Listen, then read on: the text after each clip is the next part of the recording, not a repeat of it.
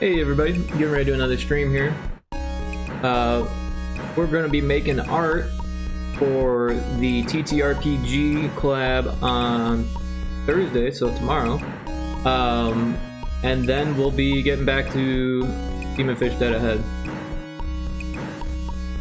For some reason, the title did not update on YouTube, so it says the same thing that it said last stream on YouTube, which is weird.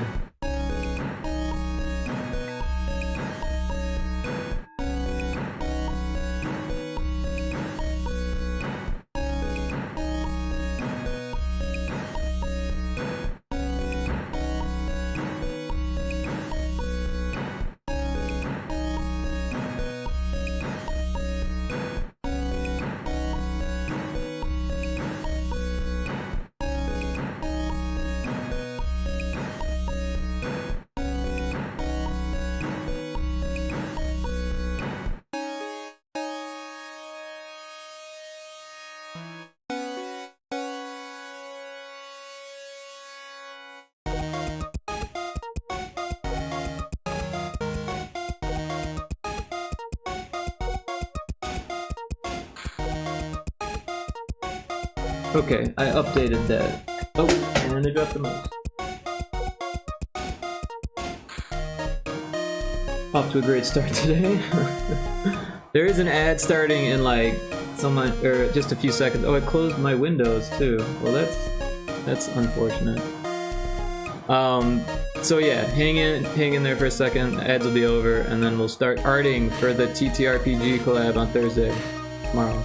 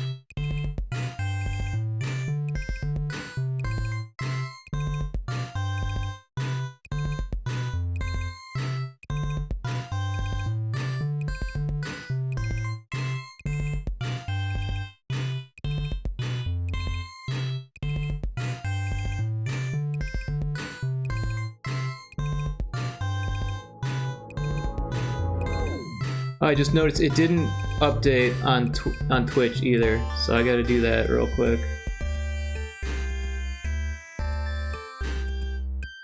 That's unfortunate.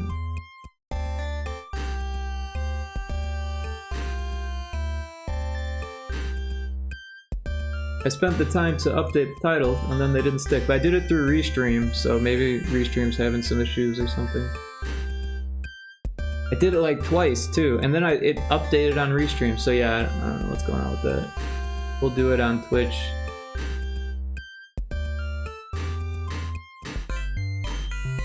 So yeah, just another second here.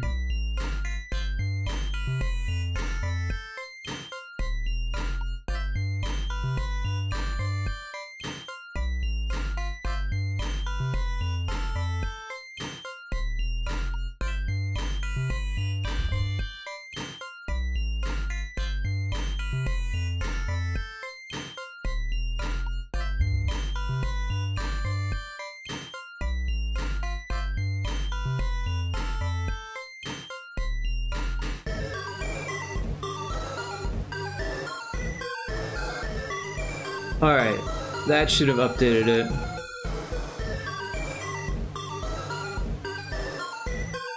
Yes, it's updated. Okay.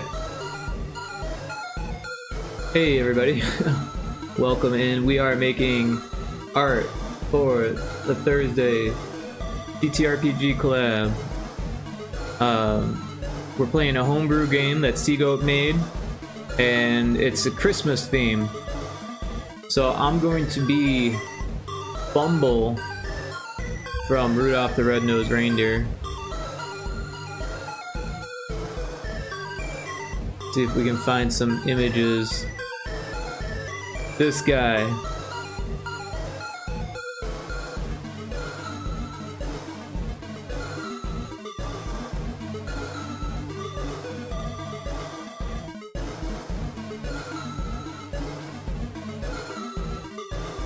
So yeah, basically I'm gonna be drawing this guy in pixel art, just a couple different frames for my VTuber thing, and then like a full body for Roll20. Should be fairly easy. Never drawn this guy before, but doesn't look like there's a whole lot going on there.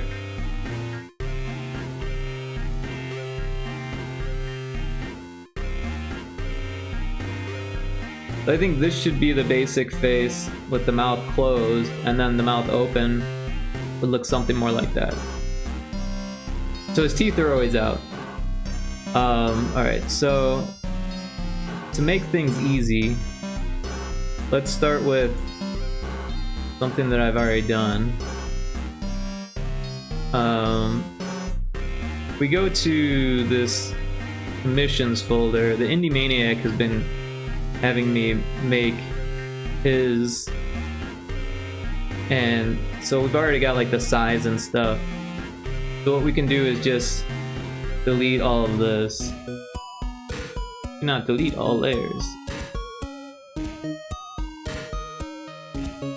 Can we make a new layer and then delete all of these layers? Yes. Alright, and then we'll save it as in images, a sprite. You know, in fact, let's go back. Let's go to sort of a sprite. I've got 4 stream, and then I've got PNG tuber exports.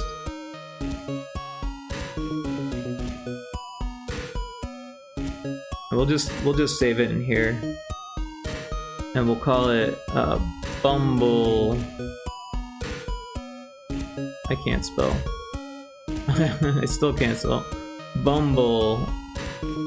And we'll just say Yeti, because Abominable Snow Monster is too long. But that way I can know what it is at first glance. I'll look at it and be like, what the fuck is Bumble a year from now? Alright, so we can start with this guy. So let's go ahead and save this image. And this place works. Image is random. And then let's save this one also, just so we have. Oh, it's a GIF. Interesting. Anyways, we don't actually need this one as a reference, but the other one's gonna help as a reference image.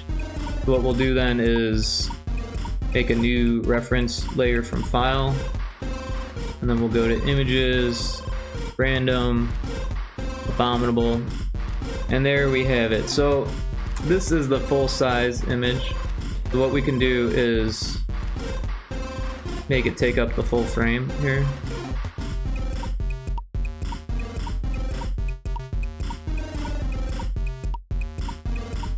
We don't need the hands.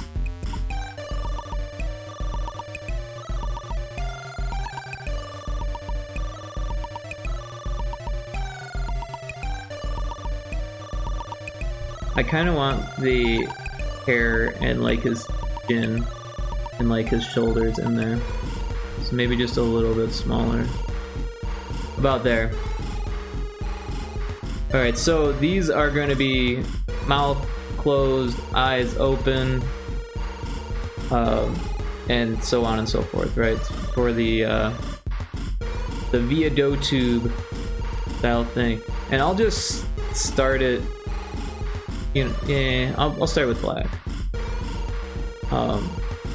And we can get some symmetry for this part. And then we kind of don't want symmetry for everything. And actually, I'm gonna move over to my other monitor here. Give me 1 second to switch this. There we go. That way I can use the stylus and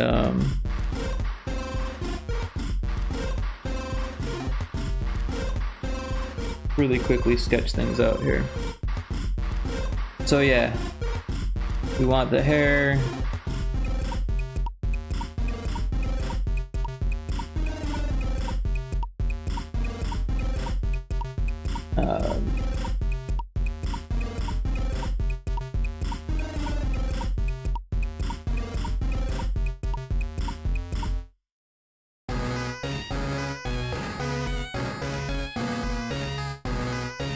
That one, not so good. Let's try that again.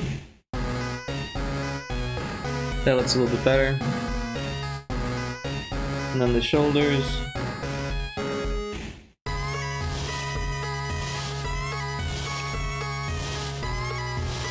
Alright, so that's a pretty good start. And we'll just kind of draw the teeth in. Just kind of trace over the image. We want the likeness to be real close, so people look at it and say, oh, I recognize that.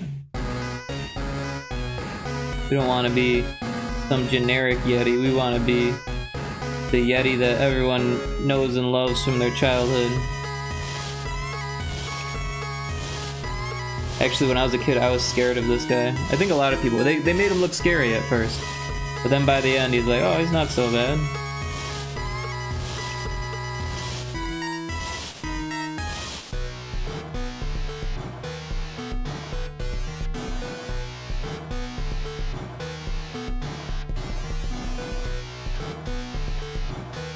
I love how in the story, he's only mean because he needs his teeth fixed.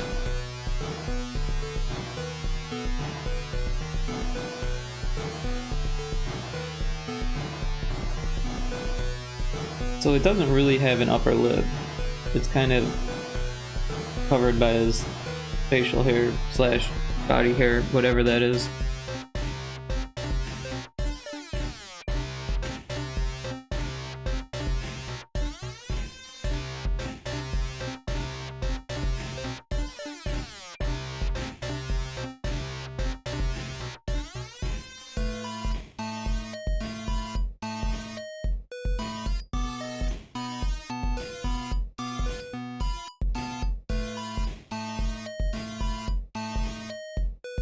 I feel like for this we should just take the marquee tool, grab the eye, copy paste, and just flip it. That way it's the exact same.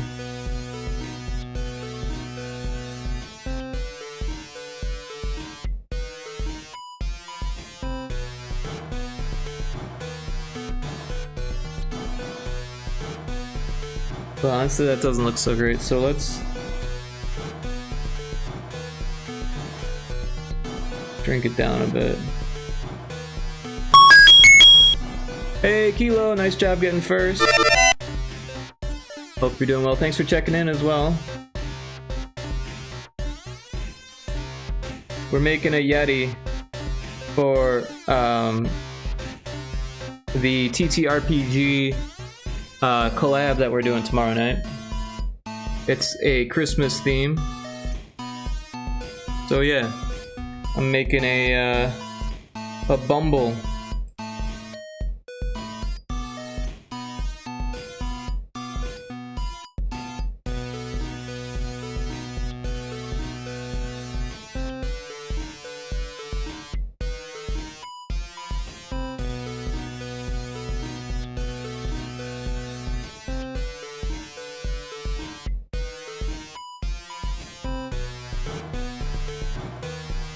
So hope you're doing well, Kilo.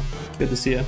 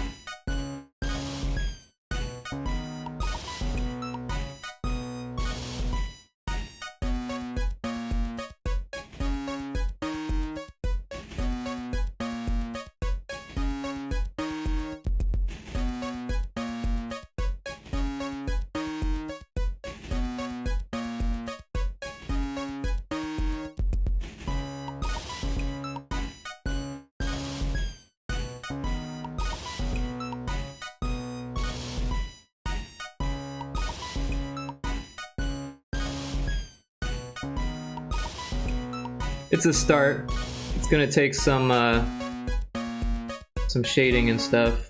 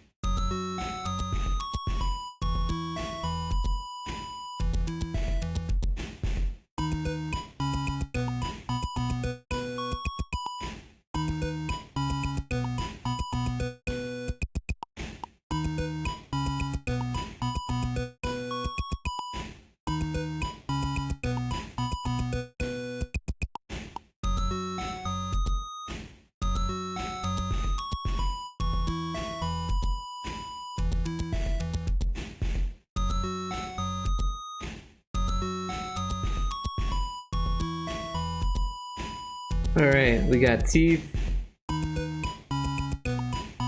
And then let's just make the inside of its mouth black for now.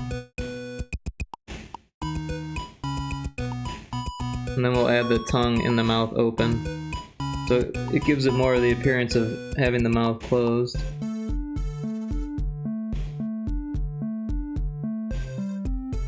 Alright, now so for the fur, I think we're gonna try a few different things here, but basically we want a light and like a dark, and let's not have the red in there.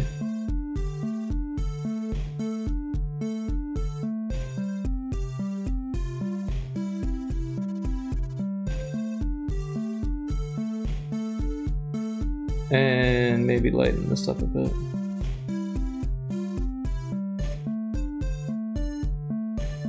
Alright, then we're going to use the gradient tool, use a radial gradient, and then use this dithering.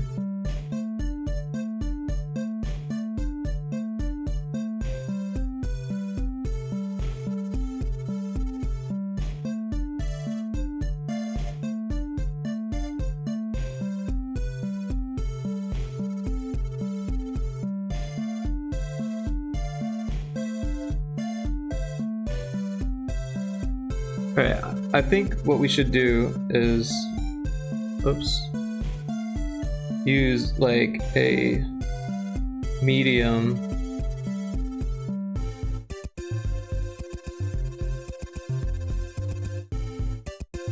I want to change this color.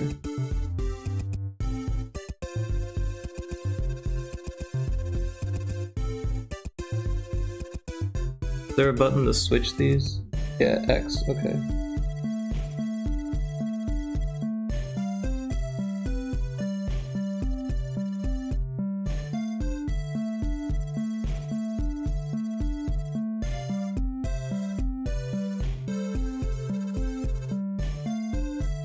So something like that.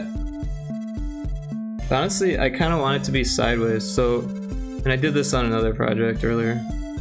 We take it and we just make it real big and then just rotate it.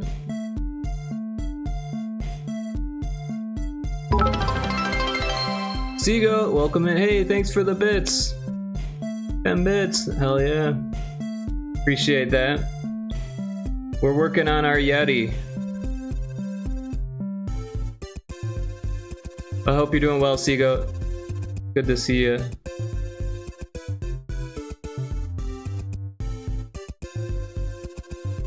I see.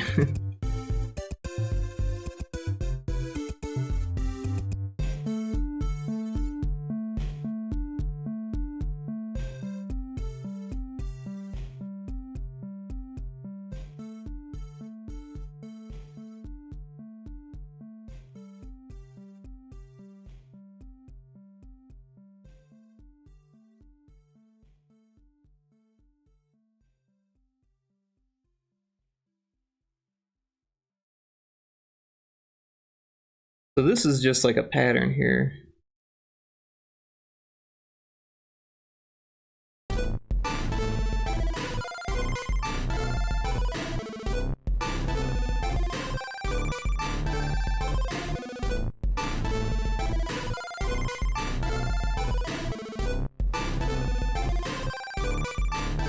Oh, things got a little weird.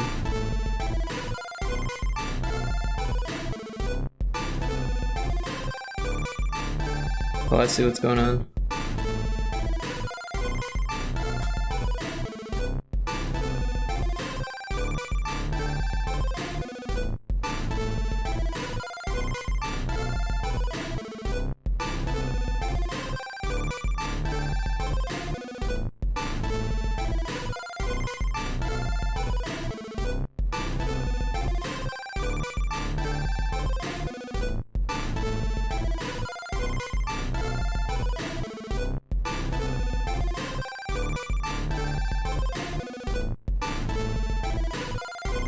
I'm excited. I'm adding the stuff into Roll20 right now. Awesome.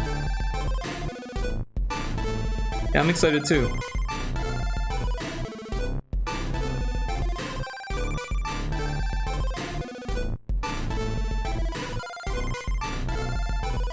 I think we can switch monitors again. No need for the stylus anymore.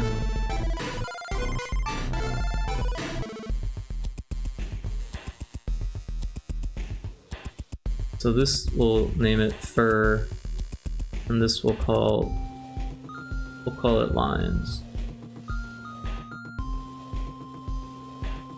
Oops.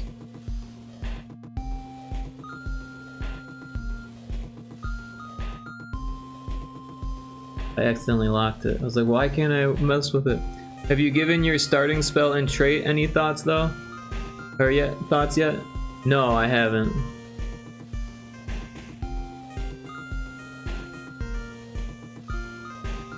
Wait.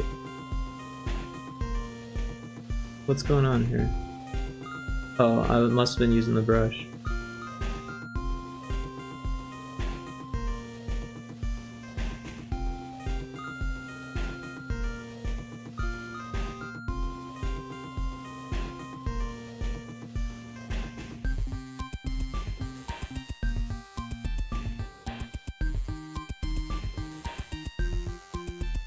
We'll start with this color and just make it much darker. I think that should work. But I don't know, it's almost got like a different tone. More blue.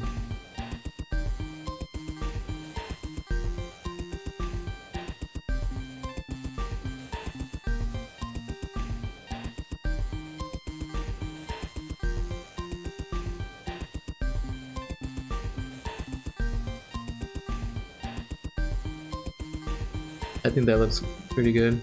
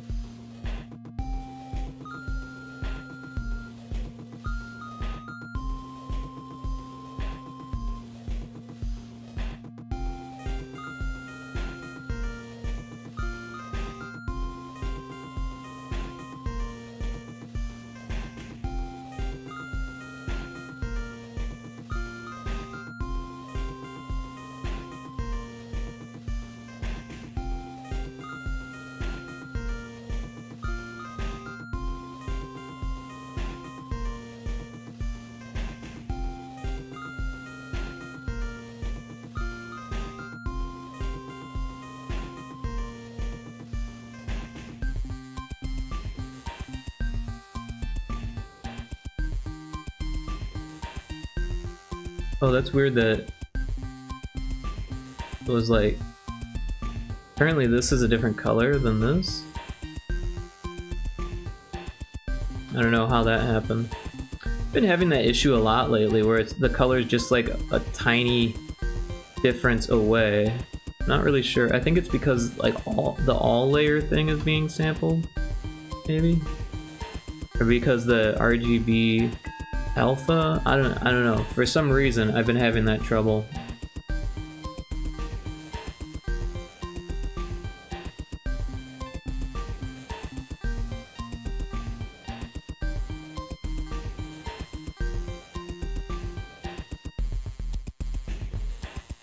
Looks like I fixed it.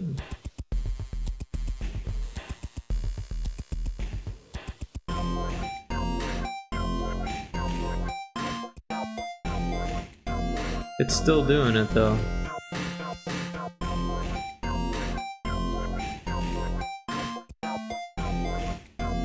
It's still just a tiny bit, the alpha is just a tiny bit different.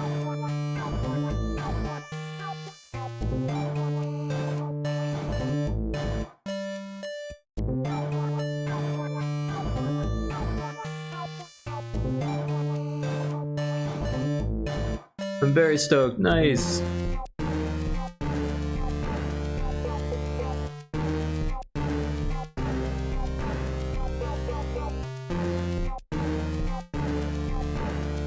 Now we fixed it. It's kind of creating a strange pattern. I don't know if I like it or not. It almost looks like a sack.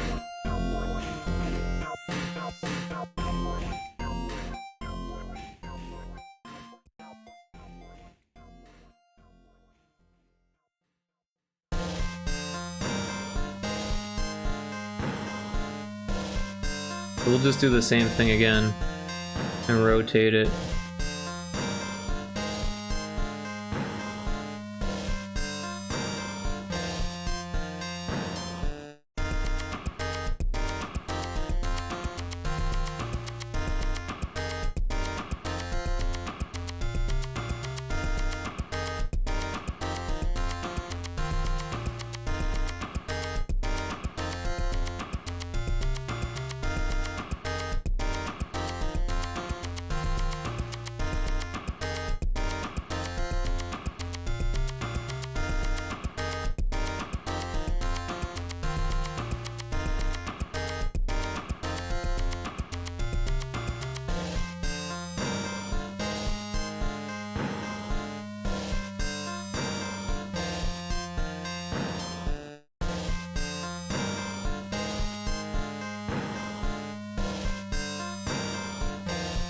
It actually doesn't look too bad being vertical. Maybe not. Maybe I don't like it.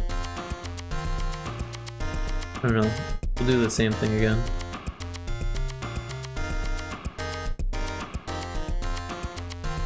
I guess we need to make it like different shape then.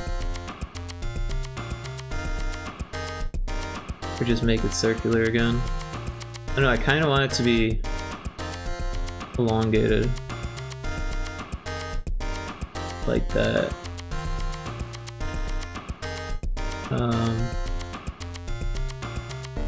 And maybe, and then maybe another one.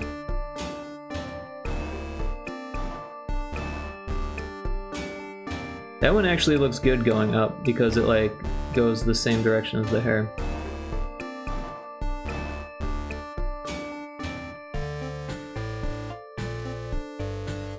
So it looks pretty messy, but that's kind of the vibe, right? He's got a messy vibe. Right, the next step I think is to get rid of this dark line and just give it like a darker gray. So I think we should probably make a new layer and maybe use like the spray paint tool.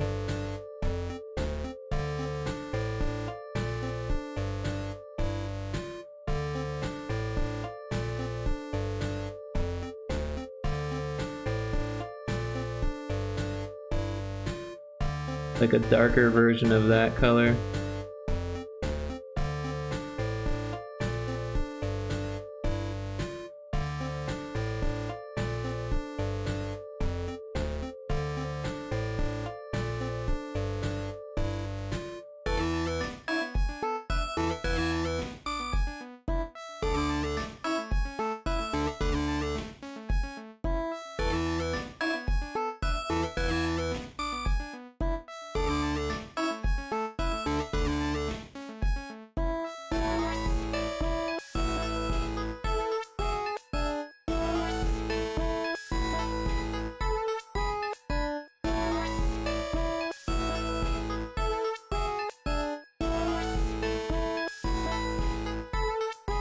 Oh, you know what? This color would be on the line layer.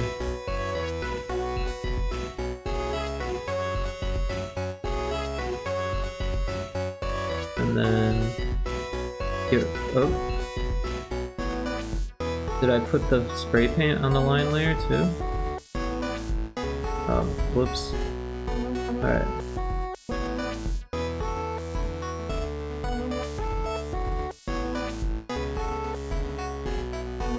What the hell?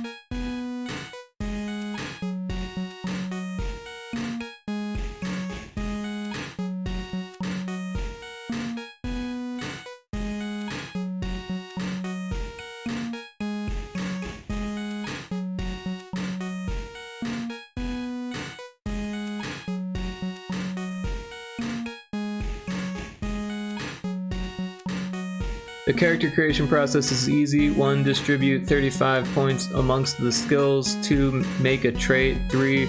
Make a signature spell and roll on a table for the other starting spell. Right on.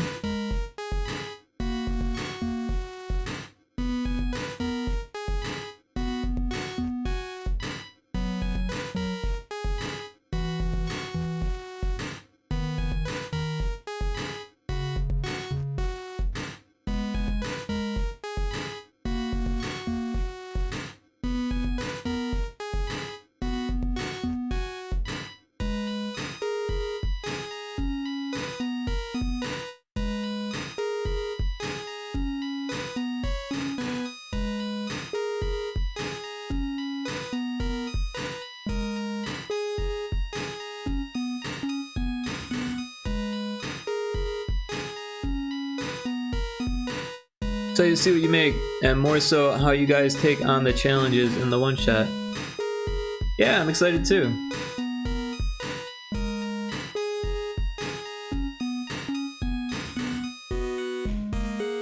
Clean this up a bit here.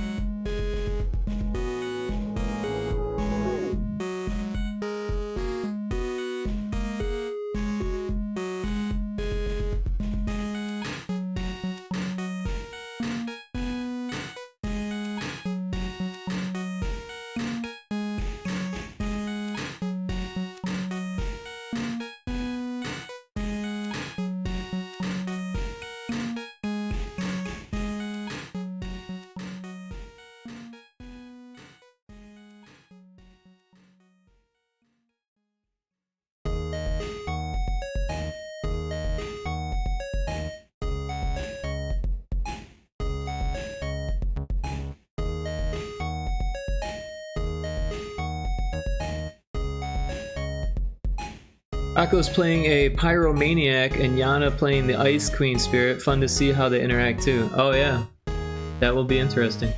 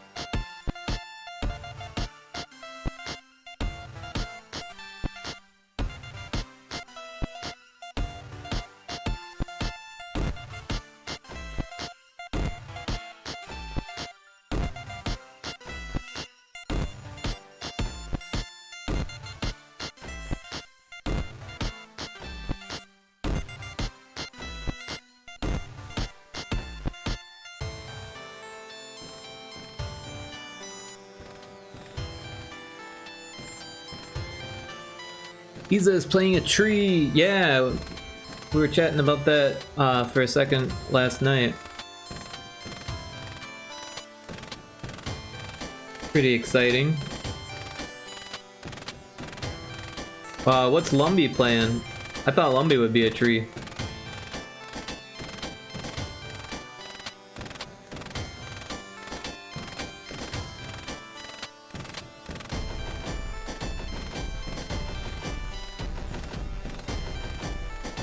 Lumbee hasn't said yet. Ah, okay. Okay.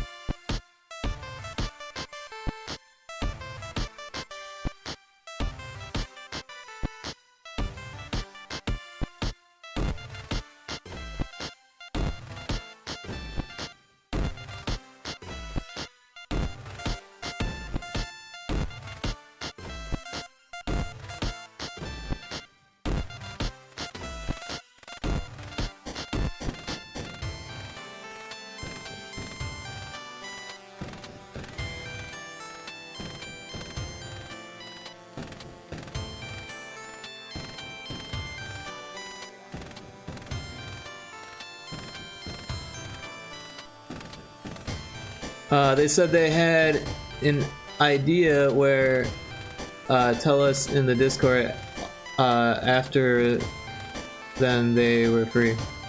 Gotcha.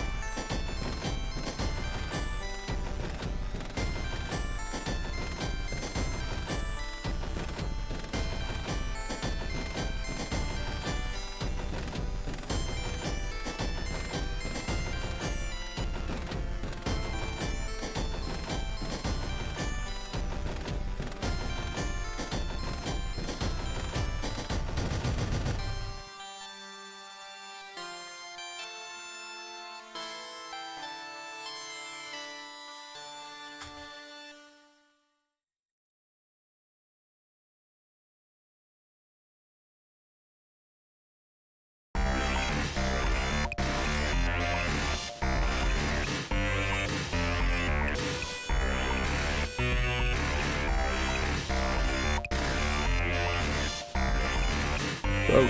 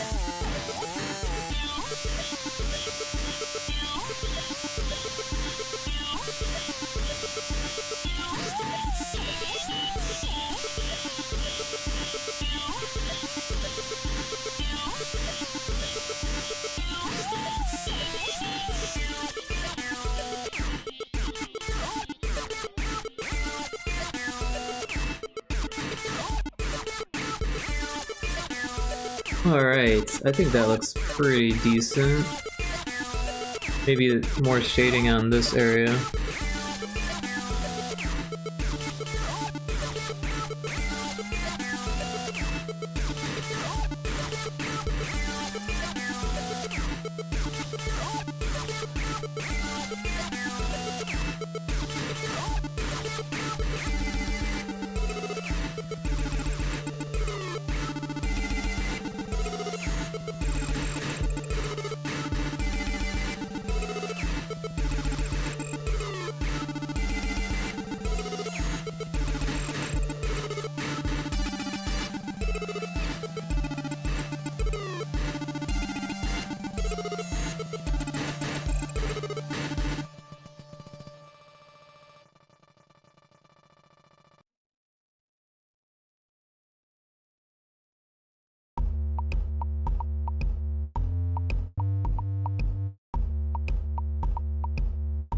Not sure how I feel about the black outline. I don't know. It kind of looks okay. I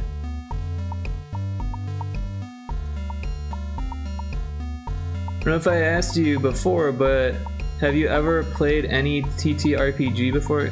Yeah. I'm not like super well versed in any RPGs, but I've been playing D&D with a group for the last few months, once a week, and that's been a lot of fun. A couple were canceled though, and then I've done like some one-shots before with small groups.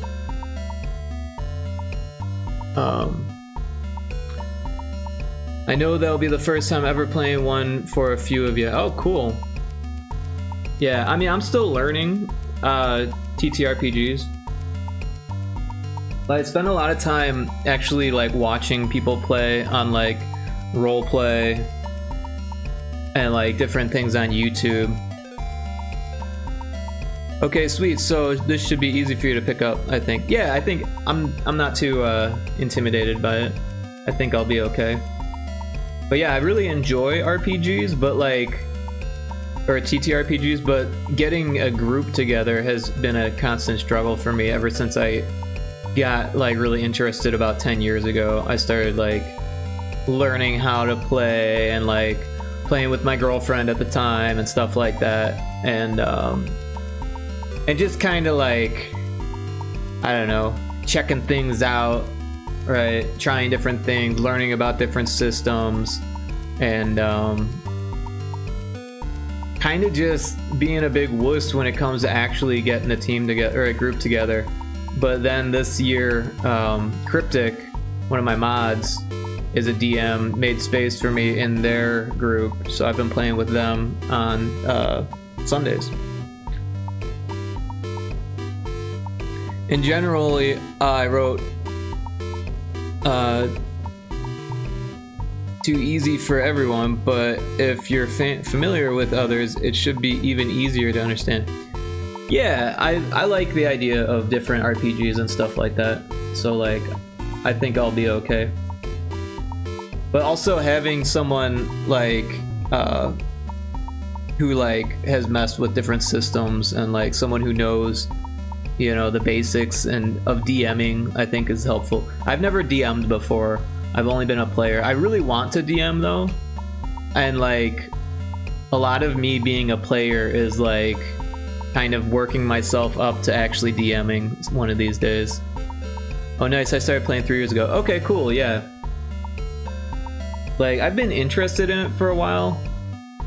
Around like 2016 I started to get really into it, but like I said, like finding a group was difficult. I made like a Facebook group and that didn't work, and I did meet some people that like talked to me about it and like showed me the ropes kind of thing. Like this one guy gave me his or he like added me to his Roll20 group and like put out all of his assets so like I could play with them and stuff, and that was kind of fun.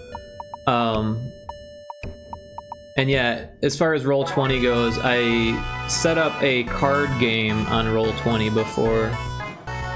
So, and that's not really an RPG, but tabletop and Roll20.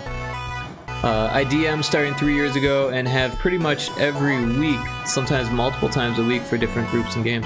Oh, that's awesome.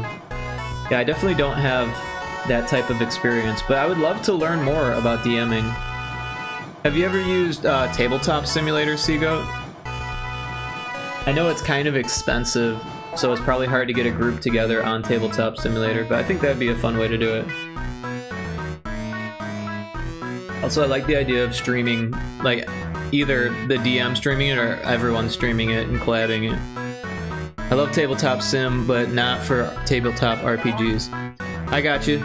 Yeah, I've never tried to play a tabletop RPG on there, but I think there's like some tools and stuff that people have made, and like, I don't know, modding your own stuff is pretty easy for that. I haven't done any of the like the Lua scripting or anything like that, but I did put my card game onto Tabletop Simulator as well, and I had a lot of fun with that. That was really actually very easy to do. Of course, I don't have any scripted stuff. It's all just player does stuff and the assets I made. But yeah. So I'm digging this. Let's make a new frame and we'll just delete this frame. Now this one's gonna be the eyes closed, so that would be easier than opening the mouth.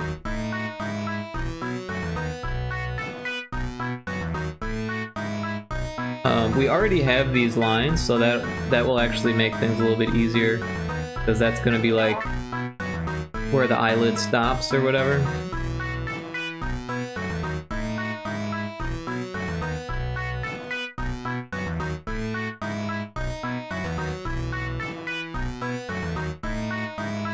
Oops.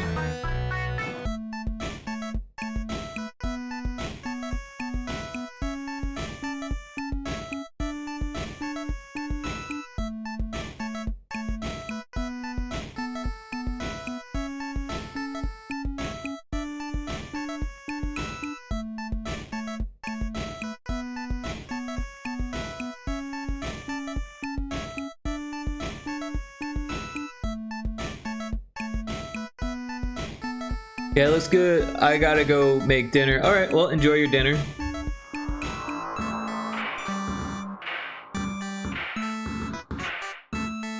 Hope it all goes well for you. I already ate my dinner.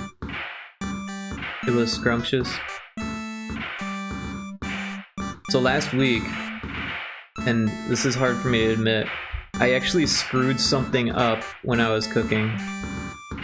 And I ate it, but I couldn't eat the leftovers. It was too gross. I threw it away. So like, I must have wasted like $6 or $7 worth of food. Or, you know, probably less than that, because I ate like half of it before I threw it away. But it was terrible. It was so bad. I had never...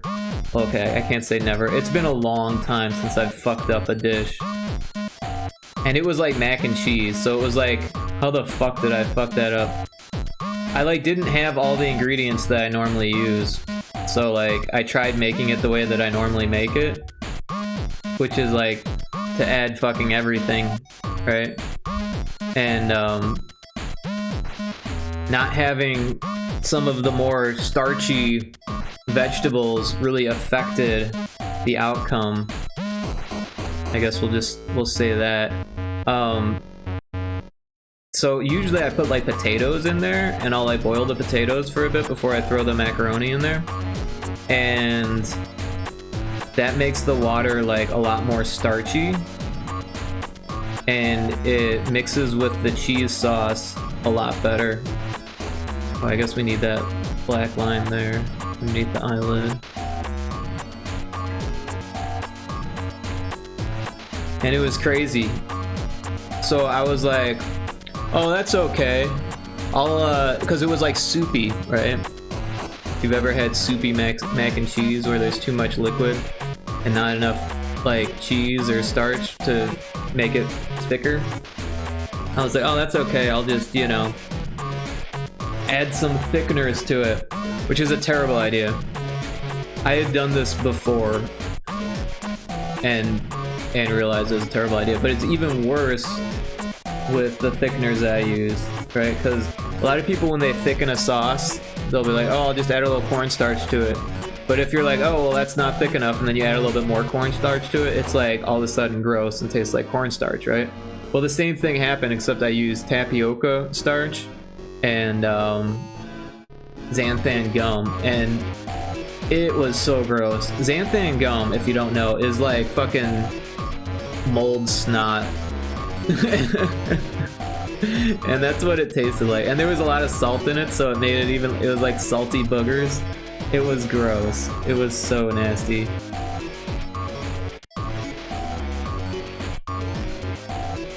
But after like another week, because like I said, that was like last week, I made mac and cheese yesterday, and it actually turned out good this time because I didn't fuck it up.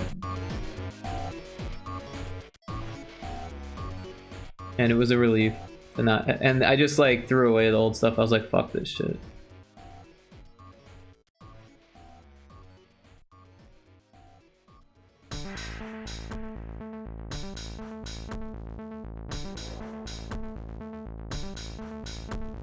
Oh, you know what? I don't know if I like that. On the right side, it's growing, and on the left side, it's not.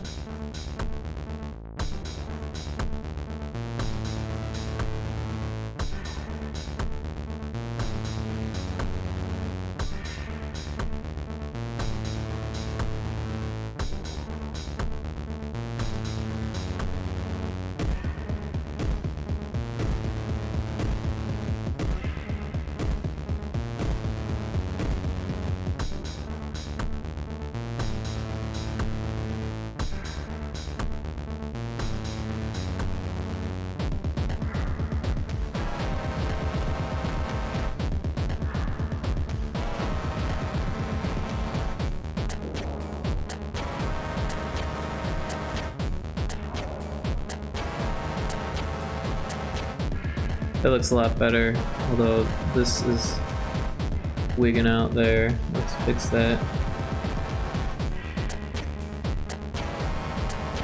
I don't like that.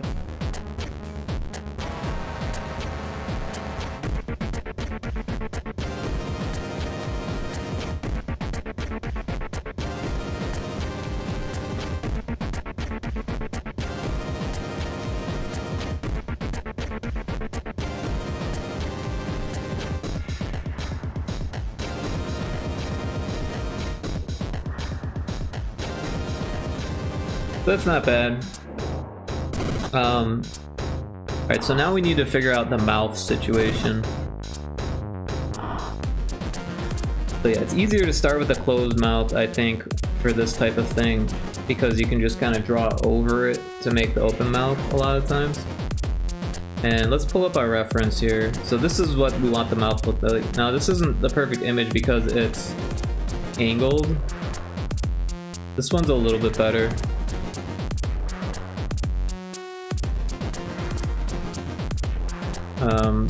But yeah, Let's duplicate this one and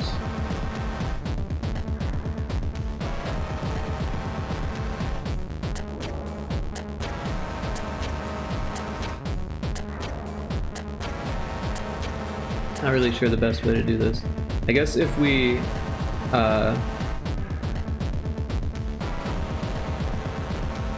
make a new group and then duplicate it, right?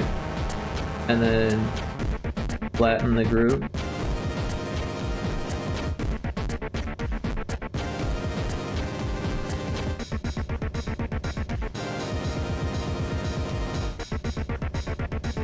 Then we can more easily just kind of draw over this. I'm gonna put this on a monitor so I can look at it better.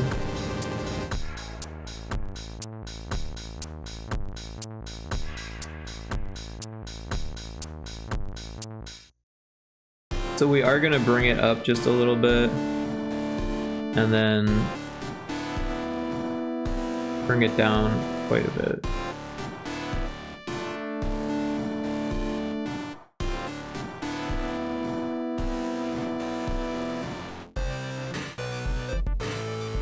Oops.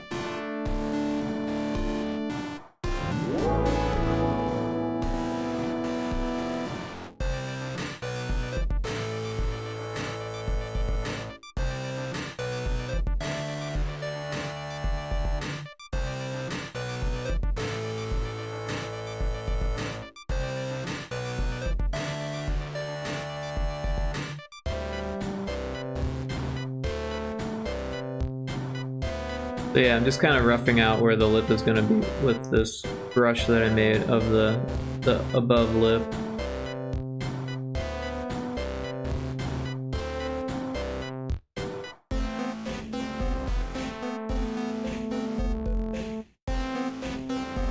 And then, oops.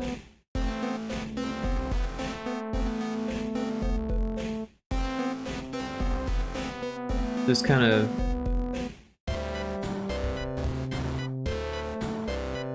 we'll have to redraw the lower teeth. Or we need to copy and paste, but I think we'll just redraw them. The upper teeth, I think we can get away with just moving them up.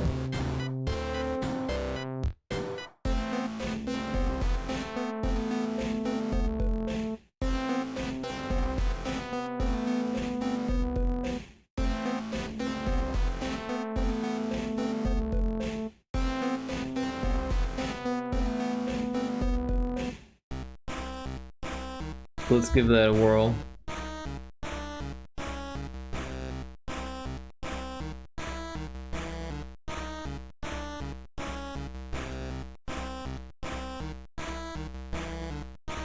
This we don't want.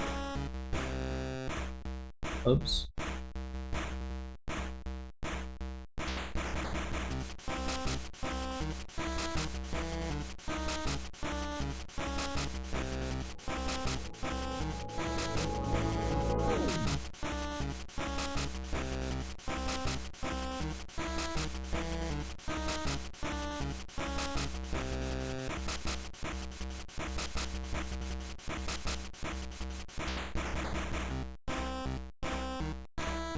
I think that's pretty good. Let's change the shape of the mouth just a little bit. Cover up over these teeth.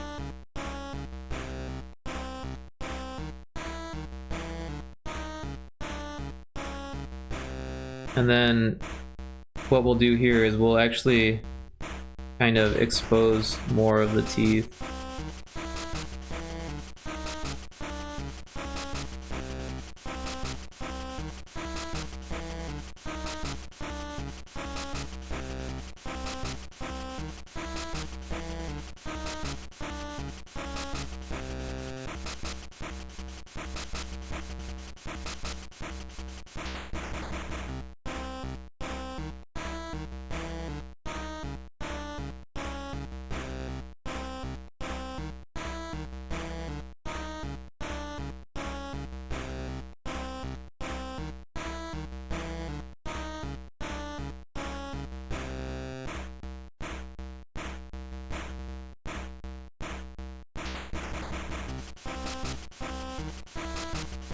But you can see they're the same teeth, but you're seeing a little bit more of them. This looks a little funny.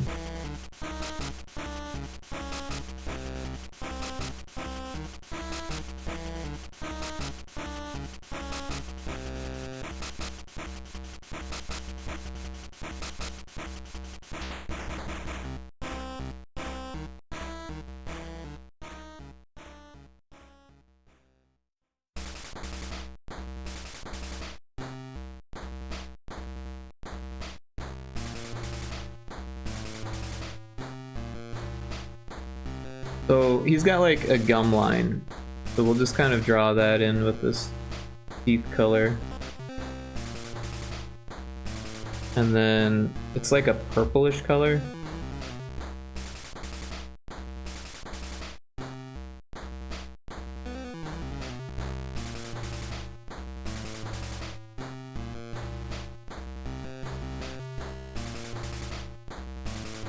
And then he's also got like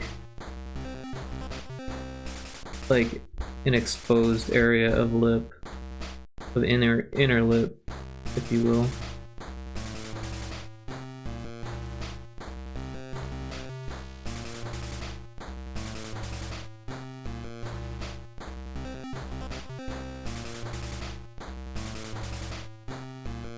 And that's more pink.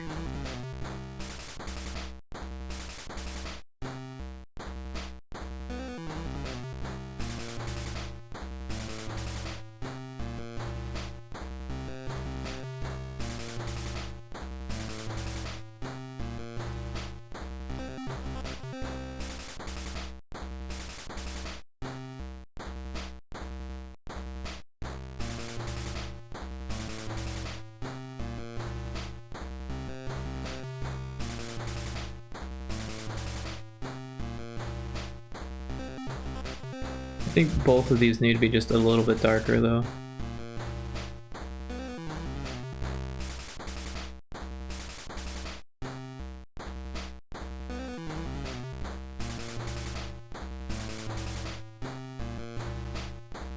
Maybe just a little less saturated. Okay, now let's draw the teeth. They've got two big fangs.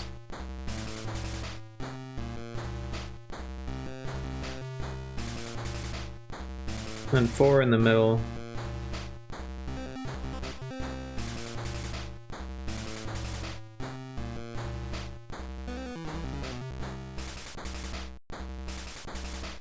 And then 4 on the outside, but they don't need to be completely seen. Let's do that later.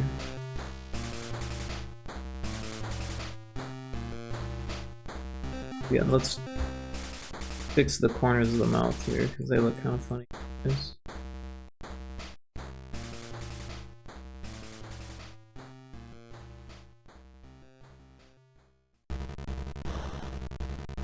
Oops.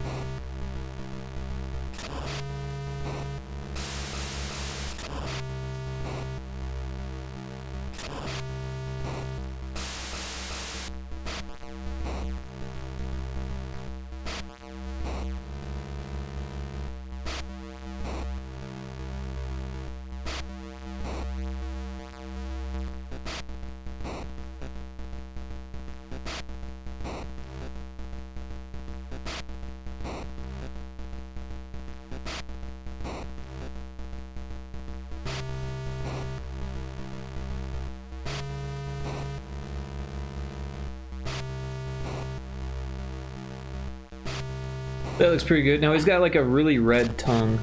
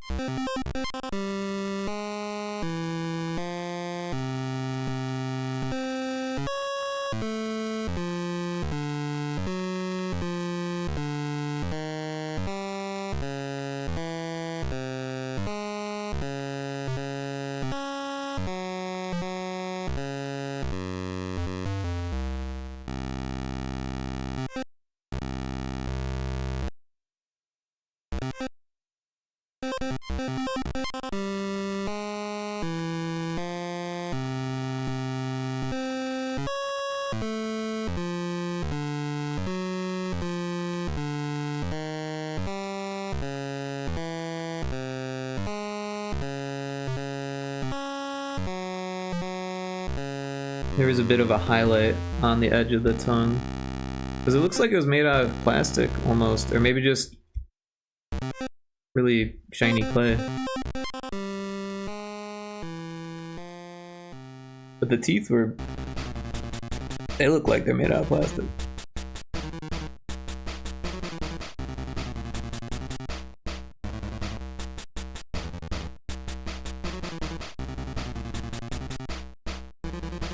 But that looks pretty good.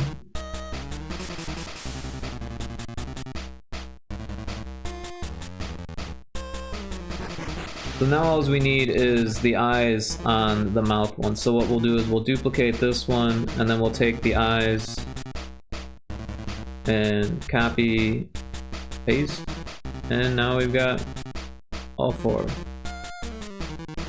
We can get rid of these frames. And there we have it.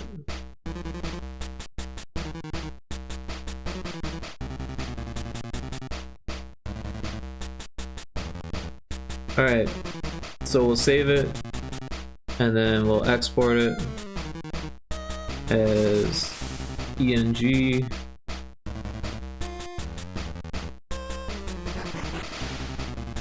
Somewhere in here, there it is. And yeah, we'll just call it Bumble Yeti.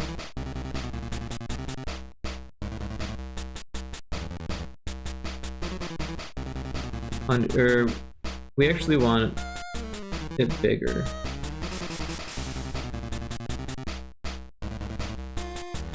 Alright. Now we've got all four.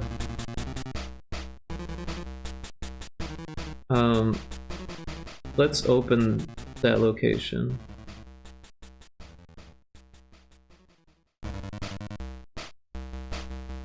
So yeah, we got our four files here. So let's just rename them.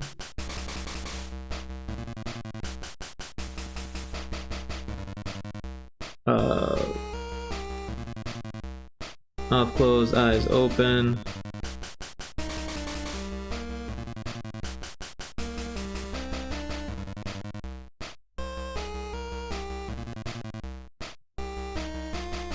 Mouth open, eyes closed. Yeah, type today. Mouth open, eyes closed. Oh wait, that's mouth open, eyes open.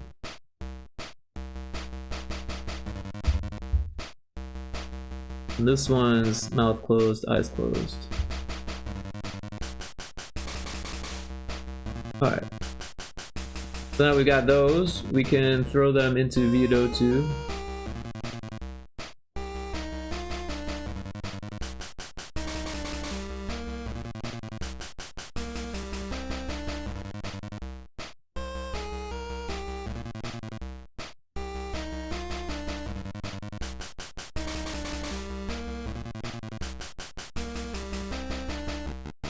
There's that one, and then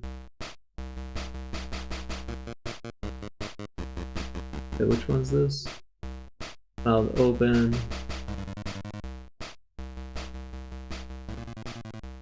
closed mouth blinking, and then closed eyes, open mouth blinking. Alright, so now it should work. This is how I'll look for the TTRPG. And yeah, it looks pretty good. I got no complaints. I think we'll need a full body for Roll20.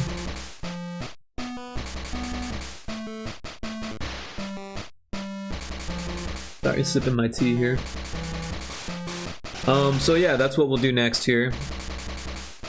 We'll make a new file.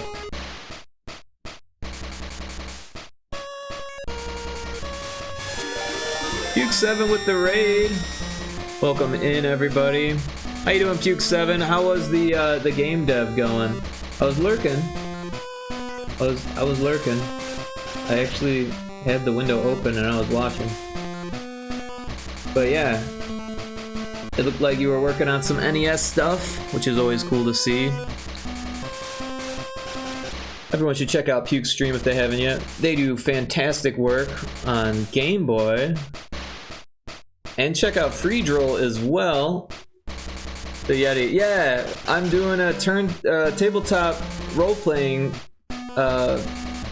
with Seagoat Games tomorrow and a few other people. There's gonna be like 6 of us all together. Seagoat's gonna be the GM, and we're playing a Christmas themed, like Rudolph the Red-Nosed themed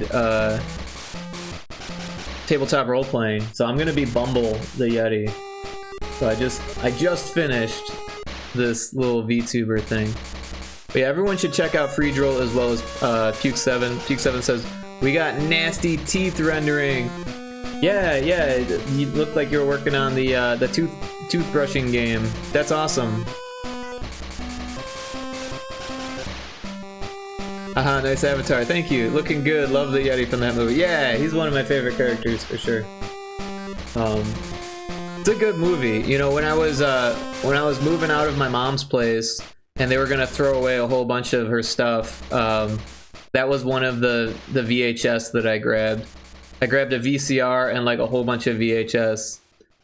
Haha, Yukon Cornelius. Yeah, Yukon Cornelius kind of cracks me up. He's always like licking his thing. I never understood that. Like, why was he licking it? Is that how he could like detect gold?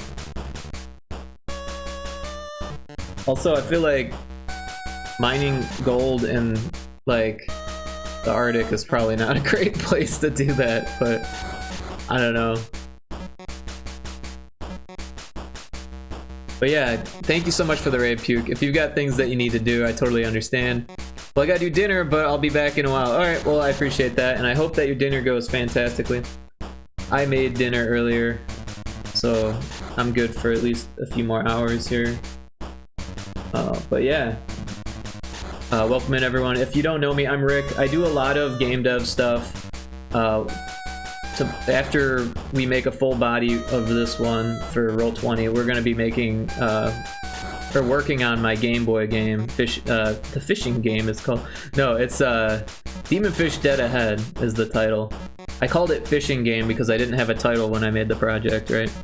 But then I came up with Demon Fish Dead Ahead, and it is a RPG, a classic RPG, a stripped down classic RPG with no inventory. I started working on inventory and then I scrapped it. No inventory, no gold, no shops, no towns. The only way to heal is to go save your game at the save points. There are bosses and there are random encounters, and there are these locations that you find and that levels up your character. There's 4 levels now. It started as a game jam with only 1 level, and I've added some features like these maps. You can like open up the map and see the world, so you don't have to navigate the maze. Yeah, it started with only 8 different types of fish, and now there's 32 common fish, 40 total with all the bosses. I think. Oh yeah, because the bosses have tentacles as well. So each boss fight has 2 different types of enemies. The boss itself and its tentacles. Of course, if you kill the boss, it kills the tentacles, but they're all attacking you until you either kill the tentacles or kill the boss. But yeah, they're like demon fish, and you don't actually fish them, you fight them, and then you capture them in your fish box, and it counts how many of each one you've captured, and then at the end of the game, it tells you how many you've caught total, which is cool. But yeah, I've recently added cutscenes, so I made this overlord the true lord, right? Because the enemies are all lords, and this is the true lords. And hey, you're finally awake. I am the lord of this realm. Collect fish for strength and overcome the imposters. So each boss is an imposter, and after you kill them, like this is the overlord. Golly, that really hurt. Those hooks are super sharp. You shouldn't have messed with me. I'm telling my dad on you. And then you kill the next boss. You got me right in the eyes, because he's got so many eyes. You're so mean. Who would do that? I'm going home now. Just leave me alone. And watch out for the ugly seaweed. And then when you kill the Death Lord, which is the ugly seaweed. Yay, I'm not dead. See, it was like killing this fish. If, yeah, here's the dead fish version of it. Right? So you kill it. Yay, I'm not dead. You saved me from that ugly seaweed. I'm so happy. You're the best. You could even beat the Death Lord. So all of this text actually scrolls in while you're looking at this guy. And then the Dragon Lord. Owie, owie, ouch, ouch. You didn't have to hurt little old me. Go ahead, take that stupid crown. Don't even really want it. And then you win. Now this guy's got a crown on. You did it. You defeated all the imposters, and you even returned my crown. Thank you for all your hard work. And then there's a little cutscene with the ship, and it sails over all of these little fishes, and then it says you win at the bottom, and then there is credits, and it says thank you for playing, and it scrolls down, and then it tells you how many fish you caught at the end there. But yeah, it's kind of a long game. I haven't actually played it straight through since I've added the 3rd and 4th levels, but it took me a while to get through even just the game jam game. It took me like, I don't know, at least 6 hours or so for the first game, and I guess you could probably do it in like 4 or 5 if you like know exactly what to do, don't make any mistakes, and like don't die, right?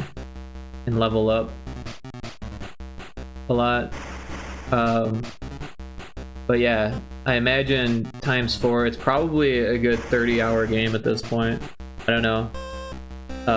There is some like exponential value stuff, like when you level up, right, it takes twice as long to get to the next level, which starts getting pretty long towards the end, and the bad guys keep getting harder and harder.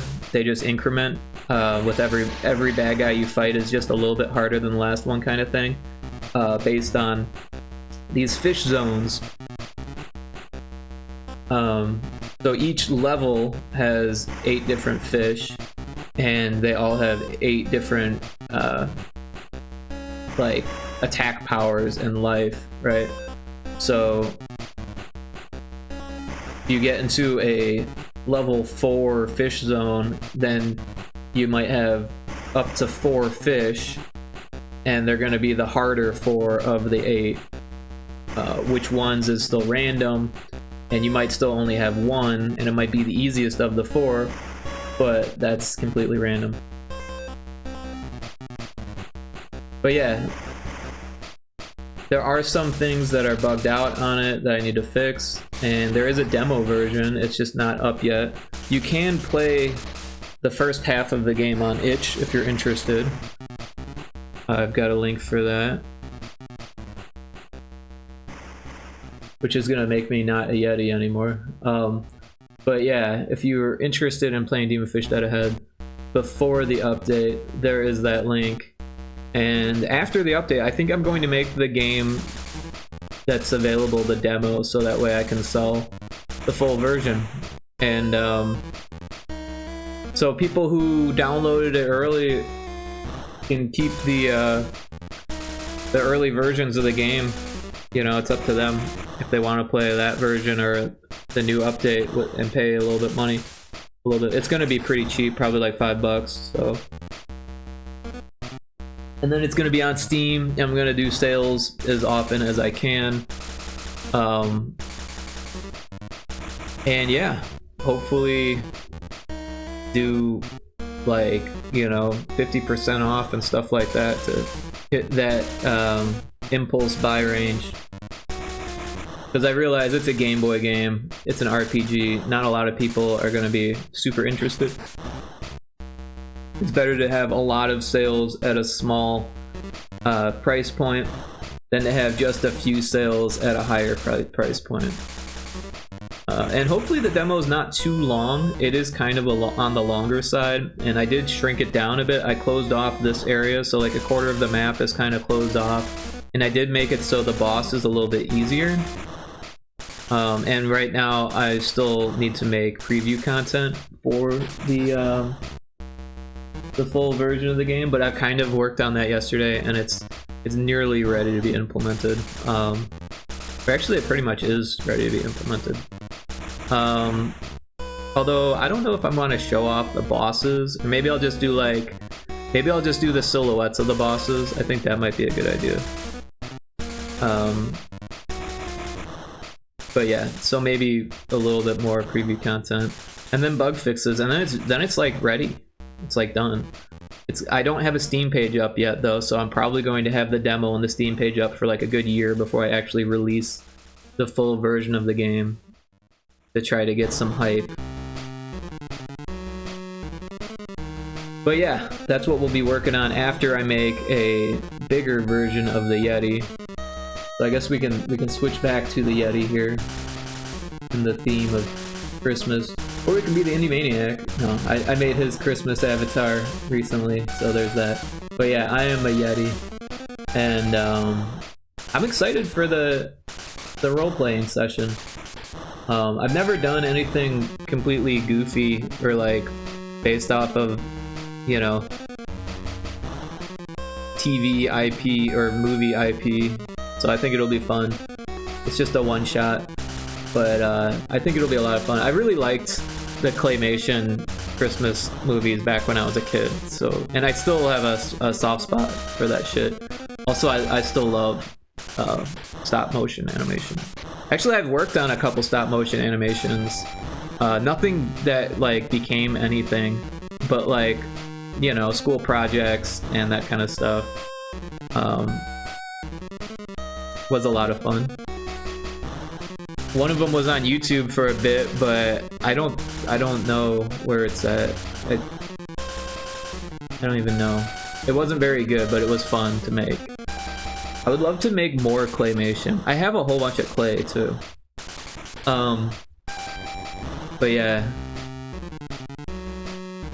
So yeah, I used a remote on my camera, and now I have an app where you can hit the button on your phone and it links to the camera that I have, so I could still do it.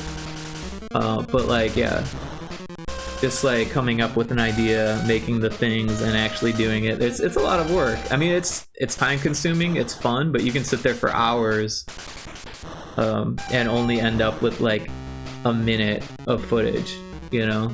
Like you could be there all night long just for like a minute. It's easier if you put it down to like 20 frames per second, but then you have to like factor that into your animation, right? It's almost easiest if you make each scene separately and then just kind of like look at it and build it from there, because you kind of need to get a feel for how quickly things move and all of that.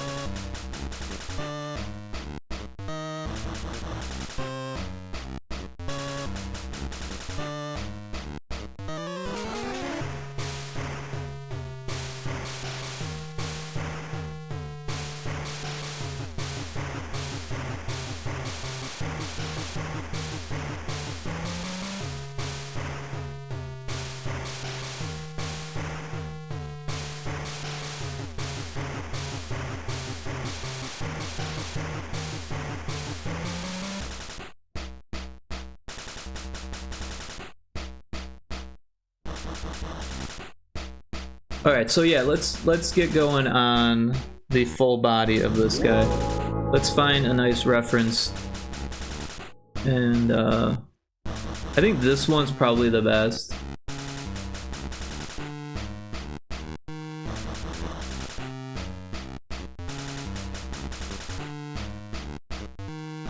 Garden! Oh no, I love the Bumble pick. Yeah, thanks, and welcome in Garden. Everyone should check out Garden's stream. Garden's a fantastic streamer. They play tons of indie games, and every once in a while we play games together, and it's a lot of fun. But yeah, if you know Seagoat Games, Seagoat is going to be the GM of a tabletop collab, and we're doing like in the world of that stop motion Christmas movies. Yeah. Year Without Santa Claus is the best though. That's the one with the Heatmeister. I always thought that one was the weirdest one. Dude, that's so cool. Yeah, so I'm gonna be Bumble. So I'm working on the art for that. I need a full body one for Roll20. That's why it's the best one. Yeah, it's pretty weird. When I was a kid, I didn't see that one until I was like maybe like, I don't know, 10 or 11. So when I finally first saw it, I was like, what the hell am I watching? I need to rewatch that one because I literally only watched it like once or twice. I never had that one. I had Frosty and I had Rudolph the Red-Nosed Reindeer. But yeah, I think those are the only two that I actually own. Rankin Bass is the best. I don't remember that. I'll have to look into that.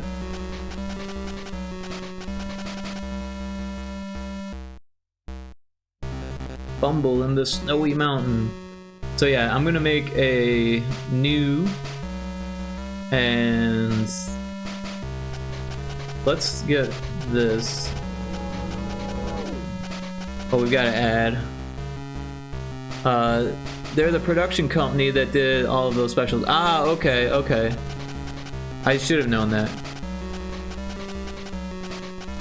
Yeah, I was earlier before you hopped in. I was talking about how much I love stop motion and how I actually worked on a couple.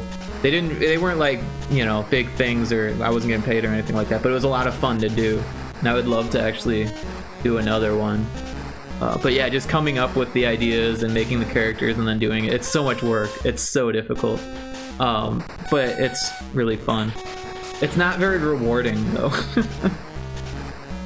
Like, you can spend all night long making 60 seconds of footage. I made a stop motion in my teens, and I've also been thinking about it again. LOL. You seen any of the stop motion games that have come out this year? Nothing that's come out this year, but I've seen some of the older ones. What was that one that was like a point and click adventure one? Machina was good. Oh, I'll have to check it out. Making a stop motion game would be, I don't know, almost easier than making the regular animations, except that you would need to make animations for like the cutscenes or whatever. But yeah, like, I don't know. Making a game is tough anyways. So like getting it all to look good would be pretty tough. Alright, so let's make a reference layer here. But yeah, I appreciate you dropping in. I hope you're doing well. What have you been up to? How have things been? Where's random? Let's make it just a little bit bigger.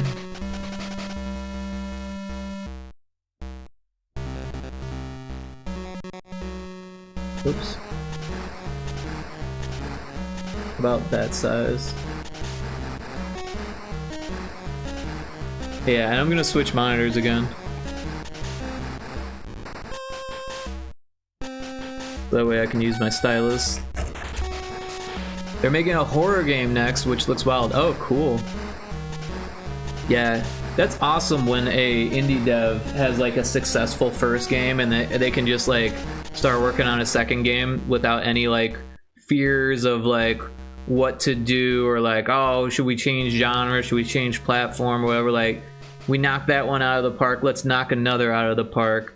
Like, I'm not gonna lie, I'm a little bit jealous when that happens, but I also like celebrate, you know, other people's successes. So like, it makes me really happy to see when that happens.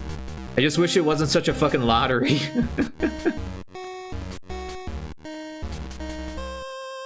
But yeah, once it happens once, it's easier the next time, from what I gather. Once you get a good home run, people are already looking at you to see what you do next, you know? Good, just rocked out at work for end of the year, and end of the year for games, lol. Lots going on the past few weeks, but I got like most of next week off. Oh, cool. That's awesome. Now I'm trying to remember what you do. For some reason, I think you're a bartender. Is that correct? Am I way off? Well, also, if you don't feel comfortable saying, you don't have to. I'm just a little curious. Yeah. So let's just draw with black and make a black outline. That worked okay for the other guy. He's still got the black outline that worked.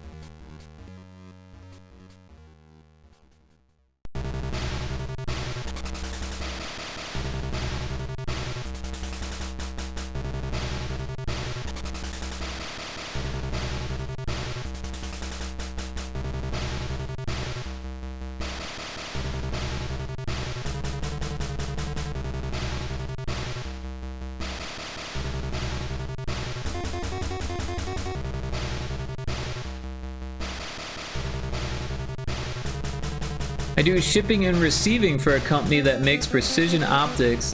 Hardboards here is the bartender. Ah! Well, I knew there was a bartender. Like mirrors for telescopes, that kind of idea, specialty stuff. Interesting. Well, I hope you enjoy your job. I'm sorry that I didn't, or that I thought you were a bartender.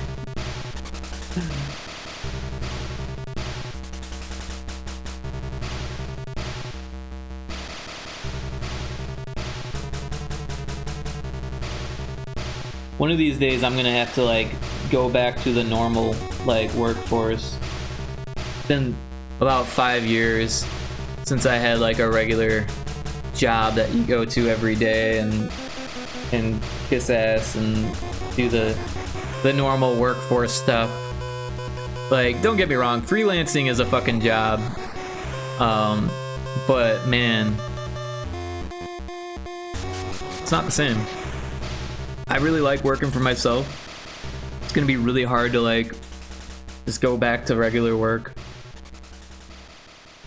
Close enough. Nah, no worries. I don't really talk about it much. I like this job better. Yeah, no worries. But yeah, I've been more and more interested in what jobs exist these days because I'm paying a little bit more attention to things that I could do. I was actually thinking about doing tutoring, like game dev tutoring. There's like a whole bunch of online tutoring sites. Props to you for even taking it on. Freelance is scary, but if you can make it happen, all the power to you. AI correction. Oh man, oh my god, yeah, no, like there are a lot of AI jobs, and I don't want any of them, don't get me wrong, but also I look at them, I'm like, man, they must have trouble hiring, because like anyone who gives a shit about that stuff like is not like on board with the whole AI stuff. I mean, don't get me wrong, there are a few people that are like artists that are like, oh yeah, I support AI art, it's a tool, we're gonna use it in the future or whatever. And it's like, I don't know, to me it's obvious that it's just regurgitating things that other people have done before, and that is not what art is. Don't get me wrong, there is a part of art that is regurgitating other people's stuff, and you could make a career out of that. You could. Andy Warhol did, right? That was what Andy Warhol's thing was, just regurgitating popular culture as fine art, and he made a fucking shitload of money off that. But just because you can make money off of regurgitating pop culture does not mean that that is everything of art, right? Art is like, yeah. Larian is getting destroyed for talking about using generated AI today. Interesting. I would not have thought that they would be a company that would be like, yeah, let's go the AI route. I don't know. There's like this weird bubble that like rich people are in right now, where they're like, I don't know if it's the people they're talking to or what, but everyone's like, oh, you know, you could make a lot more money if you use AI, and it's like lies, right?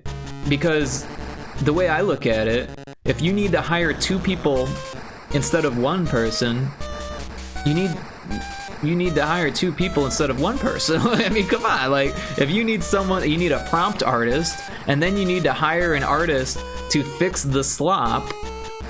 That's 2 jobs instead of 1. Not to mention, you're using the AI, which is like a subscription, I imagine, for like the newest AI or whatever. And from what it sounds like, the companies that are running the AI stuff are actually losing money and relying on funding to get by, because it's the future. And you know, they're like pushing this rhetoric, and I don't know, it just seems like it's a bad idea. Like, as a business owner, it seems like a bad idea, right?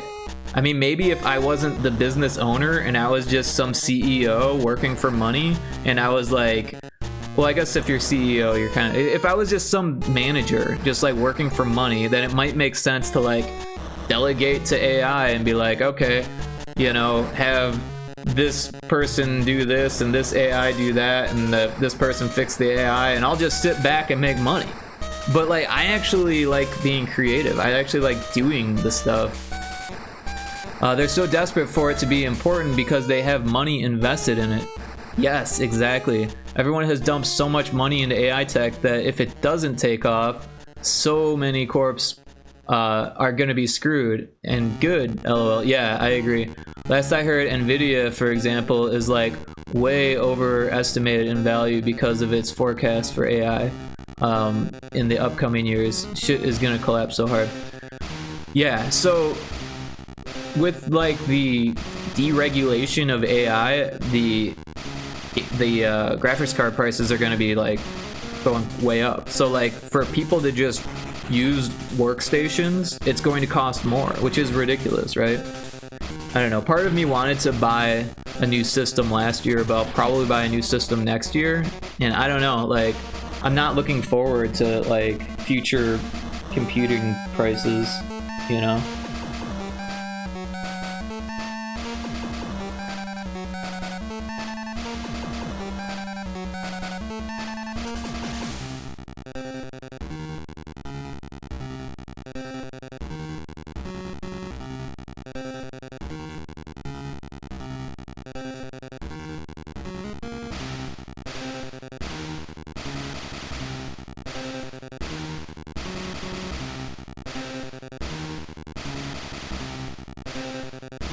It's unfortunate. And you know, it's weird too. Like the other day, this was like earlier this week, or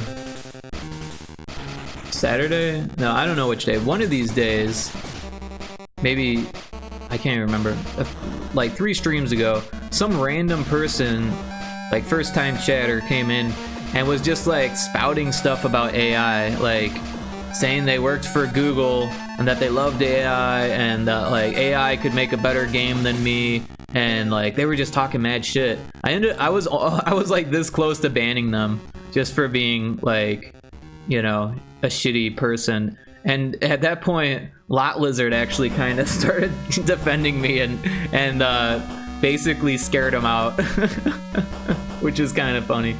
Time isn't real, whatever. People get so defensive about it too. Yeah, it's crazy. Like, I'm not gonna sit here and this is what I said, I'm not gonna sit here and say that like there's no place for AI in this world. Like, I'm gonna say that if I wanted to not make games, then I would use AI to make games. But I want to make games. Why would I use AI if I wanted to make something? AI is for people who either can't make something or don't want to make something, right? They ask generative AI to make something for them. And to me, it's kind of obvious that if you do that, you're in it for the money. And if you don't do that, you're in it for the passion, or just for, you know, the love of doing stuff, for creating stuff. Shit, I would too if someone came in a game dev channel and started saying dumb shit like that. Oh no, they need to think. They need the think for me machine. Yeah, I mean, the future is kind of a crazy thing to think about, right? Because, you know, we do rely on like Google these days, right? And a lot of what AI is doing is just Googling for you, right? It's just taking all of the Google searches and all of the stuff that you would find on Google or on the internet and just kind of like turning it into this like mishmash of just like blah, and hoping that it's okay, and like hallucinating half of it, right? And it can be helpful sometimes, for sure. But usually 9 times out of 10, and even when it is helpful, there's always like a percentage of it that is just bullshit and not helpful. And it seems like a slippery slope, right? Because if you forget how to even use Google because you just allow AI to do it, and AI can just throw anything at you, then it's fucked, right? Dude, even Google results are ass now. The internet is awful. Yeah, the internet is not great. I mean, you can still use it, you can still navigate it, but there's like things you gotta do now to like make sure that you get results that are decent. It's fucked up. So much misinformation and irrelevant results. Yeah, it's sad. Like, you used to be able to find things, and now it's like getting really difficult just to find what you were able to find before. But it's crazy, you know. I mean, I'm not sure, you know, how long you've been using the internet, but like for most people, at least most people my age, like we saw it go from like not having anything to having like things, but like just like random ass things, to having like, oh my god, there's useful shit on the internet now. And then it was like, holy shit, there's so much useful shit on the internet, like you can learn anything from YouTube. And then it was like, shit, there's like half AI slop on YouTube now. Like there's like full-on AI creators that have like hundreds of thousands of subscribers that are just like AI images, AI thumbnails, and I don't even want to watch the videos to see what it is, but you know that if they're doing AI for all of that, then the script is probably AI. Fuck, the video editing is probably AI at this point. I don't even know like what they're able to do to, you know, like I'm not an AI bro, so I don't know all the things that AI is actually even capable of. Like, I've been seeing more and more pixel art that's AI, and like for a long time it was like, oh well, AI can't figure out pixel art, so I guess I'm safe. But now like people are, even pixel artists are using AI and saying like, oh yeah, I use AI for this, yada yada, and it's like, what the fuck? And there's a lot of backlash too, obviously. People who are like, oh, I don't like this pixel artist anymore because they started using AI. Yeah, exactly. You gotta tread carefully and like triple check stuff. Yes. Plus all the deep fakes and gross stuff that gets into weird like crossing of consent lines outside of intellectual property. Yeah, there is some weird ass shit going on with that. When I see like a voice actor post something about AI replicas and stuff, I'm like, that's such a violation. Yeah, it really is, and it's just gonna hurt us in the end, because what you're doing is you're making it seem like, what they're doing, not you obviously, what they're doing is making it seem like creative endeavors are useless, and that you're better off using a machine, and that you'll never make it, you'll never make money, it'll never be worthwhile. And what's gonna happen with that is, sure, there might be some backlash and people that are against it, but eventually, if there's no money to be made off of creating things, there's gonna be no more creators, right? And you know, I'm saying this on the general scale. There still will be people creating things for the sake of creation. That's never gonna fully go away. And sure, there will be people that are like, I believe in creators that actually create. I'm going to fund creators that actually create. But the number of creative projects is going to dwindle if there's no money behind them, or if there's very little money behind it, right? And then what you end up with is just a bunch of regurgitated bullshit. And I don't know about you or anyone else, but I've been sick of regurgitated bullshit for a long time. In fact, when I was a kid, I didn't even like Andy Warhol's stuff, right? As I got older and went to art school, I had a better understanding of Andy Warhol's like genius quote or whatever, but like I still don't really appreciate the art that he made, right? It doesn't look good to me, it doesn't speak to me. But him like regurgitating pop art in a way that he could make millions off of it was his art, right? It was him like sticking it to society, which in its own way is kind of artful. But if everyone just sticks it to society instead of making things, like, that's not artful anymore. But burnout is real when no one cares and just wants to consume whatever the algorithm puts in front of them, aka AI slap. Yeah, it's disheartening to work on something and then someone come along and say like, why didn't you just use AI for this? Or like, I have one friend who I was in a band with, and they are using AI. They're an artist. They did all types of art, you know, mixed media, like all types of really abstract and interesting stuff. And they're also a musician still, right? Because we were in a band together. And so they do like open mic nights. They're at like a bar. They host open mic nights still. That's one of the things that they do for fun. So for whatever reason, they're also into AI and started doing a lot of AI like flyers for their open mic night thing. And it's just so sad because I know he's a great artist and he even, you know, has had some recognition as an artist and as a musician, right? But for whatever reason, he's interested in AI art and he's pumping out this slop that looks bad. It doesn't look good.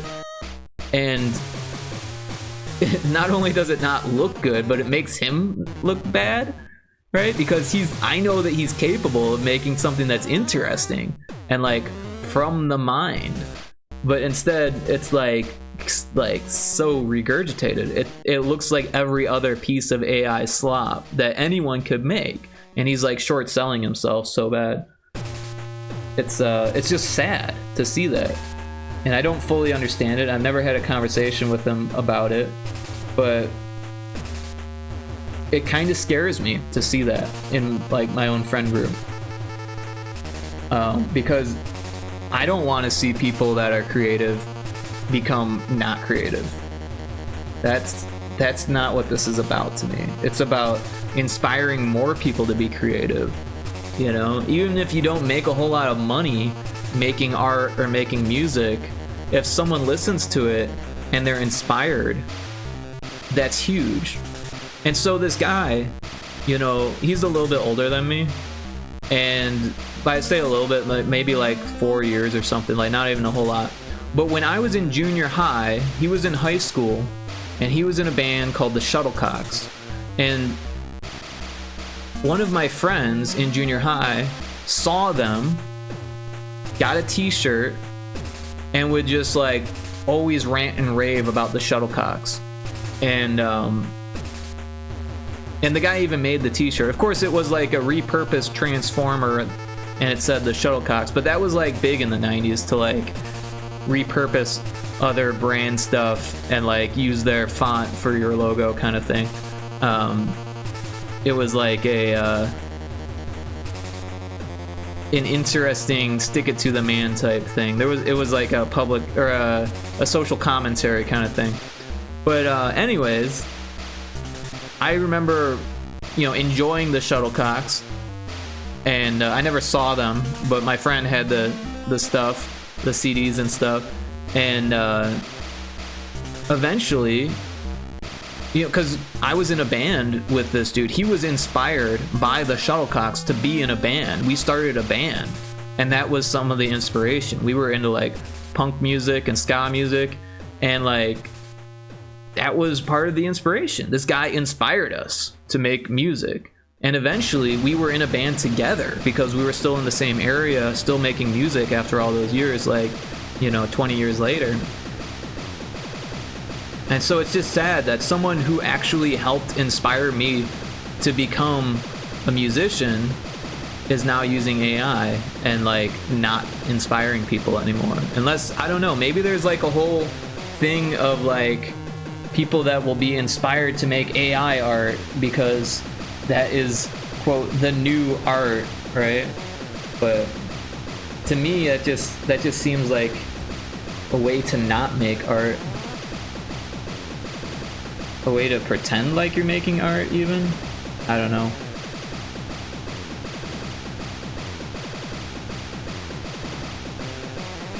It's the future. I mean, anyone who's like invested in it, that's what they're all saying.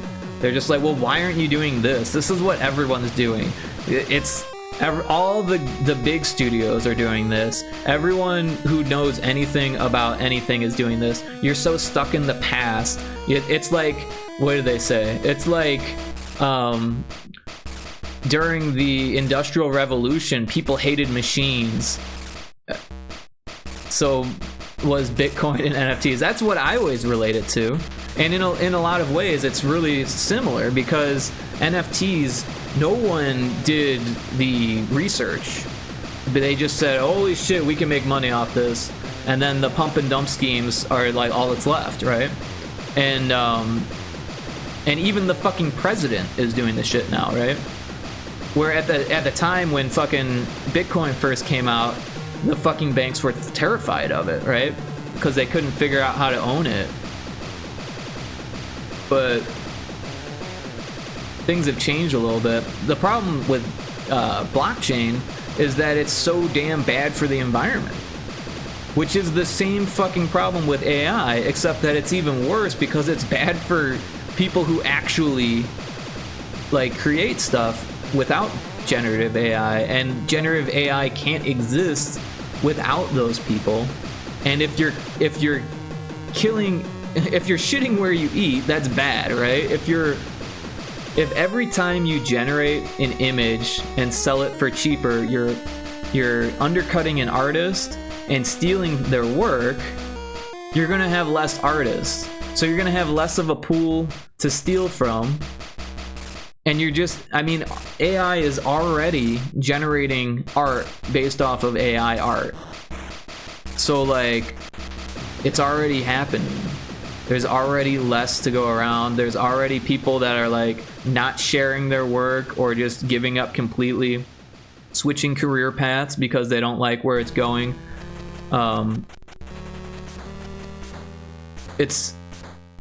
it's not a good future if everyone uses AI. It's not good for creators. It's not good for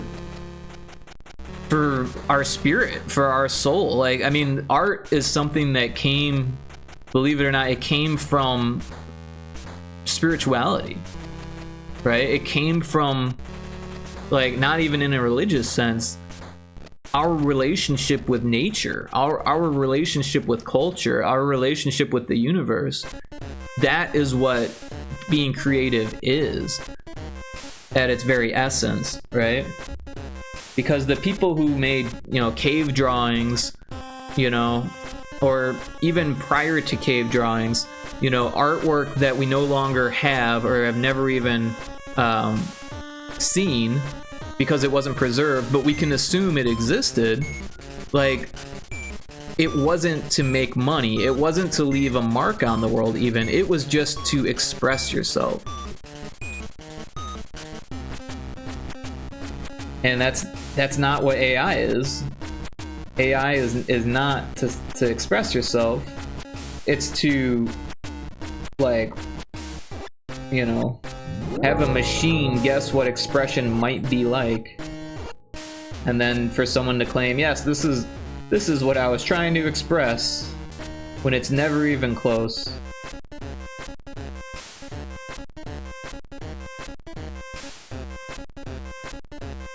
And even if part of it is close, you have to go and clean it up anyways to make it anything like remotely close, like to what you actually want. Expression without any of the emotion.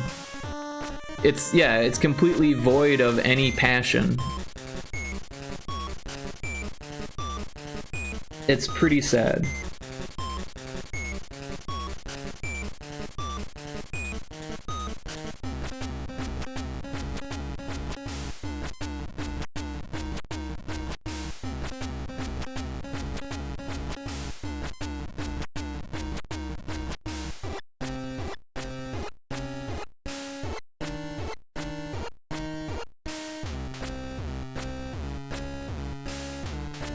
His teeth are really hard to draw.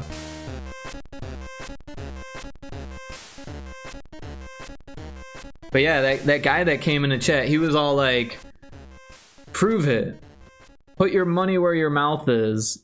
Because I was saying, like, because he's all like, I'm gonna make a Game Boy game with AI, like, before you're even done. I'm like, dude, first of all, this game is pretty much done. Second of all, like, you're gonna have a fucking rough ass time because I've tried to look at what AI thinks of GB Studio and it just doesn't know. It fucking tries and doesn't know. It'll fucking hallucinate enough to trick you into thinking that it knows, but it doesn't fucking know. And he's like, well, fucking prove it. Put your money where your mouth is. So I went through my memory for a second and thought, like, well, this is the first question that I had that I couldn't figure out. So I asked Google why the sound effects on GB Studio have a buzzing sound, and it straight up just hallucinated fucking answers, right? It said that it had something to do with, like, it not being grounded properly and shit like that, right? It was just like what? This is a piece of software. Why would it be grounded improperly and shit? Like, this isn't a ground loop. This is like buzzing, you know? And I shared that with him online. He's like, oh, you didn't ask it the right question. You gotta feed it all of the fucking code for GB Studio and all the code for the emulator, and you gotta use this special thing and, like, something that knows how to read code, and then it could tell you what's wrong. Like, or I could just go to the fucking Discord and ask someone, and they say, use an emulator, because the emulator that GB Studio uses is an open source free emulator, and it sounds like shit, you know? Gotta feed it these nuts. There you go. It was frustrating. I was, like, really close to banning them. But part of me didn't want to ban them because I don't want people to think like they can't talk about AI without getting banned. I'm not gonna just, like, shut out any conversation I don't want to hear. I'm not that type of person. But you could tell that he was basically just trying to make me look bad from the beginning. and that would be the reason why he was gonna get booted. But yeah, if he ever comes back in here, I'll probably just ban him without even thinking about it, because one of the first things he said was, because I was, when he walked in, or you know, first started chatting, I was showing off my desk, which is fucking a crazy desk. I could show it to you. It's probably still in my recents.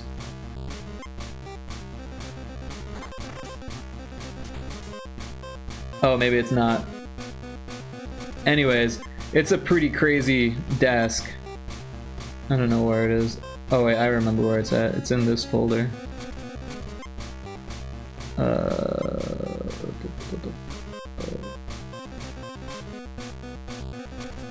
Here it is. So yeah, I was showing off this, and the guy straight up said, "It's wasted on you because you have 0 viewers." That's what he fucking said to me. Like, holy shit.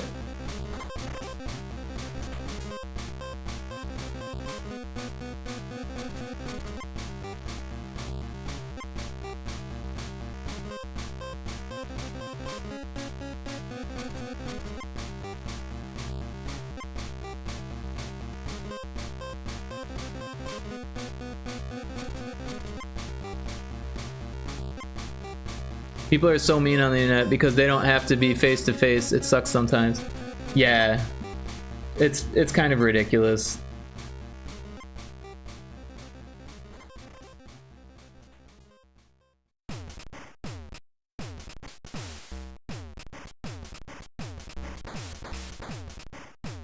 I feel like he should have just a little bit of tongue showing.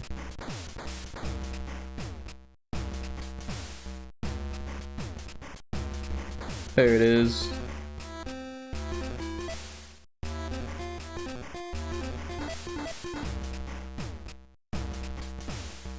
That doesn't look great.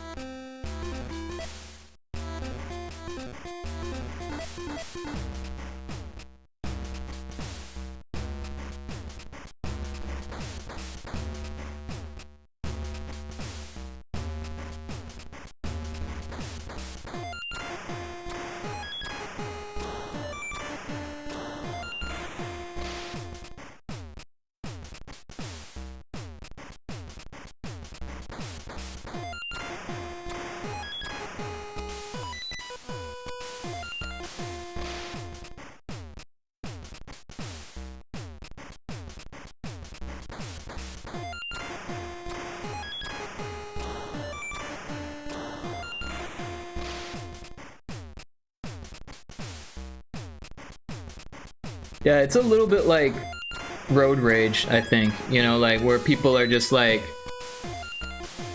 a completely different person on the road and they think they fucking, you know, own the road basically, and they'll even like pull a gun or shoot someone because of like something that happened on the road. And it's just like, if you were face to face walking down the street, it wouldn't come to that.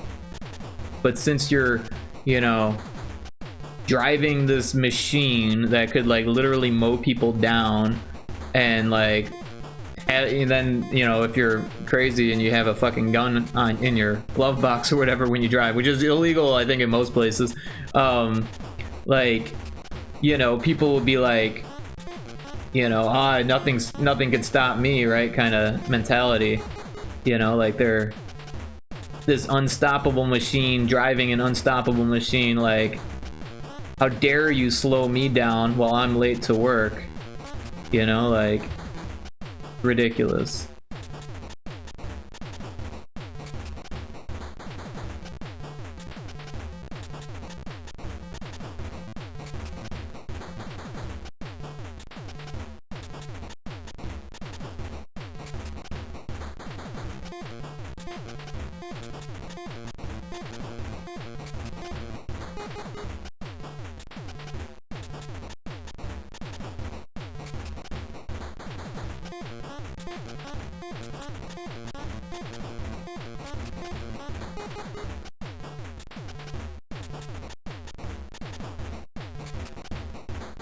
I don't really like that color that it's getting.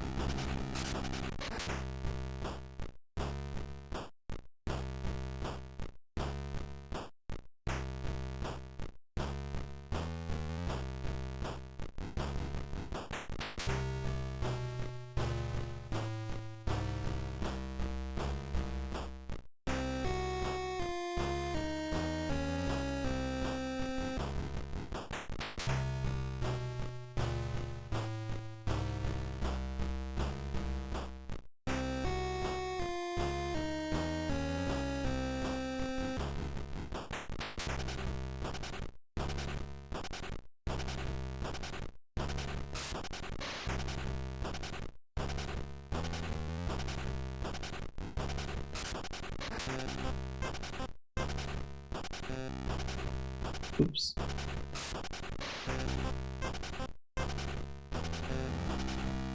Hey.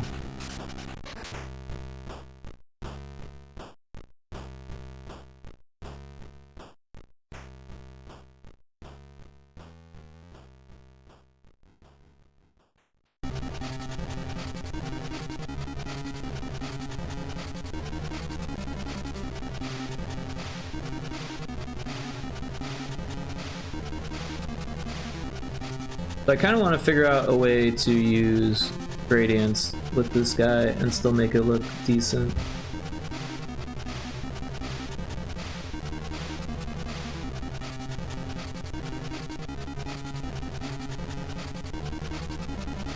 It doesn't look too bad.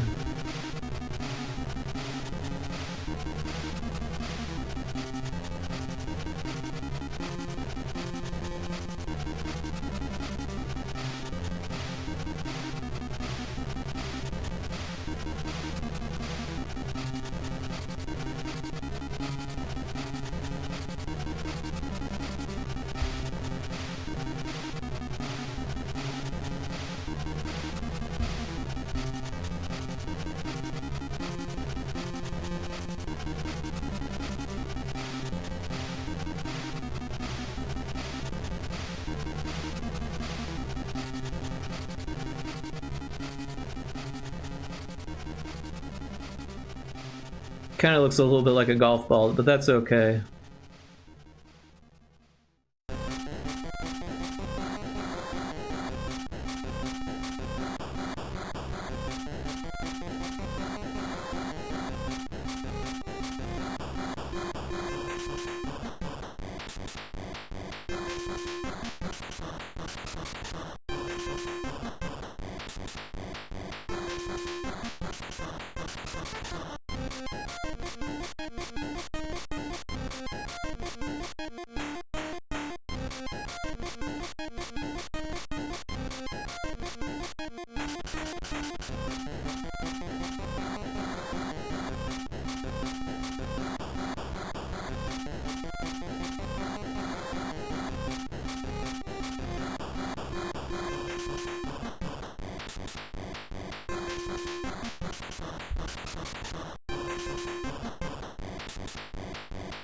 Oh, it didn't work. This one, that's what I want.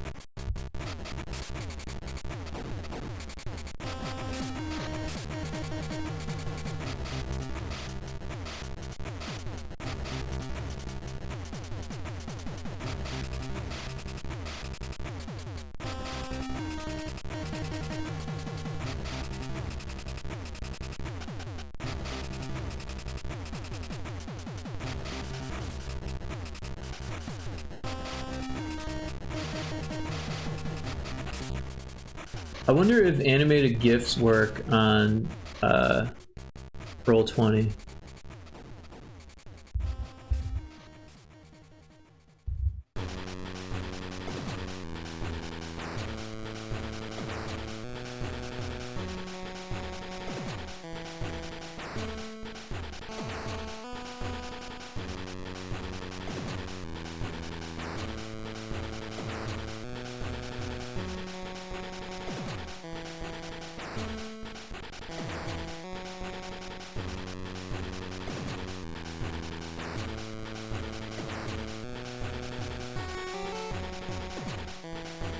It says, while GIF is accepted for maps and tokens, the main canvas might only show the first frame, or have performance issues.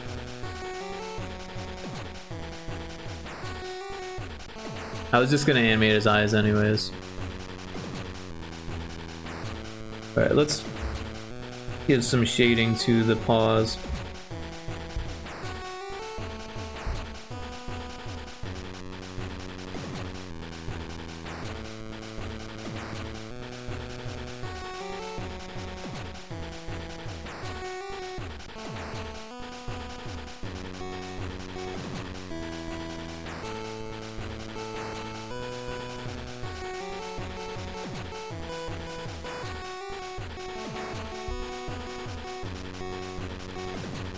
That looks pretty good.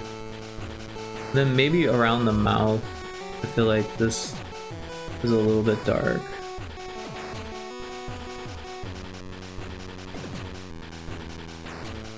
No, it seems too light. Maybe we give it like a few pixel border.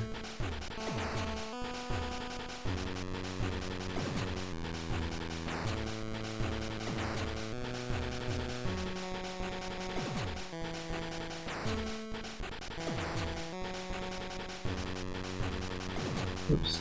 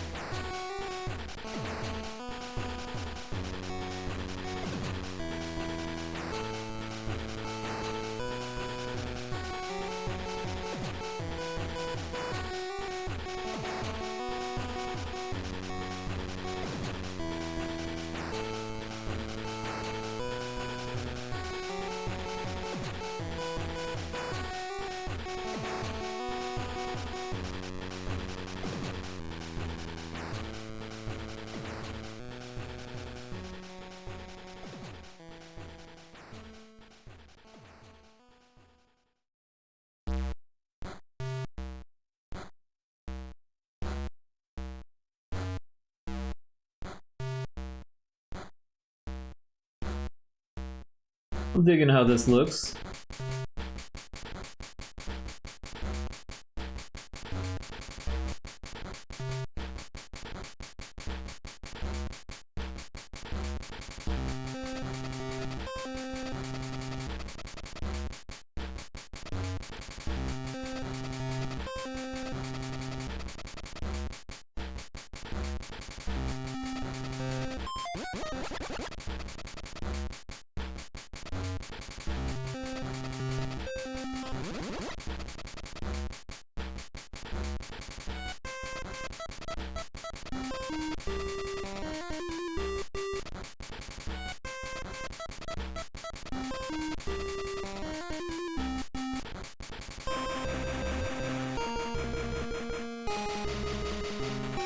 Alright, so yeah, let's save this as I'll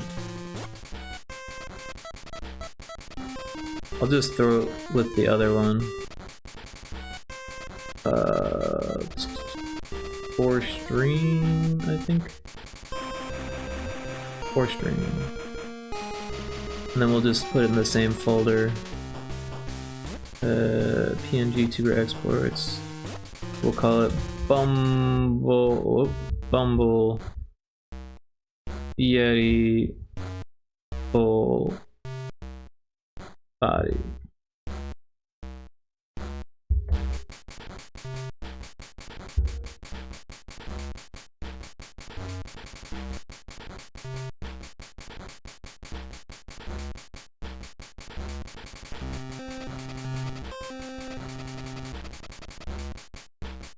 Alright, so that should work.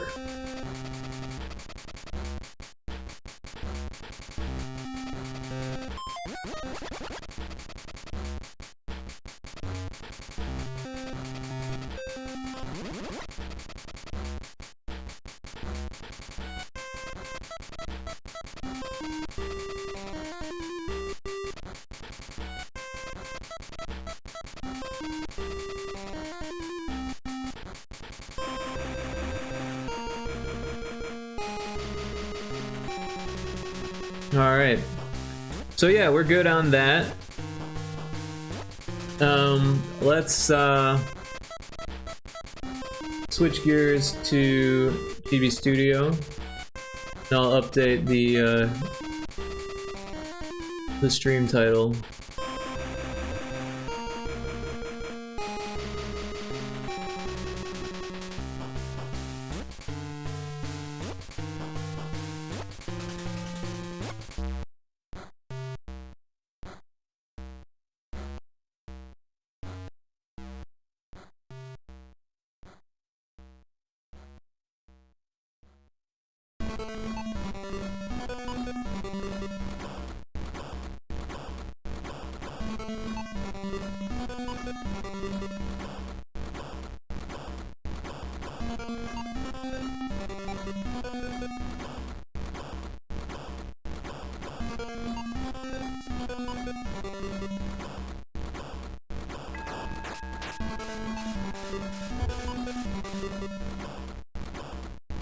Alright, looks like we got added in about 5 minutes, and I'll probably take a little break there.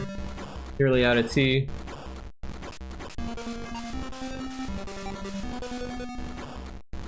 So yeah, maybe we'll take the break in like a minute or so, and give me 4 minutes to make tea, or 2 minutes or so. For some reason math's not working for me. Yeah. Because it's a 2-minute ad.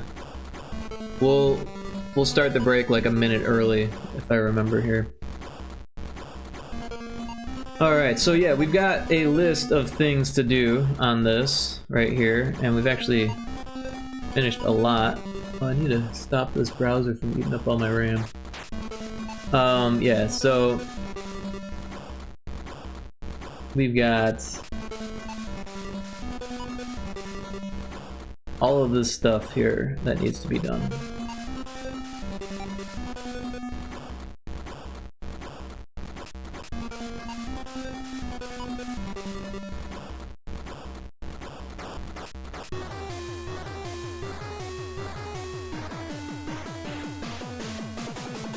So this is kind of a pressing thing, but also kind of challenging. So let's just start with the location stuff. These two are the easiest. So map not showing the boat, map locations have colliders. Yeah, so let's do that. So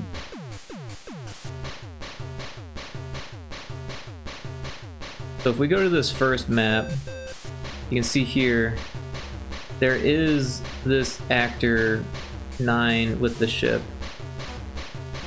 So we want to make sure that's on all of the other ones. And it's here as well. It's there.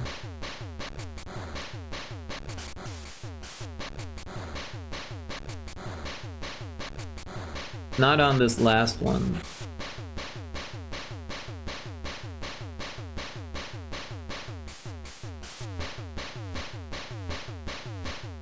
So we're just gonna copy and paste this actor.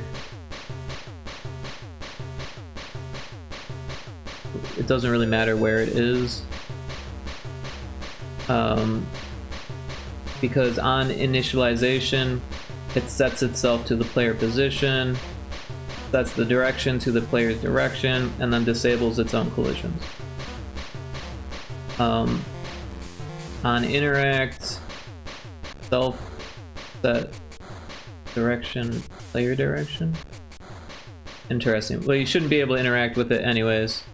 I don't know why that's there, but it doesn't affect anything. But yeah, that should put the player ship in the right location, because when you hit the select button here, it says store current scene on stack, camera mode on equals 1, store player position, and it stores the player position, and it stores the player's direction.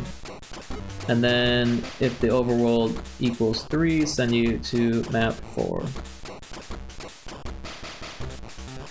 And it sends you to the player position and the player position Y.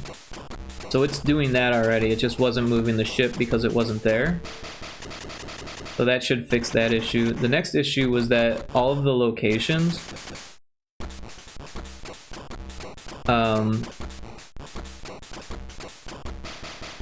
let's see. All of them need to be told that their collisions are off.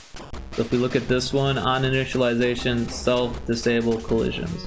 So we're going to copy that event and make sure that it's on these ones also. It's not, so we're going to throw that here, holding Alt lets us paste it, right? Then we'll just drag it to the top, and we'll do that for all of the locations. Oh, this one already had it, interestingly enough. That makes me wonder, is this one missing one of them?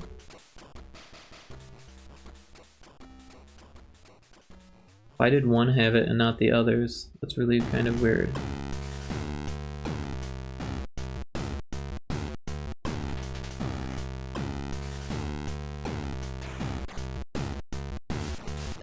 Huh.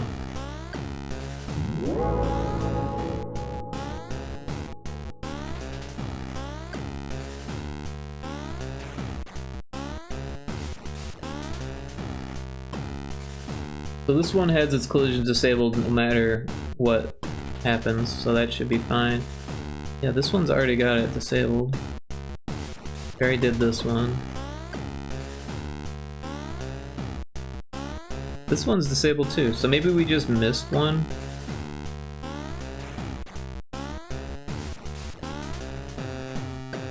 For 2. But none of these ones have it. Well, that one does. This one does too.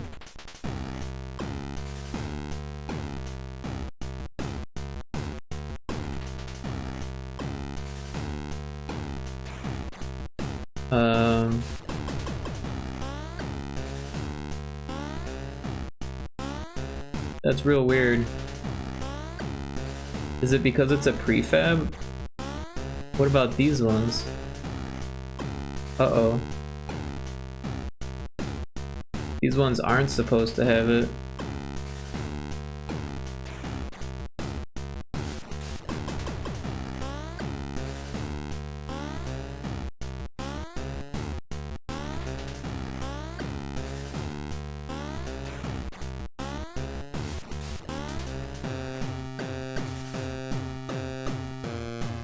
It's real weird.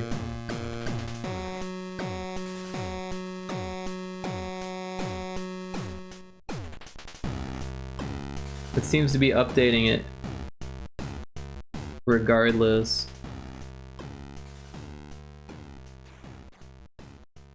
Makes me wonder, are these... Okay, I see what I did. I had to make them not prefabs before I could do it. So see how it says it's a prefab? We're gonna unpack the prefab and then paste it. That's why I was so confused. I was like, what the hell?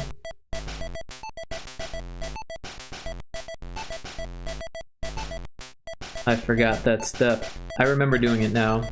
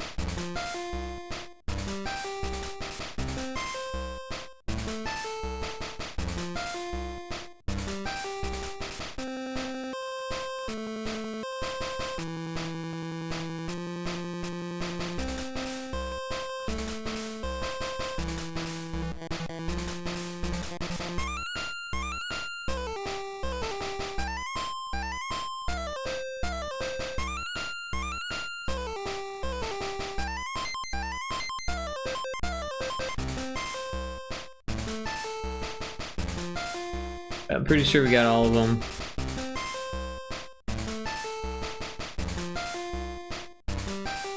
So same thing, we need to unpack these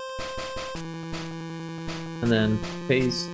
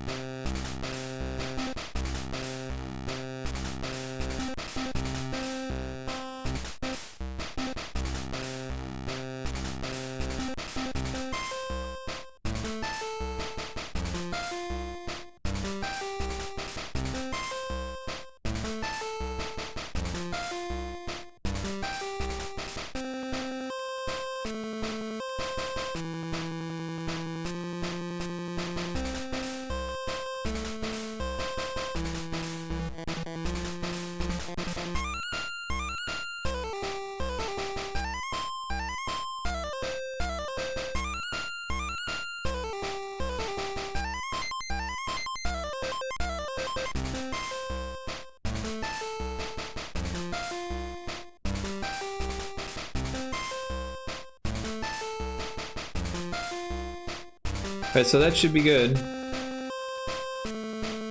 I still have a feeling that we're over on tiles, because we added that player, and now we're at 100 out of 73. And it was over before. Well, this one was over, actually, and the map wasn't. But now it even has more tiles because it has that other thing, so maybe the map is over now too. I don't know, it's real weird because this one's not over, but it has the same amount of things. So I don't know, all we can do is kind of test it, I think, and see what's going on.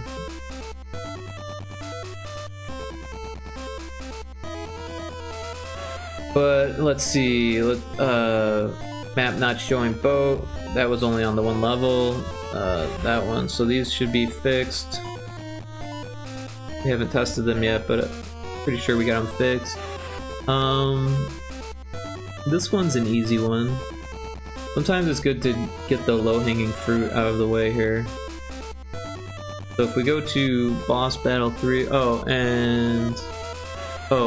I was gonna take a break during the ad and I forgot. Well, that sucks. Anyways, I need to take a break to get some tea. We'll take another break. Sorry about that. BRB.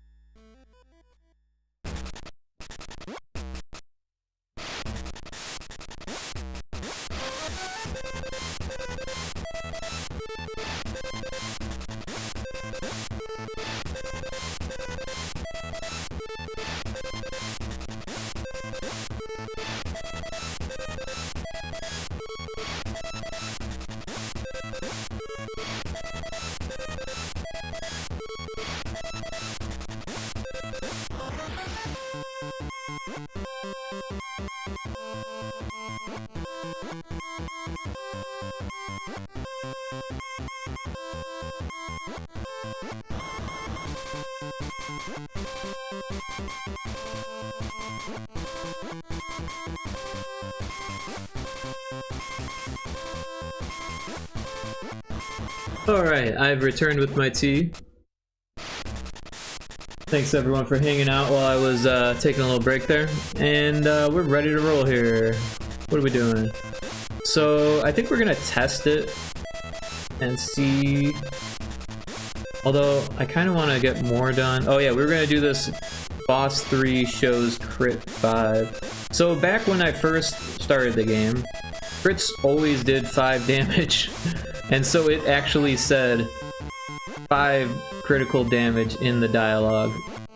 But now, crits have their own special variable that gets set for each enemy that's attacking. And the dialogue never got changed on some of these.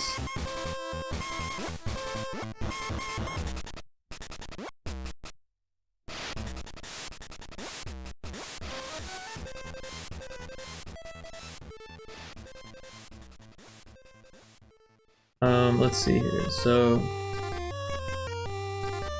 this is when the player attacks. It's when the enemy attacks that it's saying this. So here it is. So it takes 5 critical damage. We just wanted to say it takes critical damage.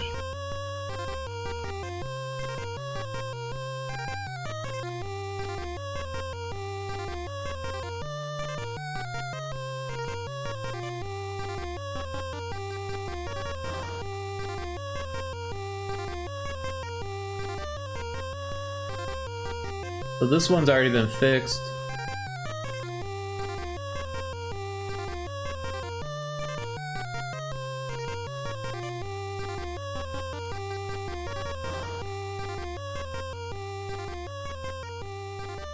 Overlord's attack. Alright, this one's been fixed too. So it's just that one tentacle that wasn't fixed. But yeah, if boss 3 is like that, then boss 1 might be like that too.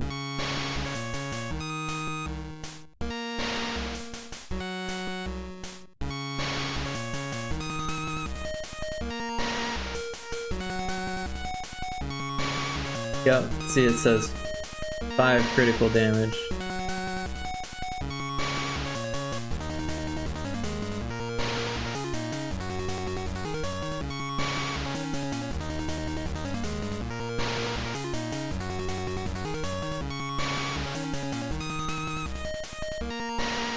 And this one's fine.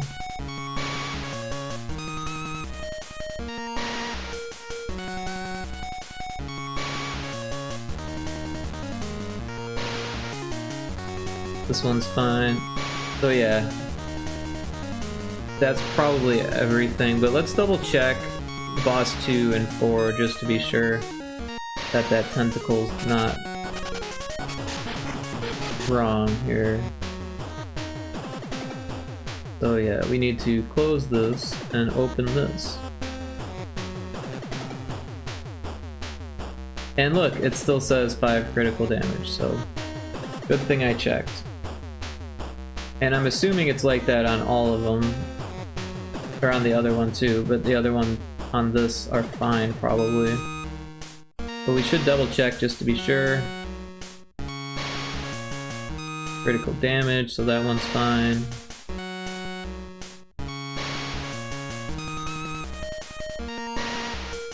And this one's fine too. Alright. So on to boss fight 4.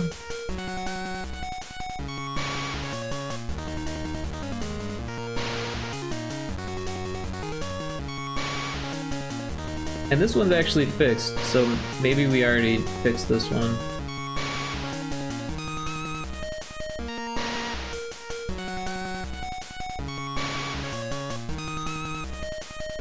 That one's fine.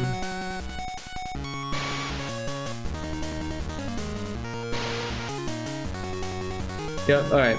So that should fix that issue.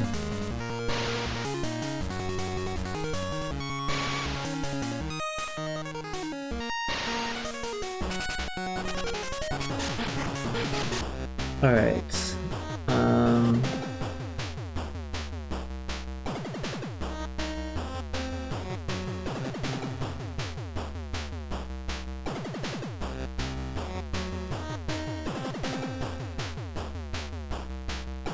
Let's take a look at this XP bug. The new fish aren't giving XP. So where, alright, so there's this give XP script. Let's see. Caught fish position. So if enemy 2 type equals 0, 1. So this is kind of a lot. I'm a little worried that we'll run out of tokens if we add... Wait, this one says Gen 3 and 4. Oh yeah, because we need Gen... everything. Right? So...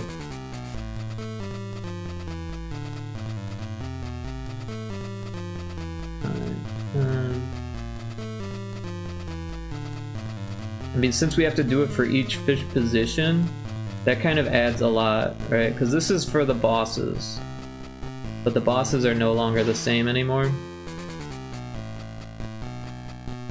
So instead what we should do is make this just part of the script. Because all it is this switch with 4 different positions. And then the next level stuff. So yeah, what we'll do here is we'll rename this 0 through 15. And then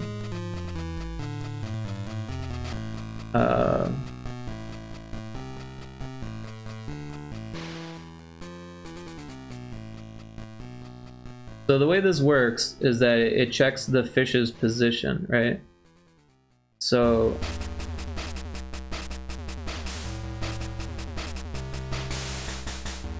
if the enemy 1 type equals 0,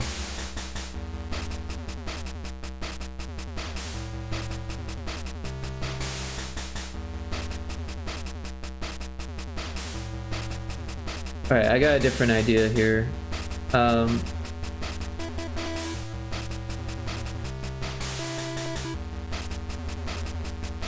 What if we break it into 2 different scripts, or like 3 different scripts, and this script calls the other scripts?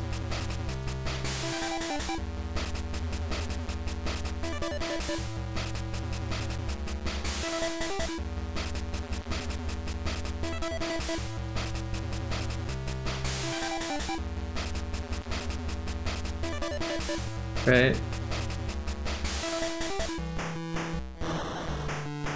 We could put Gen 1 and 2 and Gen 3 and 4 into one script. Because that's 0 through 15. And then do the others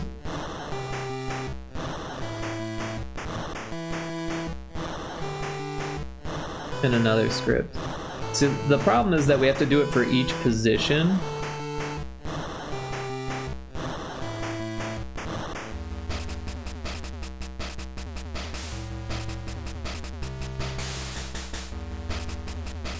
But it can only be 1 position at a time.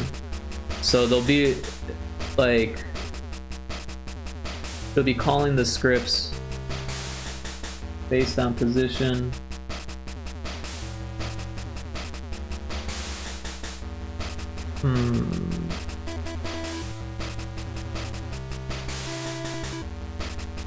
So I'm thinking what we need to do is duplicate all of this stuff and put it into 2 other scripts, and then kind of remove the back of this, and then just call those scripts from the switch and then switch out the values in that second script. I think that's what we need to do here. So, and there's no way to duplicate a script, unfortunately. So we'll just have to copy all of these events.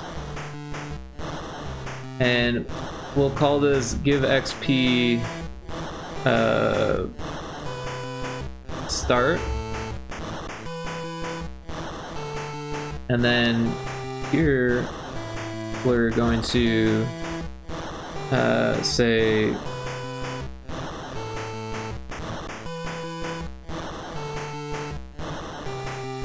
checks and checks oops, so hard to type on this.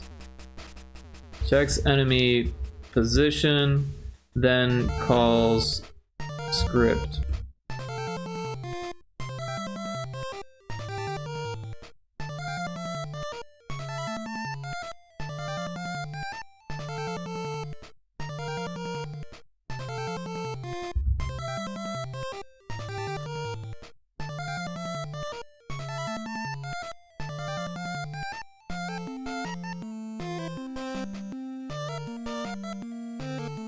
Okay, so we're gonna copy all of these.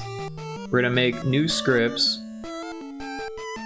And we'll call this give XP 0 through 15.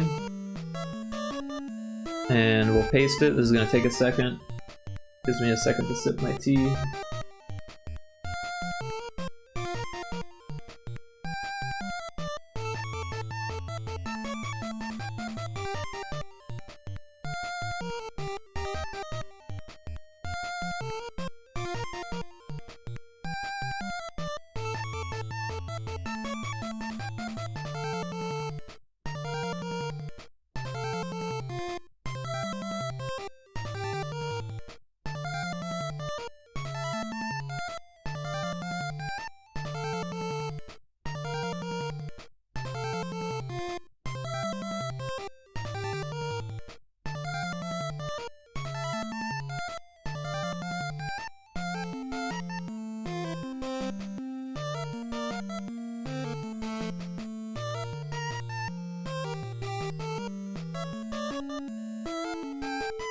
Alright, so it pasted it.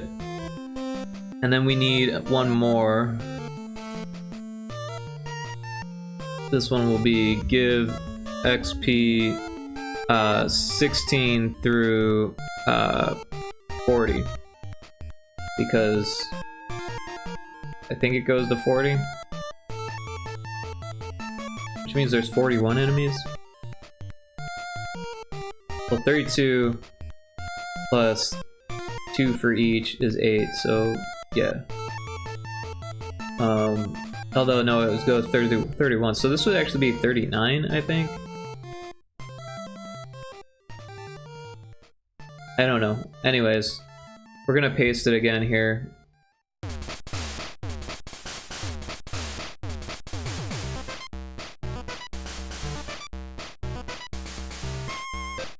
So what we're doing is we're breaking down this give XP script into 2 other scripts and using the original script to decide which one to call.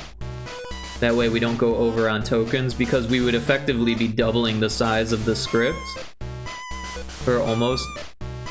And we would likely go over the token count, which is basically how much data each script can have.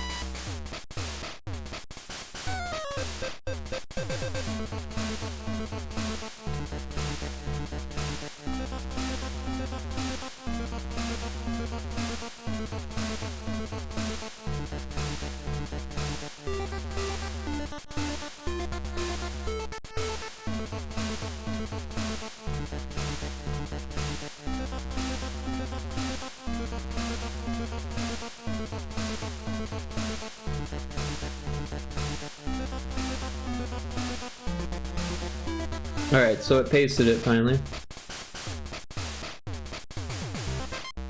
So then we gotta figure out how to decide here. So it's gonna be in this switch. when it's 1. So basically, we need to decide enemy 1 type is less than or greater than 16, right? So we'll do if variable value, and we'll do enemy 1 type is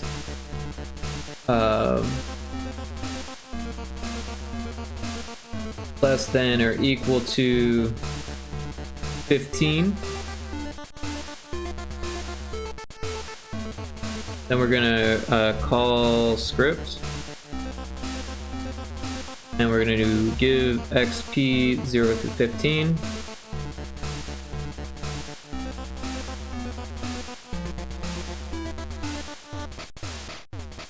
And then we can get rid of these.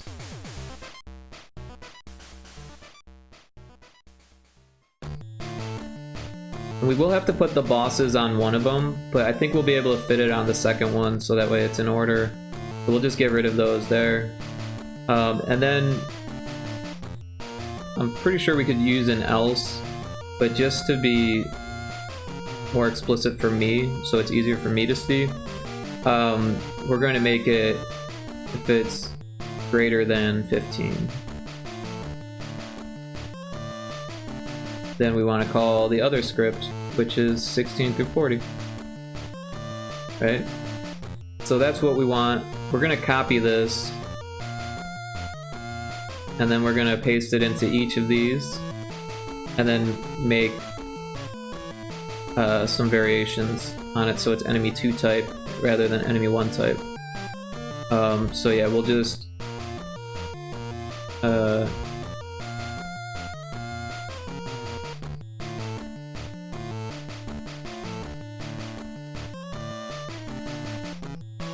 of want it to be outside of this, and then we can just delete this.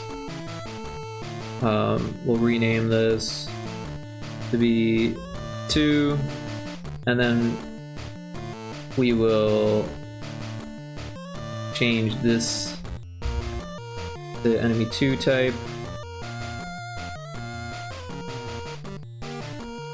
enemy 2 type.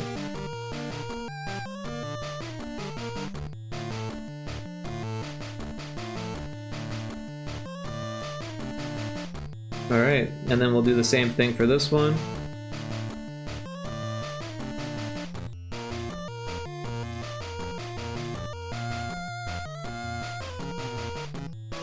Delete this one, rename this group to 3,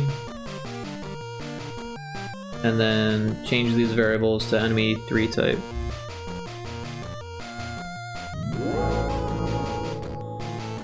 Looks like we've got an add in progress.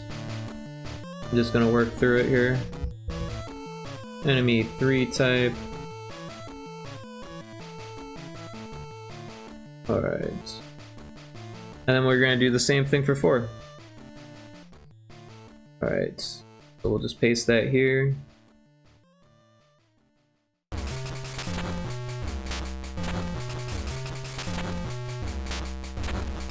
Delete the 4.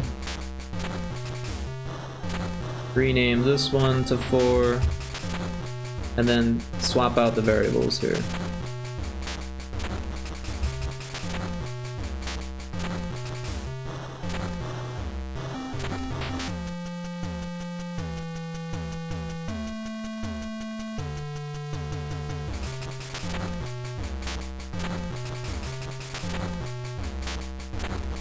Alright, so this one's all set. We no longer need the bottom of it.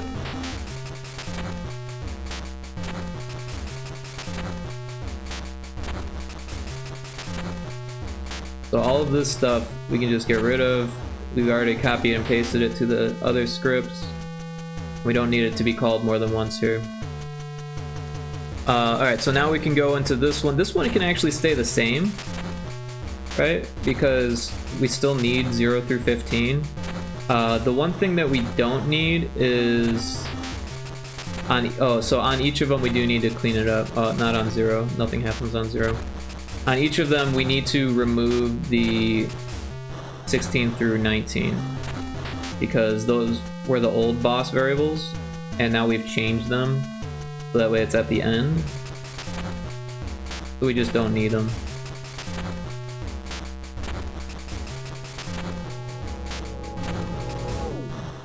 Alright, we should be about back from the ad break.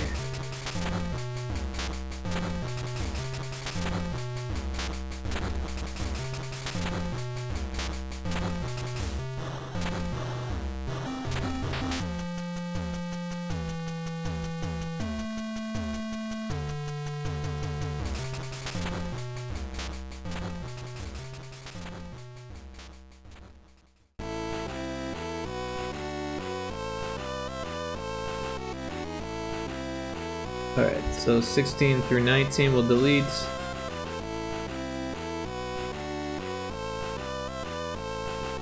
Then we'll do the same thing when it's equal to 4. Oh, I just did that. Need this to be closed. Things are kind of slow here, so bear with it.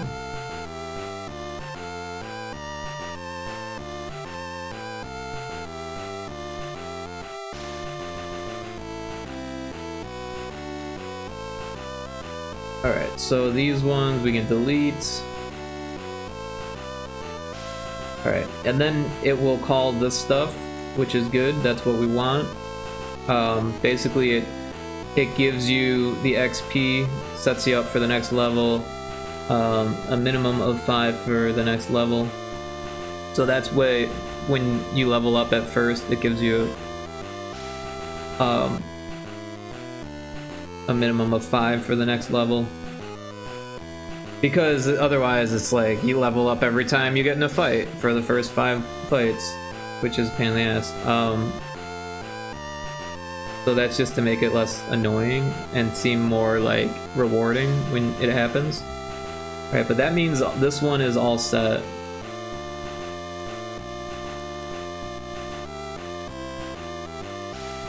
Now we need to go into this one and make a whole lot of changes for each of these.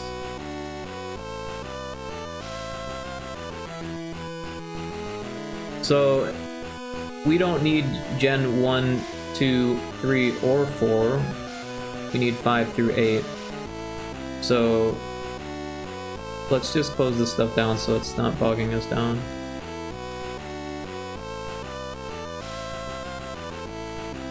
Or collapse, rather.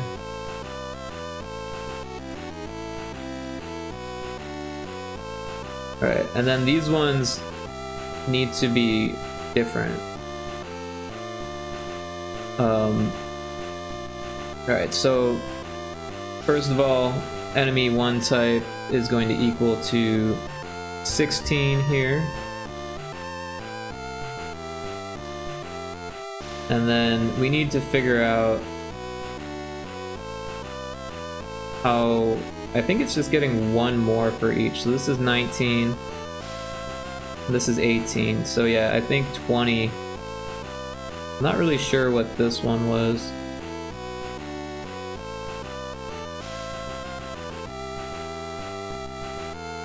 So the bosses just automatically give you a level, it looks like.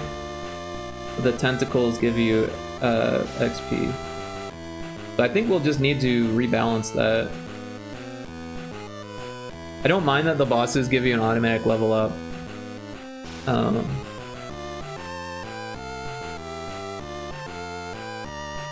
But yeah, I feel like, because it used to be that the tentacles gave you 1 level up and the bosses gave you 5 levels up. But I don't know if that's the best way to do it anymore. It might be, I don't know. But what we need to know is that, well, the 16 is going to be 20.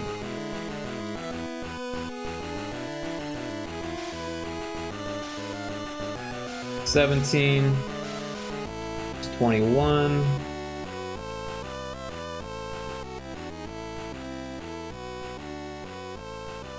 18 is 22.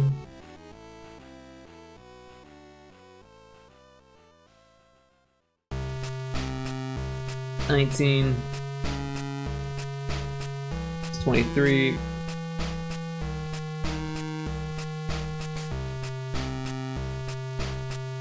20 is 24.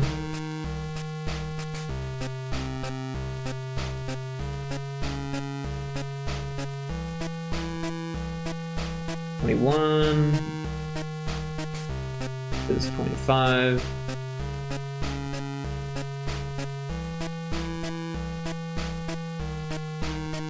22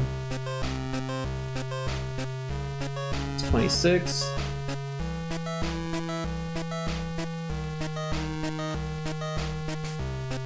23, 27.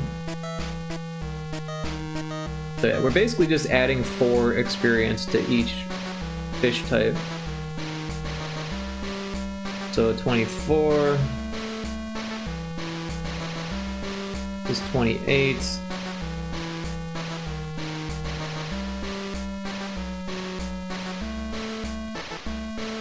25, 29,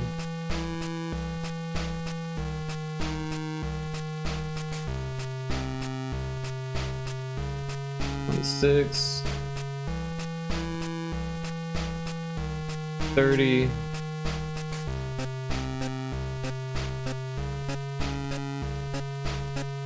7,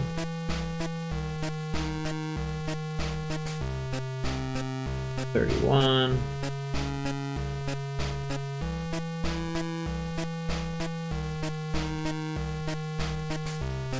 28,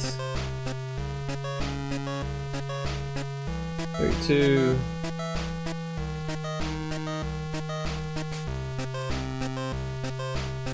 29,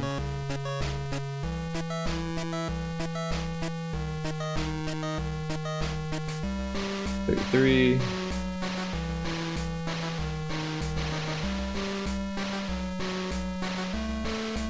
30, 34,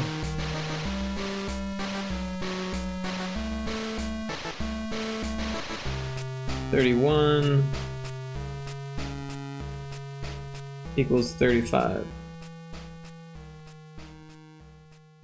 Alright, so the way that the bosses work, we've got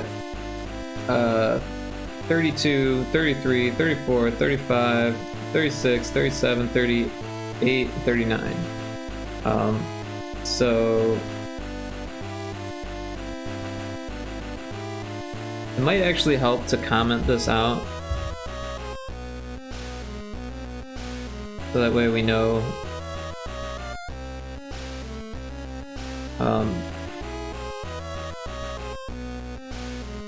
Change this to 32. So 32 equals, well, first let's write bosses XP.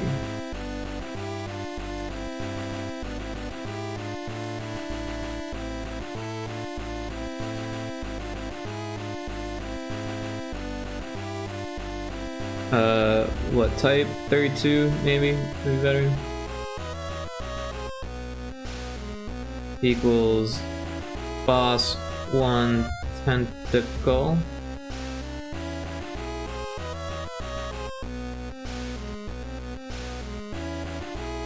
So slow. I don't know why that is. It seems ridiculous. Alright.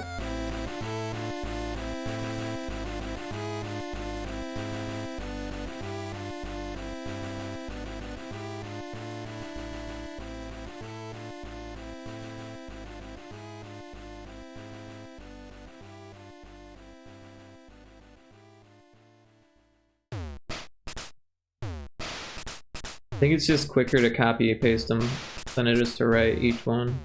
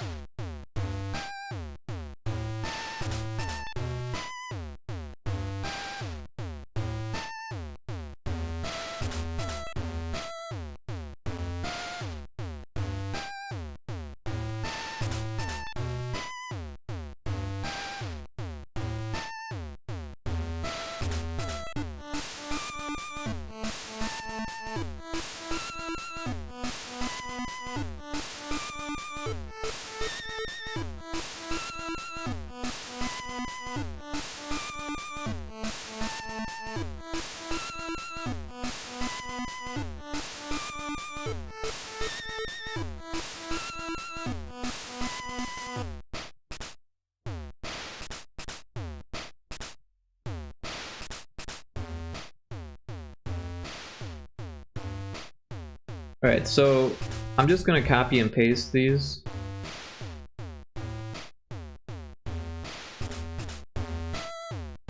So that's gonna be boss 3 and then boss 4.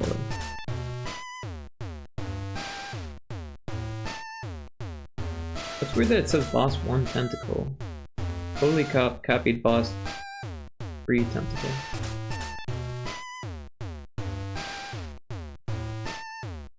Or boss 2 tentacle.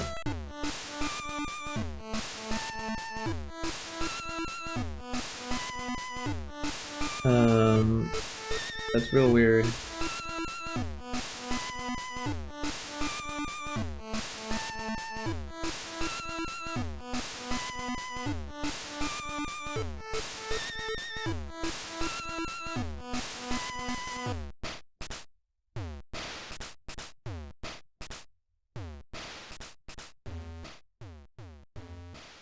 Alright, I'm gonna copy all of these. Paste it, maybe that'll work. I don't know what happened there. I think I only selected those, but it mixed it up. Alright, so that should be good, and then we'll paste it one more time for boss 4. And then we'll just edit them. Alright, so this one's boss 3 tentacle. So after 35 is 36.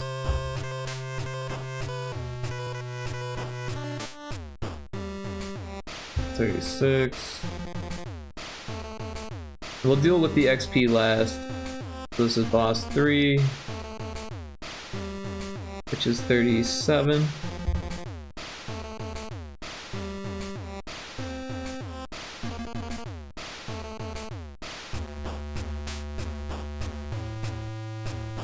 Boss 4 tentacle, 38.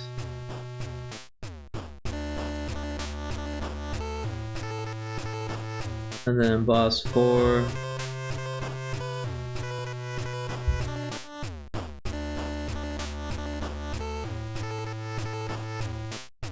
Wait, I just screwed up.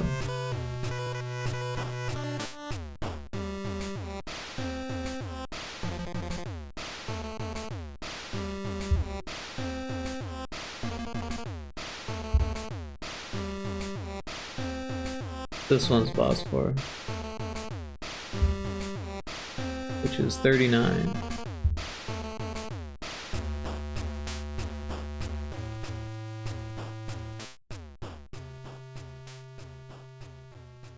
Alright, let's figure out the XP.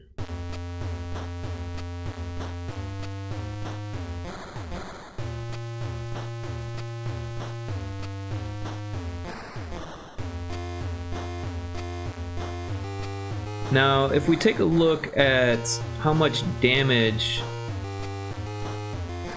they do, I think this is actually for the player.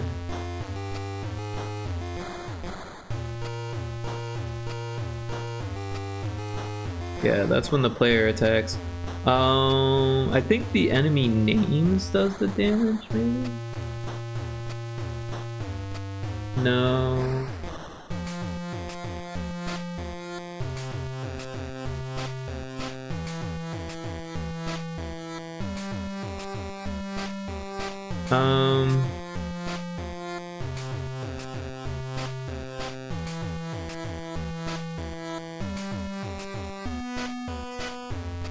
Set player damage. That's where it happens. Okay, so if we take a look at how much damage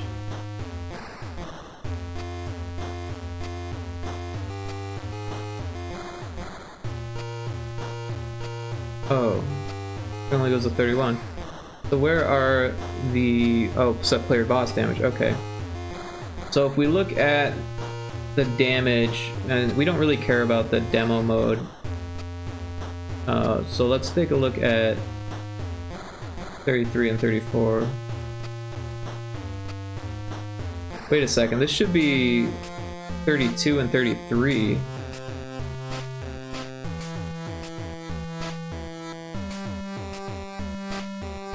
Right?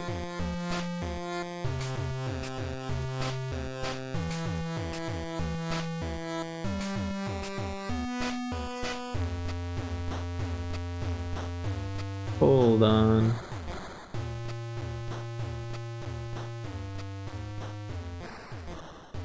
Where is the... oh, this one.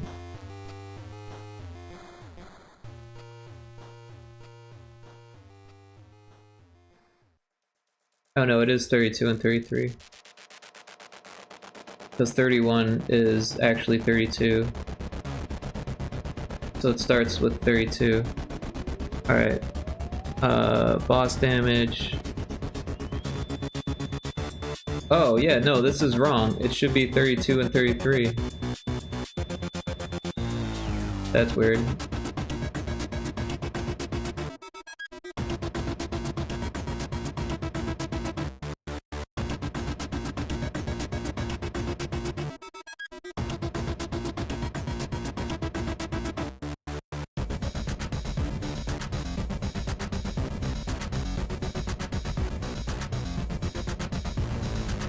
No, 3, 3, 3, 3, 3, 3. Is that a 33 and a third repeating? Or a 33 and a third?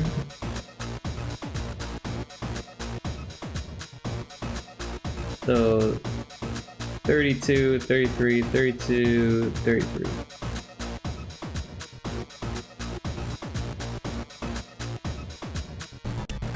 So that means the tentacle only does 6 damage on a high attack and 4 damage on a low attack. Or is that... oh, that's in the demo mode. So 11 and 9. It's a bunch of 3s. Hello. Welcome back, Puke. I hope your dinner was good. You have something good? What'd you have?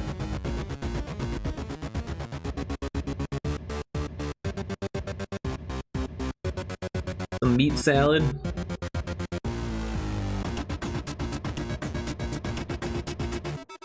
Whenever I think of Puke 7 eating food, I think of meat salad. Ingrained in my memory. The wife's crock with cheese and greens. Hey, that's pretty good. What was in the wife's crock? I used to be all about the crock pot. I've been eating a lot more like raw foods lately. The crock melts the cheese. Oh, okay. It's a winter dish. Nice. So is it just greens and cheese then?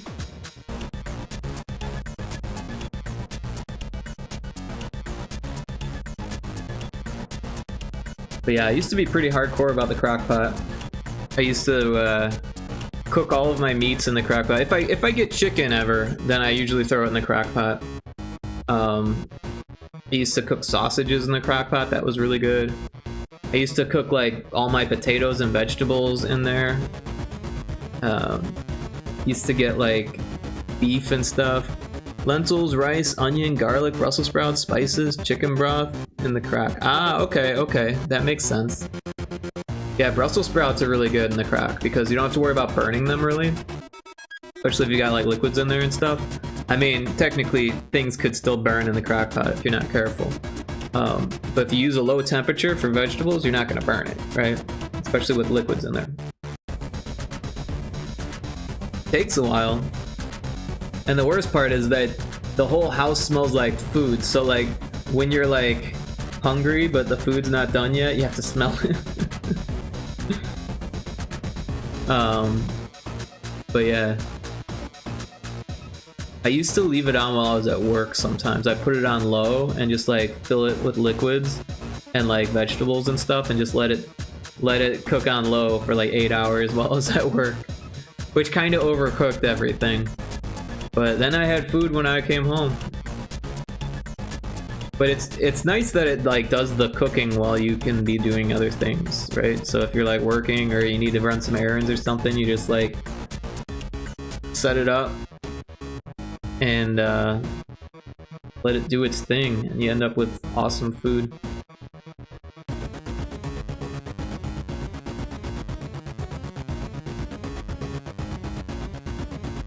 Alright, so if it's at 11 and 9, what other things are at 11 and 9 is my question.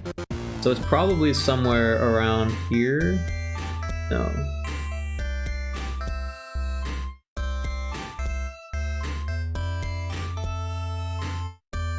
$11 and 9. So a fish type 8.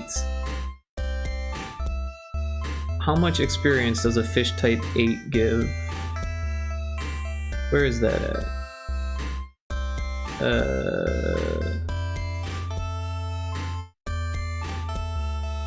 Oh, wait. Yeah, it's in here somewhere. Oh. Fish type 8 gives 12 experience. So I think that's how we should base the experience for the tentacles, based on how much damage they do. Yeah, an easy 4-hour cook. Oh, that's nice, yeah. Yeah, Brussels sprouts are really good.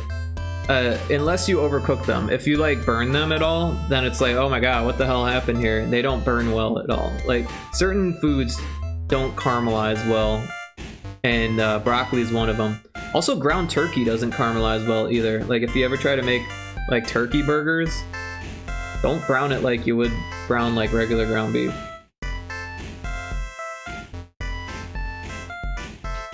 Like, ground beef always has that like caramelized layer on the outside when you make a burger with it. That doesn't taste good with ground turkey. They're pretty rough undercooked though. Oh yeah, that is true. Undercooked is like, feels weird on your teeth even, right? Or like raw, trying to eat them raw. I like raw vegetables, but some vegetables you just can't eat raw. Like potatoes.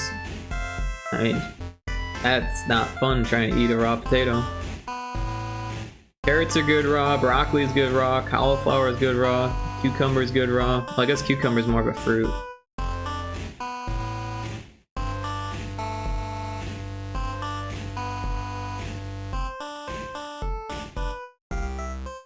Yeah, I haven't had Brussels sprouts in a while.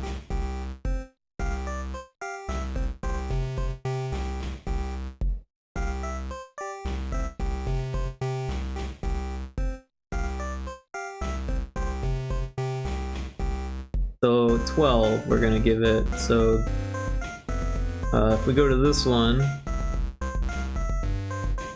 boss 1 tentacle, we'll get, oh, it gets 13. Well, I guess we can just leave it at that. I don't have a problem with the player getting one more experience. It is a boss battle, so it's a little bit harder.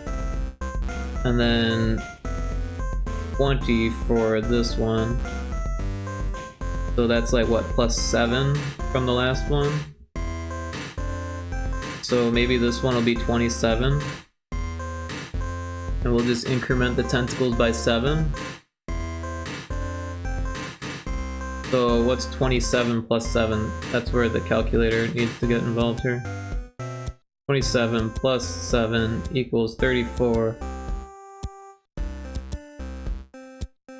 Although, honestly, that doesn't seem like very much experience for tentacle on the last boss.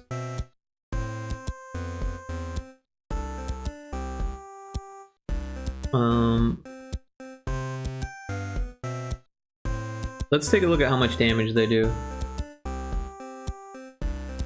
Oh, you know, I don't think we've actually put in the tentacles damage yet. We've got 38.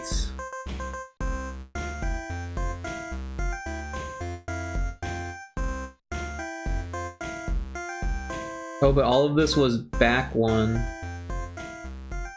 because of the numbering was wrong. It started at 33 instead, or I don't even remember now. So tentacle boss, tentacle boss, tentacle boss.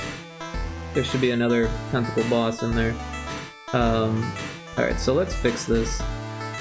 So this is gonna be 34.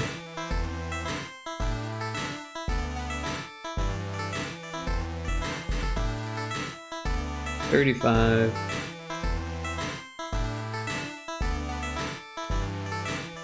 $36. $37, and then we need 38 and 39. So let's just copy these. Paste it.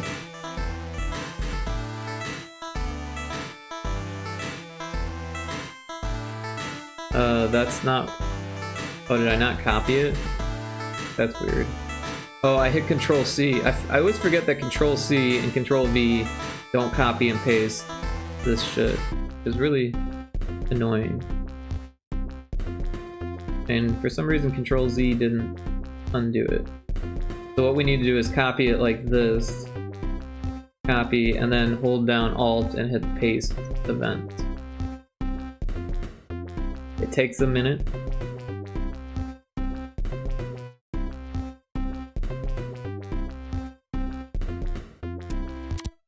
Like, I love this engine, but it does have some little quirks.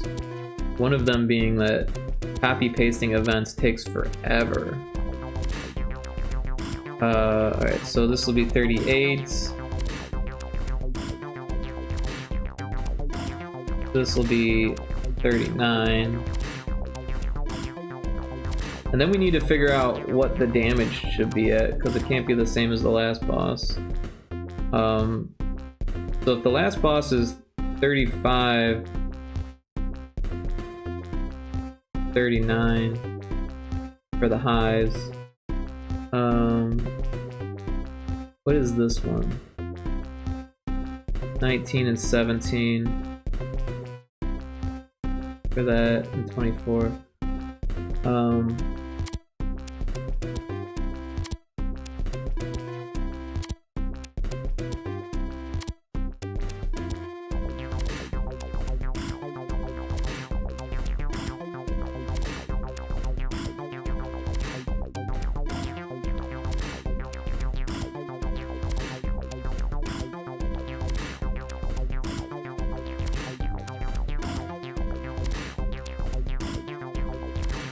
So many numbers.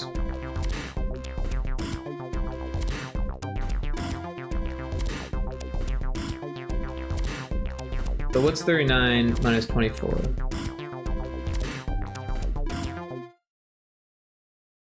15. So should we just add 15?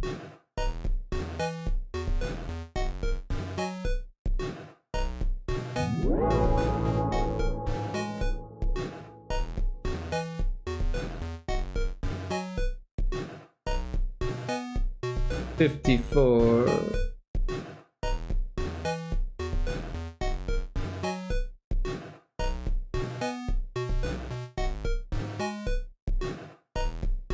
$49. Oh, that's 79. That would be a lot.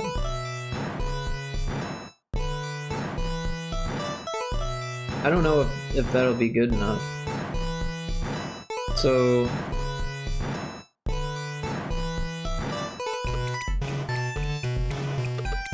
I don't know.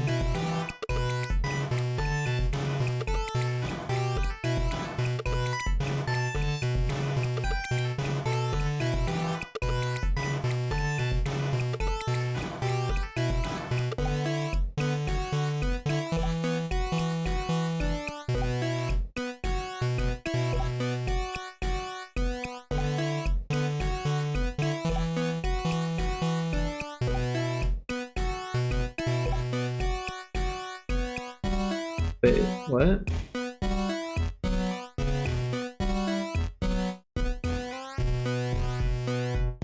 I'm so confused.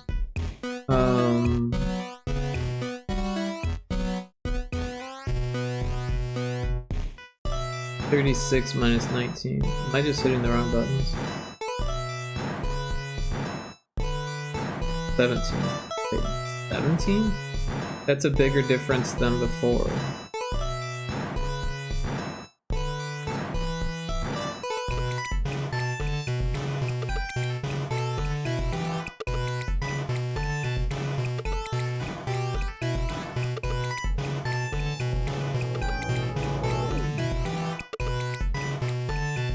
Welcome back from the ads. I'm just struggling over numbers and stuff. So the first tentacle is 11 and the second one's 19.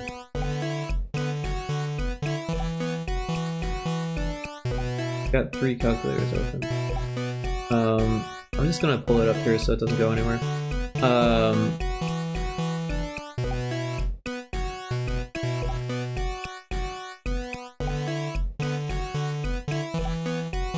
19 minus 11 is 8. Alright, so then 35 minus 19 is 16. Wait, 35.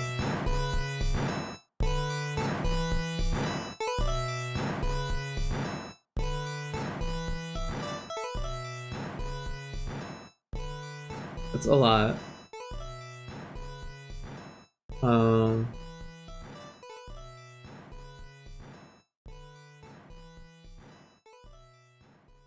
I can't really remember how I balanced this before, to be honest. Kinda wish I had a spreadsheet of all this shit.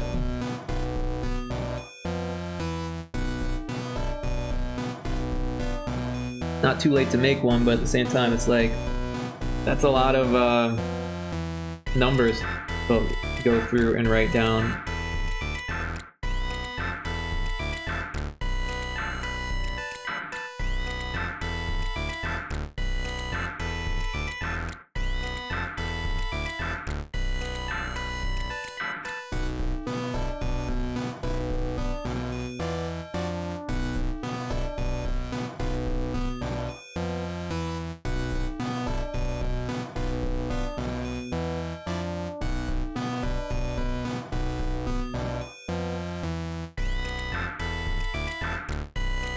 So if the first one's at 8, like fish 8 level, it does the same amount of damage as this one, or no, this one. Then the second boss tentacles should do the same amount as this one.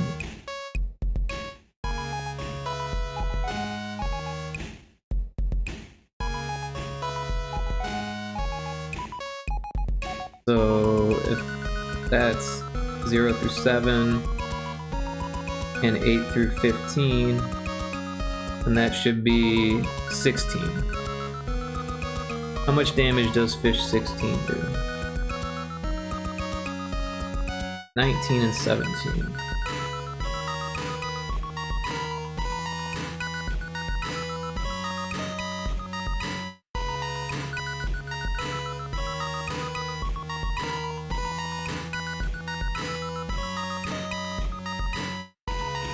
So that's what this one is, 19 and 17.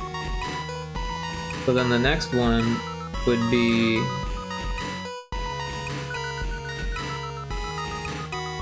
this one, which would be 16, 17, 18, 19, 20, 21, 22, 23, 24. Let's see what 24 does. 27 and 25.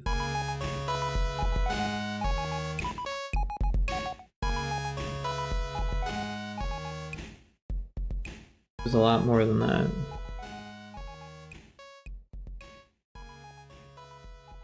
$27 27. 25.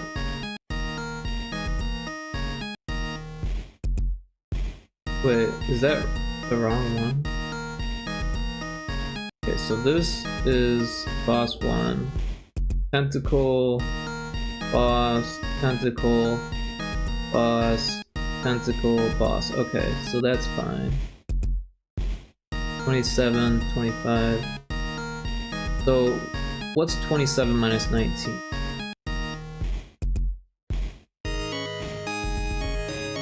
8. Okay, so we're just adding 8. That makes sense. That sounds like something I would do. So then 27 plus 8 was 35, and 25 plus 8 equals 33. Okay, so that is how I came up with those numbers. And then the other one we're just adding 15, it looked like, so that should be fine too. Alright. Back to what we were actually doing. Because we've got the damage for 38 and 39 sorted.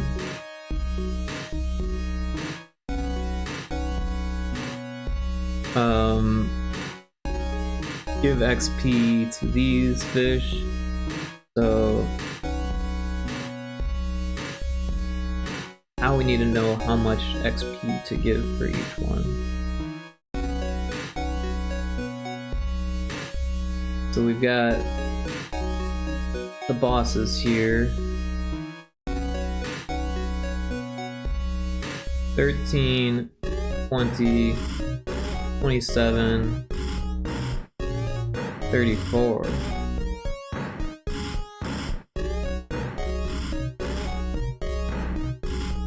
I think that's fine.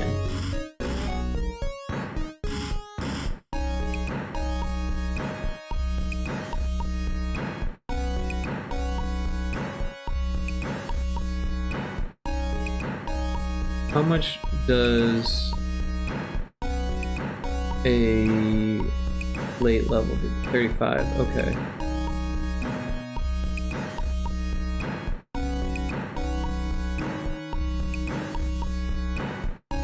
So it should be more than 35.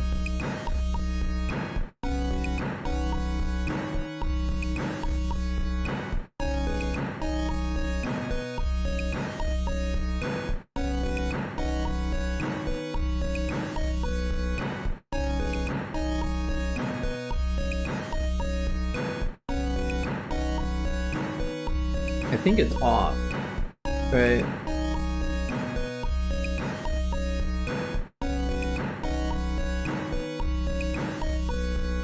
It should be giving you 8. Also, why does it start at 13? Let's just make it 14. And then 8 plus 14.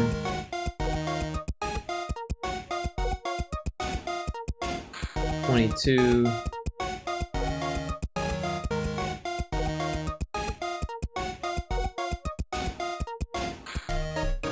22 plus 8, 30.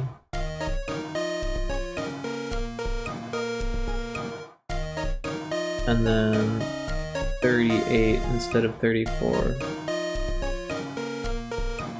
That way, it's worth more than any fish, because it's the last boss's tentacle. Makes sense. But when you beat the last boss, it completely gives you a level up, regardless of where you're at before. Alright. So, this is good for enemy type 1. But we need to copy and paste all of this and then change the enemy type, or for the enemy type for every... So enemy 1 is the position, type is the different fish. So we need to do it for positions 2 through 4 here.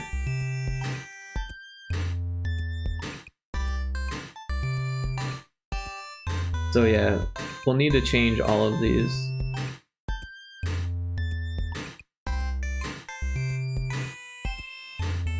So I think we should clean this up just a little bit before we copy and paste everything here.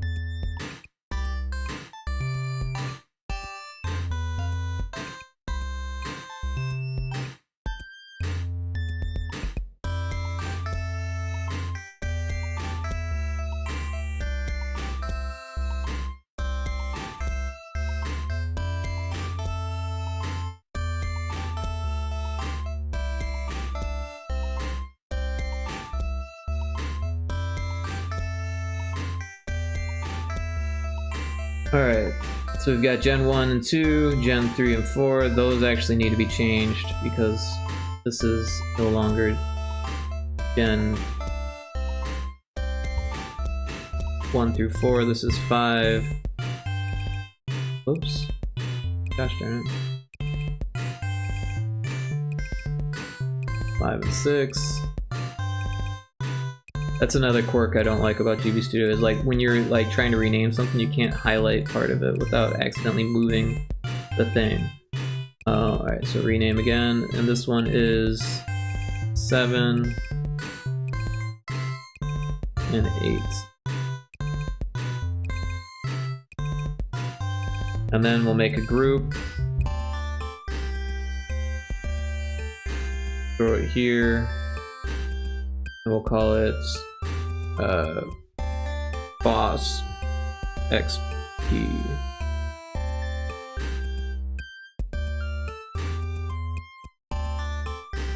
And then we'll copy all of these, or drag them rather into here. And now we have 3 little groups and they're all in one little group here. So we'll just copy this group, open up this one, close that down, delete it, paste the new one. It's just gonna take a minute.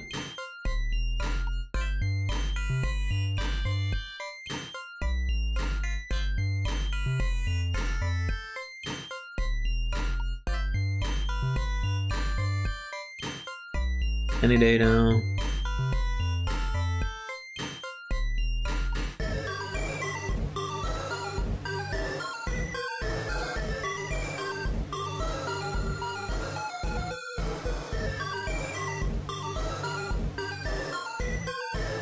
Hard to tell that it's thinking, but it is. If you hold the Alt button and it doesn't change to paste event, then it's still thinking.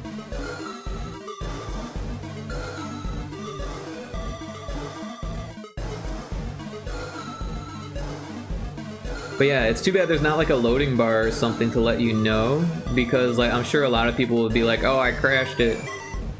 But there it is. It did not crash. It's probably a good idea to save just in case you do crash it. Sometimes that does happen. Not usually while copy pasting, but you never know. So we need to change this to 2. And we're gonna go in and change all of these to enemy 2 type instead of enemy 1 type.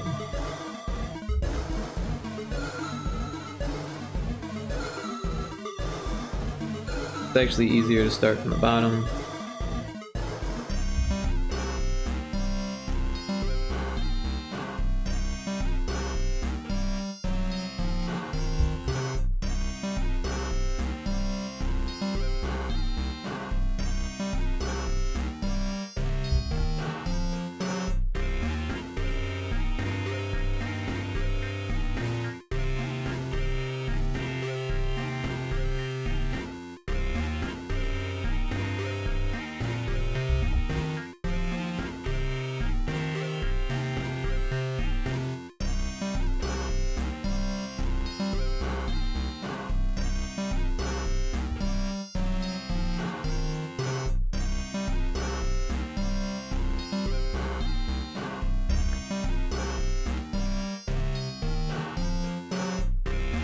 Alright, so all of them are enemy 2 type, 16 through 23.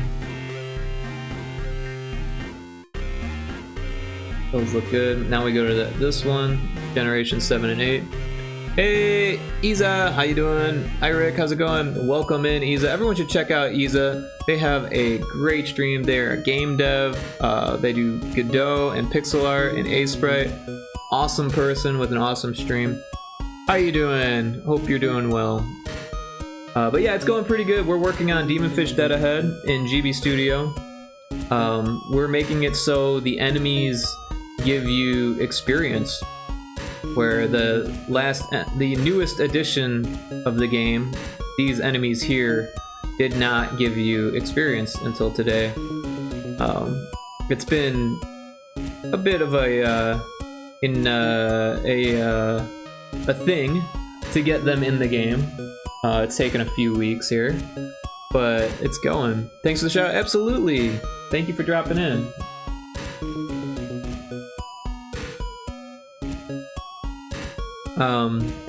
But yeah, these are the new addition to the game, as well as that boss over there. And then this is what's currently on itch right now if you were to play the game. Move this over so we can fit another fish in there. Yeah, there's 8 demon fish and 2 bosses in the game as it stands right now on itch. And I've been working to double the amount of content in the game, which is cool because I actually started with just this, so I doubled it once to make this, and now I'm doubling it again to add that.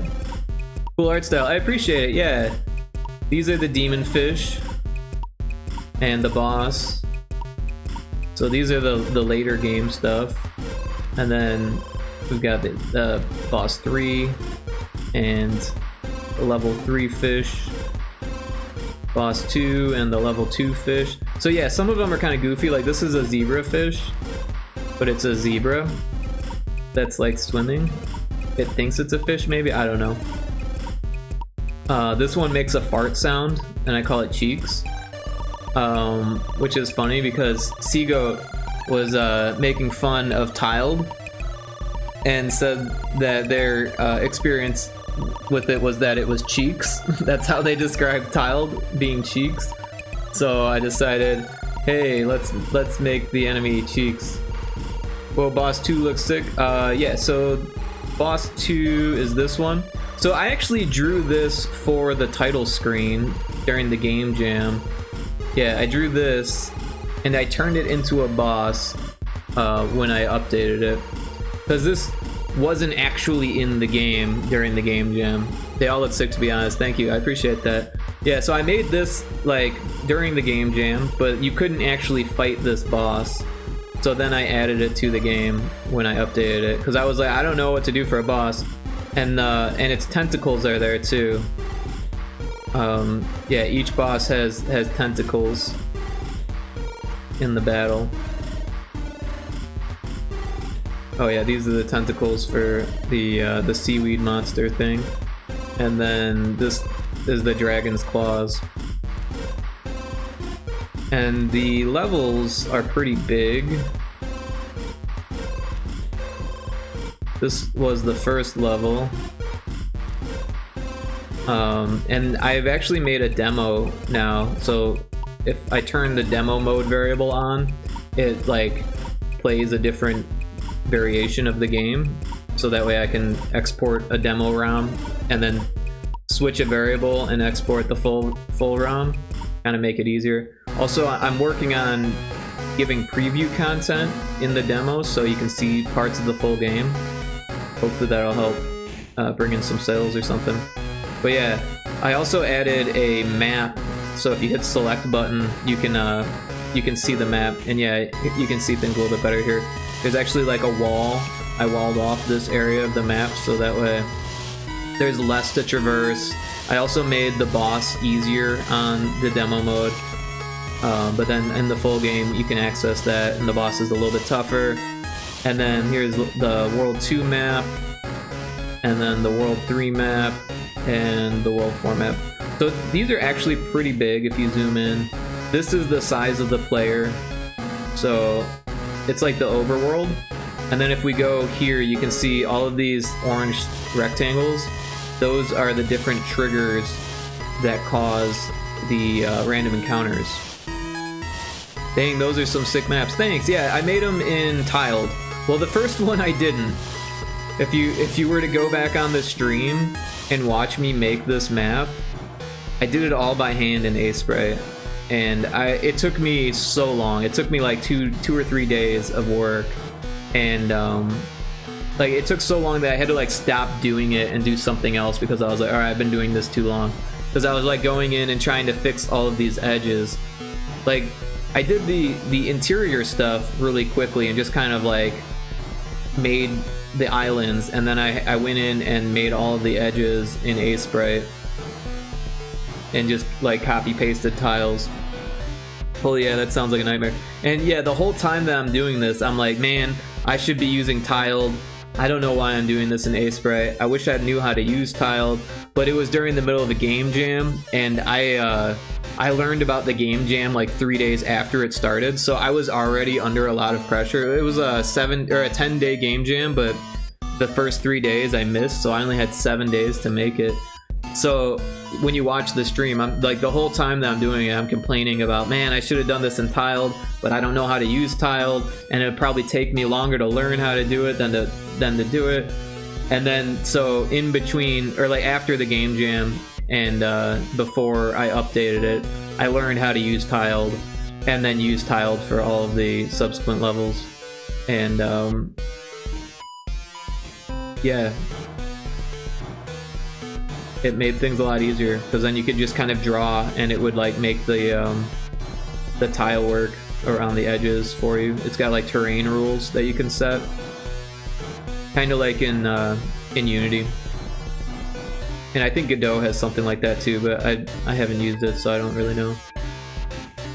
But yeah, the water's animated, and then these things are like locations, and those give you like an extra level, and then after you find all the locations, it unlocks the boss, which is like a whirlpool if you don't have it unlocked. So you can go there and see where the boss is gonna be, but it says like maybe come back later, and there's just like an animated whirlpool. But yeah, it's been a challenge. I learned about whatchamacallit, I always forget the term.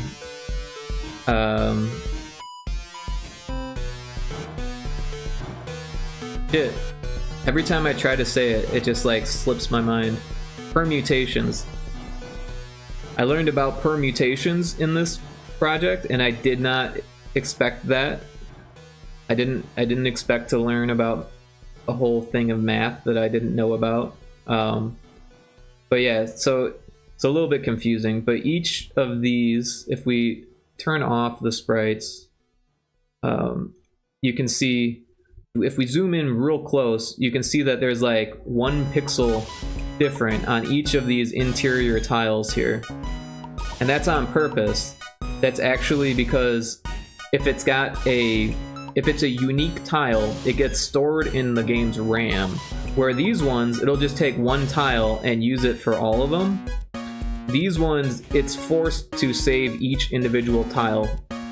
And I do that on purpose because I take it and I swap it out with these ones, right? So that way, each fight scene can have all these different varieties of fish. You can have 1 through 4 fish, and each fight scene can have 4 different types of fish.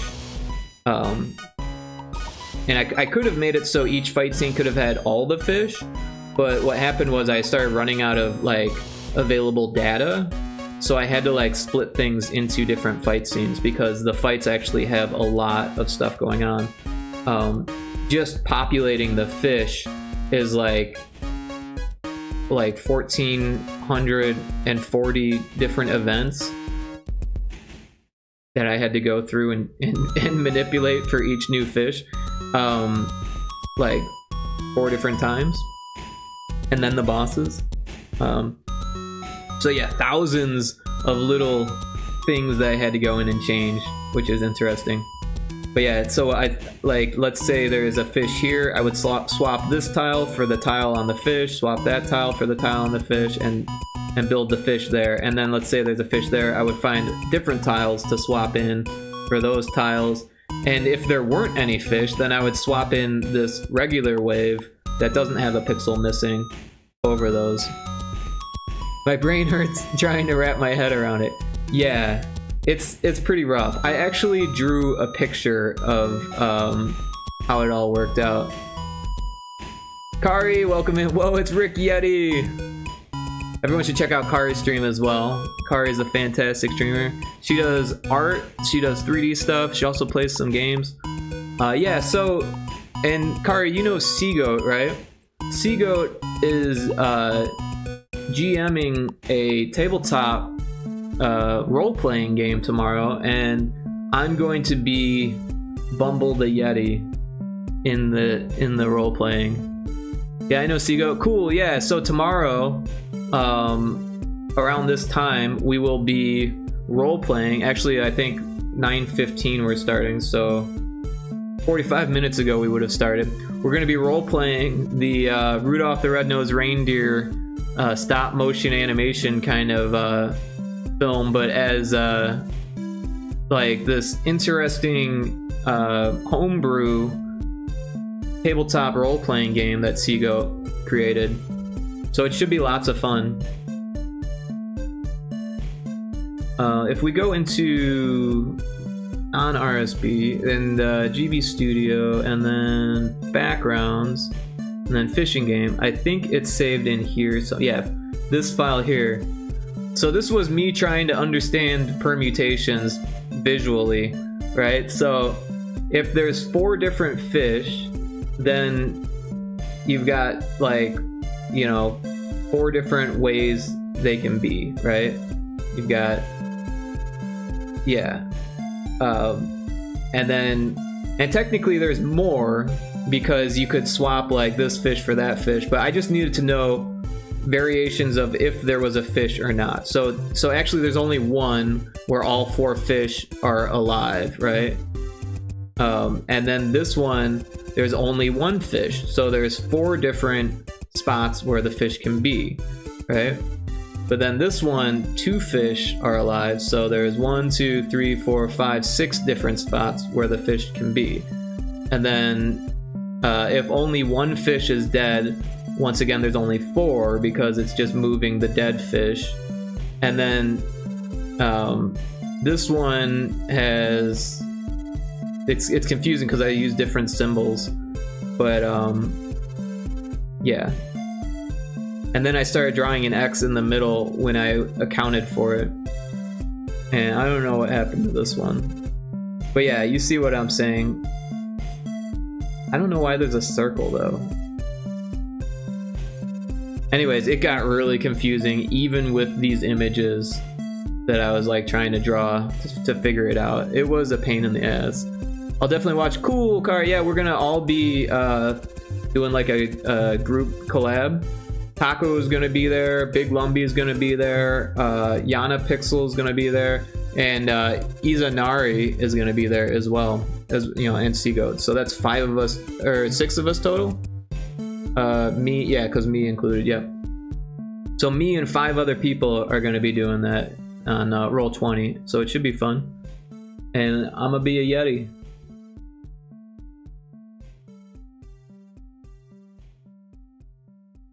Yeah, I'm gonna be a tree. Yeah, Iza's gonna be a tree.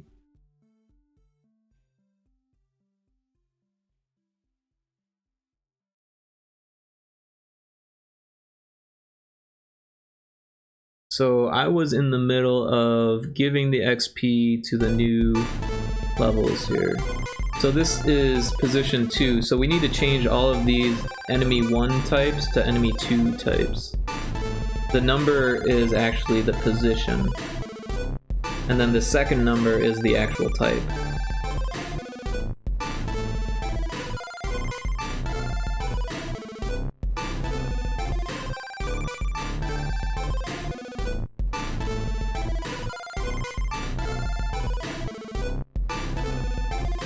I'm gonna snooze the ads some more here.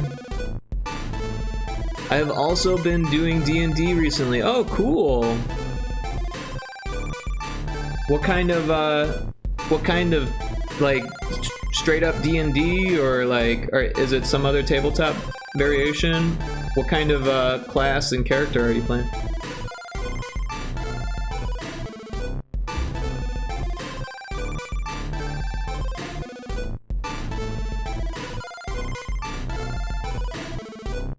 I've been playing with a group on Sundays, and I'm playing a grung, which is like a frog person, and I'm a monk slash cleric.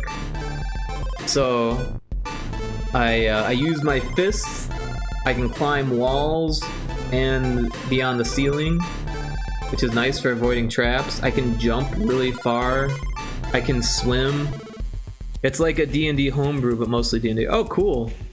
Yeah, ours has a little bit of homebrew in it in the characters and the way that the experience is given and stuff like that, but mostly it's D&D. We're using Beyond D&D, which is like a virtual tabletop. You're playing a slime elf warlock. Oh, cool. That sounds interesting. Yeah, I thought about being a warlock, but I kind of like the idea of being something that's very different than what I am. So I figured a cleric who is like religious would be interesting, because I'm just like not religious. I'm closer to a warlock than a cleric for sure. Not that I worship demons or anything like that, but I'm definitely more interested in the occult than typical theology. I do actually find typical theology interesting though, just not in like a religious way. Like, I like learning about religion, but I see it as mythology. So, oh, that's not how you spell enemy. Enemy too tight. Nobody knows I'm a slime because I'm wearing a full set of armor. Yeah, that's pretty awesome.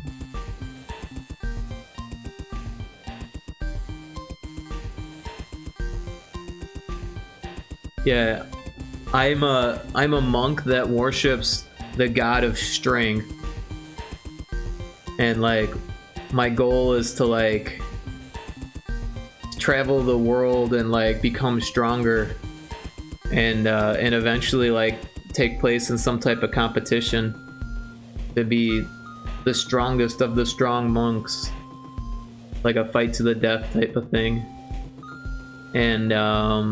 And I have a drum, and I chant like a Mongolian throat singer.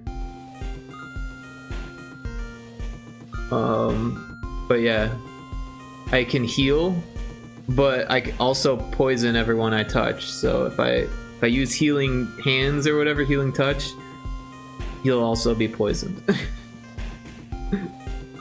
Which is kind of funny. But the DM was like, well, we'll give you wraps that, or gloves that you can wear, and you can heal through the gloves, but you don't poison. So I was like, okay, whatever. Also, I can create water, which helps me because I'm like a frog, and I need to like stay moist. But again, the DM was like, I'm not really too concerned about keeping you moist every 24 hours or whatever. So that's cool too. That's pretty cool. Yeah, I've been having fun with it. These ones need to be changed also. Oh, did I not change those on the last one? I don't think I... Oh wait, I don't think I needed to. Okay. Yeah, because this is enemy 1. So all of these need to be changed as well.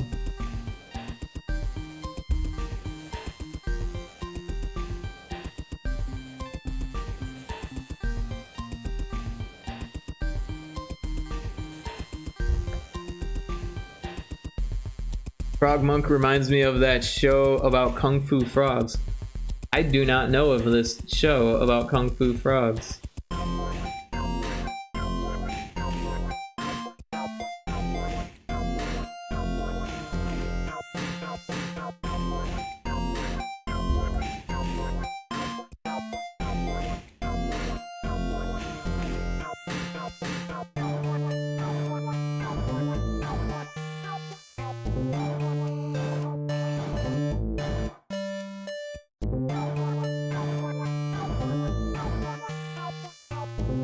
But a slime is pretty cool too, especially like a slime elf, right?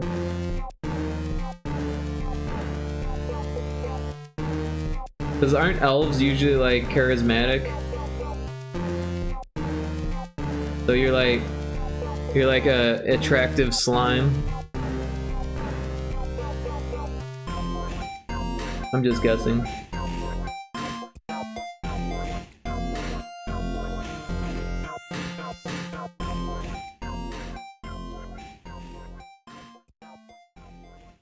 But yeah, I'm excited to see what the what Seagoat's homebrew is like. It's using this really interesting system where we're gonna use like letter tiles from like Scrabble basically, and spell out our spells. It's called Kulipari, an Army of Frogs, and it was kind of cool. Yeah, it sounds fun. I'm super interested to see how it turns out. But yeah, Kulipari, I'm gonna look this up because that's interesting.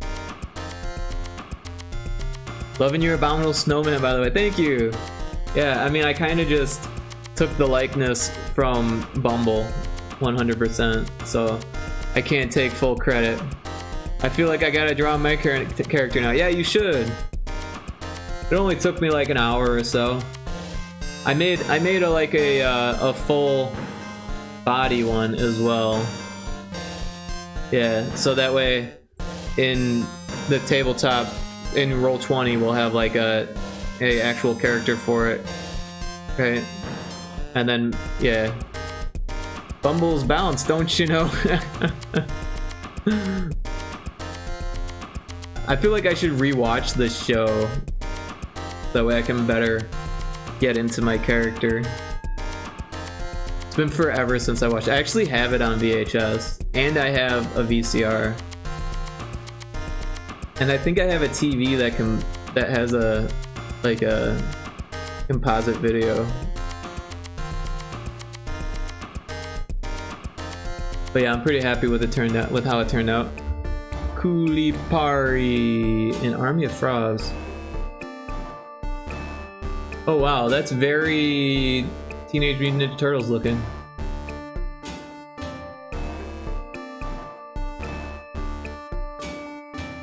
Look at these guys. Oh, they're not very big. But yeah, kind of looks like my frog.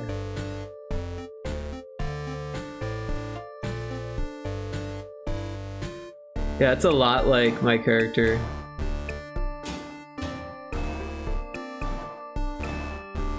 I didn't like draw it or anything. I just found pictures of grungs online.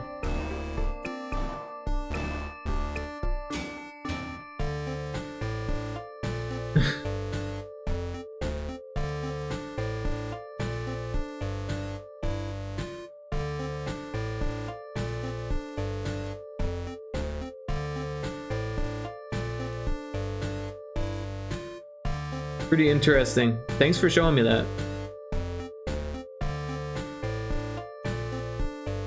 Did we do this whole one? Yeah, okay. All of those are done.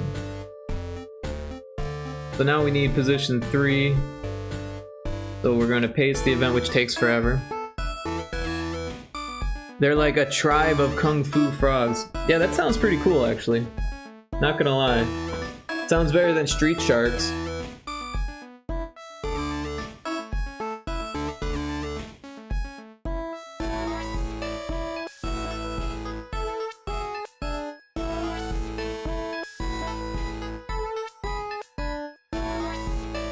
It's like there's an ad starting in about 3 minutes. I used up all my snoozes. Street Sharks. Do you remember Street Sharks? I remember trying to get into them, but I was like, no, that's not gonna work. I was also trying to get into Biker Mice from Mars, but the same thing. I watched maybe like 3 episodes and I was like, this is kind of boring. Was not that exciting for me. This is still loading. It takes so long to copy and paste a bunch of events like this. street sharks are badass. Haha, yeah, biker mice too. Not bingable. I don't know what you mean, not bingable. What does that mean? I almost watched Street Sharks, but decided to watch Dino Squad. Bingeable, ah, bingeable. I got you, I got you.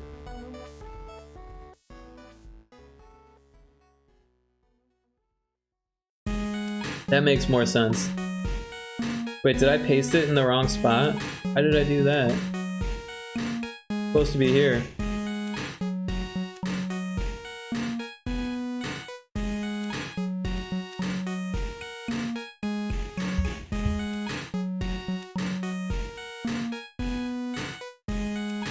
Yeah, I bet those cartoons would be interesting on Friday.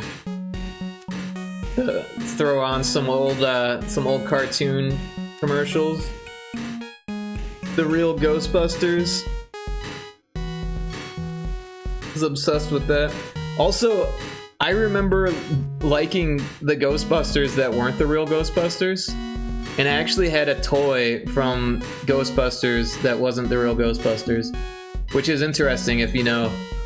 Ghostbusters the film came out, and then Ghostbusters the cartoon came out, and it was completely different IP. But because it wasn't a film, like they got away with it, like using the same name. And then when Ghostbusters the film like got so big, they're like, we need to make a cartoon out of this. Then they made the real Ghostbusters. Yeah, I was confused and made at the first cartoon, but then got into it. Yeah, both of the Ghostbuster cartoons were cool. Oh, Mad, yeah. You're confused and mad, but yeah, oh, gotcha.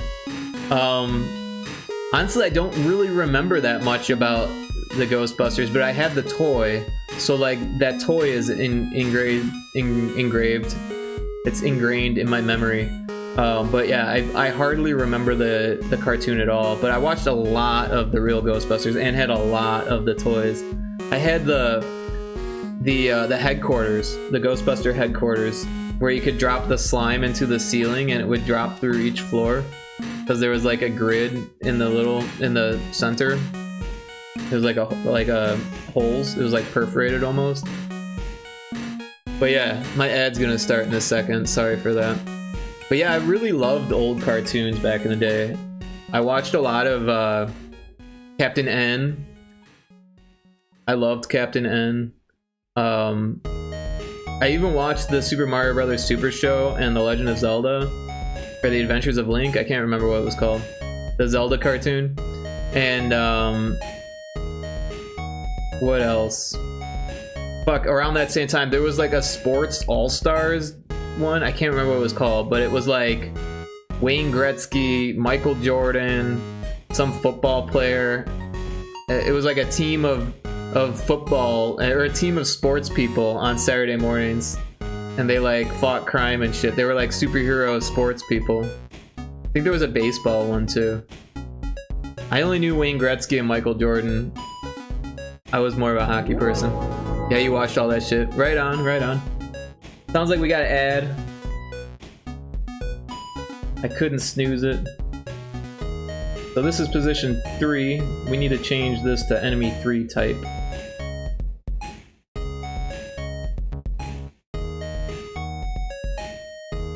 I'll start from the bottom again.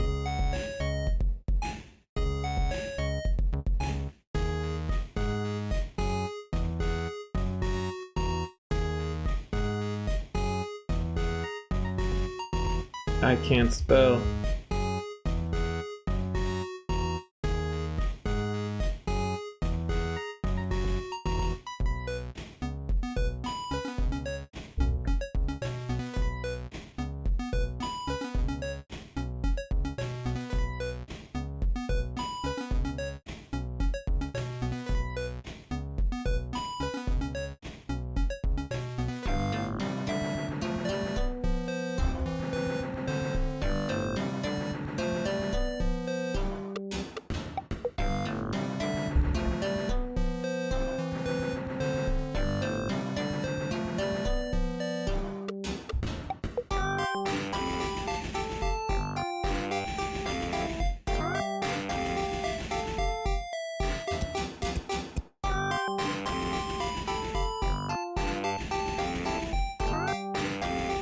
Alright, we got 16 through 23 for position 3, and now we need 24 through 31 on position 3.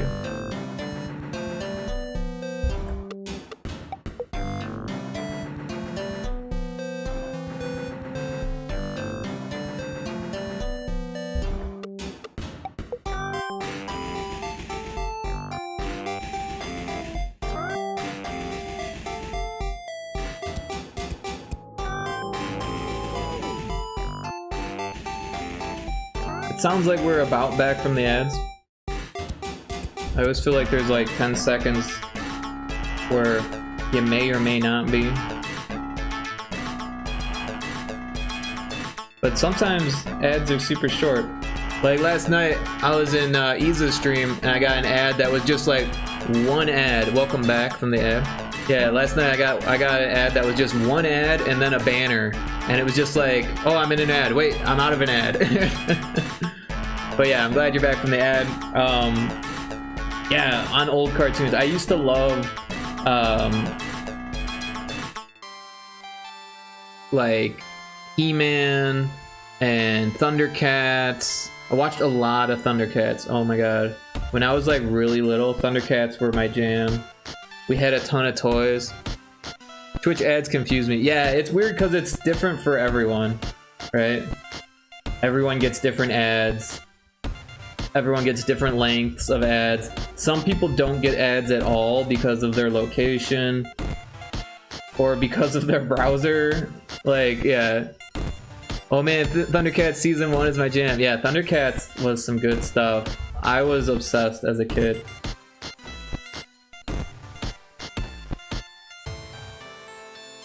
Yeah, honestly, I was thinking about taking all of the toys from my mom's crawl space, because they're probably just gonna get thrown away. But it's not like they're in good condition. It's not like they're in their boxes or anything like that. I'm sure someone would buy them, but do I really want to sit there and like eBay a bunch of toys and have to worry about shipping them and all that stuff? Like, and then I'd have to drive them across the country also, which is like a kind of a big deal.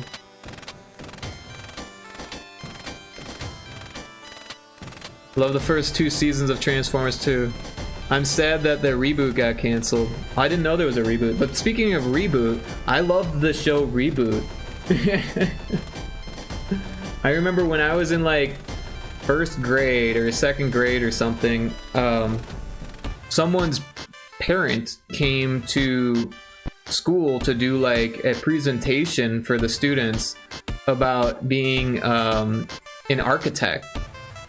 And they did a lot of their stuff in like early computer modeling software, and so they actually like showed some pictures of what it the kind of stuff that they did was, and they said that it was like Reboot. If you've seen the cartoon Reboot, it's the same type of you know, software that they made Reboot with is what we're making our architectural drawings with. And I was just blown away as a kid. I was like, I want to be an architect so I can make shit like Reboot. Which is funny because I ended up going to school for 3D modeling and animation. But by the time I went to school, if you made something that looked like Reboot, you get laughed out of class. So that's a thing. Oh no, what a transition. Yeah, I got into Transformers, but not as much. Like, I had Transformers and I played with Transformers and I loved the toys, but the cartoons I didn't get into as much. And then I remember I tried watching Beast Wars a bit when I was in like 3rd or 4th grade. Again, I couldn't get really into it. I'd watch it if it was on. Mostly I just like the 3D modeling. Yeah, I don't know. By that age, I was kind of like, I don't know, I was really into Disney, but like I didn't really like the cheaper animations at that point. Like I started to tell the difference between what was like high quality and low quality animations. And like I remember like I really liked the Aladdin movie when I was young. And then I remember when Aladdin the cartoon came out, it was just like not as good. Like the quality wasn't as good, the writing wasn't as good. If there was any music, it wasn't as good. It was just like lower tier. And yeah, Apparently there was a reboot of Reboot in 2018 and it was live action. Oh, that's terrible. Why would you make a live action reboot of Reboot? I mean, the story wasn't great. The sequels were direct-to-video slap too. So I actually liked the Aladdin sequels. I mean, they were sloppy for sure, but they were on a better level than Will Smith played the genie. I didn't know that. It was a Netflix show. That makes sense. That was a Netflix show. I'm surprised that I didn't see it. Like, I'm surprised it wasn't in my feed or whatever on Netflix. 'Cause I check out Netflix at least once a week usually. I mean, I pay for it. I might as well take a look at it. I need to stop paying for it though, because it keeps going up in price and I watch it less and less, and the content seems to be getting worse and worse. Enemy 3 type. But yeah, I liked the first and the second and third Aladdin, but I was pretty young still. I think I was in like maybe 4th grade by the time the third one came out. Also, I really liked the Super Nintendo game, which a lot of people hated, but I liked it for Aladdin. It was like one of those games that I could beat in like an evening. I probably could have speed ran it.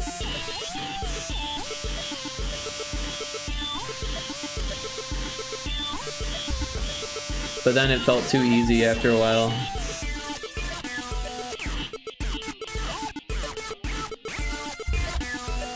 But yeah, the second one, Return of Jafar, it had like some cool songs and stuff, I thought. Taco Crepe, welcome in. Thanks for checking in. Hope you're doing well. You excited for tomorrow? Yo, nice portrait. Yeah, I am Bumble. Got ready for tomorrow. Also, I made a full body version for Roll20. Can't wait. Yeah, I can't wait either. I'm excited.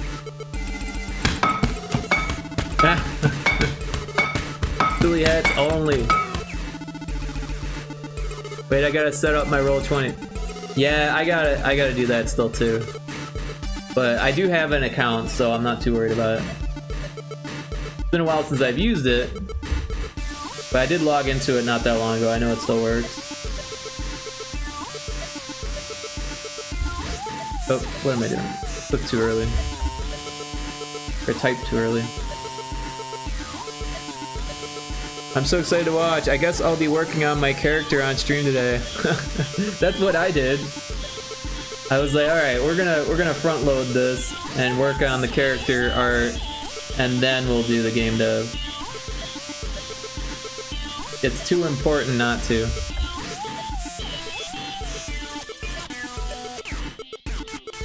Alright, so that does it for enemy position 3. Now we need enemy position 4, and then we'll be done with the experience. I have when you're awake. But in the meantime, rest well. Dream of large women. Dream of large women. Wow.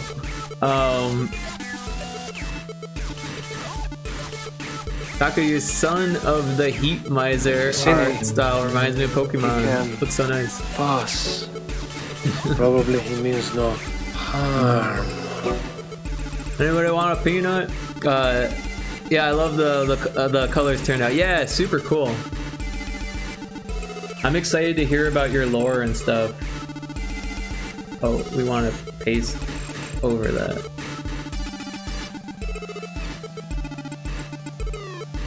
Did you hear about the poor director of Princess Bride? Yeah. R.I.P. Absolutely. I love the Yeti wearing a hat. That's awesome. The hair sticks out a little bit, but that's okay. Yeah, that's so sad. So sad. I mean, like I said yesterday, like, I can't imagine how much, like... Inconceivable! Inconceivable! Inconceivable is right.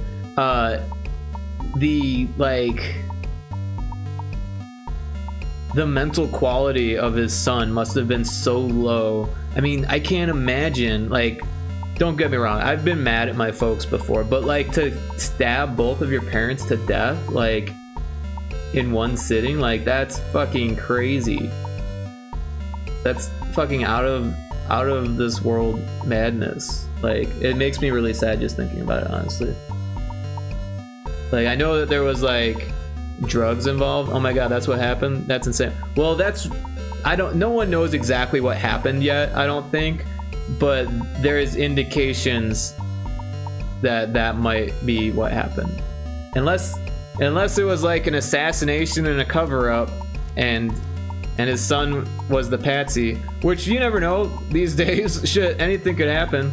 But apparently, there was like a party that they were at. I think it was like Conan O'Brien party or Tonight Show party or some type of party where a bunch of famous people were there, and Rob Reiner, his wife, and his son were there, and they got into a big argument, like, publicly.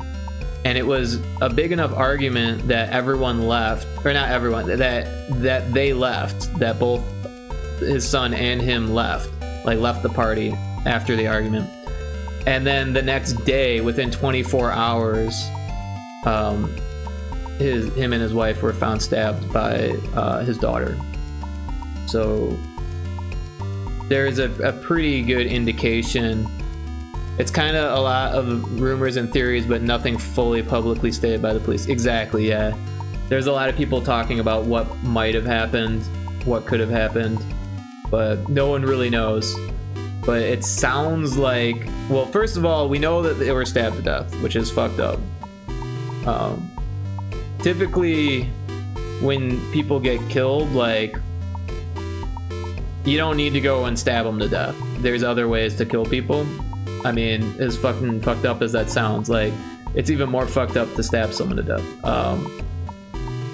It kind of takes a lot to stab someone to death, even if you get them in like the right spots. Like, it's like, yeah, it shows if you can stab someone to death, you're either really mad, or you're just fucking mentally insane, or probably both, right? I don't know.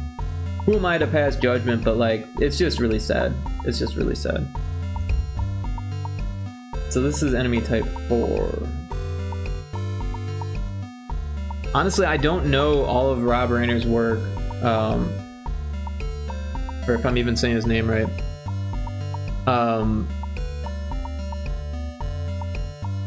And honestly, it was like just a few weeks ago that I was like, I need to figure out who wrote Princess Bride, and I looked it up on Wikipedia, and it was like Rob Reiner, whatever, however you pronounce his name, and I was like, I don't know who that is. And then I like looked further on his Wikipedia, and I was like, oh, he made Stand By Me, and like, you know, all these other films, and I don't know all of them. Like, I don't know them all. So like, I need to like take a look at what else he made, because I really like. Well, first of all, I really liked Stand By Me when I was a kid, and I really like Princess Bride, and I always have loved Princess Bride. That's always been one of my favorites. We had it on a Betamax cassette. It was recorded from TV, so there was like these commercials, and like I watched it so much that I kind of remember the commercials. Like there was an Alka-Seltzer commercial.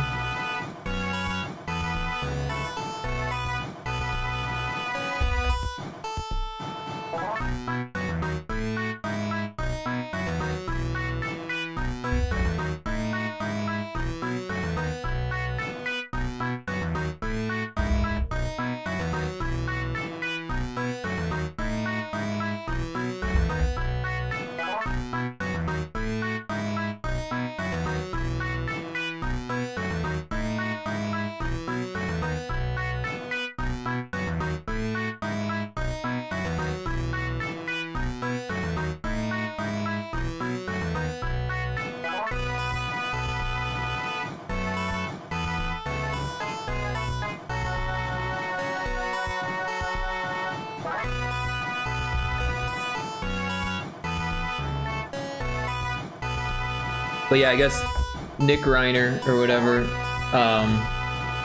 had been struggling with a drug addiction since he was like really young, since he was like 14 or something like that. And then also, he'd been struggling with homelessness for a long time, like on and off homeless, which, I don't know, both of those things can do a number on your mentality, obviously. And then to like have a parent that could like afford to help you, but you like feel like you need to deny that help to go and be homeless and a drug addict. Like, I mean, addiction is like really strong, obviously, right? And mental health, like I said, like can cause you to do some really fucked up shit. But it sounds like he had a lot of issues.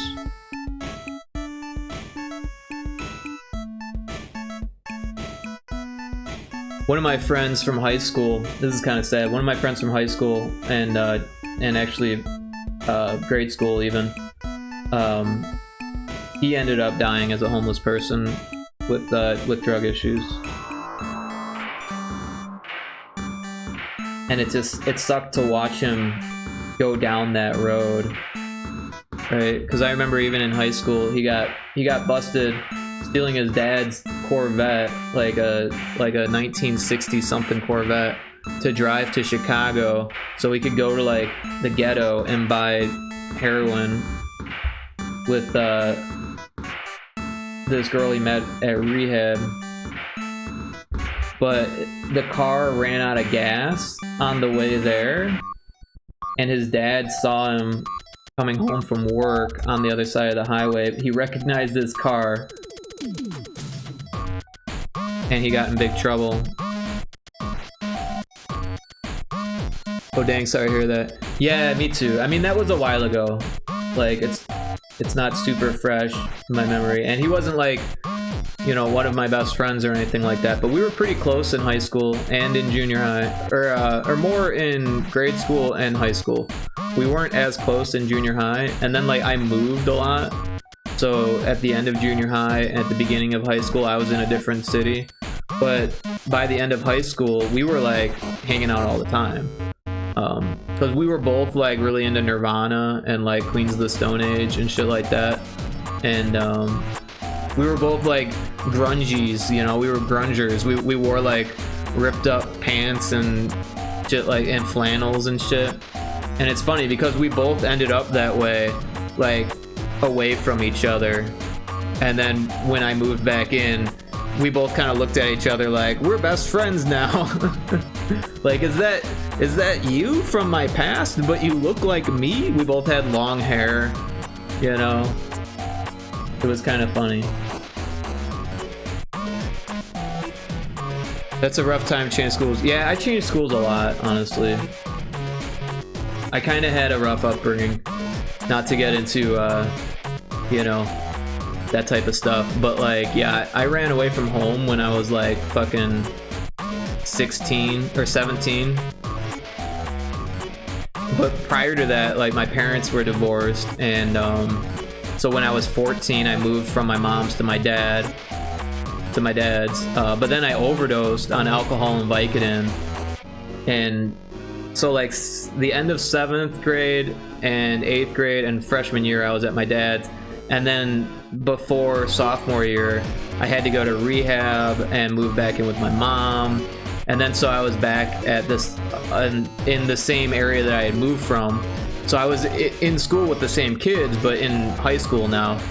And then I ran away from there when I was 17, and my mom just kind of let me leave because I was like about to turn 18 anyways. And so it's like the end of junior year and senior year, I was back not in the exact city that I was living in where my dad was because he moved, but I was like 15 minutes away from there. So I was hanging out with my old friends again. So yeah, I moved around a lot. And then I moved for college. And then it was expensive to live in the city because I was living in Chicago for a bit, for like a year. So then I moved back out to the country, took the train to the city every day for 3 years. That was pretty intense. And then oh, this is done. Nice. And then after a while, I got sick of living out in the country kind of all by myself after like 10 years or something like that. And then I moved to Bloomington, which is like a college town way south of Chicago, like maybe 2 hours from Chicago. And then I lived there for about a year, and then I moved to Yellowstone National Park and worked there for just a few months. And then I moved back to the country, and then there was no heat because I moved away and the pipes broke, and the heat was really expensive, and like since the pipes were broken, they had no reason to heat the house, so I would have had to pay for it, and I didn't have enough money, so I was living there during the summer and then living in Naperville with my mom during the winter. And I did that for a couple years. And then I saved up my money and moved out to Phoenix, Arizona. Lived out there for 6 years. Oh, we should rename this. Before. But yeah, then my mom was diagnosed with cancer, so I moved in with her, spent some time with her before she passed. And now I'm in Oklahoma. Story of my life there. the TDLR version. Yeah, no, I'm used to moving around a lot. I like going to new places where no one knows me and just kind of like, not so much reinvent myself, but just like start over, like make new friends. And I guess there is a little bit of reinvention, but like not a whole lot. Not a whole lot's necessary anymore. I think the first time that I moved, I completely reinvented myself, like back when I was like 14. Because like when I was a kid, I was super quiet. I went to school with my brother. Damn, sorry to hear that, man. It's okay, you know, it's not that bad. I like my life. I'm pretty happy. You know, I used to struggle with depression and stuff like that. I've been through a lot. A lot of people around me have died. And yeah, it's rough, you know. I'm still in a way I'm still grieving over the loss of my mom, because that was like in March, so it wasn't that long ago. But in a way also I've been grieving for years, because I knew this was going to happen. She had, you know, multiple tumors in her brain, and I got to spend that time with her knowing that, you know, this was going to be the last time I spent with her. So I was able to make the most of it, and I was in a position where I could like kind of just pack up and move, and I could work from home still, and I could lessen my load as much as needed, and I honestly, I made the most of it, and I'm really grateful that I had that opportunity to do that. My mom and I never really had the best relationship growing up, you know, having needed to run away from home, and all of that stuff with the divorce, and you know, everything else that comes with all of that, like rehab, and you know. So I'm glad that I was able to, you know, bury the hatchet and kind of put all that behind me and spend some quality time with her. But yeah, I appreciate it, honestly. It's never easy to lose a loved one.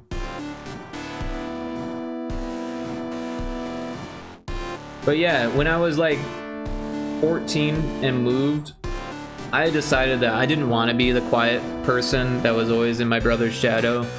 I focused on what I did that my brother didn't do for the most part. I still played street hockey with my brother, and he was still better at me than sports and all that. But I was really interested in music and art, and my brother was not at all. So I focused on those things, joined bands, played instruments, you know, listened to a lot of music,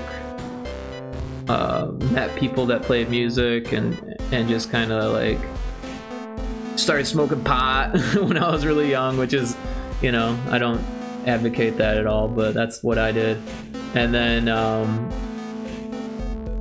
yeah, started you know, hanging out with kids, you know, from the wrong side of the tracks, so to speak.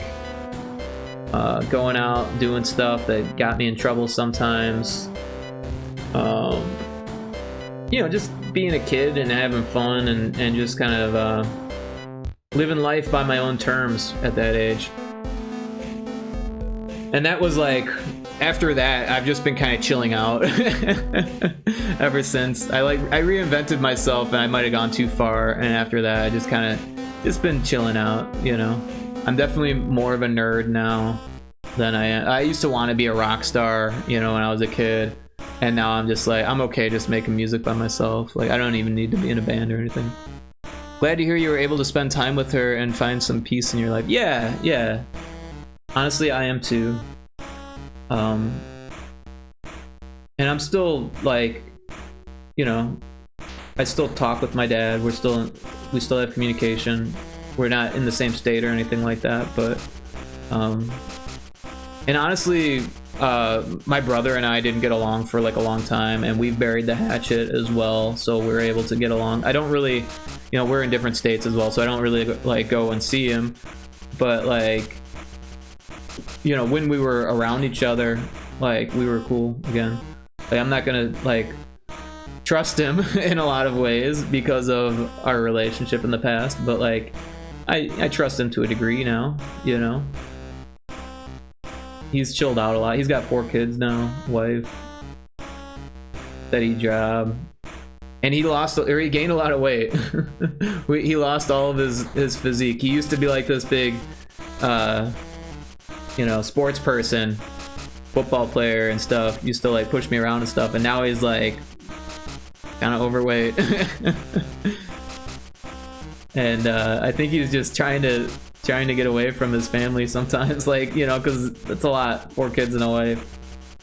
So this is looking better. I think the experience works now. Let's mark that down.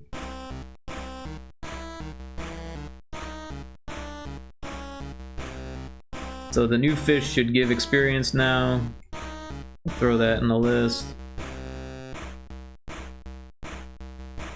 So this is probably still an issue.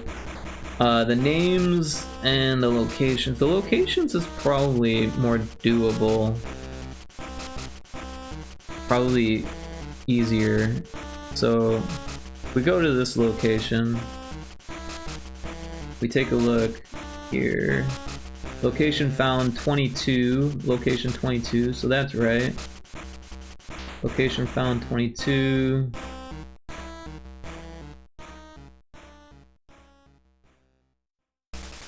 Alright, so so this is when you find all the locations.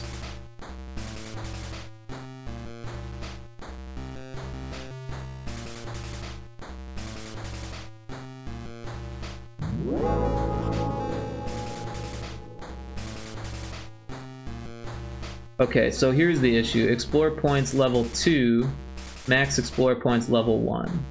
So we're gonna leave the max explore points. Alright, Rick, gotta go, but thanks for sharing your experience. Sorry, there's an ad, so I'm not sure if you're stuck in it.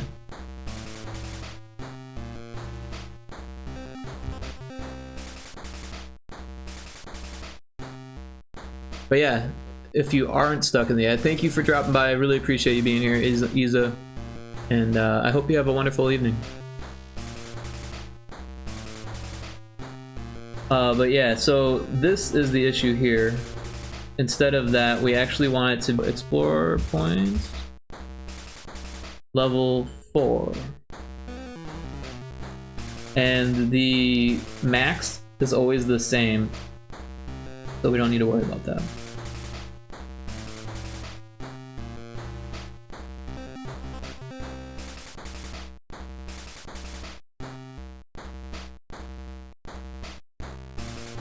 Of course, have a great rest of your stream. Thank you, Isa, I appreciate that. And I hope you have a great stream also. I'll throw you a lurk when I see that you're online.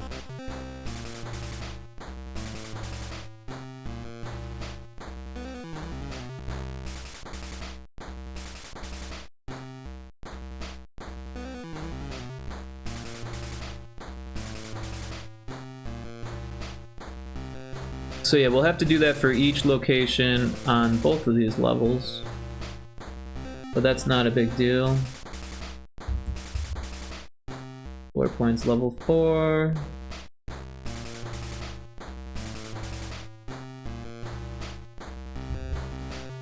Points level 4.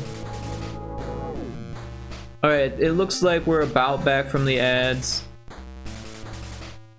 So yeah, Isa, if you didn't hear me, I was saying thank you so much for dropping in, and I will definitely give you a lurk when I see that you're on.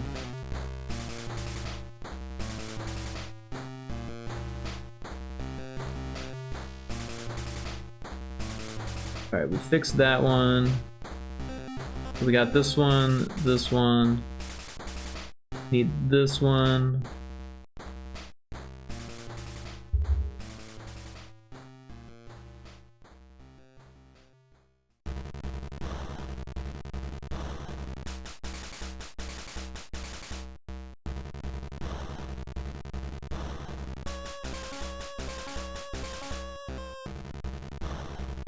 Level 4.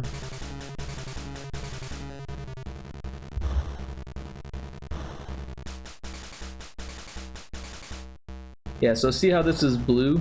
That means it's not updating, which is what we want. We want all of the prefabs to be different in this one.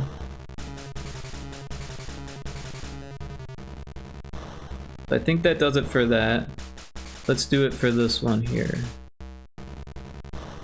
So yeah, same thing. Explore level 3.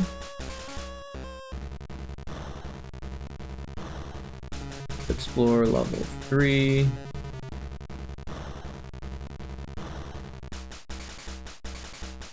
Explore level 3. Explore level 3. Explore level 3. And this one. Oh, spelled that wrong.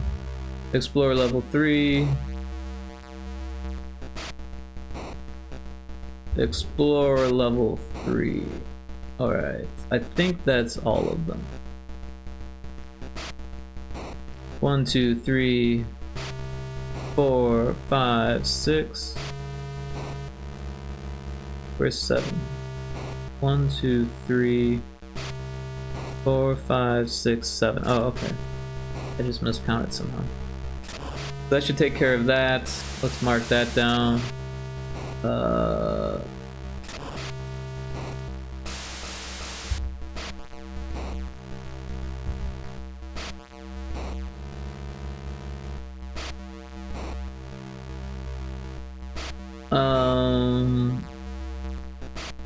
The names. Let's take a look at that.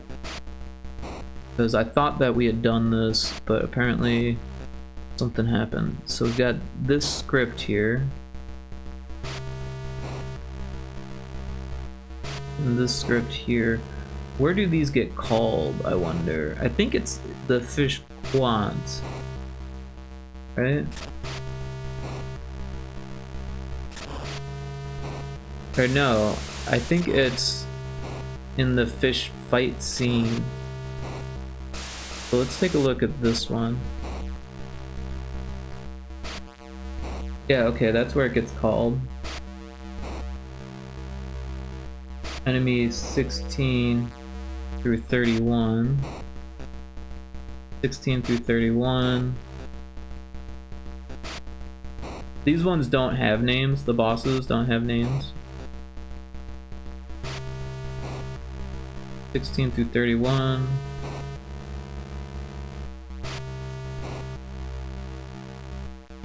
Wait, why does this one not have it? Oh, it does. Okay, it's right there. Alright, but for some reason it wasn't working right, so let's take another look at it. Maybe we never finished it. Oh, yep, look at that. Finish changing bars here. That makes sense. How far did we get, though?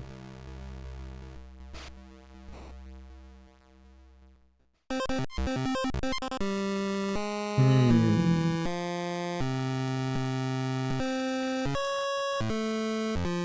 1, Well, they say swap tile 8.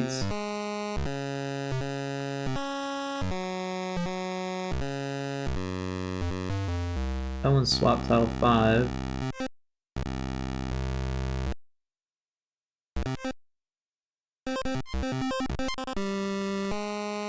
Wait, this one is done. I think I just didn't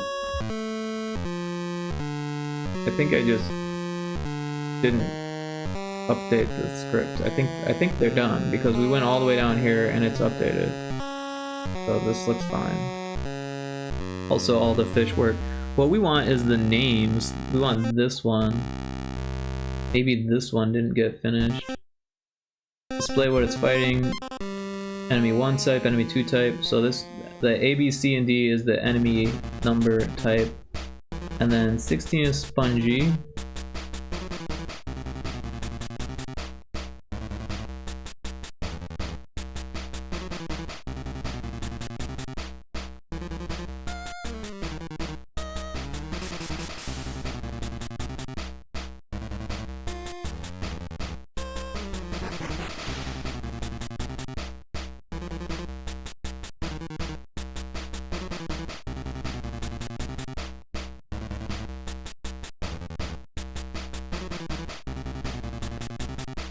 Alright, so Spongy through Krabby.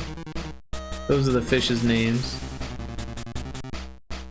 Names for the fishies.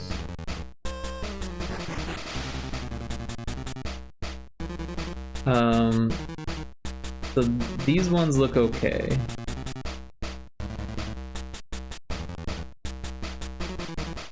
We got Krabby there. Let's see what happens with these ones.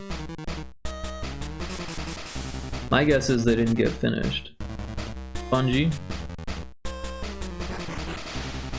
Krabby.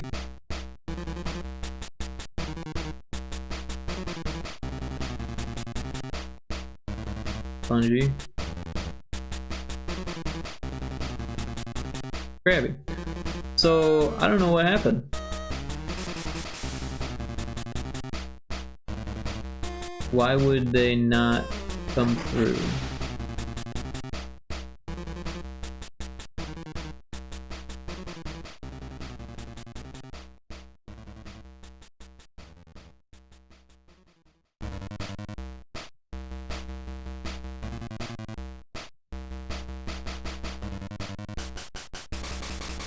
Huh. But yeah, it told me a fish had the wrong name. I don't know why that would happen.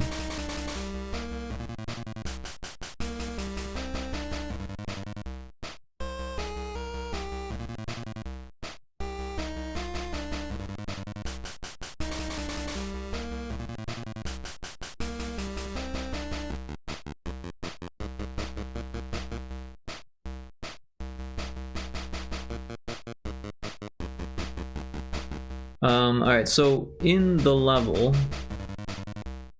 one of these on update changes which fish are showing.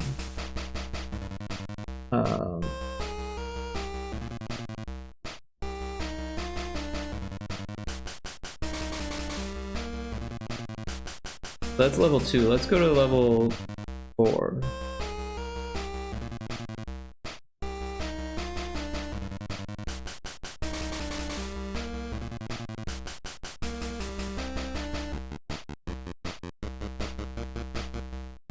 So this is for the fish finder.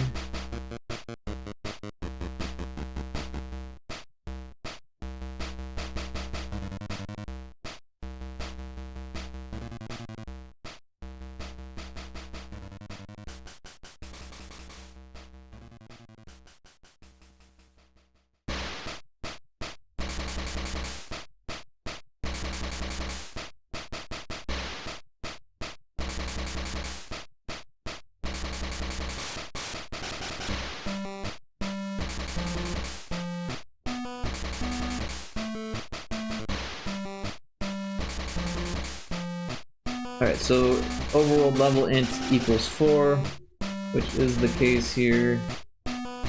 Enemy count is random. Enemy type is random. Enemy 1 type is random. Enemy 2 type is random. Enemy 3 type is random. Enemy 4 type is random.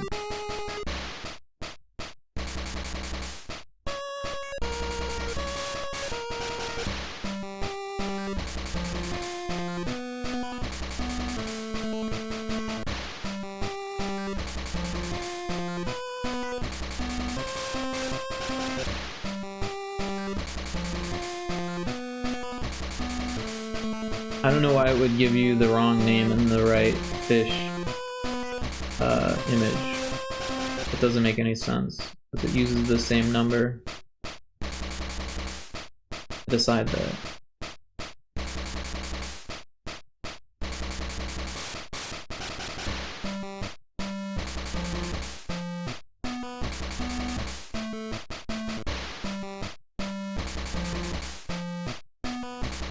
Oh wait, look at this. So it goes into overworld level 0 and 1, but it doesn't do 3 here. And I think it needs to do it in both spots.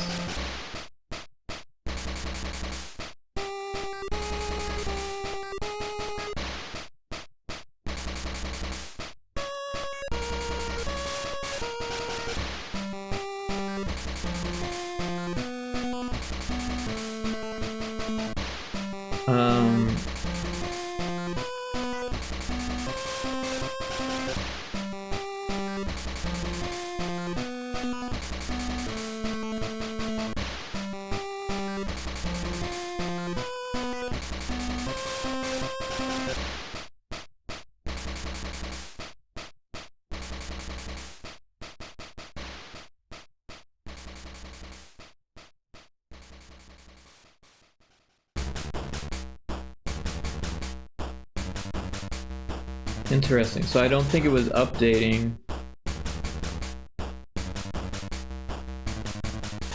some of the time.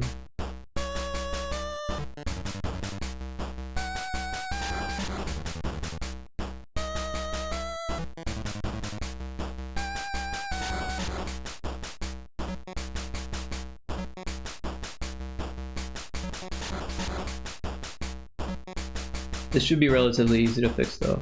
I think we just need to make sure that we put the right we copy the right event from the right zone into the right spot on this one. Right, so fish zone 1, copy, I don't know how I missed this, but it should definitely be there.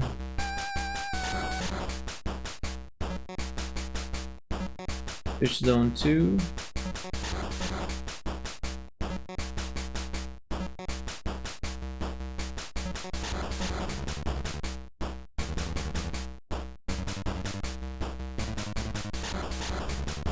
Oh. Fish zone 3. So this is definitely causing an issue, but I don't know if it's the issue that I'm actually trying to fix. So I'm pretty sure this would cause like an issue that wouldn't be apparent unless you like knew it, because basically this is like when you move left and right you get random stuff, and when you move right or up and down you get random stuff, but it wasn't providing random stuff for one or the other.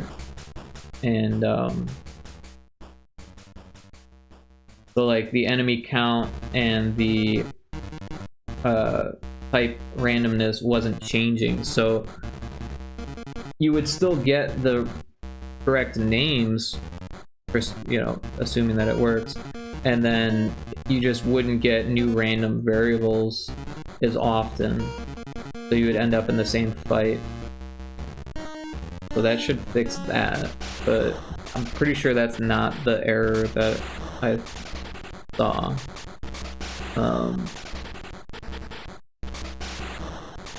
I don't know, let's put a question mark there because I looked at it and I didn't see any issues, but yeah.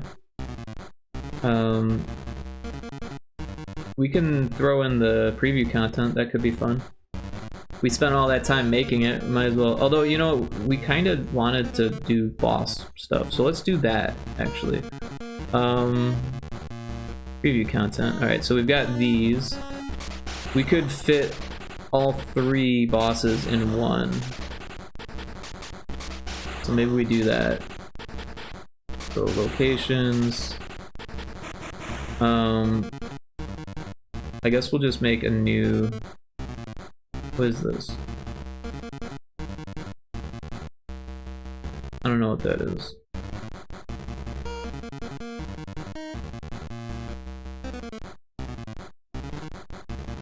Make a new layer and let's throw in some bosses.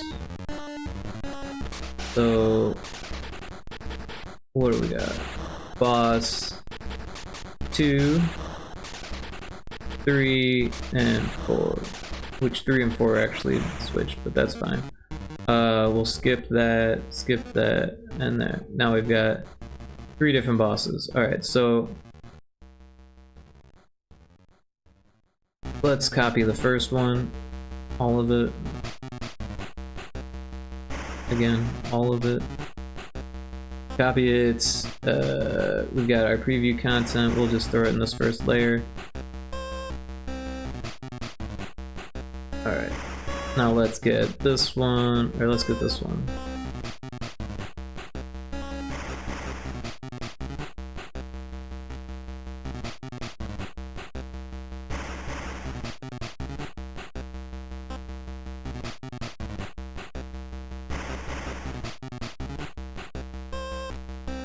And this one.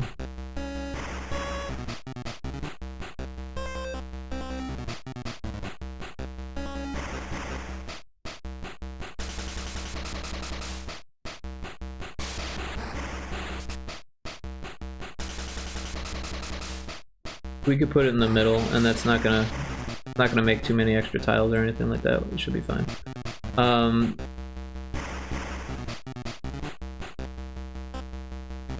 Although this one should be there, right? Where the hell is the middle? Okay, so this isn't actually in the middle. But now it is. Okay. I think this is what we want. I don't know what happened there. Did we just not copy it? I don't know.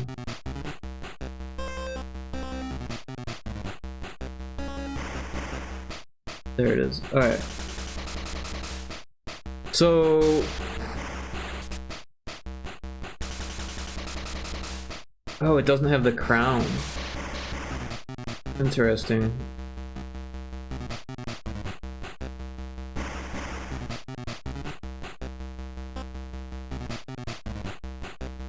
Grab the one with the crown.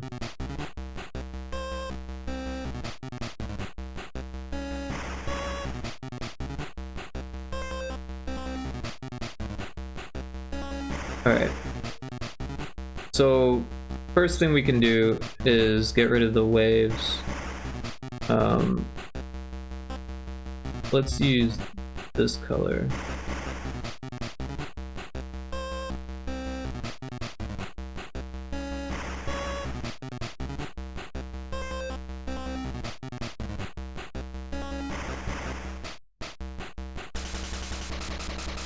And then we're gonna make a silhouette out of it.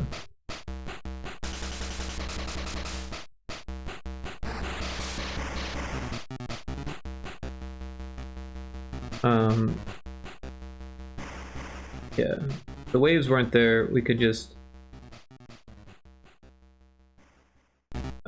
like do a contiguous one, but yeah, it's not that big of a deal. There's not that many pixels here. We'll just click them all. We'll do the clicking.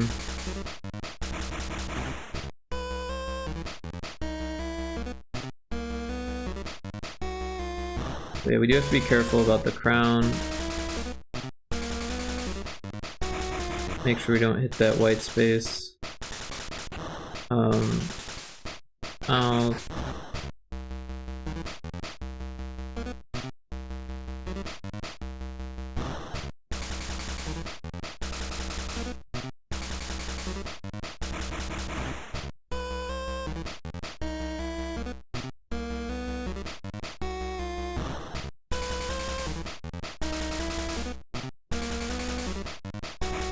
Alright, so then we can kind of fix these edges here.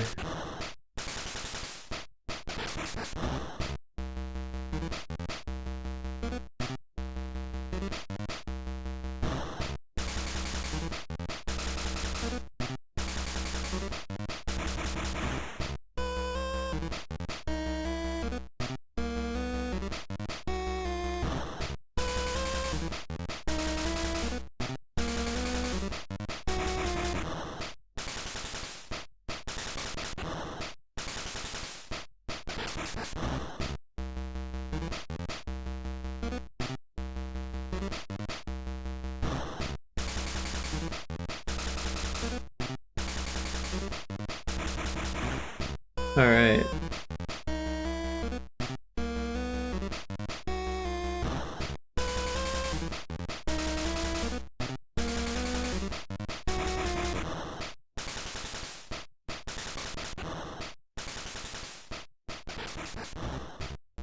So we've got our first boss, Silhouette.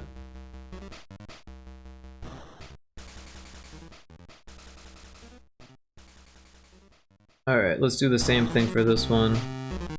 So this one's gonna be a little bit easier because it doesn't have the waves. And I probably should have just done that from the get-go.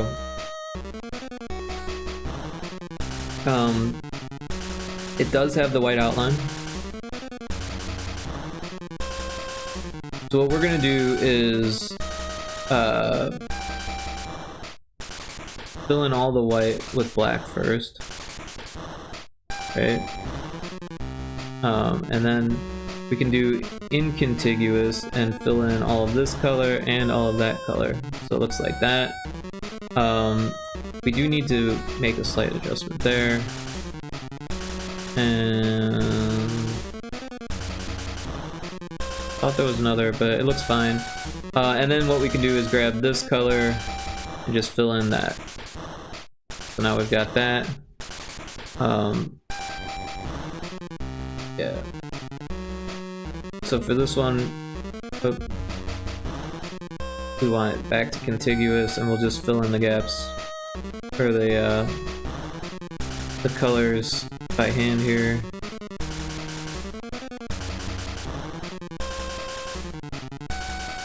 And we can just... Oh, I guess we can't do that.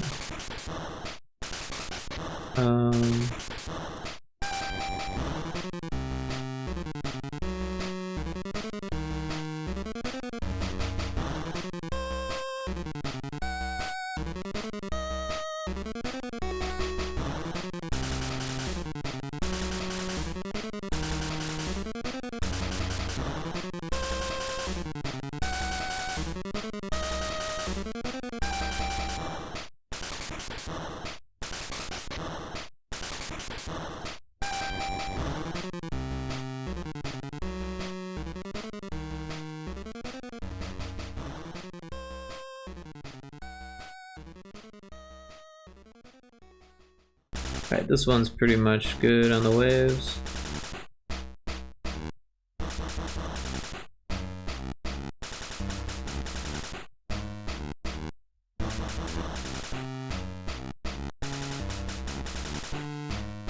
Alright, so now we can do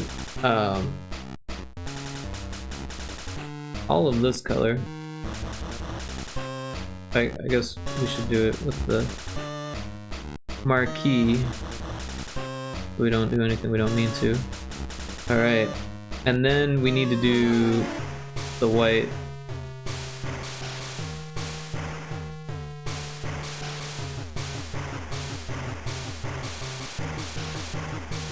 And another thing we could do to speed this up is this, and then use this or that, and then go back to this, and then we just need to fill in these spaces.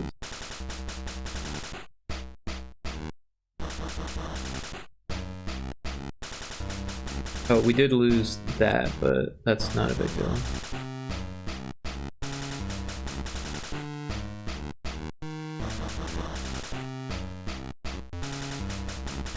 Let's fill that in.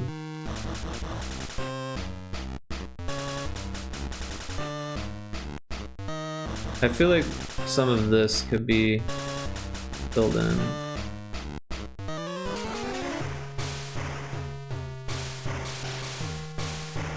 Make it look more mysterious.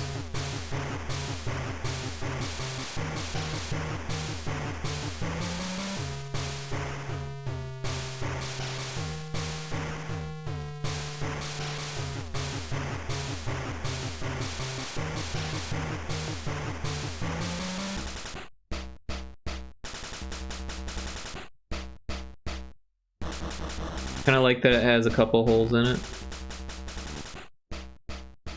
Like I said, it kind of leaves the player to be like, whoa, what's that? Got holes in it. That fish has holes in it. But you still can't tell that it's like fish shaped. Or what it is. So that works.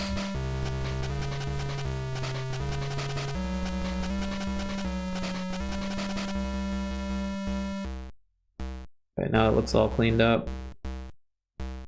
Alright, and then we'll put the question mark in, just like before.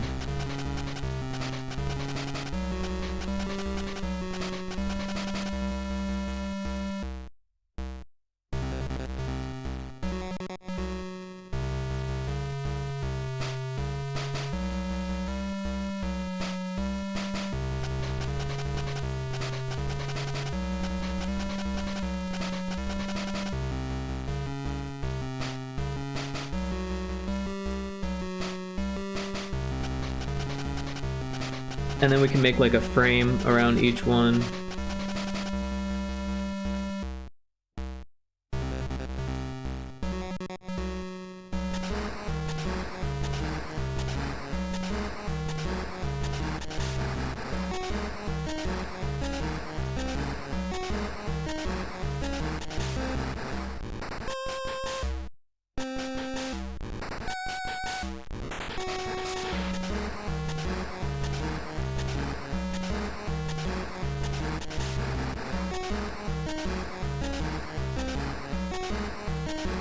It might be kind of cool to use that other texture we made.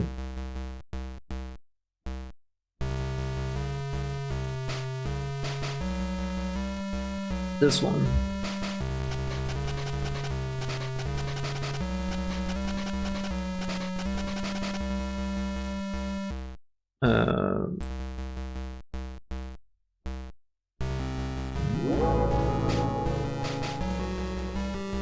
And make a brush out of it,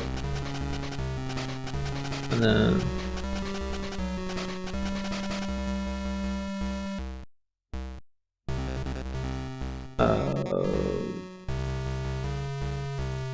wait, where's all the colors? Oh, interesting, it doesn't actually have those colors. So what we'll do is we'll just fill those in.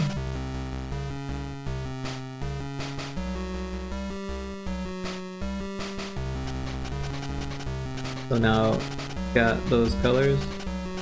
We will make a brush out of it, and then, yeah, like that. I think that looks interesting. We'll delete it, and we'll continue on the frame. So if we work on this square, we can kind of more easily tell what we're dealing with, because yeah, we don't want them to edge up against each other like that. I guess if it does, that doesn't look that bad. Alright, let's try that. So this is our brush. And we'll just do the horizontal ones first.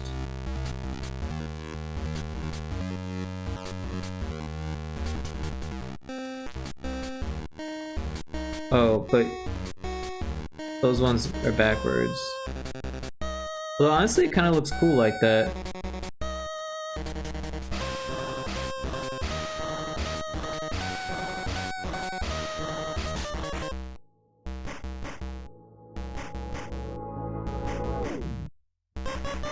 Alright, sounds like we're about back from the ads. And so I guess this will be the dark side.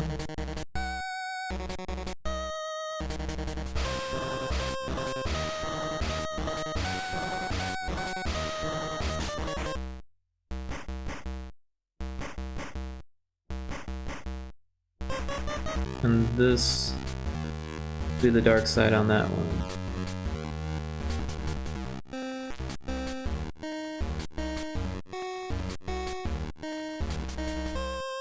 Like that.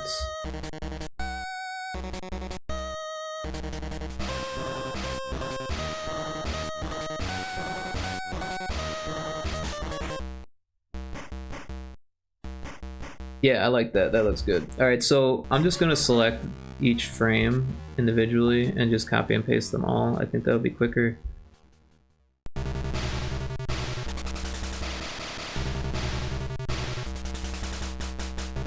Like that.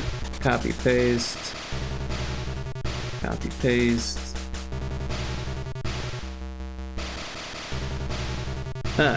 We've got 3 bosses.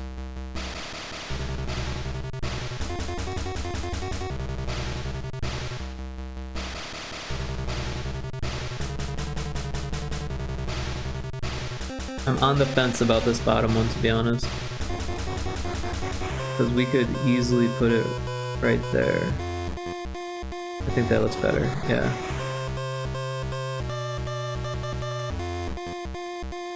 Yup.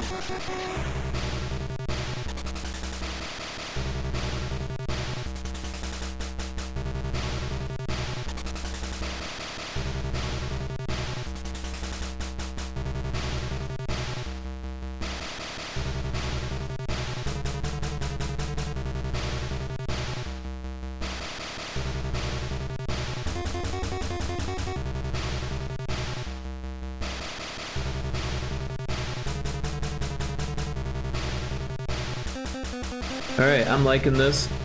Oh, you know, another thing that I've been thinking of that I didn't write down and just kind of popped up in my head was that we need a controls image / menu. So that way someone who's playing on PC can see what buttons do what, right? And I can use the same one from Pyrotoad that I made.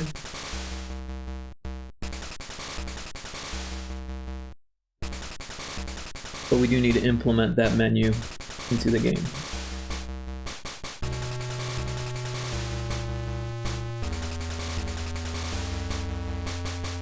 And basically, what I did with Pyrotoad was I made a version that was for PC and a version that was for the ROM, and the ROM doesn't really need those controls because it's basically a key of how to use it on a gamepad or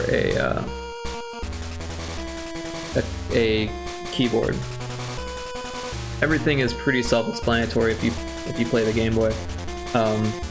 The D-pad moves, the start and select button are your menus basically, or your map menu, and it does tell you that the select button is your map. And then the A and B button are basically just for dialogues, just to get to the next dialogue. Oh, and to interact with the sprites.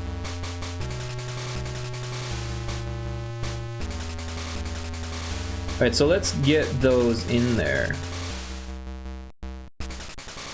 We'll open up the folder and then find our images, A-Sprite, non-RSP, GB Studio, backgrounds. Why is it like this? Make it big. Oh, that's too big. There we go. Fishing game. But we haven't exported the new one yet, so let's do that. File, export, export as.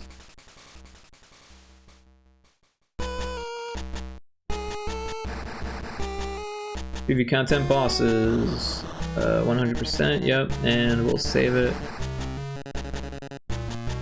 Alright, so now we've got our preview content 1, preview content bosses, preview content enemies 1.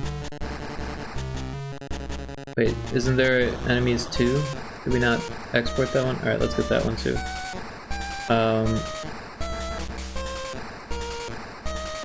Or did we fit them all on one? Okay, we'll call those bosses.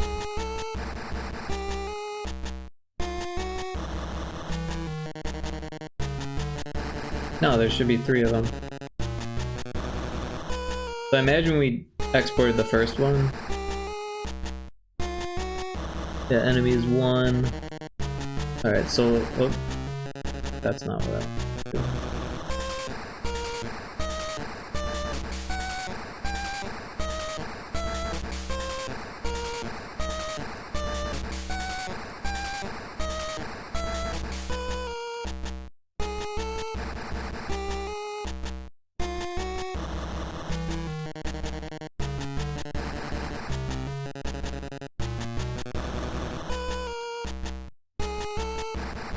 Alright, so now we've got 3 enemy pages. 1, 2, 3 bosses, and only 1 location. We need both locations. Alright, let's get that one too. Alright, so we got this one off, this one on. We have that one. We need this one.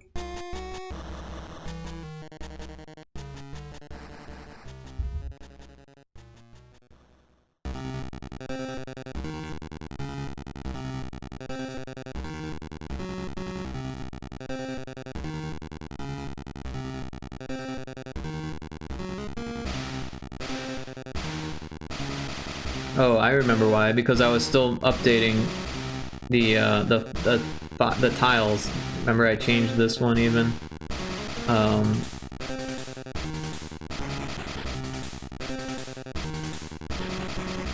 And then I never actually tested all of it. It's okay, we'll update that if we need to, or when we have it. For now, let's just work with what we got. We'll be able to just copy and paste the new art over it once we've got that. We've got 1, 2, 3, 4, 5, 6, 7 different preview images. Keep clicking the wrong thing.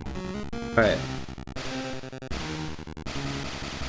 We've got preview contents. We've got our fishing game. We've got assets, backgrounds. We'll paste them all in there.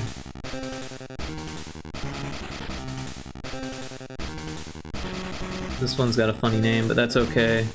They're all called preview content. So let's work on this first one. Preview content 1. Alright, so we've got this, and right now it doesn't do what we want it to do. That's weird that that's even there. Oh no, that's not weird.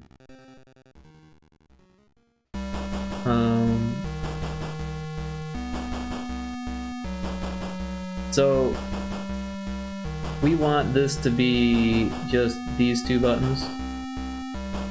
So, but we want this one to be all of them.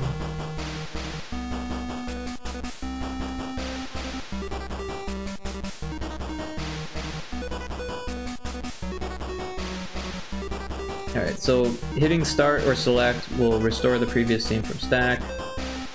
We will copy the event, paste the event. Alright. So now let's remove this and this. Alright, we'll do the dialogue first. Display dialogue. Alright. And it'll say...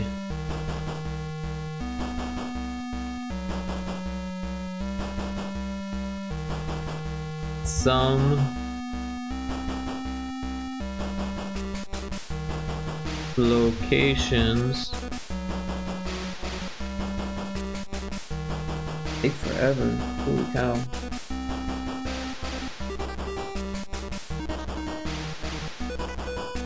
In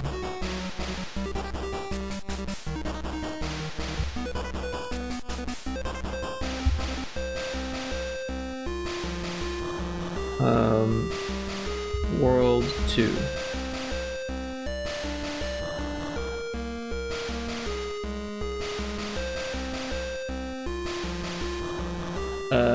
Period.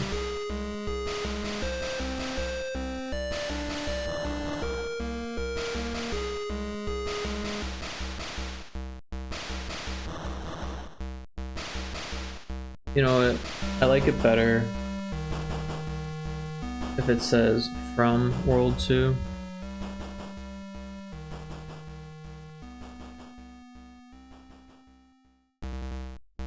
And then layout.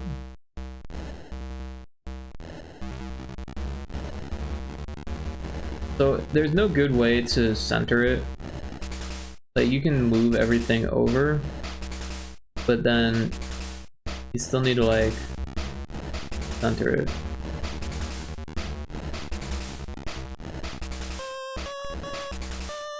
So that looks alright. Alright, so then we want a button script. Attach script to button. This one is going to be the right button. And it's going to change the scene.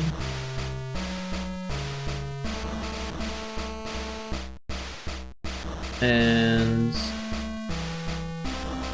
we'll just leave it there for now. And then we'll copy this and paste it. And change it to this button. Alright, so we've got our preview content scene started. We'll go back and change those once we have the scenes that's sending you to. So let's make those. We're going to copy. Did that work? Copy and then paste.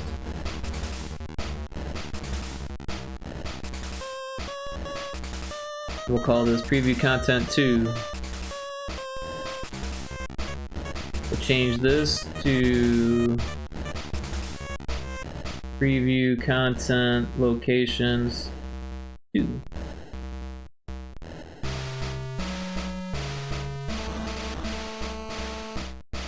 Change the dialogue to World 3. Start and select will do the same thing. Also, let's go back to this one and make the right button go to preview content 2. Perfect. We'll have to go back in and change the left button once we've got them all. And then this one, we want the right button to go to... Oh, we want the left button to go to preview content 1.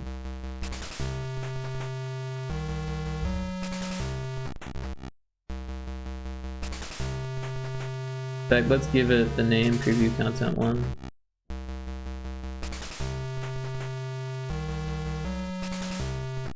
Alright, then this one we can copy and paste.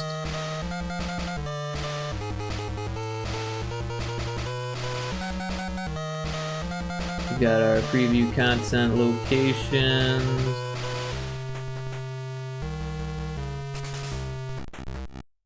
Three.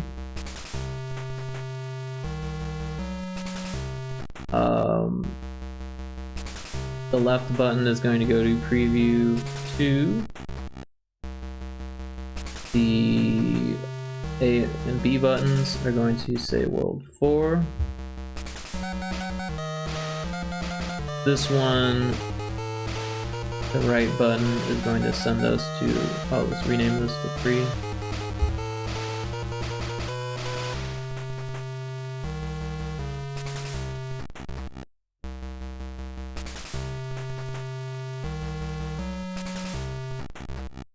So this one's all set. We'll copy this one and paste it here.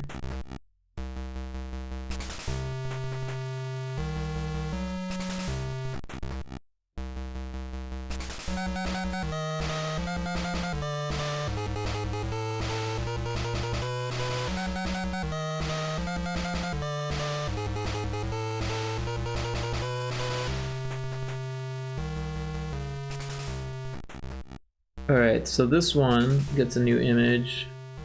Preview content, enemies 1.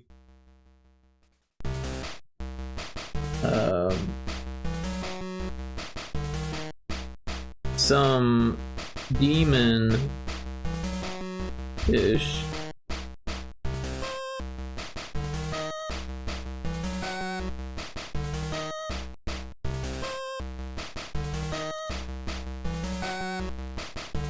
I feel like this F should be capitalized. If every first word's capitalized, maybe the F should be too. Right? Like it's a title. Maybe that doesn't need a period either. That looks better.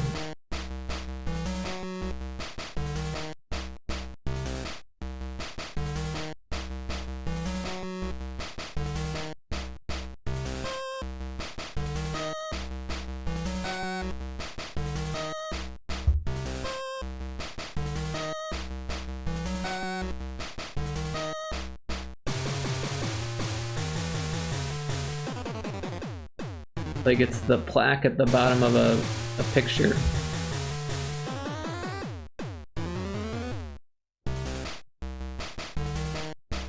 Alright. This one actually says World 4, it should say World 2.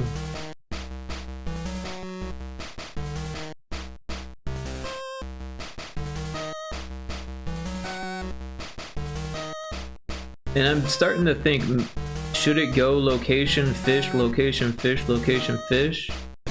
I think it should go location, location, location, fish, fish, fish, boss. I think that's how it should work. Alright, so let's copy this one, paste it.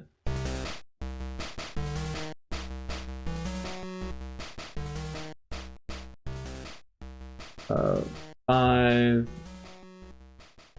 enemies, 2, world 3, copy, paste.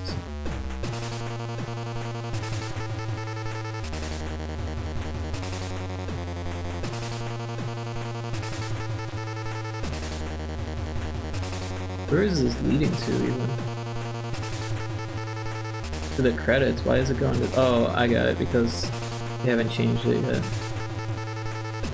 Alright, so this one is 6. Enemies 3.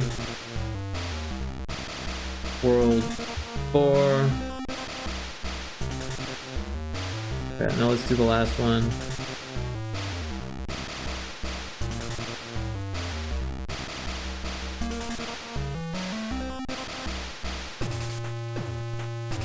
Preview content 7.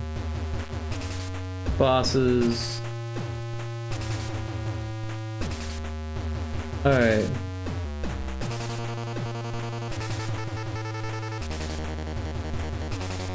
I guess we don't need some.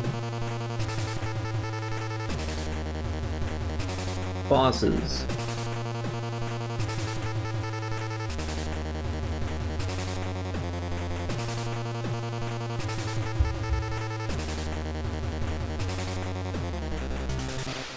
Rome.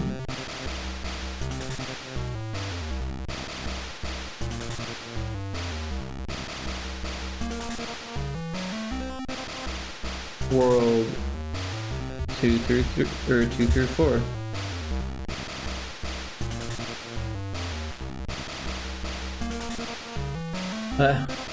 Chrome doesn't have an E at the end. Alright, so let's scooch everything over. Bosses from World 2 through 4. Alright. So the left button is going to go to Content 6. Preview 6. The right button. Preview 7. Oh wait, no. Preview 1.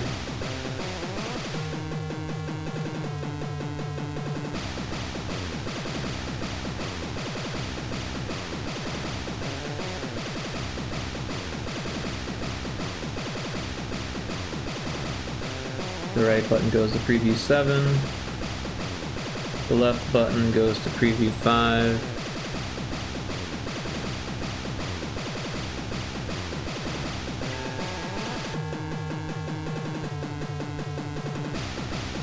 The right button goes to preview 6. The left button goes to preview 4.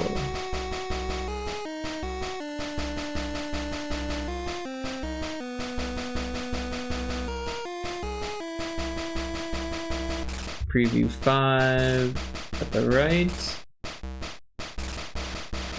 and preview 3 at the left.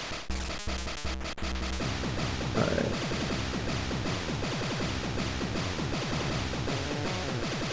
Preview 3 goes to preview 4.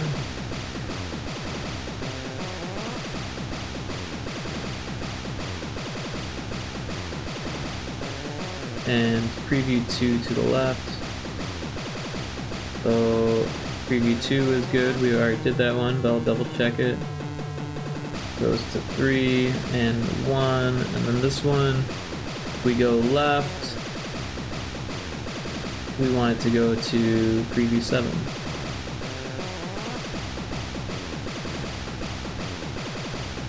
Goes to the right, goes to preview 2. Alright, so that should work.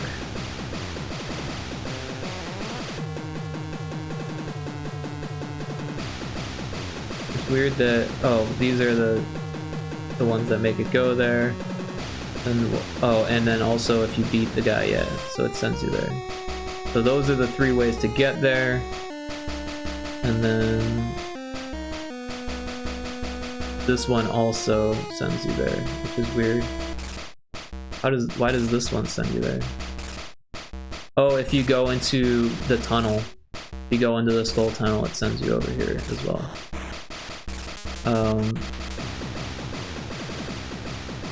And I think it says like thank you for playing the demo before it shows you this.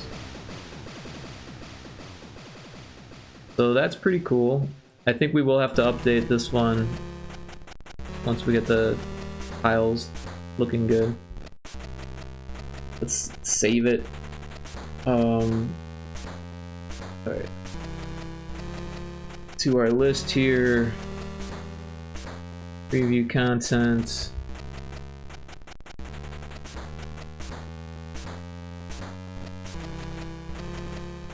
So we're chipping away at this list.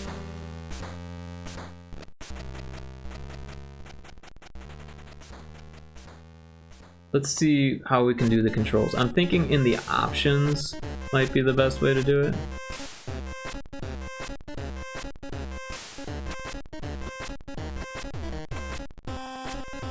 Of course, options is all like that. Maybe in the main menu, instead of options, we have another one that sends you to the control.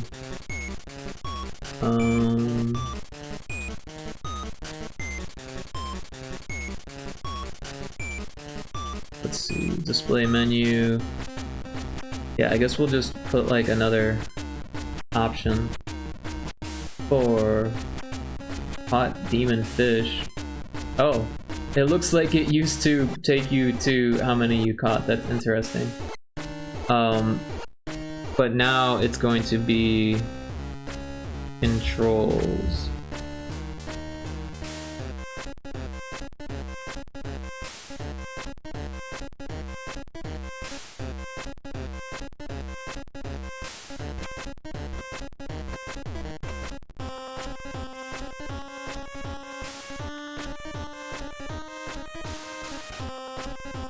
So we can get rid of this one, and we'll make a new scene.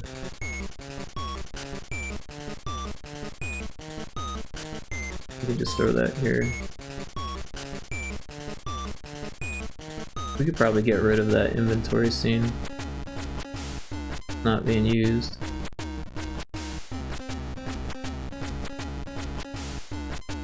We'll just call this controls for now. Later we'll say PC and gamepad. Spelled it wrong. Controls. We do have an ad starting in a minute. A lot of tea already. I don't know how much longer I'm gonna go here. We're already at almost 6 hours.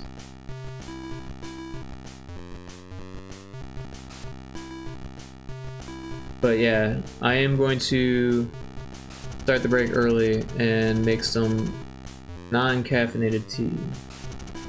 But I'll BRB. See you shortly. Thanks for hanging out.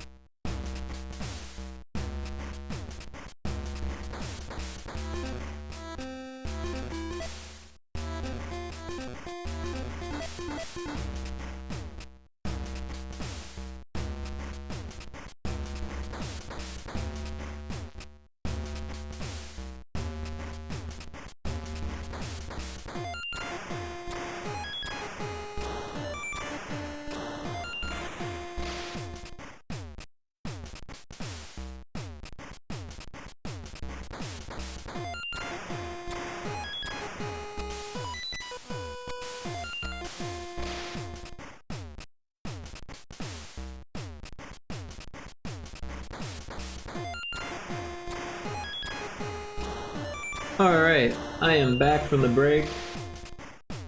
Thanks everyone for hanging out, appreciate it.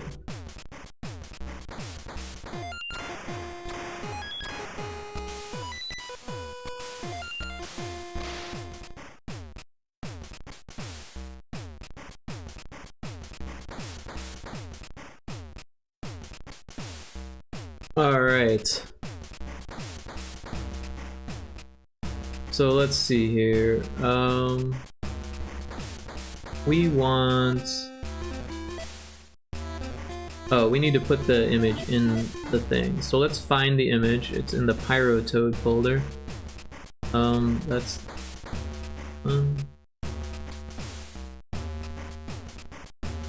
This is the right one. Alright, so... we go to... Pyrotoad. We've got these, but these are the exports. Those are real big. So we want this one. Did it open? Yeah, alright. So there's 2 frames, but they're not using the right colors. That's really easy to fix.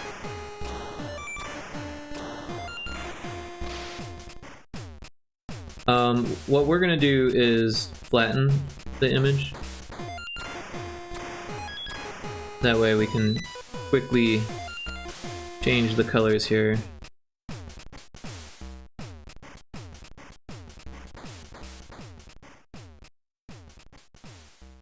That's that one.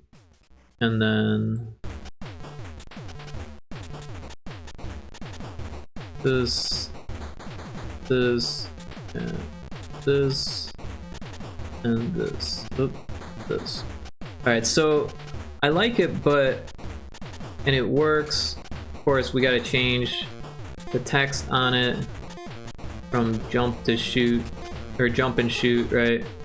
I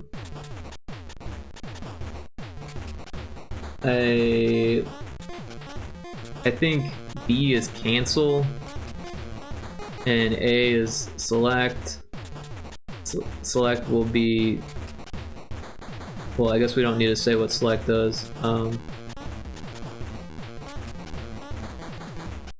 yeah, technically we wouldn't even need...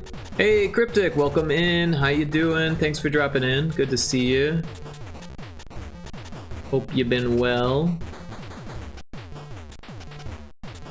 We're working on Demon Fish Dead Ahead.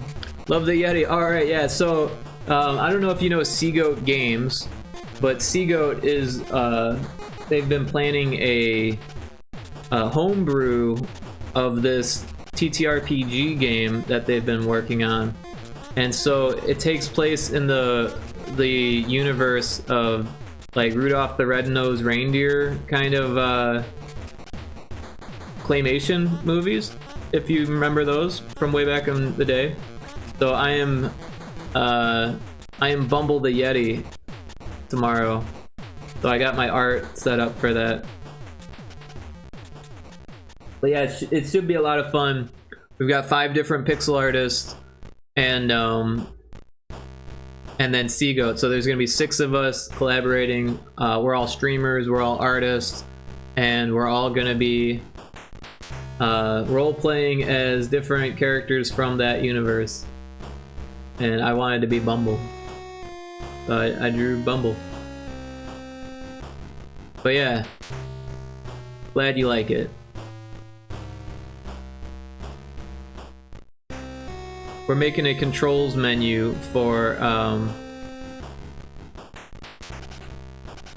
Demon Fish Dead Ahead, which I'm thinking about just removing these because you don't jump or shoot in the game.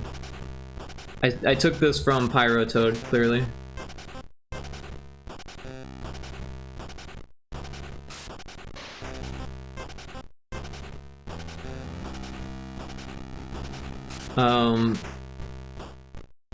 I feel like it should say submit and cancel. So maybe we'll do that.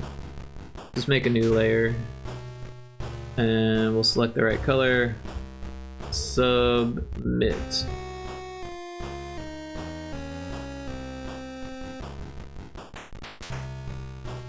And so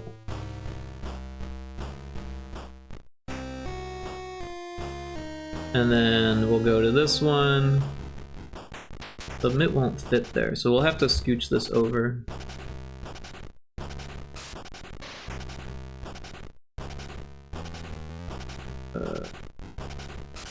Deletes. Fill it in. Hope you have fun. Yeah, I think it will be a lot of fun. It'll be interesting. We can scooch that one. So what? Won't C-A-N C-A-N-C-E-L, so 6. 1, 2, 3, 4, 5, 6. I've been working hard on my game. Fucking light is a nightmare. Ah, yeah. But lighting is so important in a horror game. So one of those things. Necessary evil. Right?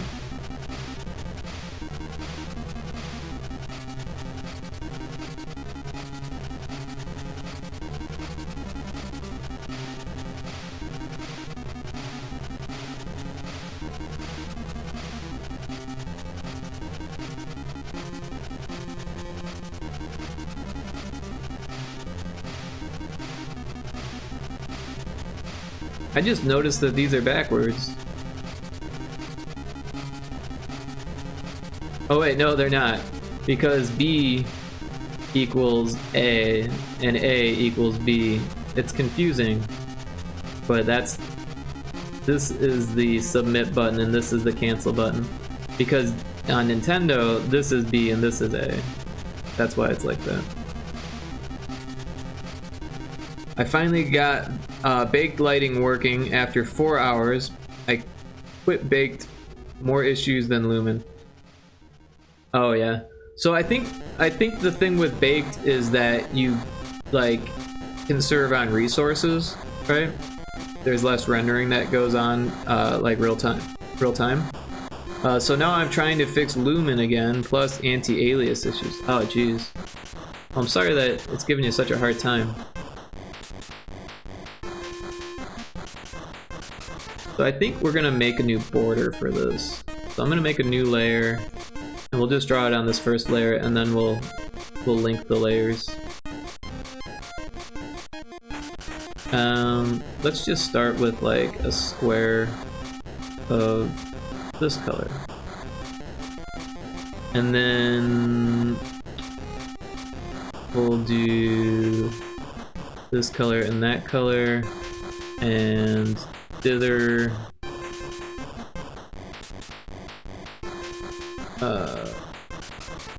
maybe this color, this, that doesn't look great.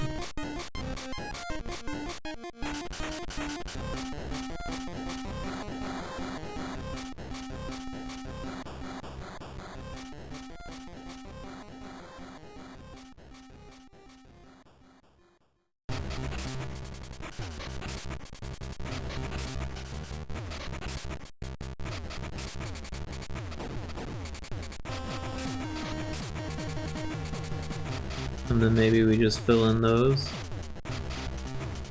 And fill in these. That way at least it's different.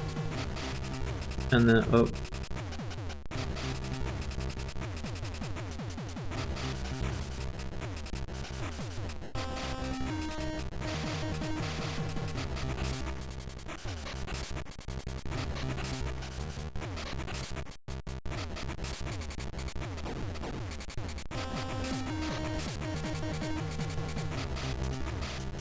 Kind of reminds me of a piano.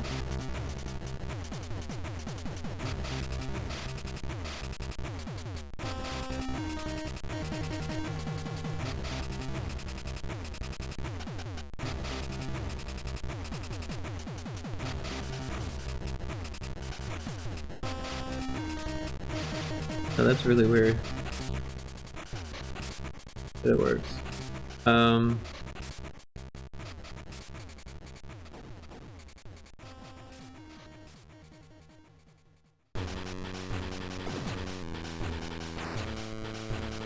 Like that.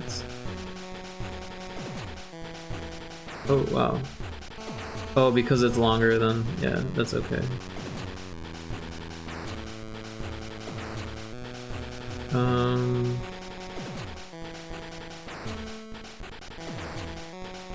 Why is that happening? Weird.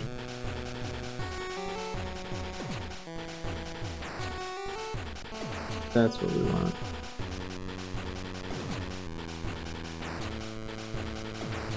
So I'm gonna delete the corners. And we'll just draw in a new corner here. It's actually not a bad starting point for the corner.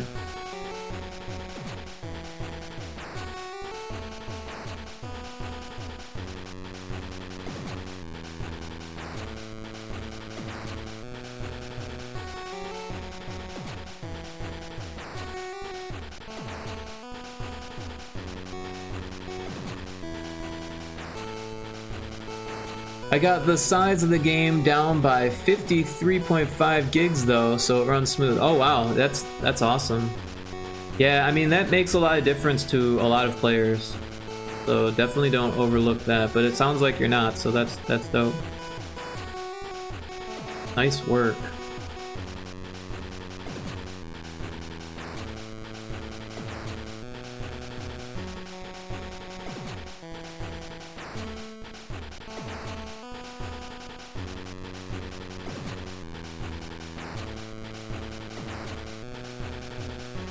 I think that looks like a nice corner.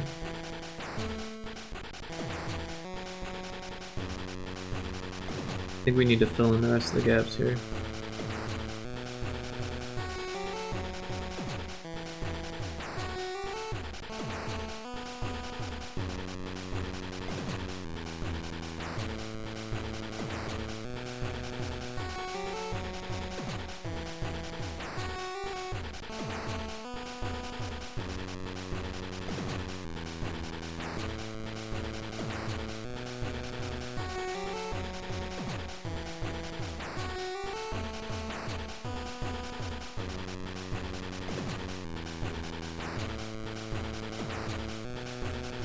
One of the assets I was using had over 1 million verts. Oh wow. The UV was just white splotches. Jeez. Yeah, you don't want that many verts. Yeah, you gotta be careful with assets. They, oh, that's the opposite of what I want. Assets can be kind of a pain like that, because sometimes you look at it and you're like, oh yeah, that's what I want. And then you either, you know, buy it or download it for free, and then you look at it in editor and you're like, holy shit, why is it like this? And you see this more with free assets than paid assets, but it does happen with paid assets too. A lot of times when it's free, people will be like, they don't know what they're doing, so they don't charge as much. And then when you look at it under the hood, you're like, oh, I see why it was free, kind of thing.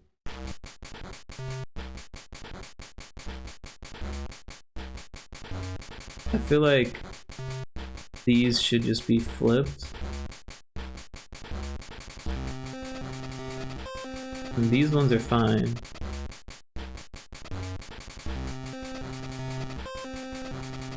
But it's more than that. It needs this there and this there. Just doesn't look as good anymore.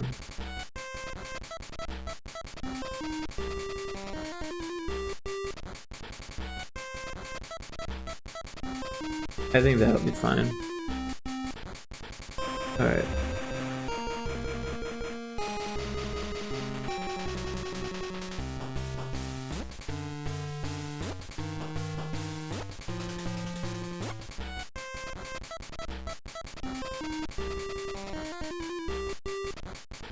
Corners are always so weird. Alright, I like that. And then we'll link those. Oh, and now we've got a new border. And we changed out submit and cancel. D-pad still equals move. The view is still select, menu is still start. And we've got the escape for emulator menu. It's gonna be the same. It was a humble bundle deal, so it came with a few thousand assets. Oh wow, yeah. I mean, that's cool that you got a deal on it. But yeah, sometimes I feel like when you have that many assets, it can be a pain just to find the ones that you want to use.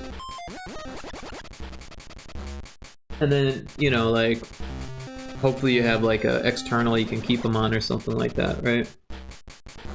But that, when you go to use it, it's almost like you need a library, like you need to organize them. And sometimes things aren't always organized. But yeah, that's part of the fun of using other people's assets, is that like got like this big asset library that you gotta maintain. Same goes for like sampling in music.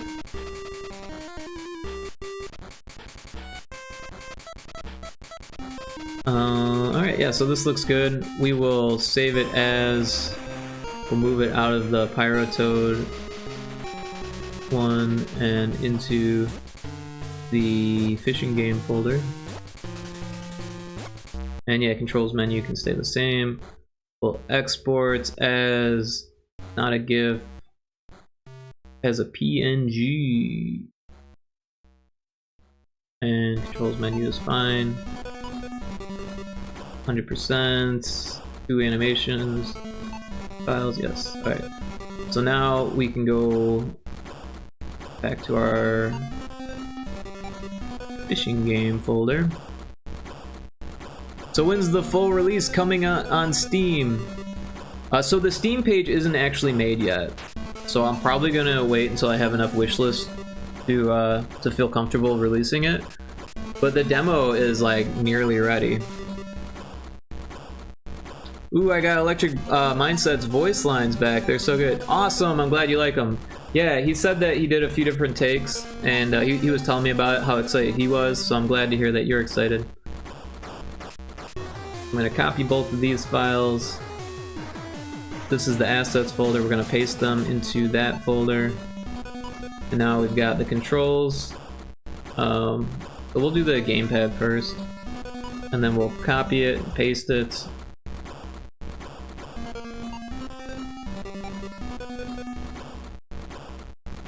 Alright.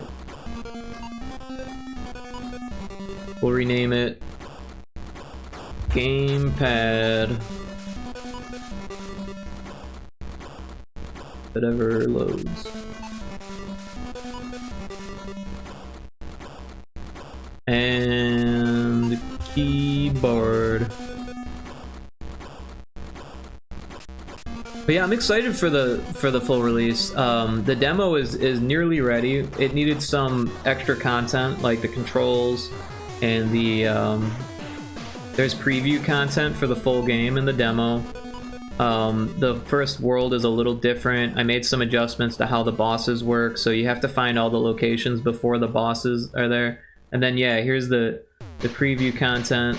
There's 7 pages of preview content. Some of it is silhouetted, so you can get the feeling of like, oh, I wonder what that is, kind of thing. I'm not sure how much I'm gonna give away on the trailer and all that stuff, but I'm sure there'll be some overlap where people can kind of figure things out if they're like really interested in that. But yeah, mostly I just want to make something that's cool that people can play. Yeah, I need to make the Steam page though, because like I said, I'm gonna wait probably a good year of it being up until I actually release it, just to make sure that I have enough wish lists that people actually buy the game when it comes out. And I'll probably sell it for like $5 and put it on sale like right away. So like, hopefully I get lots of sales to make up for the fact that it's gonna be really cheap. Because yeah, Pyrotoad did not do so hot, unfortunately, which is a shame. It was a lot of fun to make. Johnny and I worked really well together, but we didn't even make enough money for a payout on the first month. So that's pretty sad.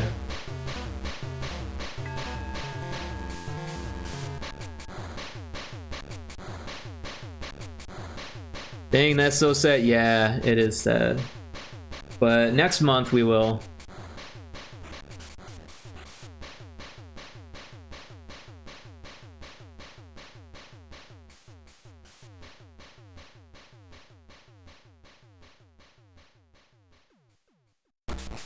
But yeah, hopefully, I think having a shorter demo is smart. I think Pyrotoad's demo might have been too long, and I don't know. Part of me wanted to say something when we were deciding on the length of saying maybe we should do a shorter demo, but the other side of me was like, well, we don't want to piss people off and have a game that's like easy in the demo and hard after the demo. So we wanted the game to get hard during the demo, so you could see like, hey, this game's challenging. Short demo is pretty good, especially if it's a level-based game. Yeah, so the issue that we were facing with that was that we were making a really challenging game, and we wanted people to know that it was challenging. And if it was just the first 4 levels, which, I don't know, it probably should have been, there wasn't as much challenge in the first 4 levels. The first 4 levels are pretty easy, which would have probably caused more sales, but it would have caused people to be upset. How many levels were in the demo? There was 12 in the demo.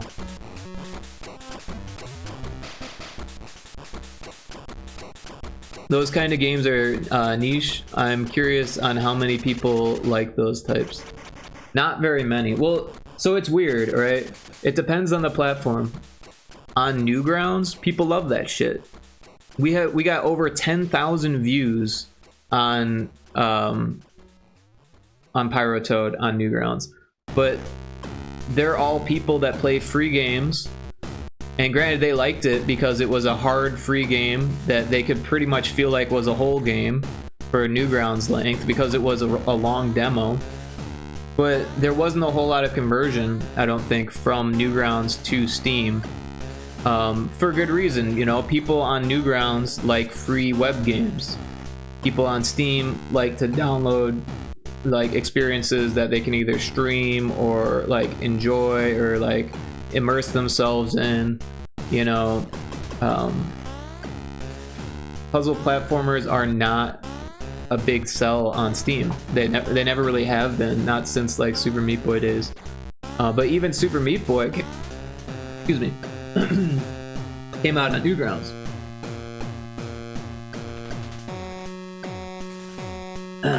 Excuse me, my throat just got really dry there for a second. But yeah, even Super Meat Boy came out on Newgrounds and did amazing on Newgrounds. And don't get me wrong, they did amazing also, like all around the board.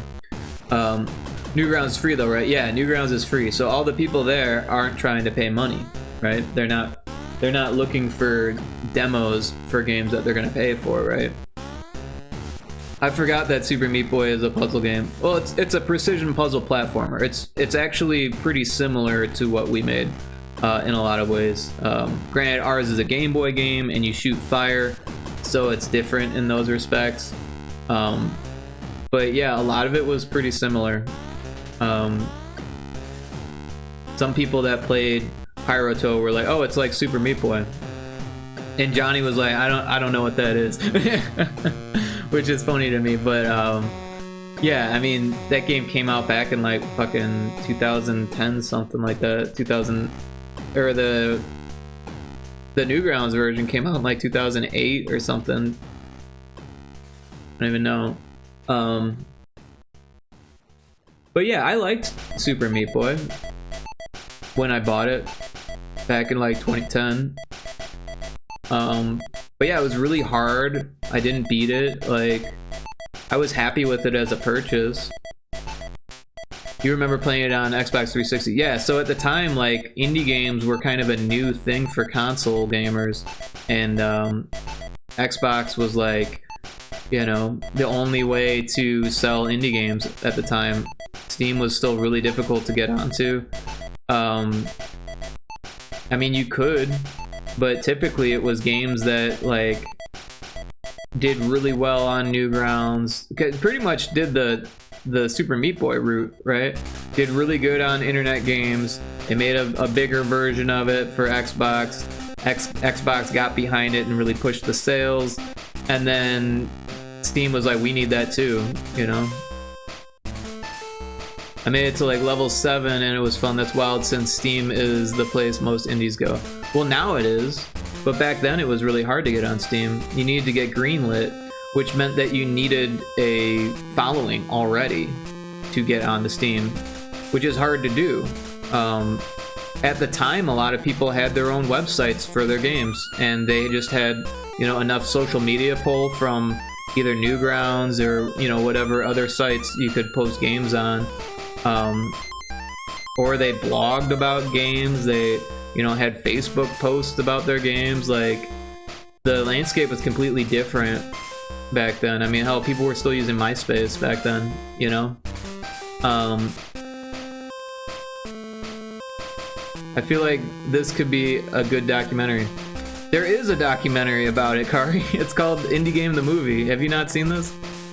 I mean, I get what you're saying, that like seeing the then and the now is kind of interesting in itself. But at the time, like, Indie Game the Movie came out, and it changed the landscape completely. It completely changed the indie game landscape. 100%. And it's a good movie. I recommend it. Oh, we got ads. Kari, I don't think you got ads. So, in Indie Game the Movie, it kind of presents making indie games as like a sure bet. If you got a good game, you're gonna make millions. And like, it just isn't, right? I remember they greenlight so many games that never came out, that never even came out. Yeah, you would attempt to get greenlit on Steam, and then most of them didn't. That documentary was on Netflix. Yeah, Indie Game the Movie was on Netflix for a bit.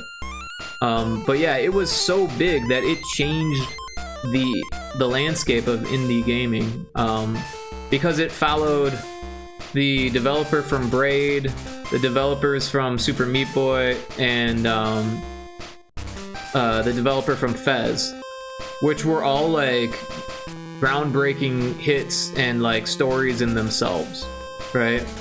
And then it touched on a whole bunch of other little games too. Even I know it's still dumb luck to get your indie game to hit big. Fez. Yeah, well, it's weird because back then it didn't seem like it was such a lottery, and maybe it wasn't. If you had a game that was good and like people could play it, like there was a good chance that you could make money off of it back then. You still needed to do the social media stuff. You still needed to get a following. You still needed to get greenlit. You needed people to vote on your game. Like it's like greenlight was basically a contest, right? If you won contests with your game, then you could make money with it. But nowadays it's like you need a good game. You need it to be on social media and marketed well.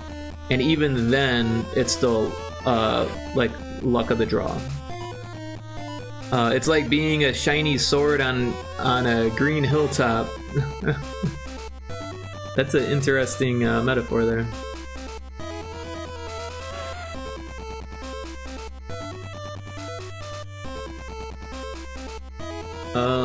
Where is transparent? Should be there at the bottom. We don't want the player on those scenes. Now the hill is covered in rusted weapons and garbage. It's true. That is a good metaphor. Even if you get the visibility, that doesn't guarantee. Even if you have a good game and it gets visibility, that doesn't guarantee anything.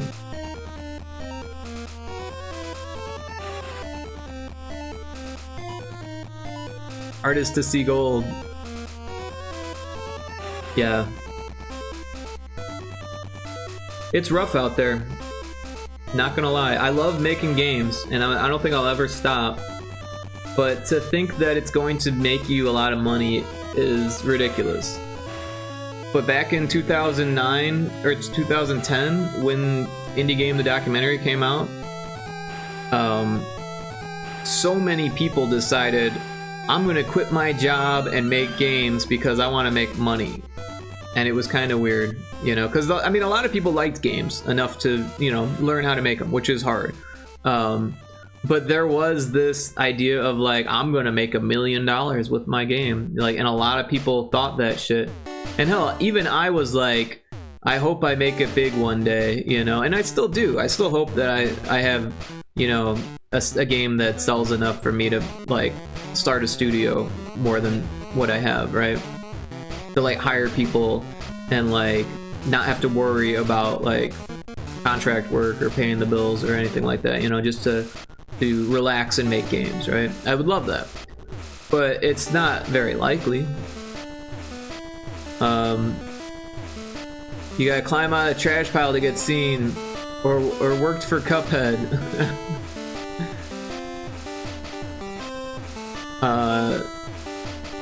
If you want a guaranteed moneymaker, you have to know all the big streamers and have them play and upsell your game. That shit costs money. I don't have that type of money, you know? And even if you spend a whole bunch of money getting influencers to play your game, that doesn't guarantee that you'll make any money. It used to mean more.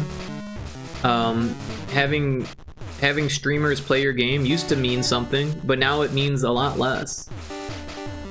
People who watch a streamer play a game, and even if they really enjoy it, that does not mean they're gonna go buy it. It used to. Back in the day, if a big streamer liked your game, that meant people were gonna buy it. Nowadays, it's like, some people might buy it, sure, but a lot of people are just gonna watch this streamer play the next game the next day, and the next day, and the next day, and they're not gonna buy those games. You know, the landscape is changing constantly.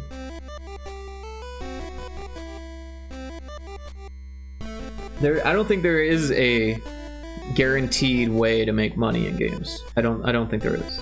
You could spend fuck tons and have all of the eyes on you, and still your game won't be a guaranteed success. You know, the more you spend on it, the harder it is to succeed, but like, you need to spend money on it for it to succeed also. So like, there's this like fine line where you have the perfect team that works for the perfect amount of money to make the perfect game, and then you have the perfect budget for marketing that isn't too much, isn't too little, right? It's like fifth dimensional tightrope walking or something. I don't even know.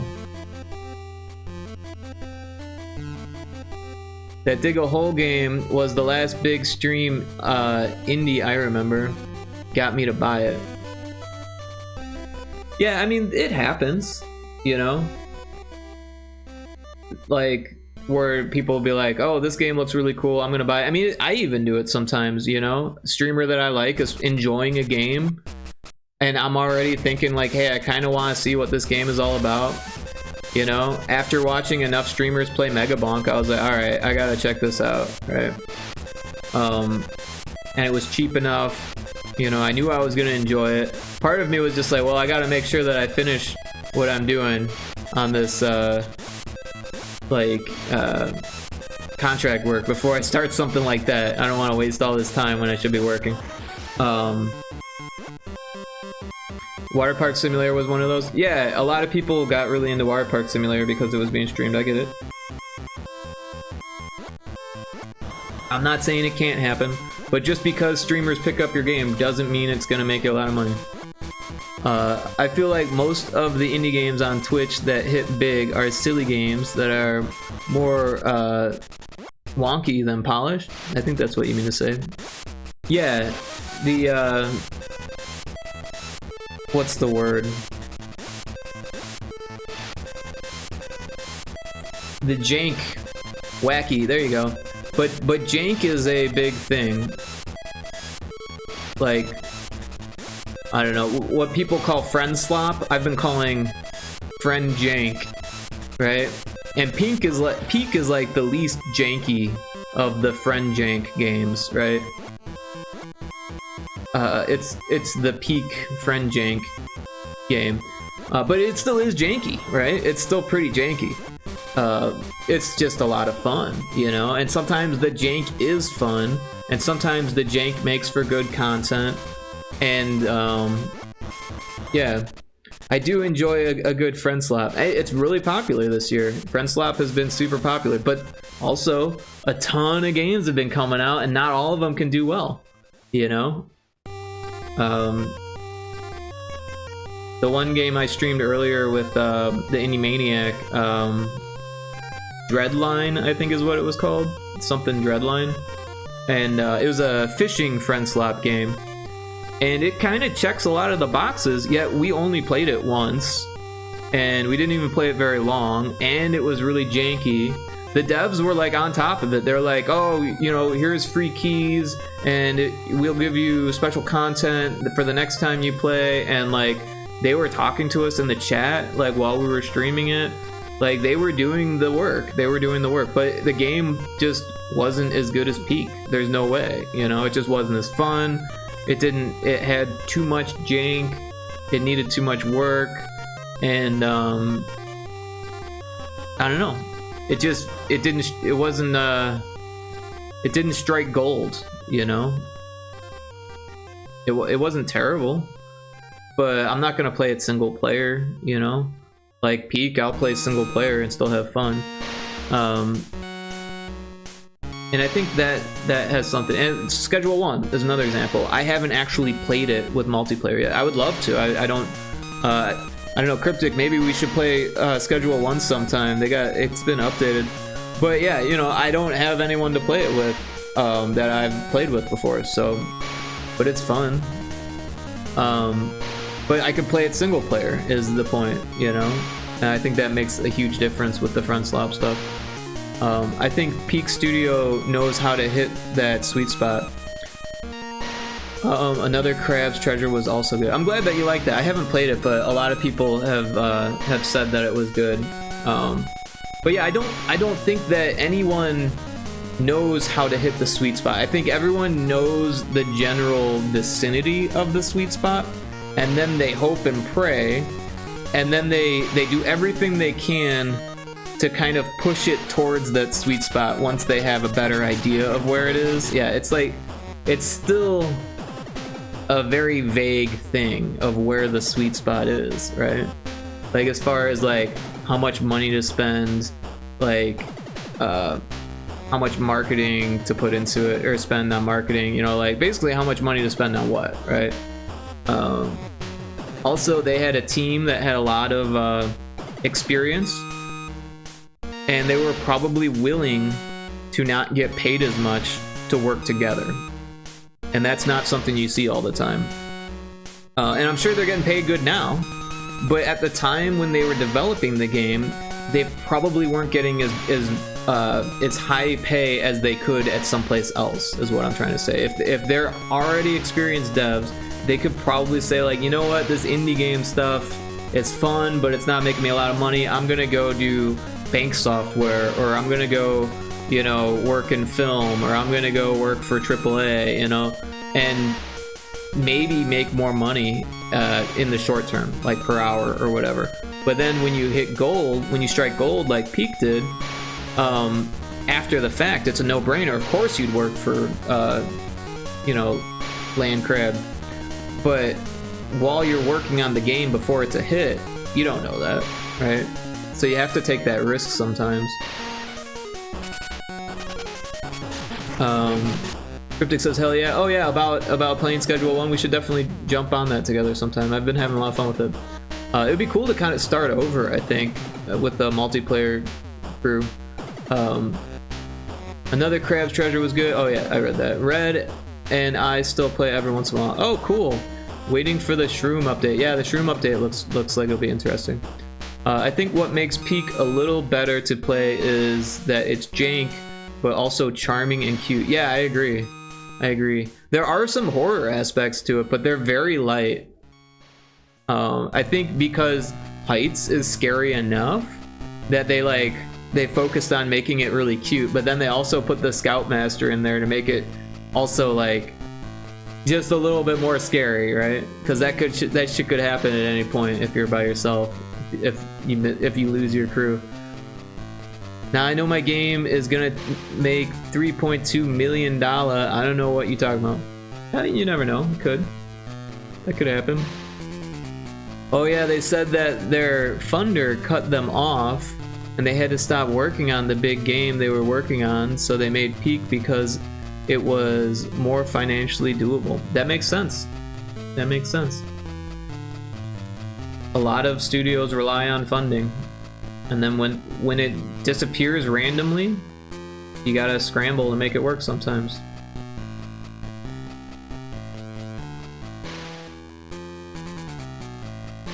Button. Attach button to attach script to button. So if you hit any button, it's gonna take you to the other controls keyboard.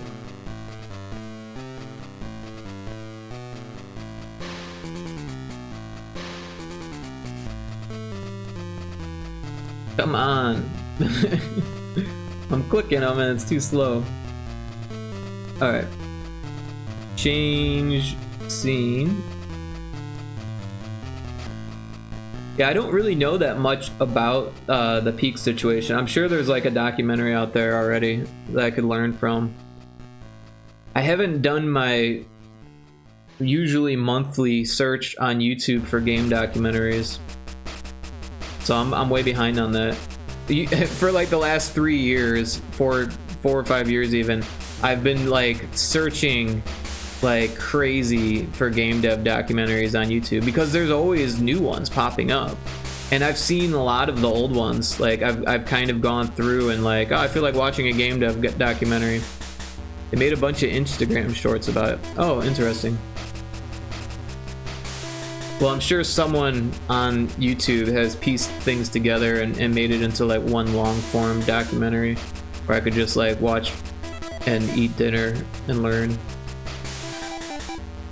But yeah, I love that shit. Game dev documentaries are kind of like one of my things. Back in the day, I dated this girl who was also a game developer, and it was so fun because we would just like, you know, some people like sit down and watch shows together or whatever. We would sit down and watch GDC talks together. We'd decide on which one we want to watch and just kind of like say like, oh, I want to watch this one, I want to watch this one. All right, well, we'll watch both. We'll watch one after the other. And we would just watch GDC talks, and it was actually awesome.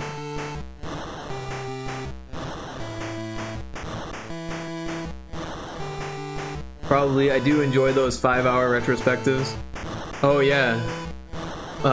Like postmortems and stuff, those are good. 5 hours is a little bit long, but like 2 hours, I can sit through a 2-hour postmortem if it's really good. Like the Doom postmortems are really good. I think there's a few of those. Yeah, pretty much any old game. Command and Conquer had a really cool postmortem.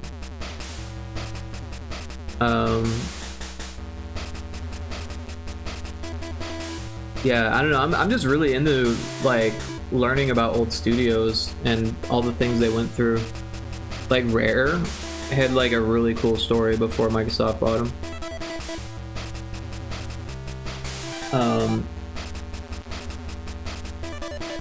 The company that turned into Rockstar, DMA, they had a really cool story. Yeah, I mean, pretty much all of them are cool if you're interested in it. I watched the 8-hour Oblivion retrospective 4 times. Honestly, I never played Oblivion, so I never watched that one. Oh, thanks for checking in. Almost forgot, did ya? Those hour-long vids on the history of game companies are so damn good. Yeah, I love those. I love those. There's some really good ones. And then like some of the bigger games, they get them too. Like Kari was saying, Oblivion. like Zelda has like a whole bunch. I've seen a lot of them too. Like the original Zelda game had a really cool development. I also never played Oblivion, but it was enjoyable. Oh, interesting. So I was interested in playing the Oblivion remake, but I don't know. It's even on sale and I haven't bought it yet. It's weird, like time goes so quick for me that I look at a new game like that and I'm like, oh, I'll just wait till it's 50% off and by then maybe I'll have time. And then before I know it, it's 50% off and I still don't have the time to play it. I'm like, you know what? Maybe it'll be 75% off by the time I have to play it. By the time I have time to play it. The remake is fun. Oh, cool.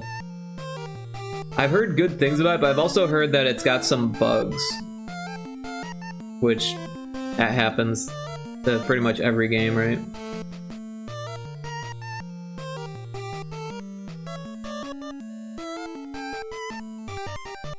Right, so for this one, we want to restore the previous scene. Or I guess we just want to go back to the main menu here.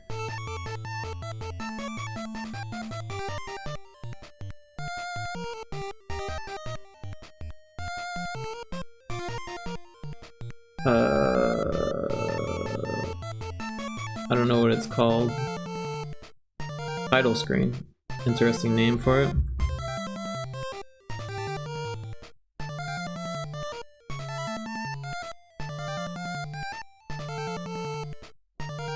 So win 4, change scene to controls gamepad. Alright. So let's mark that off on the list.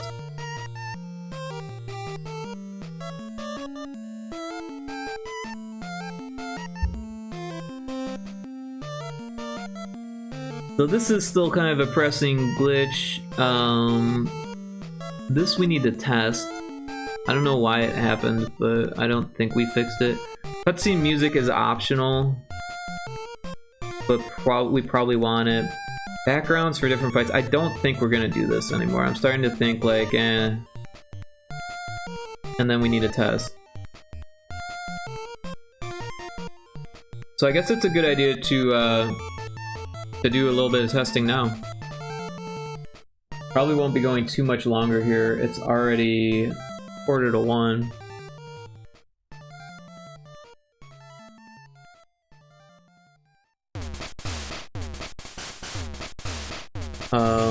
The remake is fun. It has all the same bugs that the original has because it was ported into Unreal with all its jank. All the base code is the same, but the visuals are enhanced by Unreal and the textures are replaced. It's honestly impressive what they did. I believe it. So, somewhere I heard a dev was saying that some door in the game crashed the game for him, and they were like laughing about it. I don't know what door. It's probably one specific door or something like that, because obviously if every door crashed the game, people would be upset about it. But it's funny because of the whole door problems, like door tier problems. It's like a game developer joke,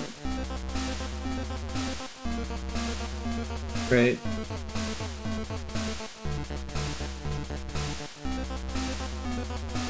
But yeah, this is building. Almost done. Sounds like Oblivion.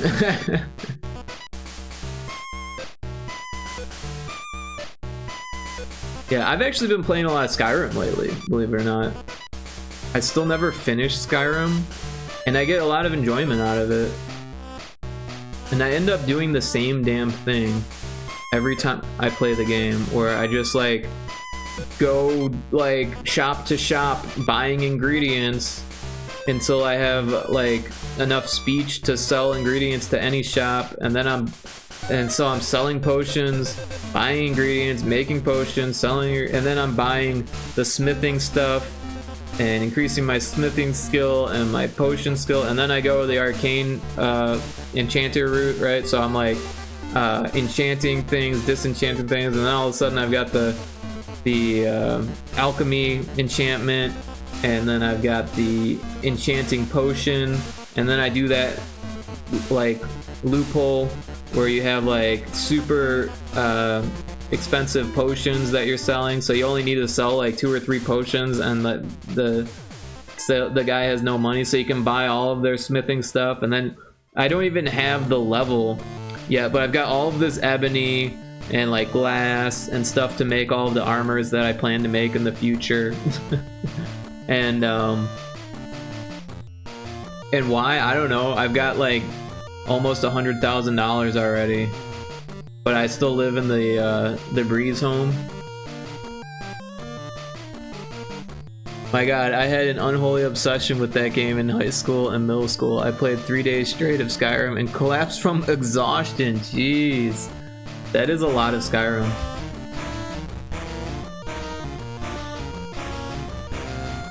Alright, let's turn off the music here. And then we'll go back. We'll go to control. Controls is spelled wrong, so that's an issue. Let's fix that. Controls. Controls. Alright. So we'll click on controls. We've got our gamepad, view select, blah blah blah, keyboard. And we're back.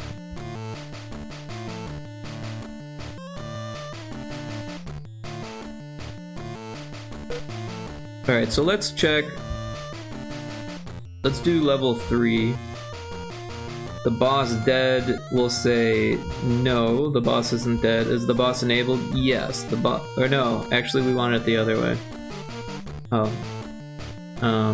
We'll just do it again.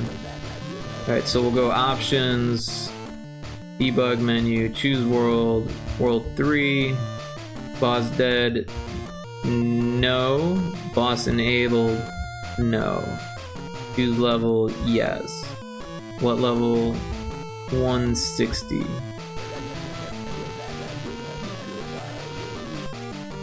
I literally played that game every summer for 5 years. I fear going back. I might never leave.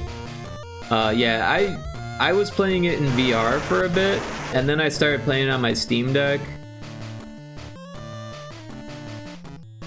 Wait, did it say what kind of fish it was?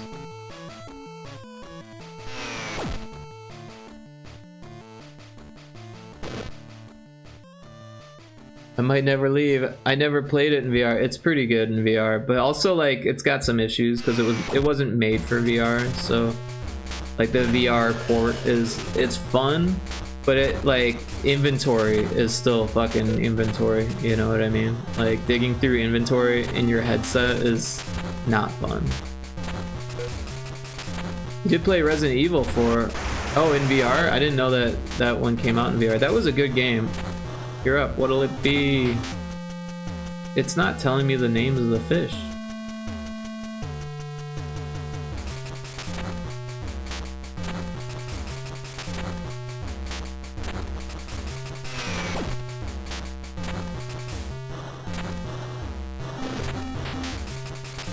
The remake is really good too. Interesting. Yeah, I remember I had that game. I rented it for GameCube. And I played it all weekend long, and I almost beat it. I got really close to the end, but I had to take it back. I had school in the morning, so I didn't actually finish it.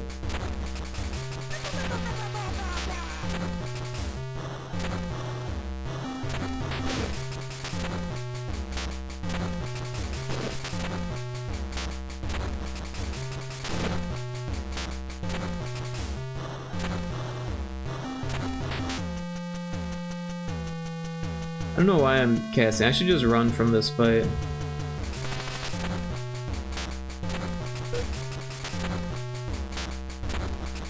I'm not even sure what I'm doing here.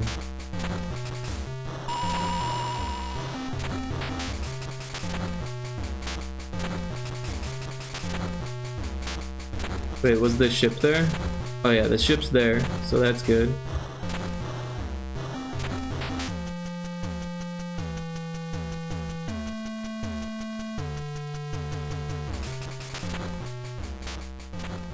boss is there.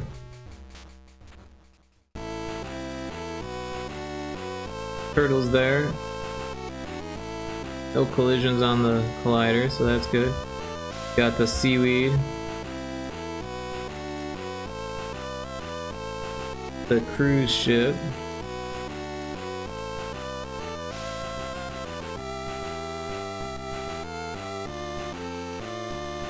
I kind of want to put that debug menu in the map.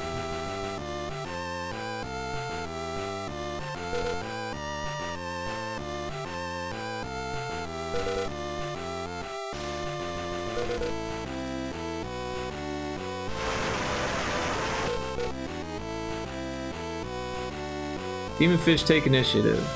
First demon fish is attacking. So yeah, it's supposed to like say the names of each fish and make sounds, but it's not making the sound effects. I want the sound effects. Where are they? Alright, so that was level 3, which is fight scene 5 and 6.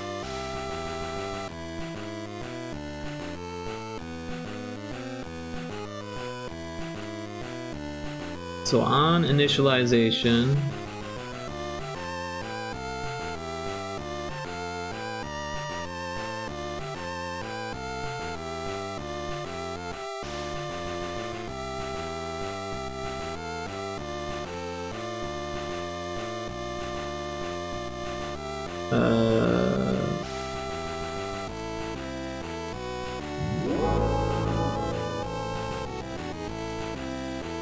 somewhere in here, it's supposed to call the names scripts.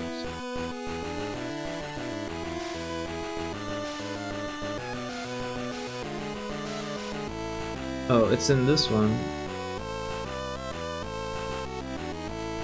Wait, add fish quantity? That's not even the right script. No wonder why it's not working. Okay. Fish names. Names? Fish names. No wonder why it wasn't working. It was calling the wrong script. What about this one? This one's calling the right script.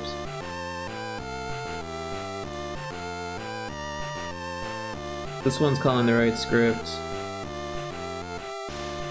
And this one's calling the right script.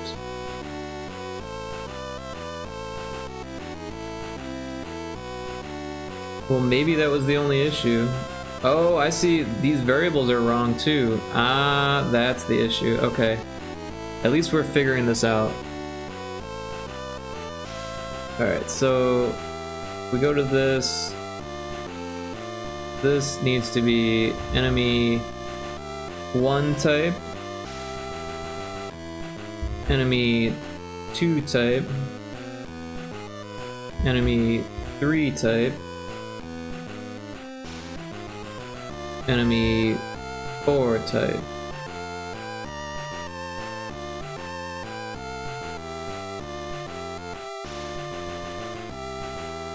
Enemy 1 type.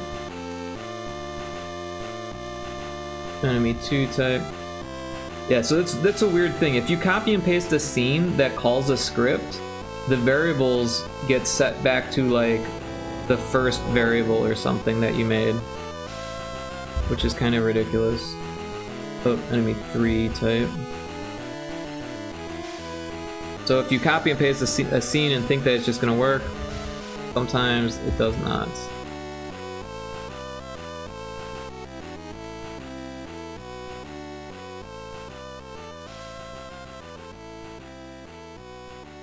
But it's funny that it was working sometimes because it was using the random variable,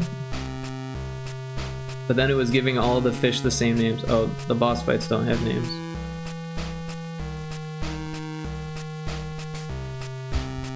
Enemy 1 type. Enemy 2 type. But yeah, you can see how I labeled them here, and that actually should help you if you remember to do that. Enemy 4 type.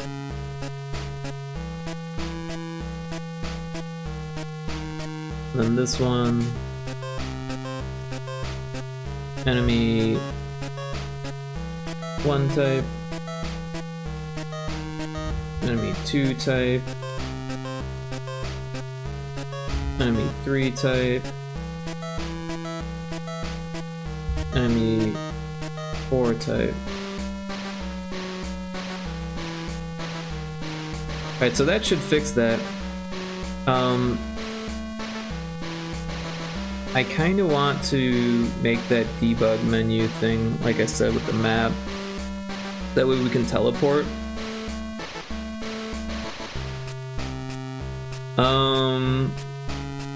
I'm thinking about the best way to do it. Maybe make another dialogue in the debug menu. Let's see here. So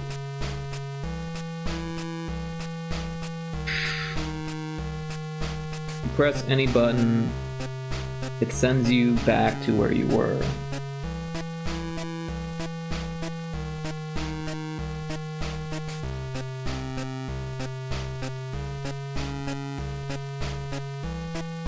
That might be too difficult to do, honestly. Well, it would speed things along. So, on init,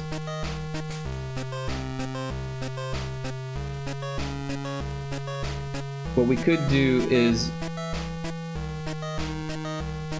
because I think on init runs even if you're like reloading the scene.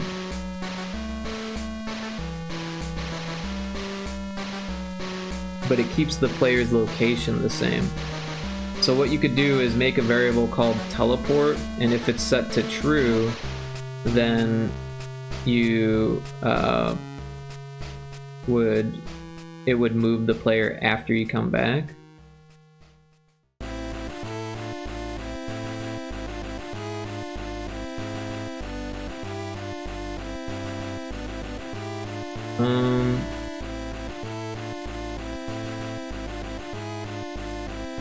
I don't know. I think this might be a good idea to do, honestly.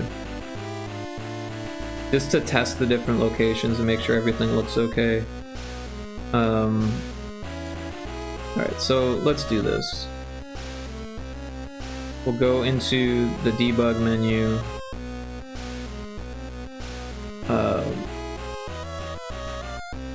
And before the last switch,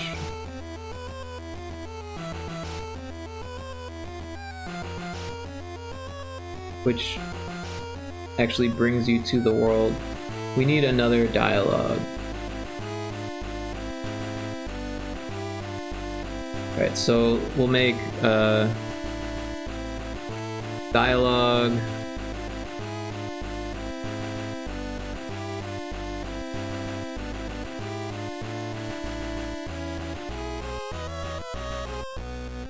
Actually, I guess it might be quicker if we just do a menu. Display menu, and we'll do two options, and we'll say teleport off.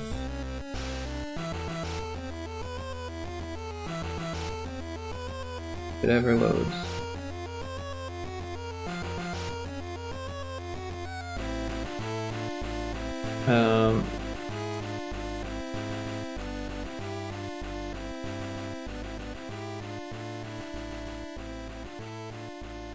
Turn that off. Turn it off. And then teleport on.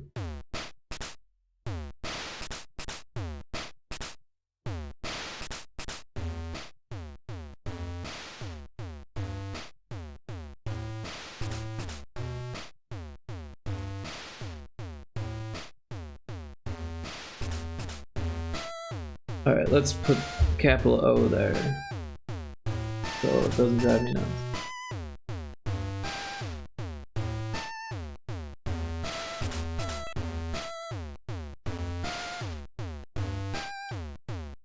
Alright, so we've got teleport on and teleport off. We want that to happen here. And then we want another switch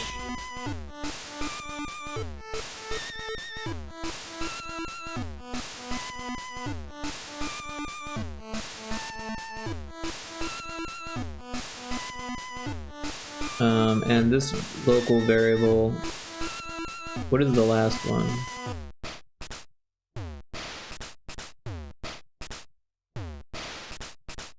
That one's local 1. Guess we'll make this one, oh, we need to make this one a non-local variable. So we'll make a new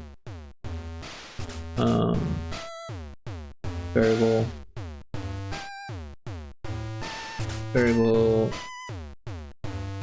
215 will be teleport, and we'll just call it teleport on, so that way there's no confusion there. It starts at 0, which is off, and 1 is on.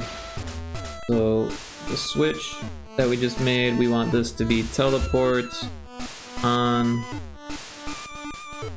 and 2 options. Option 1 is off, so wait.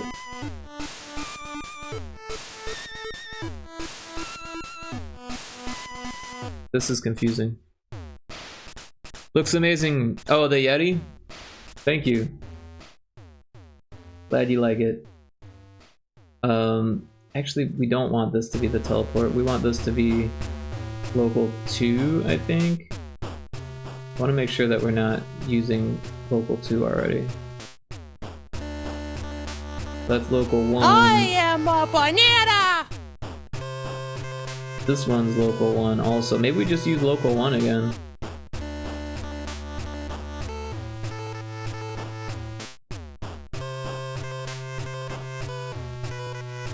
Thanks for the redeem. It's a good one.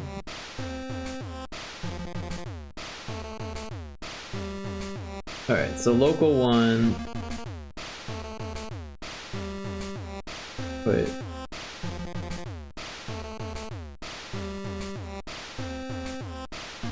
I'm so confused. This one uses local 1. Bring out also, okay. it!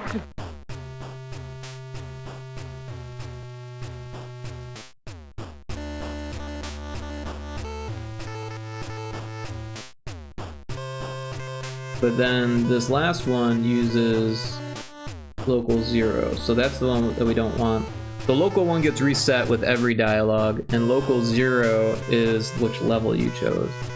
Alright, so when it's set to 1, variable value, teleport equals 1, or actually equals 0, and then this one is going to be 1. Thanks for the lurk, Seagoat. Hope you're having a good evening. This one's going to be 1. Alright, and that variable gets saved.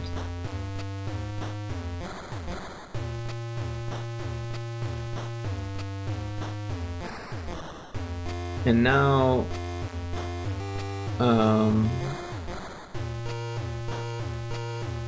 now we need to do it in the map. We need to make some changes. So I guess we'll start on the demo, because we got to do it in all the maps. So when you hit a button, it's going to see if variable value, if teleport on equals 1, or it does any of this stuff, then it's gonna find the a variable value, set variable to value, and it's going to take the position, the player position X, and make it a, oh no, yeah, it's going to make it equal to a property, which is the tile X of the player tile X. And then we're going to copy this and paste it and change the position Y to tile Y. And so that's going to save where you like close the menu. Thanks for the alert, Kari, I appreciate it. And then when you go, so we're actually gonna need to put this on each of the maps.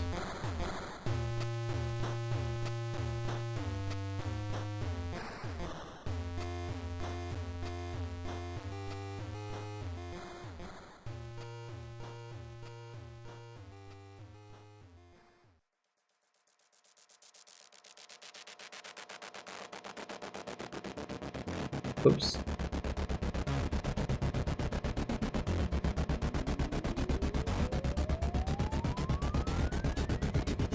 There we go.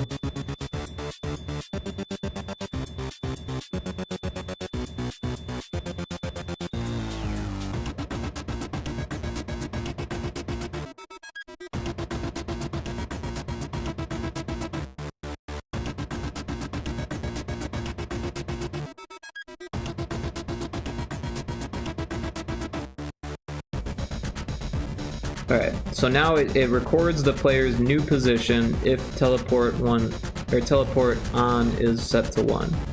So now when we re-enter, we're going to check to see if teleport on equals 1. If it is, instead of these, we're going to move the player. So set player position, set actor position, and then so yeah, X is going to be a variable, which is the player X position, and Y is going to be a variable, and that's player Y position. So it definitely wasn't too difficult to do this. Hopefully it works. It shouldn't cause any issues because it's using a variable that won't be used once we take the debug menu out, which is the plan for the release and the beta.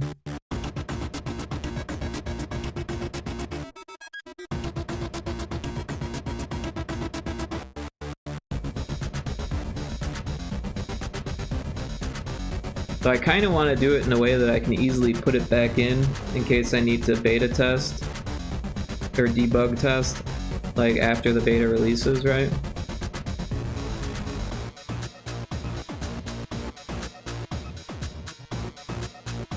I wish there was a way to activate and deactivate triggers, right? There is also this trigger, which is funny. This is the old debug menu.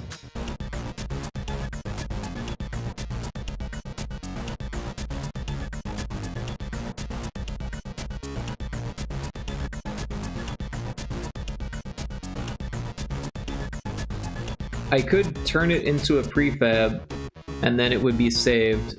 I think that might be the way to do it. In fact, let's do that now so we don't forget later. So convert to prefab. And now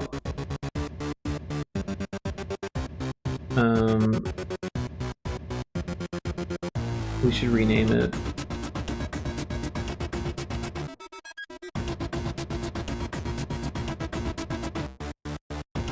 Debug trigger.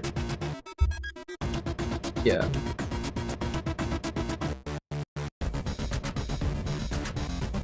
We'll call it that here too. Debug trigger.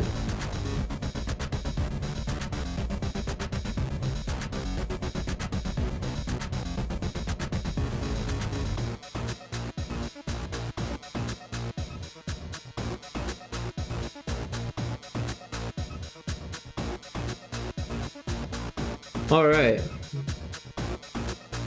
Debug trigger. Let's test this out with the new teleport system. Hopefully it works.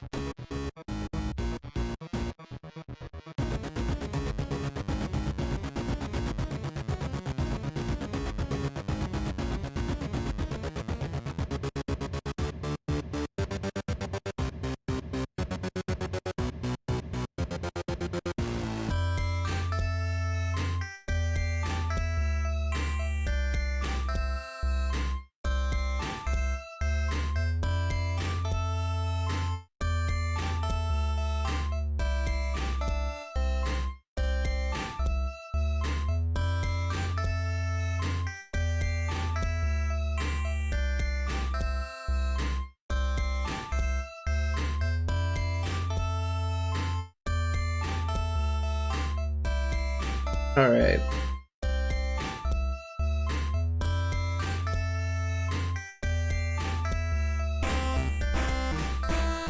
Alright, so options, turn off the BGM, debug menu. We're going to, let's do all the different worlds. So we'll do world 1, boss dead, no. Boss enabled, no. Choose level, yes. Wait, why didn't it do the one that I wanted it to do? Oh, I guess it's at the end. That makes sense. Teleport on, let's do that. Alright. So here's the test. We're going to move. Hey Wallace, keep up the good work, Rick. Thank you. I hope you're doing well. Hope you're having a good Christmas season, good December. So yeah, the downside of this is that we should be able to teleport into the wall here. Let's try it.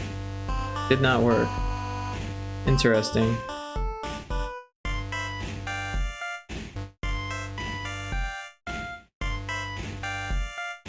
Wonder why that is.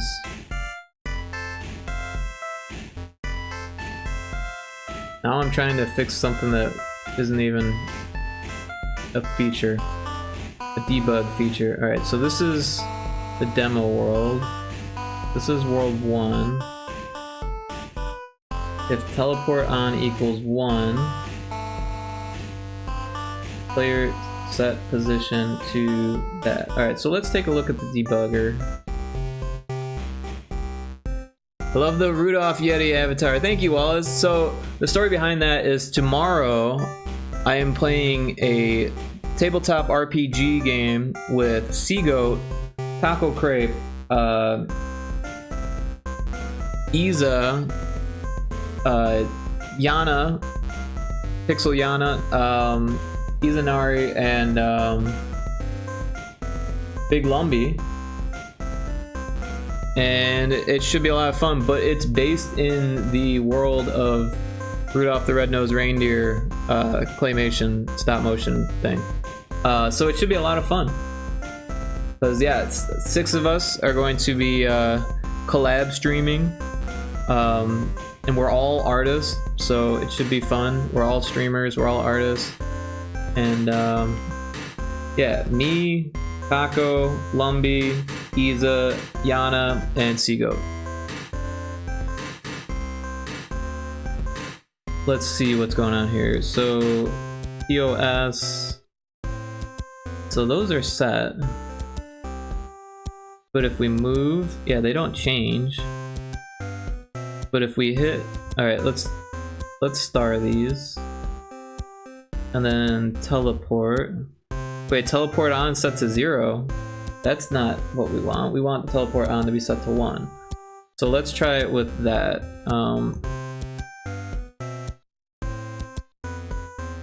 We want to be here. Hey, and it worked. So for some reason, the teleport on dialogue is not doing the right thing. Let's fix that. Why would that be?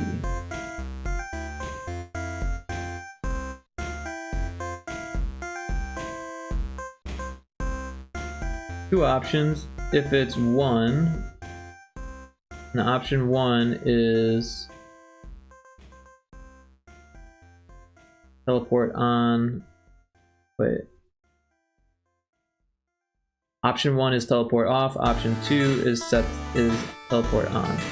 So if it's 1, teleport on equals 0. If it's 2, teleport on equals 1. Didn't I choose 2?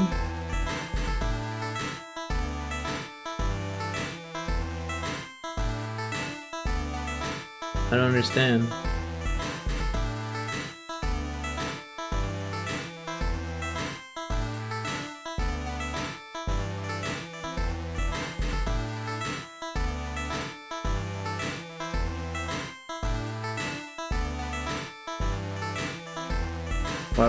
Why would that not work?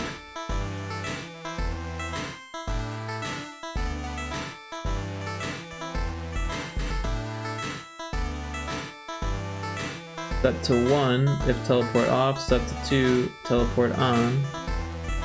Set to 2, teleport on equals 1. Don't understand.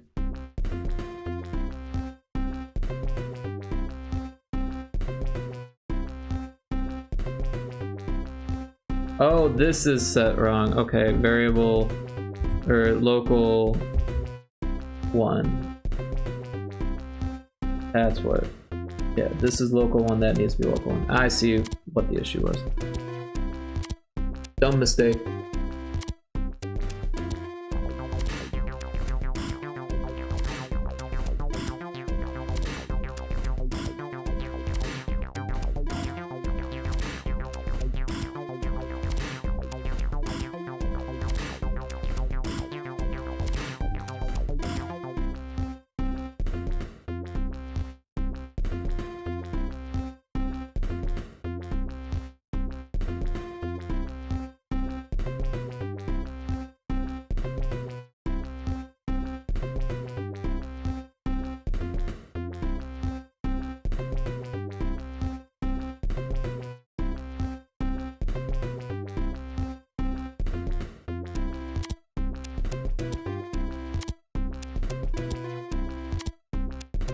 Almost done building here. And then we'll have the teleport, so that should actually speed up a lot of the debugging here. I'm excited. I'm glad we added that, to be honest.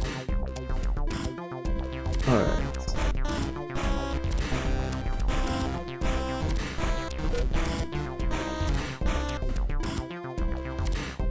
Choose world. Yeah, we'll teleport around world 1 first. Boss dead, no. Boss enabled, no. Choose level. Yes. We're gonna be super OP.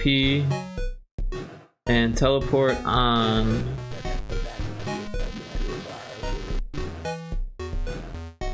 Uh-oh.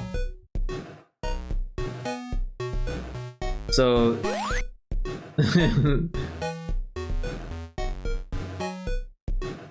we can use the teleport, but it put us in the upper right corner. Oh, well that's an issue right there. So let's go take a look at that. So it's only an issue in the map.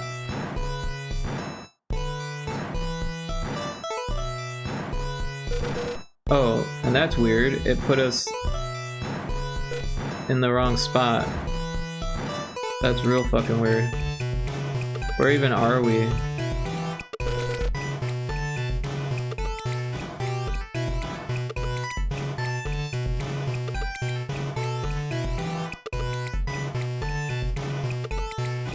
Not in the right spot. I think we were in the same spot. Oh, I see why it did that. Yeah, because it teleports as soon as you start the scene.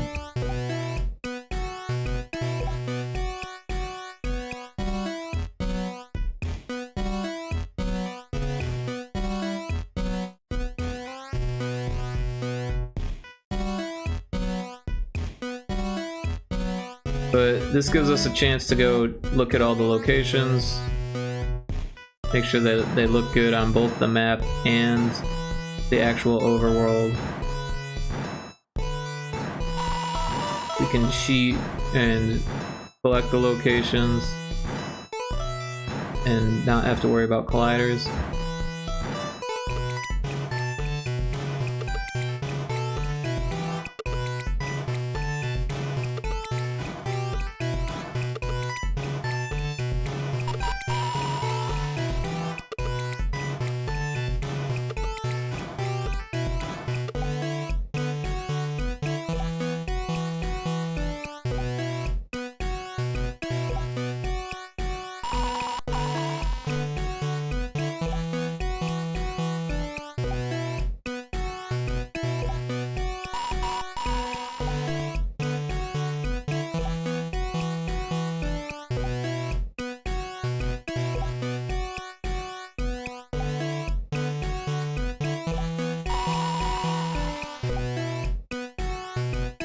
Oops.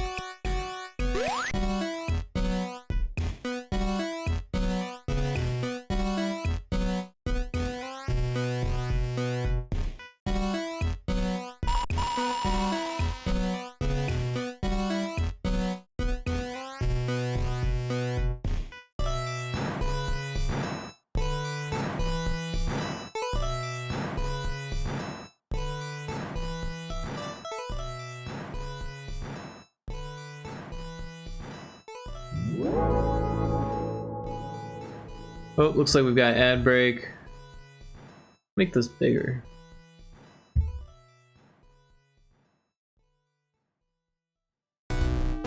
Make it a different color.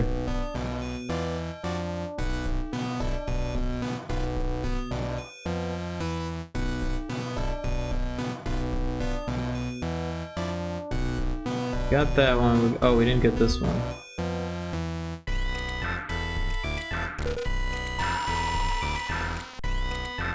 Seven out of all locations located. Alright, so I hit the wrong button again. There we go. Let's go to the boss. Is over here.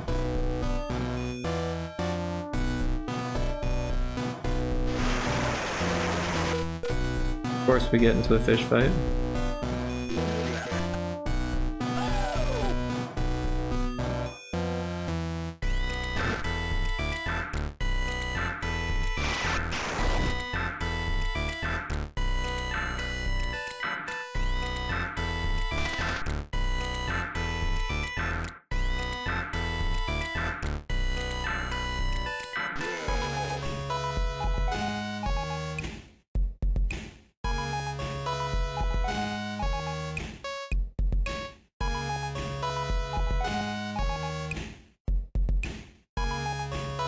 This one's fun. This one's fun too. The ones that have different colors for the sprites are kind of interesting.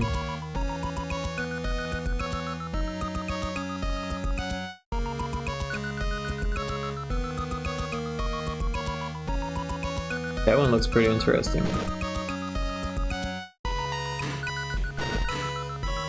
However, you see them during the fade, which doesn't look good.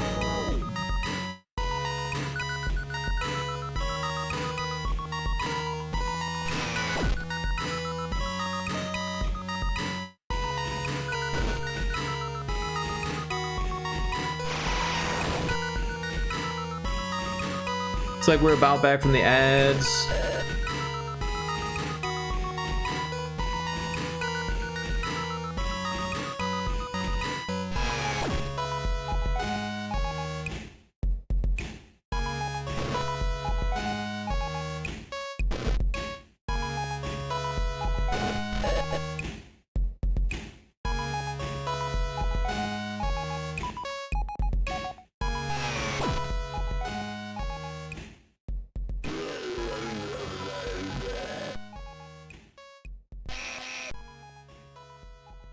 It made the sound effects for the tentacles. I like that.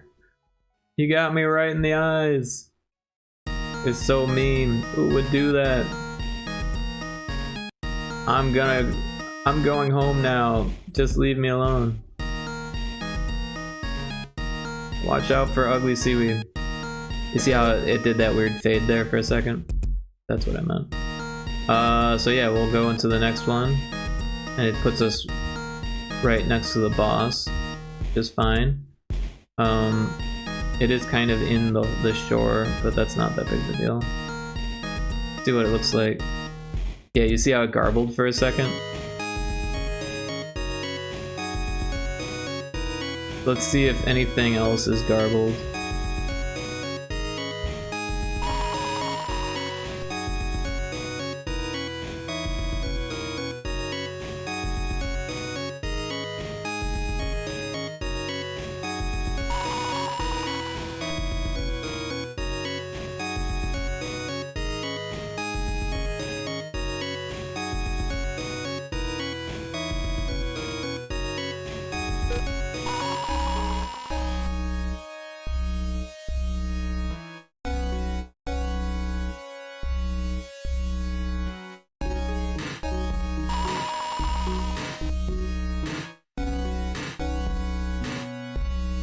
Oh, that one's garbled.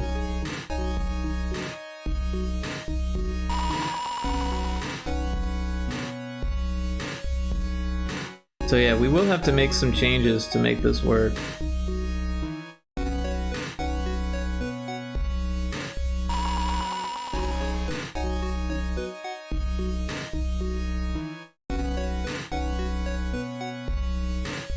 But yeah, that's why I wanted to put the teleport cheat in there so we could quickly see if any of the locations were garbled.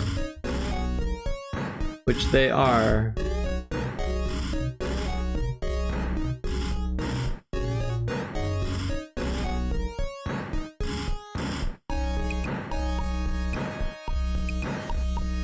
What am I missing?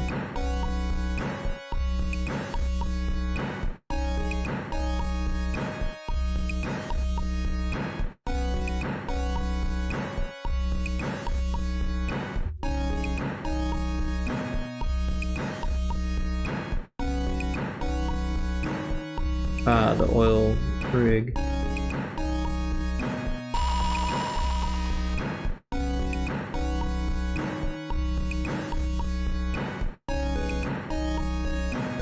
And yeah, it's still garbled on both. Oh, but we got 7 out of 7. Why is this still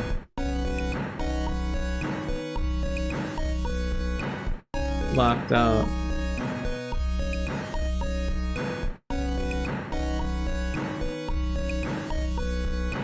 Huh. Alright, so let's fix some things here.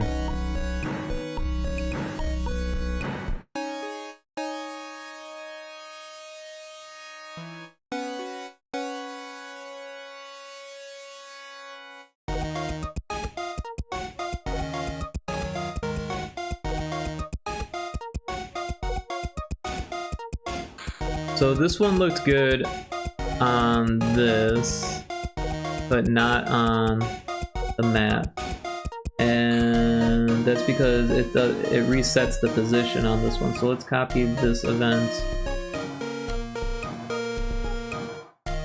and we set it to the whirlpool, then we set the position. So that will fix that.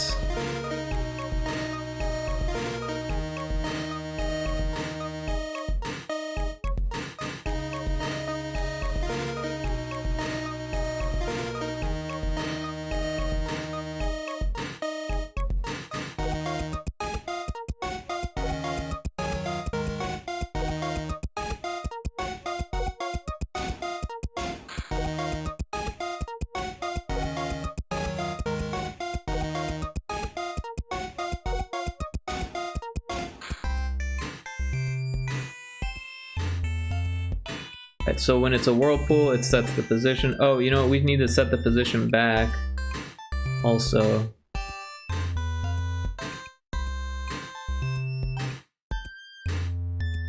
Right?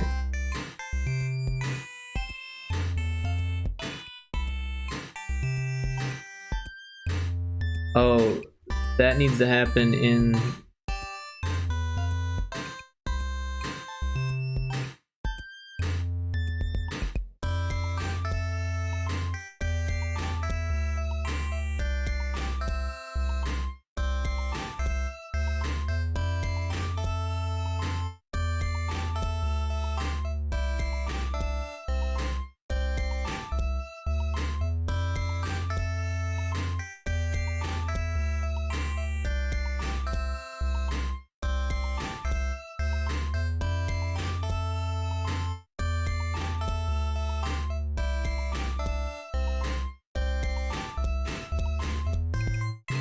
I feel like there's something that needs to be done here, and I thought I already did it, but now I can't remember which one I did it in. But basically, if you find this one last,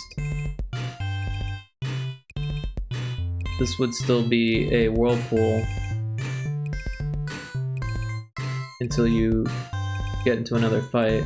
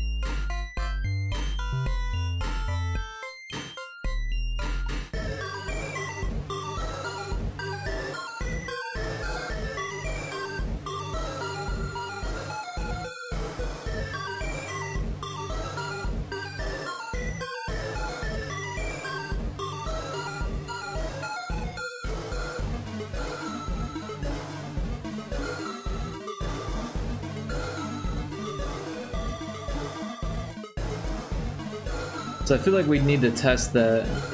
Now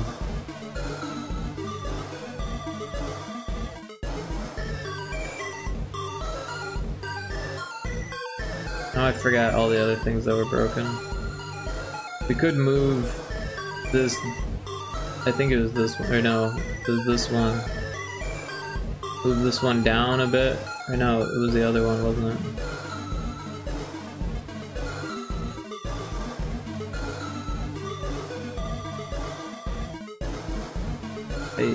Also, this one I wanted to move up and make, oh,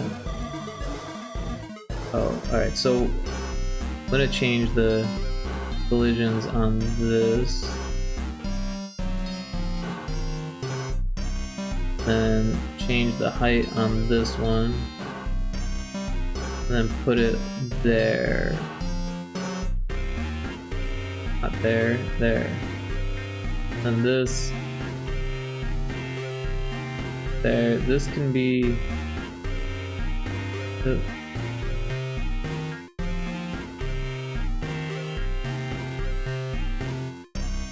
there now, because the player will be in those 4 spaces. And this way, because the whirlpool is like up here, that way it won't be in the rocks. But yeah.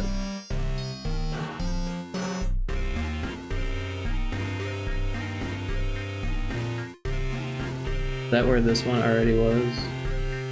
No, this one needs to be moved down 1 tile also.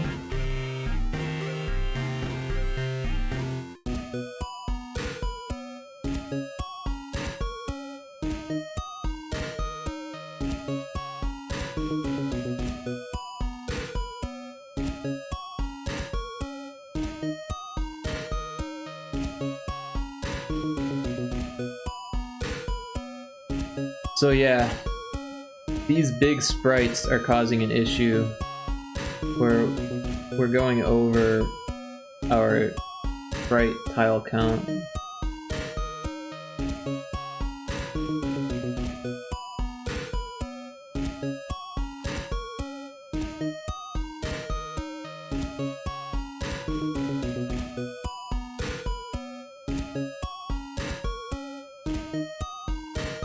This one says it's using 0 tiles. This one's using 4.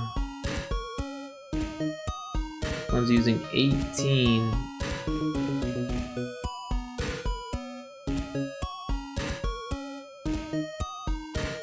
Four, 0.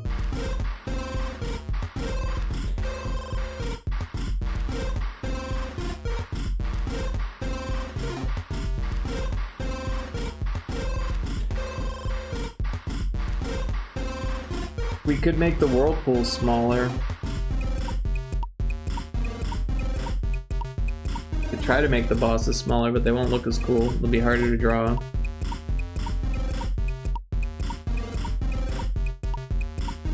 We could make the locations not animated, but that's kind of lame.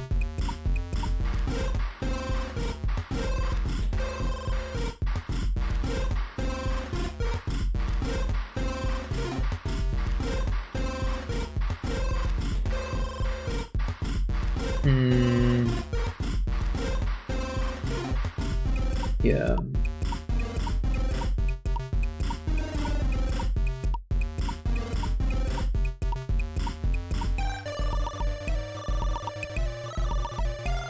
I don't know. Let's test the demo mode. We haven't done that yet. So I think that happens on this one. Demo var, yep. So we'll set demo mode to 1. We'll save the game.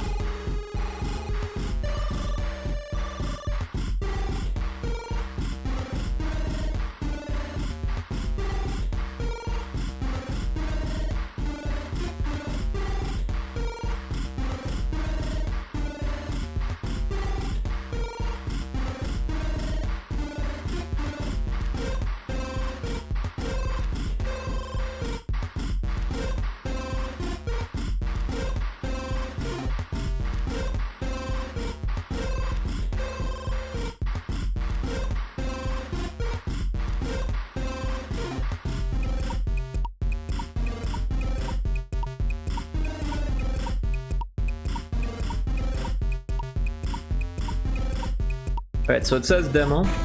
That means the demo mode's active. We will turn off the music. We're going to warp to World 1. The boss dead, no.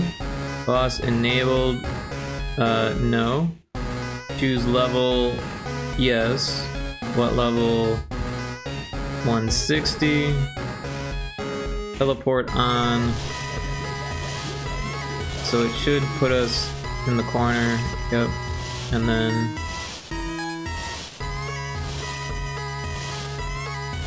mouse off of there.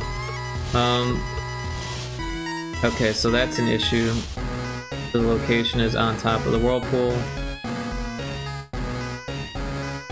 Not the world's biggest issue, but it still looks bad.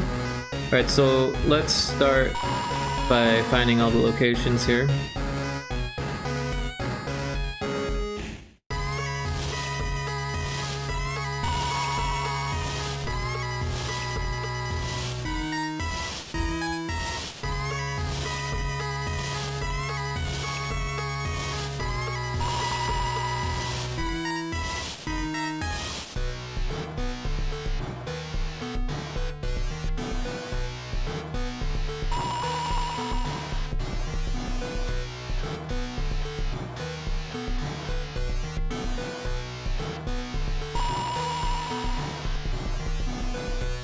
Okay, so that's 5 of 6.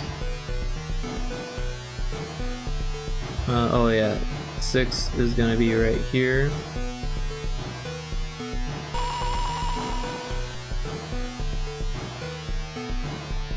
Alright, find the Overlord.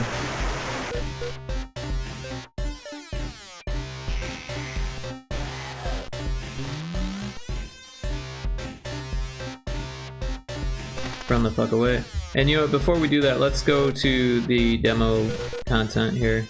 Purchase the full game for more content. Want to see what you're missing? View content.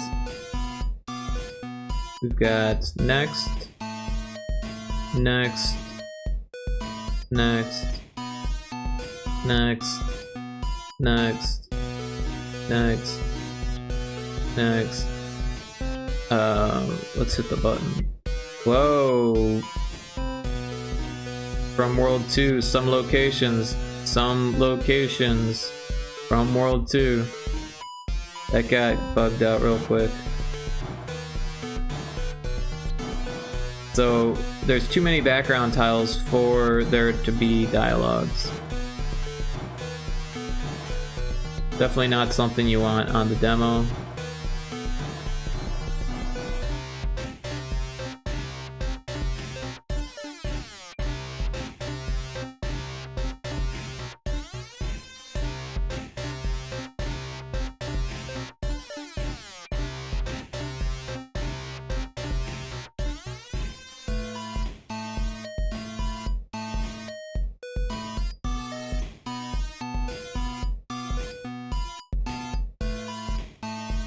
Also, there's no sound effects. Alright, well, I'm glad we tested that because it's pretty broken.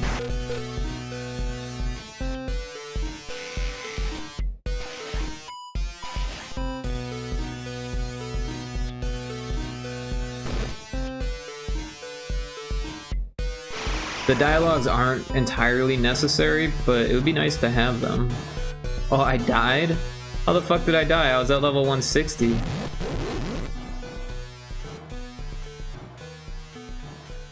Something happened there. I didn't save either, so now I'm all the way back at the beginning. So I think what's happening is that when these are giving you life, it's clamped. So let's fix that, because that's gonna cause some issues.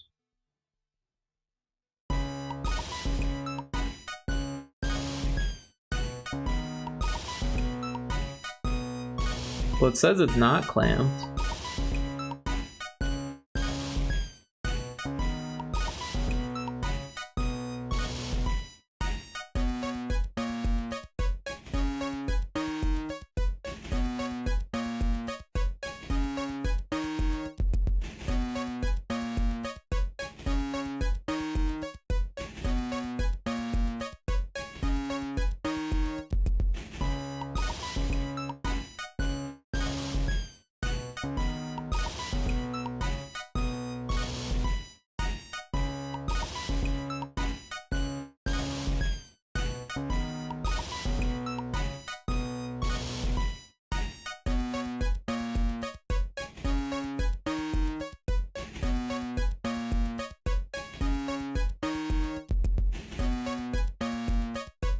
Didn't even get that far.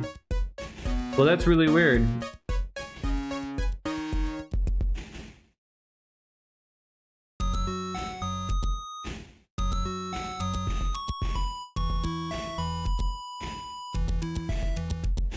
They all say they're not clamped.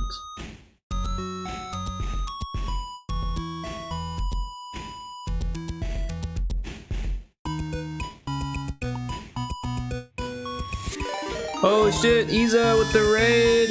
Welcome in, everybody. How y'all doing? Isa, how was your stream? I was lurking for a bit. I hope it was good. Hope it was good. Hey, Taco Crepe! Thank you for the sub. Really appreciate that. 7 months in a row, holy cow. We come for your goth tree pics. Yeah, Isa, let's see if you want to share it. I would love to see it. Stream was great. Drew my tree, man. Your tree man. We come for your goth tree pics. Nice. Well, I don't have any goth tree pics myself. I've got a creepy mushroom. We can go to this one, so it's not orange. We got a creepy mushroom. That's kind of like a goth tree, right? But yeah, if you have any anything you want to share, if you want to any art from your game or from your stream, totally happy to check it out and show everyone. We've come for goth mushroom pics. Well, it's a creepy mushroom, that's for sure. But yeah, for those of you who don't know me, I'm Rick. I do game dev stuff a lot of the time. I do play some games sometimes. Lately, it's been like 3 times a week, which is fun. Do a lot of Game Boy games, a lot of pixel art. That's what I'm into. And yeah. 10 bits. Hey, thank you so much, Seago. That's twice you've given me 10 bits today. Fantastic. All right, we got a link. Give me a second to pull up a browser here.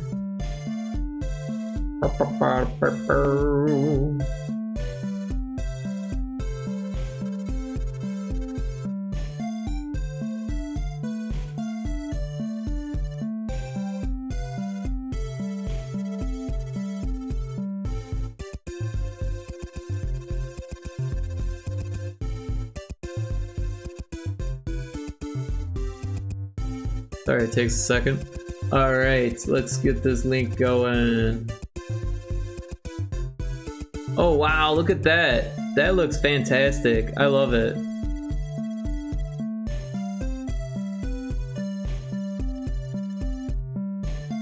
Really fantastic work here, Isa.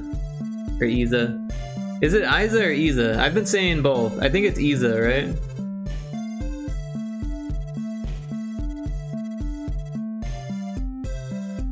Ias, welcome in. How you doing? Wee woo.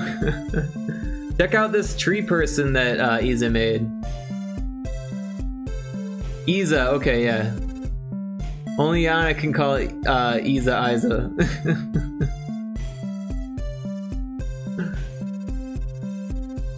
Isa's pro, yeah. But we normal people can call Isa. Yeah, Yana can call me Isa all she wants.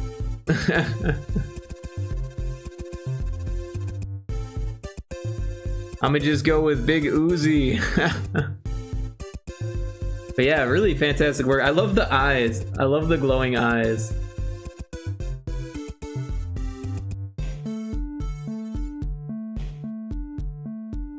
Yana calls me names.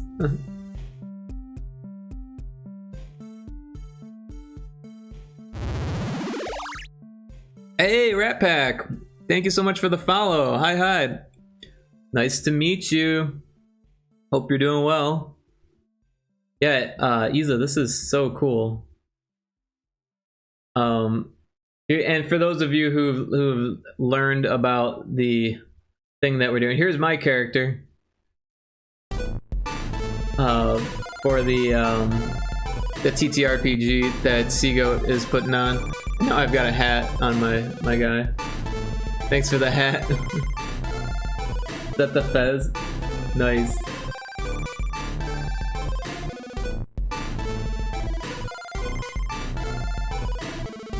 But yeah, my browser is slowing everything down, so I'm gonna turn that back off. Yeah. Pixel Art Gang, yeah, for real. Game Dev Meetup. Wait, who's a game dev? Is Rat Pack a game dev?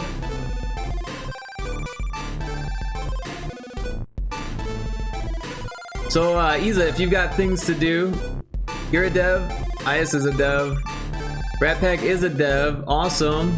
Well, let me give you a follow.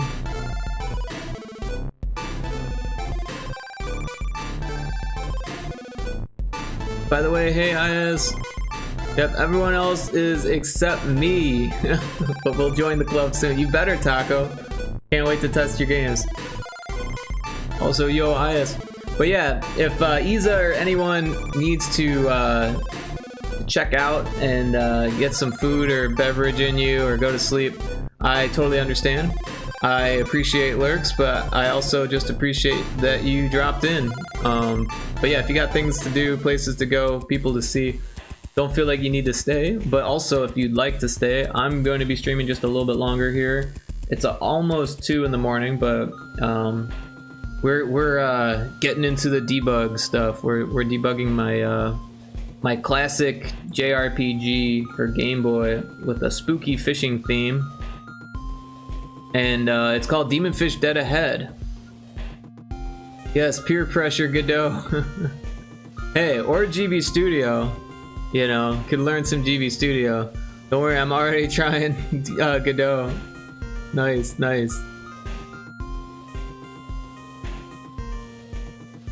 What did I miss? Hey Isa, Taco, I'm gonna bully you into learning GD script before the Unity guys get to you. I'm grabbing coffee, BRB for a bit. Yeah, take your time. Don't worry, I'm already trying to learn Godot script. Yes, peer pressure Godot. Yo, Seagoat, let's go. It's going terribly, but hey, I'll understand what it all means eventually. You will or you won't. It's one of those things. Ooh, fellow Game Boy dev. Oh, you're a Game Boy dev, Rat Pack? Hell yeah. Hell yeah.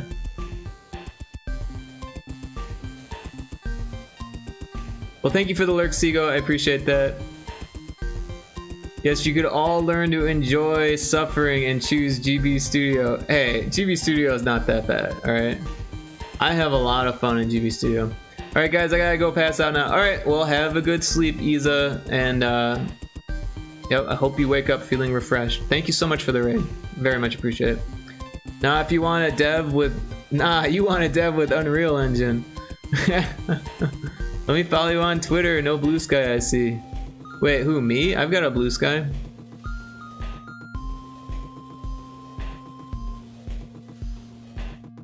I don't know if... I don't know the link for it. Do I have a link for it? There you go, there's my Blue Sky.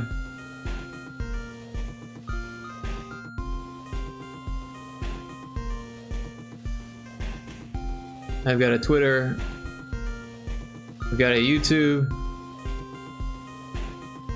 Do I have a... I don't think I have a Mastodon link yet. I am on Mastodon. I don't have the command set up for it. Good point, Taco. I need to make that.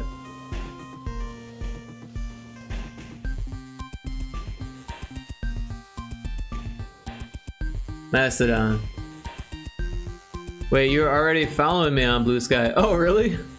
Well, I follow a lot of Game Boy devs, so that could be why. What you get for making Game Boy games, you get followed by me. Suffer with me. Vamos. So yeah, this is... Oh, we're back from the ad. I just realized there was an ad. Sorry about that.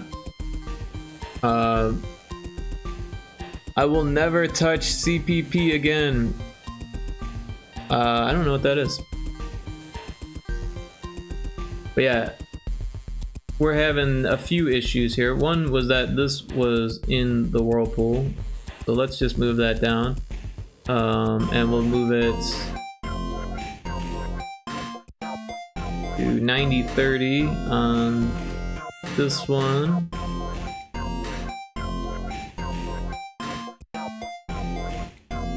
Oh, 90/30. Wait, 90/30? That's where it was.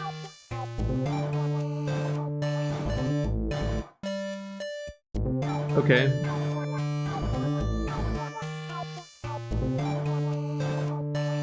This one 90/30. Oh. Yeah, 90/30. That one's already at 90/30. Okay.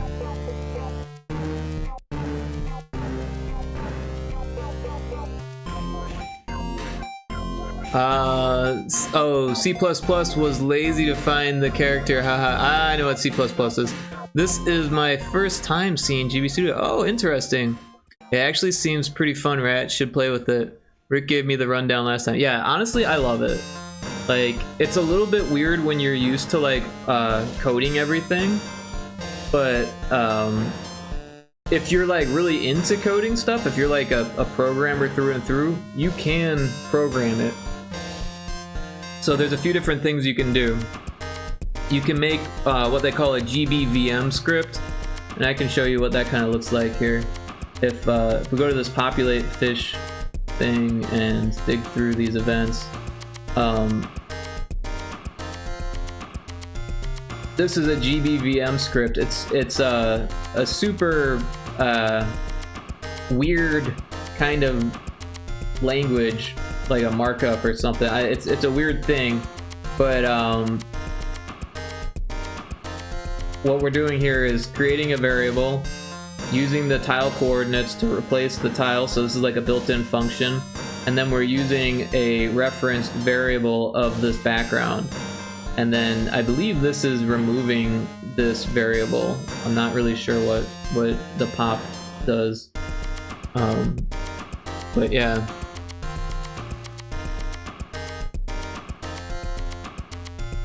I love the colors on those orange and blue ones. I'm a game maker dev. I like that it's all code. Not a big fan of Unity, but may switch to Godot for the next project.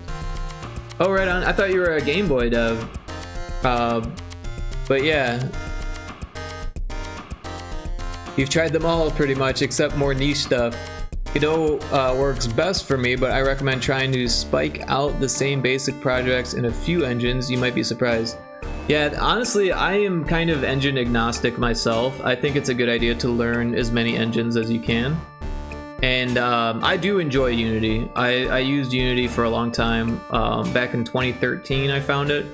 And it was like the first engine that I could sit down and make something with, like the first day that I worked with it. So it was kind of just the right fit for me after trying a whole bunch of different engines. Well, I create games with Game Boy limitation, colors, and vibes. Not sure if that qualifies me as a Game Boy dev technically. Well, if it doesn't run on a Game Boy, I don't think you can count it as Game Boy or homebrew. But yeah, there are a lot of limitations and stuff that you might not even be aware of if you're not actually trying to get it onto the Game Boy. Then no. Well, it's just one of those things, you know? But you might be able to take your assets and put them onto GB Studio to do that. But yeah, there's a lot of little interesting quirks with the Game Boy hardware. I can show you them because there's a lot of bugs. I'm gonna build the game real quick and do some live testing for you.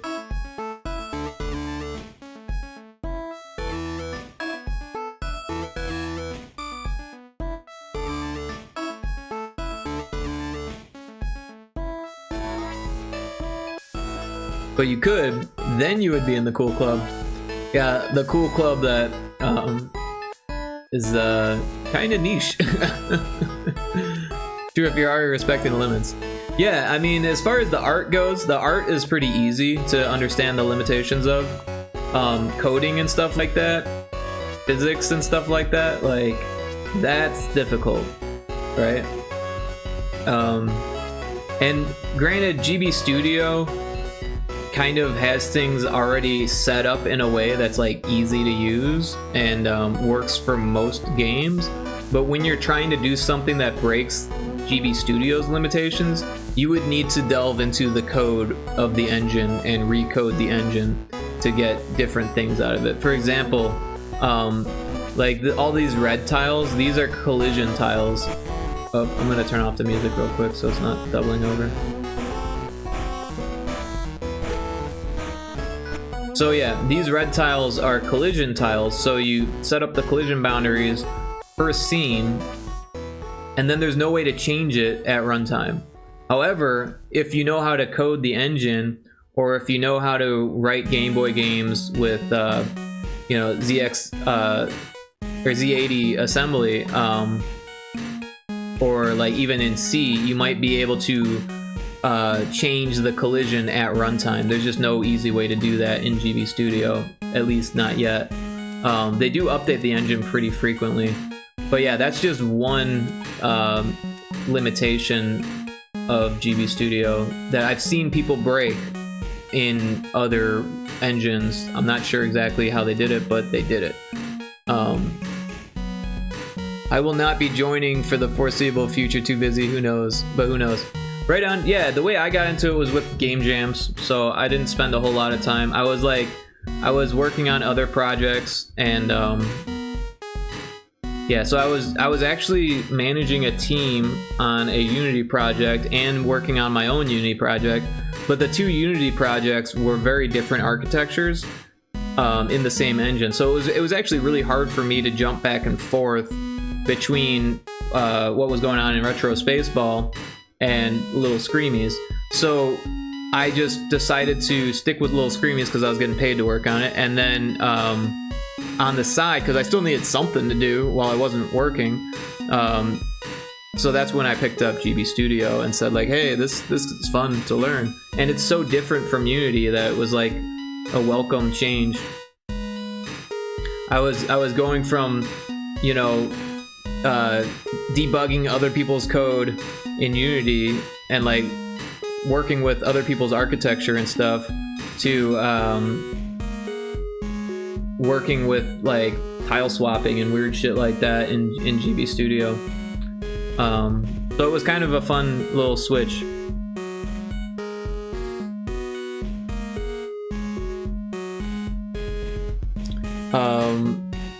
I want to see how the hell you flash your ROMs when you're done. Is there some magic USB Game Boy cartridge I don't know about? Yeah, that's fair. I think the nostalgia aspect of it can be comforting when you've been smashing your head against new tech for 12 months. Yeah, and I also have like a retro handheld. So honestly, I don't actually produce cartridges. That's kind of beyond my ability. There is a like flashing device that you can buy. I don't know exactly how it works. I've seen pictures of it.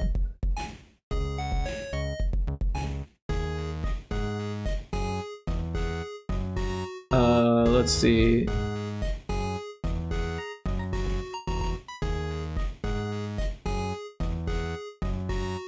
Yeah, so here's an example.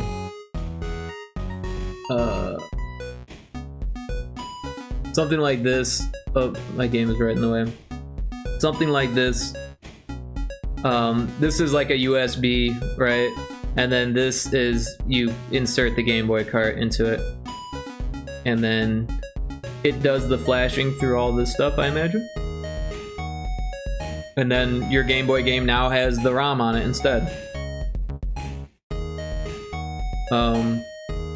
And I've never done it myself.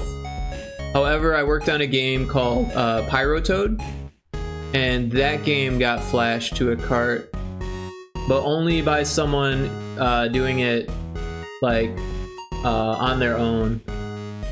Let me pull that up, yeah. So here's Pyrotoad on a cartridge. So I made the art for this. I made the music, or a lot of the music and all the sound effects, all of the art. And I helped with some of the design elements, but Johnny Manjiro did the level design and came up with the core concept of the mechanics. And we both worked together on like the theme and stuff like that. Still love that label. Looks easy. It's a good game. Thank you, Cryptic. I appreciate that. I'm already thinking about cases I can 3D print, send help. Damn, okay, I need to not go down this rabbit hole, then, or I'll end up being the one making all you guys cards. That would be dope ass, actually. There are some people that do it. Homebrew Factory is one of the big ones. But yeah, you can buy carts that are already made. Like, this is probably a similar thing. This one's got a battery in it, it looks like. I think that's what those are. So yeah, and this one's like $14. So they're not super cheap. You can buy like an EverDrive with like a memory stick that you, like a SD card that you can put in there. So that way if you want to play your games on actual hardware but you don't want to flash every single game, then you can put it on an EverDrive. Yeah. FRAM cards. So it's going to depend on the mappers and if the game requires a battery to run, like to save the game and stuff.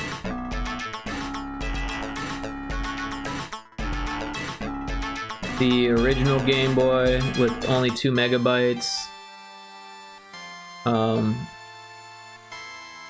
That one's $16. So the prices depend on where you're getting it from and stuff. clearly people are making them, but from what I understand, it's not easy to get all the parts to make them. I'm not really sure about all that stuff. I would absolutely print custom cart cases, haha. Yeah, it makes sense. It probably isn't much different than unlocking old Nokias, I imagine. I don't know anything about Nokias. Alright, so the boss dead, we're gonna say no. The boss enabled, we'll say no. Choose level, yes. What level? Level 160. Teleport on. Let's make this bigger. Alright, so it's gonna put me in the corner because I put the teleport on. But what that means is we can use the map and use this to teleport around. And so we can take a look over here. And all that looks okay. So this is what the actual game is like. We're fishing. They're all the same, which is kind of insane, but that does happen. It's pretty random. Showing your age again. This already looks sick. Well, thank you. I appreciate that. Yeah, so this is the Game Boy version of it, but I also have a Game Boy Color version of it, which I kind of make it so it uses a palette that's kind of built into this one that I liked. If I can find it. This one. So yeah, I use this palette on the Game Boy Color. But yeah, it's fun to look at the different colors that you can do. This is all within the emulator that comes with GB Studio. But yeah, basically you just cast, take damage, killed the fish. It added it to my fish box. It makes a sound. Second demon fish is attacking. Players attack for 7.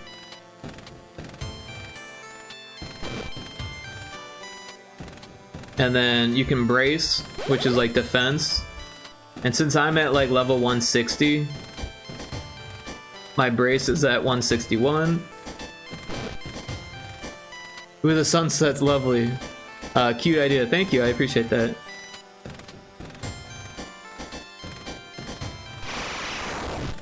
So yeah, it started as a game jam. Player attacked for 0, but I'm no longer braced. So every time you take a crit, your brace zeroes out. But if you don't take a crit, it uses that 161 number and depletes from that instead of your health. So that's how the brace works. If I run away, there's no random in running. You always run whenever you choose to run. And I did that because there's no way to heal unless you go to a save point. So that's kind of my my workaround for that. I've entered my first game jam now. I actually think I found a good team. Oh, cool. I've ended up leading, which sucks, but still, it'll be fun. You know, leading is tough, but it's an awesome thing to learn. Yeah. I actually enjoy it. At first, it was like tough, like it was hard, but I spent some time learning better ways to do it and thinking about it, mostly thinking about it and just like thinking about bad managers I had and how I could like not do what they did, that kind of thing. All right, so if we go to caught, we can see that I've caught one of these.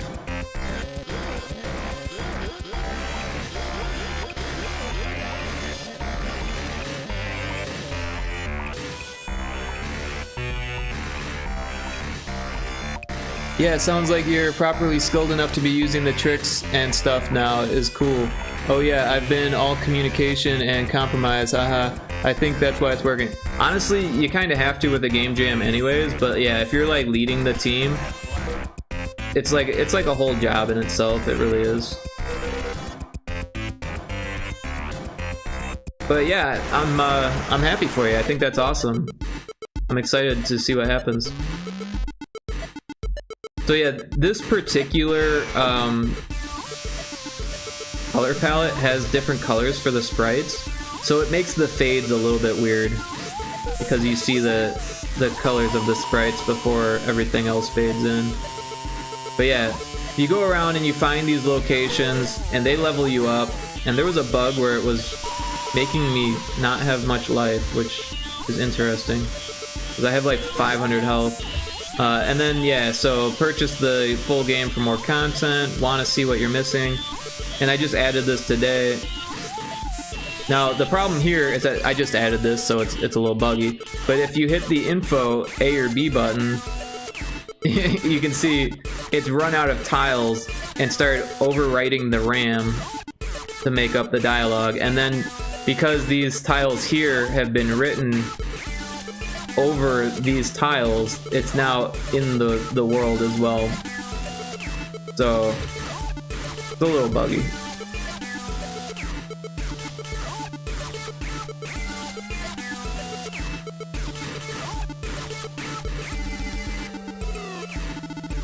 So what I could do to fix this is get rid of the frame and cut down on other tiles, or I could make it into more scenes so it shows less on each scene, or just get rid of the dialogues altogether because they're not really that useful, or maybe put the dialogues in the background, like so it's built in.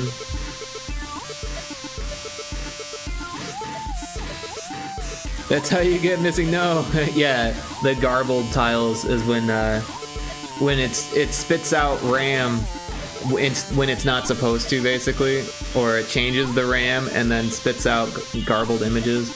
But yeah, essentially the same kind of thing there.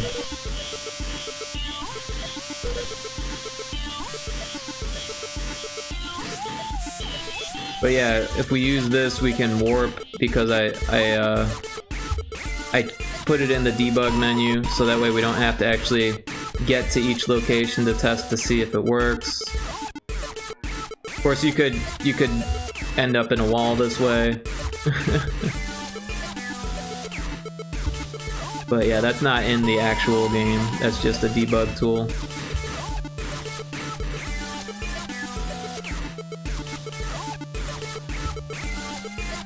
Oh, I added Captain Ahab. There she blows!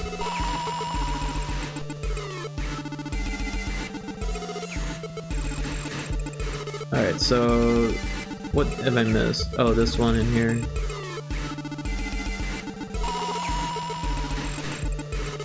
Alright, so I found all of the Overlord, or all of the locations, although I cheated to get this one actually, because there's only 7 and you can't reach that one in the demo. But anyways, so now the Overlord's there. And now I have 7 of 6, which is interesting. But then yeah, you can fight the boss now.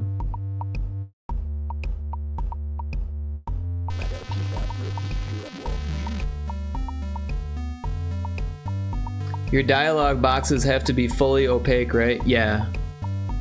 The only transparency is in the sprites. So like everything is 4 colors in Game Boy except for the sprites. The sprites are 3 colors and transparent. But there's pretty strict limitations on the sprites as well, because they can only use so many tiles, and you can only have so many tiles of sprites on each scan line. Otherwise it starts sprite tearing.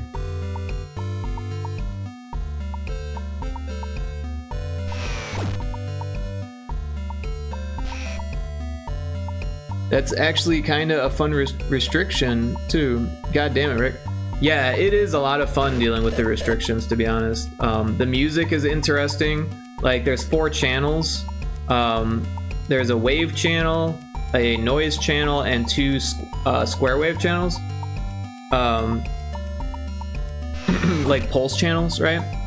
And the thing is that the sound effects in the game use the wave channel. So if you have music on all 4 channels and then you have sound effects, it will stop the music and play the sound effect, and then it'll start playing the music again once the sound effect is over. So you used to hear that kind of stuff in Nintendo or in Game Boy from time to time.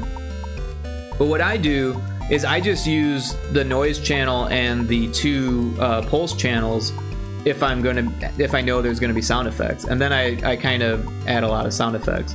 The problem with GB Studio and the emulator that GB Studio uses is that it's kind of shitty when it comes to audio.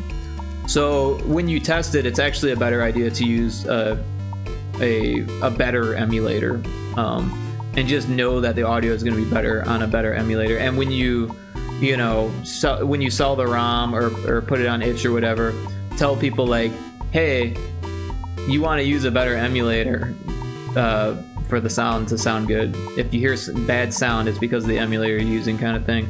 But also GB Studio makes like a web build that you can put, which is cool, and it's awesome that it does it right out of the box. However, the audio on that sucks because it uses the same emulator. So there's that. That's why sound effects always used to cut out when certain music tracks come in. Yes, exactly.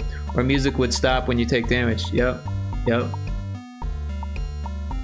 So yeah, once you beat the boss in the demo, it takes you to this screen as well, and then you can exit by hitting the button, and now you're here. And yeah, because it's the demo, same thing. Oh, well, that's weird. That's really weird, actually. That wasn't supposed to happen at all.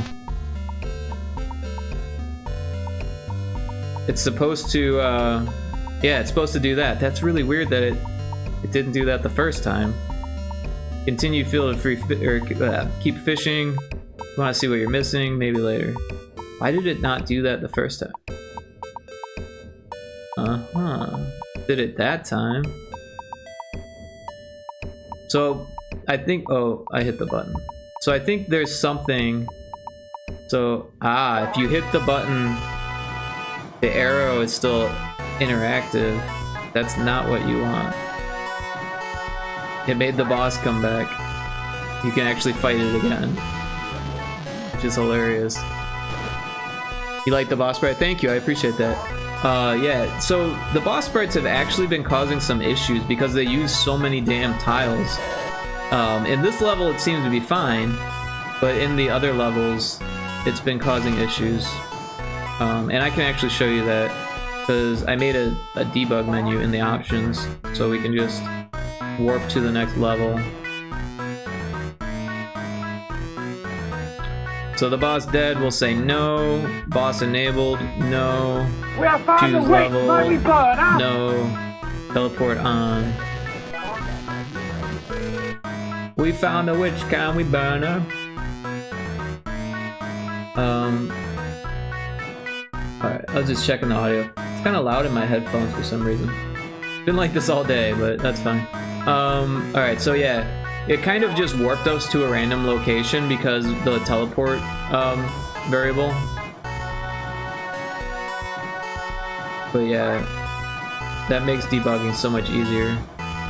And yeah, so the boss is like a whirlpool. Oops, I'm inside the wall. Until you unlock it, right? So if you go up to it, it says something lurks below, maybe come back later. So you go and you find all the locations. And again, I'm cheating to get to them, obviously. Also, yeah, that like garbled effect that happens. That's because of the palette that's being used. You wouldn't see it if it wasn't using a separate color. My name is Eon Flux. I'm here on a mission to assassinate Trevor Goodchild. Have you hand-tiled all your maps too? The first level I did. On the second one I ended up using tiled, which has like rules for the terrains. So Eon Flux, good choice. Yeah, I'm a fan for sure. I have a DVD box set of the original Eon Flux cartoon. Oh, what did I do? That button. But yeah, I used tiled for this level and all of the later levels because I spent a long time doing it by hand on the first one, and I was like, I need to learn how to use tiled. And then I did. Still love the crappy movie no one liked. Yeah, I wasn't a huge fan of it. It wasn't too bad, but it wasn't great either. It kind of like mixed a bunch of episodes together and then just kind of changed a whole bunch of stuff. Right?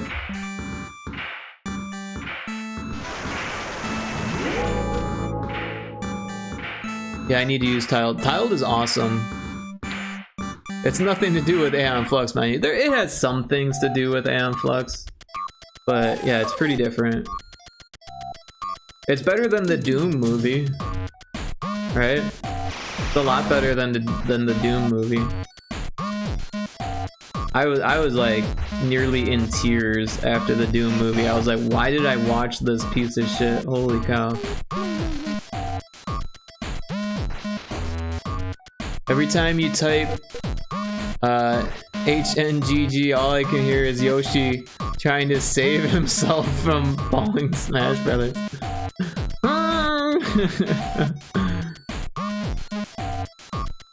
Damn, I like the Dune move. No, Dune is fine. I said Doom. Doom with an M. Like Mary. Doom with the Rock. Oh my god, so bad. I do have some Yoshi energy. Not as much as I wanted to buy. They were tolerable. Probably part 2. To be honest, part 2 was shit. Oh, Doom movie is so bad. It's good. Honestly, I was like not even like, I can say that about the Mario Super Mario Brothers movie, but like the Doom movie just upset me. I wanted that to be good, and then I went and saw it and I was like, what the fuck is this? I saw it in the theater though, so that's probably why. If I would have saw it on TV, I probably would have been more okay with it being terrible. But I was like in high school and I was like, oh, they're making a Doom movie. And so the thing is that I remember reading about it in like GamePro magazine when I was in like fucking 3rd grade. They're gonna make a Doom movie and a Duke Nukem movie. The Duke Nukem movie never came out, by the way. Doom was like the only game he's played. Oh, my uncle was upset too, I remember. Doom was like the only game he played. Yeah, I loved Doom. Doom got me into modding, and I was a big fan of both Doom and Duke Nukem. Maybe try again as an adult. You can see, you can unscar yourself. Maybe it'll just bring back bad memories though.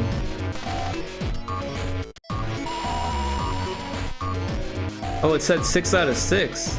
Oh, that's a bug, but also that wouldn't be a bug because you can't normally get to this if you're playing the demo mode. Where is the bad guy? There he is.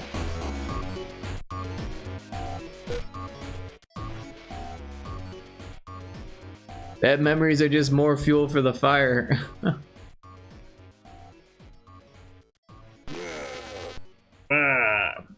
I did all the sound effects with my mouth, except for one sound effect where it's like a claw, and I just couldn't think of how to make that sound with my mouth without hurting my teeth. So I like took a plastic headphone thing and kind of clapped it to make that sound.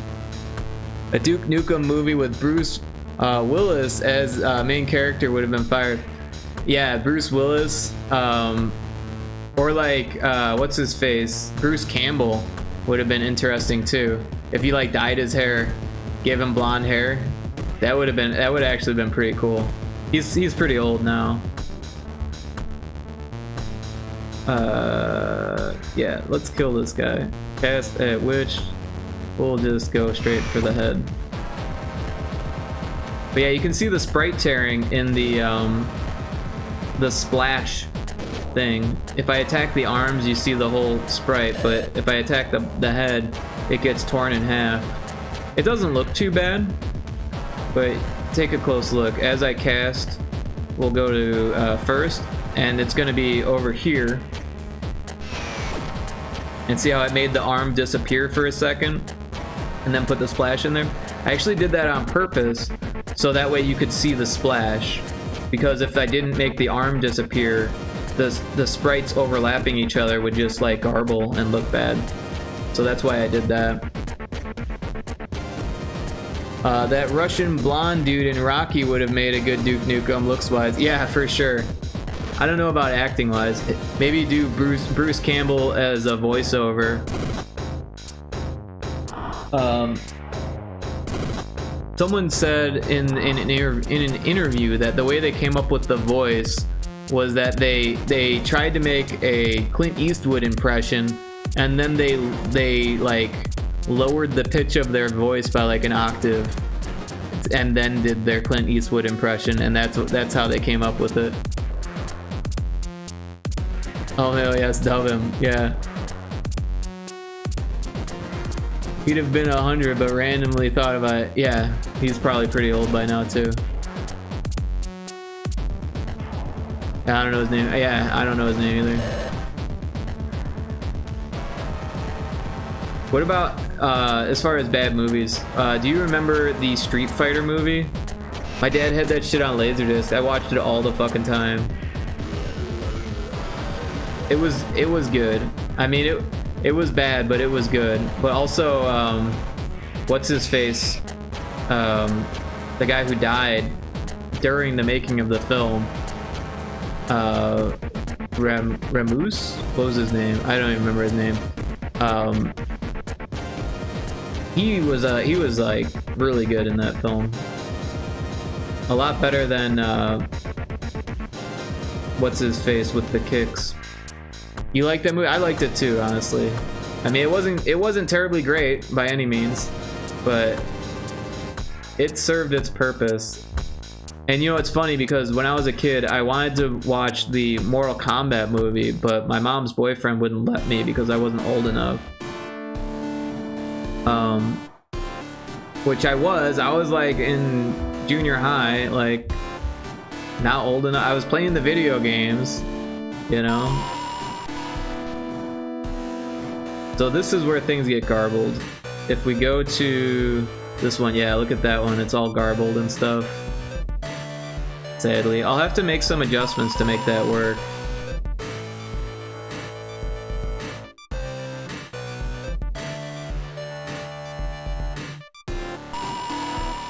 Oh no, step-parents so funny when they try to step up and become all overbearing. Real smart. Yeah, like what the hell, dude? The guy was an asshole. For sure.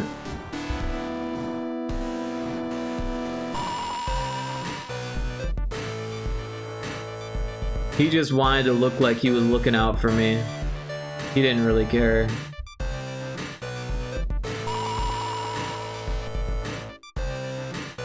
One night he was like watching us, and so he like went to the movie store and got a movie so we could like watch a movie while he was like watching us for the night. And he got fucking Demon Knight, the Tales from the Crypt movie Demon Knight, which is like fucking titties like the whole fucking movie. And it was like, I was like younger then. This was like before he told me I was too young to watch Mortal Kombat. Taco Crepe, you're back. Welcome back. Inconceivable! Inconceivable! Gonna go shower. We'll be lurking. Well, thank you for the lurk, Ias. Appreciate that. Yeah, we're testing Demon Fish here. There are still some bugs. 7 out of 6. So there's the boss. We can go take care of him.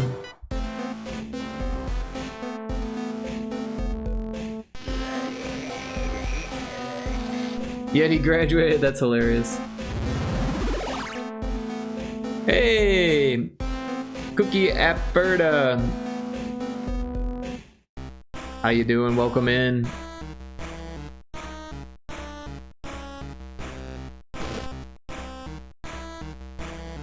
Oh, I'm taking damage here. We better cast at the third one.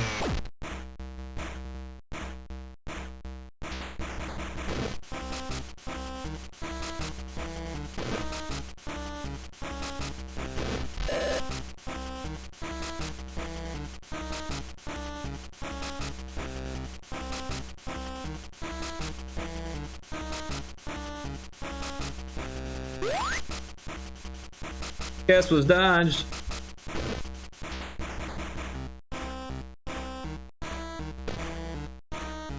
Cryptic, do you believe in Joe Hendry?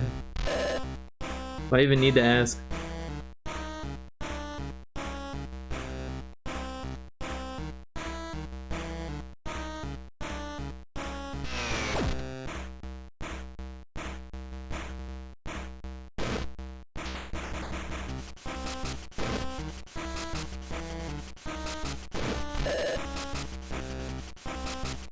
Taking heavy damage. We got this guy.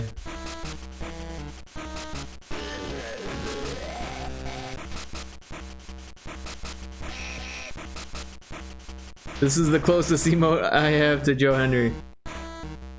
You saved me from the ugly seaweed. I'm so happy you're the best. You could even beat the Dragon Lord. Save game. Yes. Alright, so yeah, it just kind of put us right next to here because the teleport debug. That's where you're supposed to come from.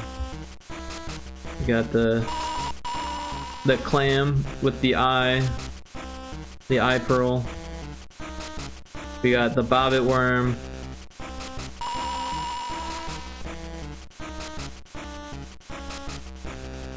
We got the sea snake.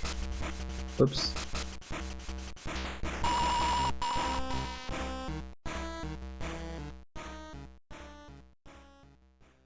We got the bugged out snail.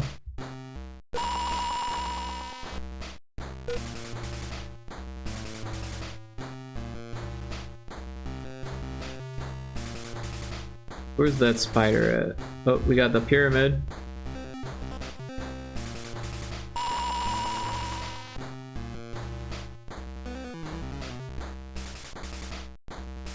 There's the spider.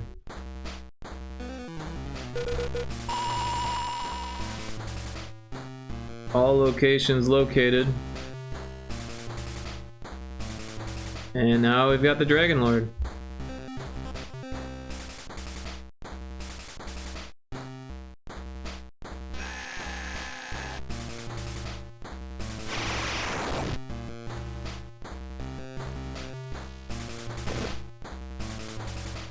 That thing is so creepy. It is kind of creepy. So we're gonna run away, and then we're going to oh, not that button. We're gonna hit this button. We're gonna turn the background music back on, and then we're gonna turn off the background music for my stream, and then we're gonna go back and fight this because this guy's got awesome music. Also, this level has pretty good music too. Not bugged out. The engine kind of hiccups, which is unfortunate.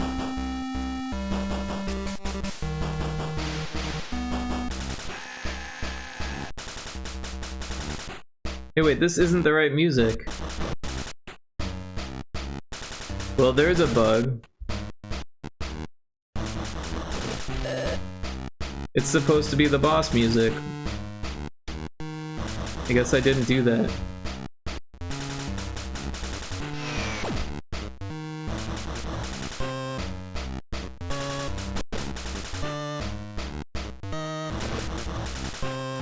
$50 damage.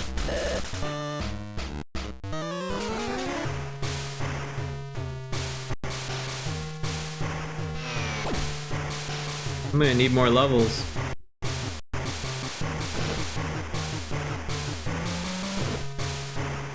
Oh wow. That's close to death. Oh, crit? Shit, I've got 10 health left. I better run the fuck away. Alright. Let's find that other location. Because there's 7 on each level.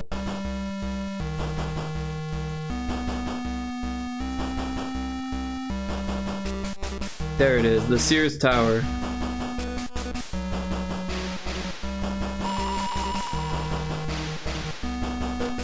So if we check, oh, I hit the wrong button. If we go to status, Health is at 611 out of 611. We've got level 187, and the boss is still kicking our ass.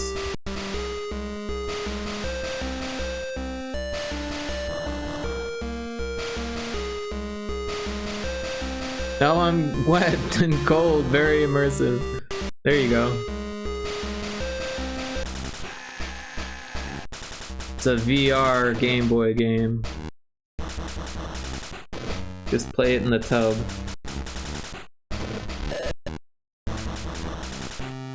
There's no way I'm gonna be able to beat this guy, he's so tough.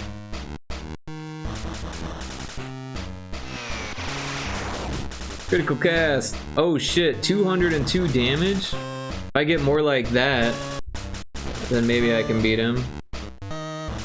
Maybe. He takes 49 each attack on a regular attack. Might have made this guy too hard. 181. Oh, he's only one hit left. I can do this.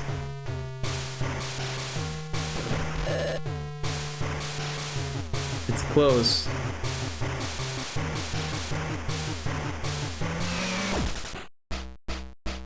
$189, we got him.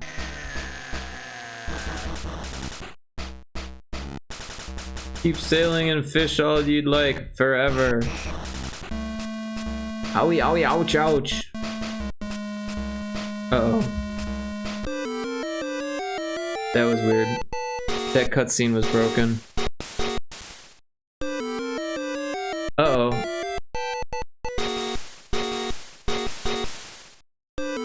It's broken here also. It's supposed to go into another piece of music. You defeat all the imposters, and you even returned my crown. Thank you for all your hard work. Well, that's really bogus that it's doing that.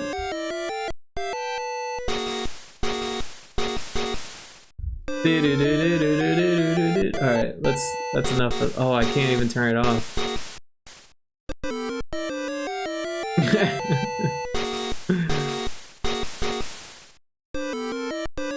Banger melody. It's the intro. It's just repeating the intro.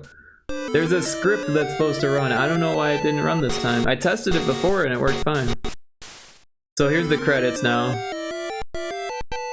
Game by Rick Wave, Oakland Wave Games, rickoakland.com. Special thanks to Infinite Metal, The Electric Mindset, Taco Crepe, Techno Fantasy, Chris Maltby, Robert Doman, EB Studio Central, and Blog 2 Geeks. I wonder if you could engineer something where you deliberately shift the RAM. Yes, I actually figured out a way to do that. It's using a bug though, so if they update the engine, it might get rid of it. But I'm planning on using it for my hacking game. I like this vampire melody. I mean, I guess that's what you already do. LMAO, huh? You caught 3 fish. I only caught 3 fish. Hacking game, OMG, that's what I'd want to do. Yeah. So it actually originally started on Unity, and I was using data bending to make the art for it, which I thought was really cool and unique, and I don't think anyone's really done that yet.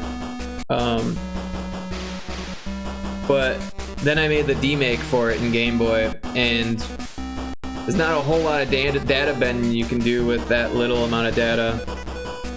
But garbling the sprites is just as good.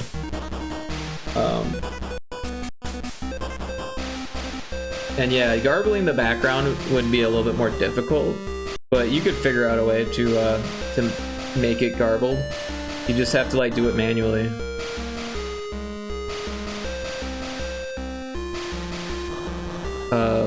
Game Boy Sub OS. Well, if you ever tackle that and want some art done, let me know. I'd love to do that. I know you'd probably rather tackle it alone, so no worries, but yes. On SourceHack, it's already online. You can play it. It's on my itch. But like I said, it's the Game Boy version of it. The Unity version of it, I never actually finished. I did a lot of like stuff to it to make it work. Thank you. Well, look when I'm dressed and stuff. Yeah, take your time, of course. The Unity version. Hey, Taco Crepe. Wait, did you just sub again? Didn't you already sub? Wait, that was weird. Yeah, that was weird. Didn't you just sub earlier? Oh man. Hey, I'll take both. I'll take both. Your sub expired earlier?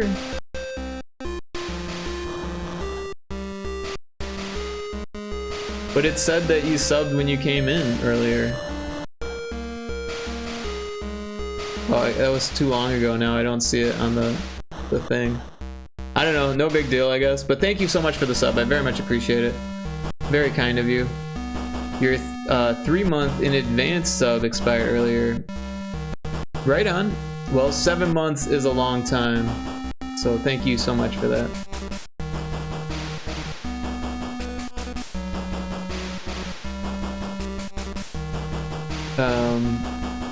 I'm 50% of the way to my my sub goal. Very cool. Alright, so let's fix some of those issues there. The audio not playing the music, that's the easiest thing to fix, right?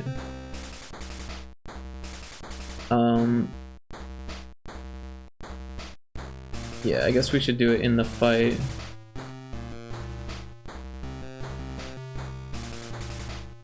Here it is. Oh, boss music too. That's the wrong music. We want boss music 4. I just never went in and changed it. Then this one should be changed though, right?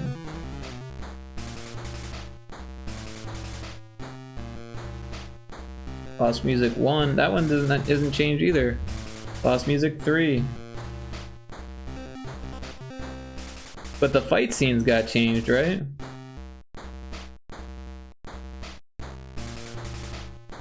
Battle music 5. That's supposed to be battle music 7.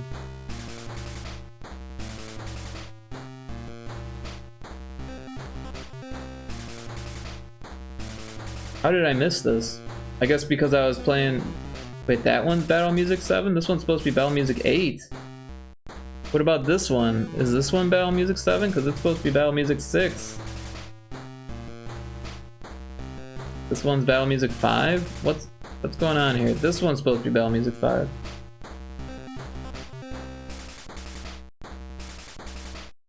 That one is battle music 5 too. Okay. I don't know how that one got changed to whatever. This one is 6, 7, and 8. All right, and then. Aya says, I'm grateful for my sub from Electric, haha, because I'm always asking you stuff and your mid-explanation when ads come in. Yeah, that's, I've engineered it that way, so that way people will be like, oh, I better sub so it doesn't cut off. No, I'm just kidding. But yeah, I appreciate that as well.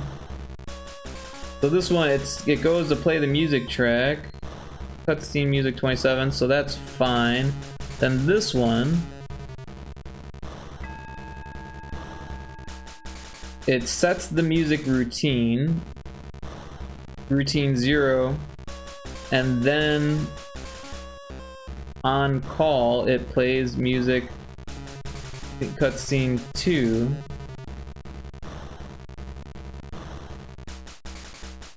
So it should be setting the routine to be playing this, and then it plays the music, which is cutscene music 3. And cutscene music 3, we go up to it. Cutscene music 3 has this at the end, which is, oh, call routine 1. It's supposed to be call routine 0. How did that get changed? That's so weird.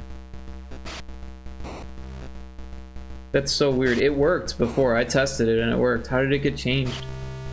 My mind is blown. Maybe I changed it to 0 and this was always at 1. I don't really know. In all fairness, you probably should think like that sometimes. If you just go silent during ads, there's nothing for your subs. Yeah, I don't want to pressure people into buying stuff, to be honest. Like, it's expensive, and as much as I like earning money from my stream, I don't want to pressure people into it. I don't want people to feel like you know, they have to, otherwise they're gonna miss out. I don't like FOMO. Like, I mean, clearly you're gonna miss some things if you're like not there all the time, you know, but like that's just the nature of being live, right? You can juggle it without pressure though. You guys all warn people that they're coming. That's better than most. I do my best, yeah. Sometimes they sneak up on me. And like, you know. So the thing is that a lot of people that sub, like, I know that they're subbed, so I'll just like keep talking to them during the ad break, and then we'll start on a conversation, and then the ad break will end, and then people that were in the ad will like only get fragments of that conversation. And like, that's okay, because I wasn't really talking to everyone at that point. I was talking to the people that I know weren't in the ads. But yeah, at the same time, I feel like if people want to get the whole conversation, then they'll have to sub. That's just how it is. But granted, I'm not going to talk to people that are in the ads while they're in the ads, or I try not to, at least, you know. Or like, if I'm testing someone's game, you know, someone who rated me wants to show me their game or something like that, then I'm going to like, hopefully they're, you know, snooze the ads. But if I can't, then I will like take a break from what I'm doing so they don't miss any valuable feedback or anything like that, right?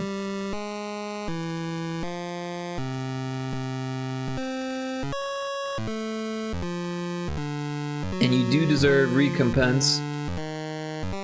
I don't even know what that word is. Is that like compensation? Yeah, that's probably how I'd handle it too. Exactly. Use the ad time as drill down time. Either that or time to take a break, you know, like I'm almost out of water, you know, every once in a while I gotta use the bathroom, human stuff.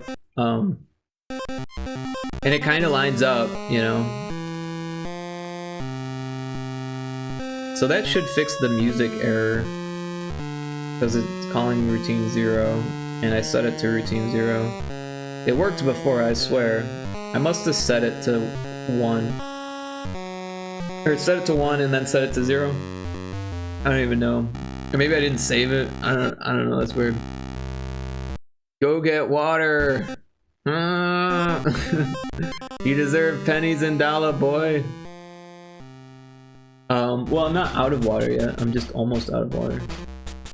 And also there's an ad coming up in a minute, so it lines up. Let's see here. So yeah, these first 2 scenes don't have any issues as far as the scrambling, but these ones, they have these really big sprites with unique tiles, and I can either make them smaller or make the boss smaller, maybe make both of them a little bit smaller, because this is the one that's getting garbled, and it's like all of these middle tiles are getting garbled. The snail, like I already went in and optimized most of them for the most part, but if I took out like, I don't know, I wouldn't want to do that, because I don't know, I don't want to optimize things too much. The eyes could probably be optimized. I think the eyes are optimized already.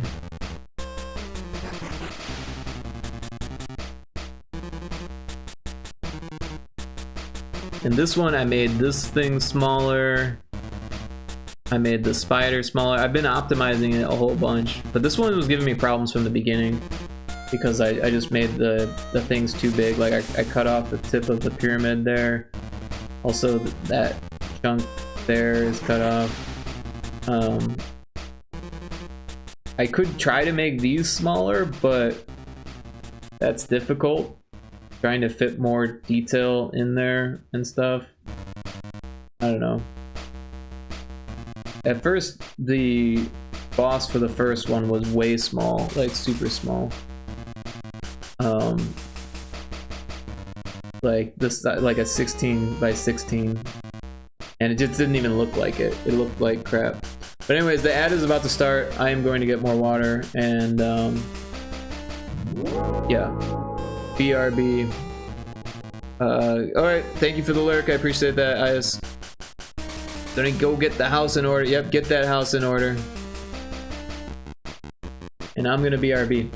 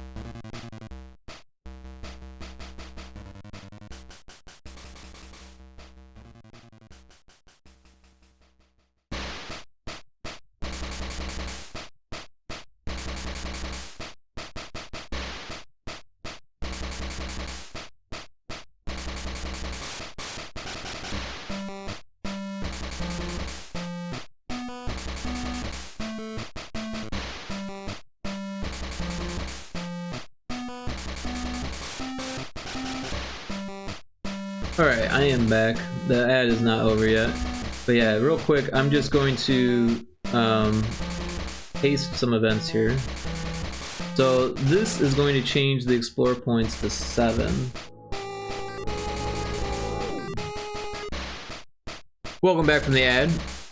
Yeah, so real quick, I'm adding this event just as a, like, as for me, if I'm testing the game and I'm in demo mode but I want to check the other levels too, then it sets the explore points back to 7 when the demo only has 6. So I'm just adding this to each of the worlds. And the variable does say level 1, but they all use the same number, so it doesn't need to say level 1, it just happens to.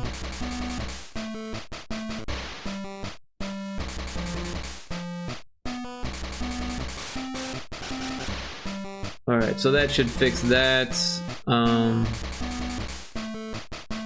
Oh yeah, this cutscene didn't work for whatever reason, which is weird. Let's see, player move. Player move. So if local 0 equals 0.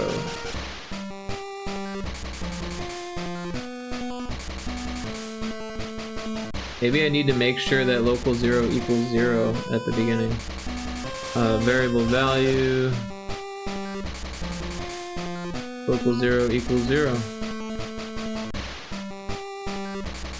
Copy.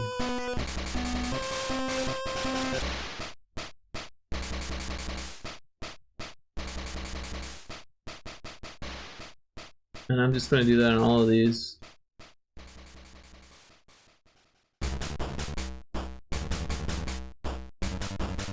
But it's weird that it was only on that one that didn't work. I'm a little bit skeptical that this will fix the answer, or this will be the solution.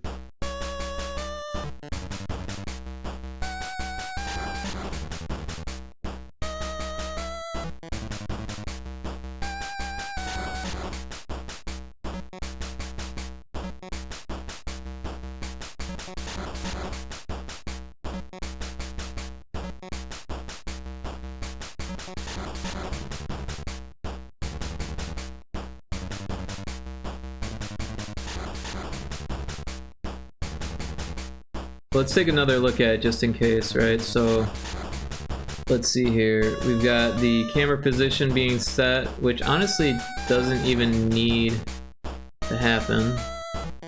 Have fun fixing bugs. I gotta go. Have a good stream, Rick. Glad I caught some of it. Yeah, absolutely, Cryptic. Thank you for dropping in. I appreciate you being here, and I hope you have a lovely rest of your evening or morning or whatever it is there.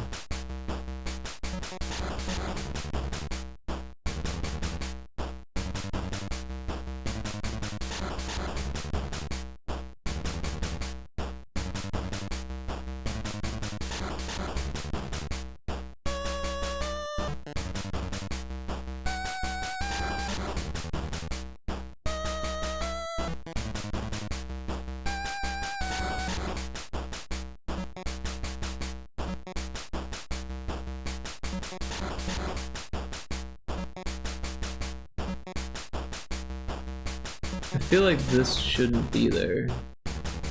It doesn't need to be, but I don't know why that would cause the issue. But yeah, player move. These are all the same. Local 0 equals 0, local 0 equals 1, local 0 equals 2, local 0 equals 3. So this definitely happened, because it did go to the next scene, but it didn't move the player. Oh, wait.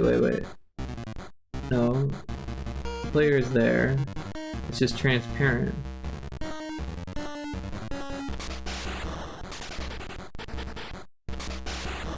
I don't know, maybe it's because the camera was placed there.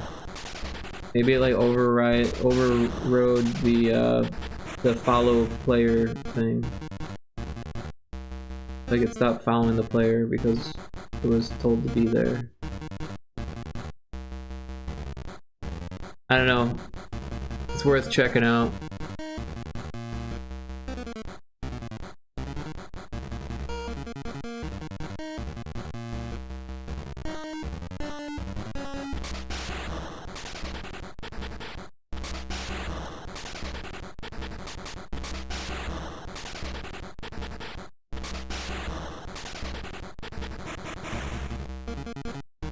I do wish we could fix the tile bug issue, but it's like 3 in the morning. I think it might be about time to find someone to raid.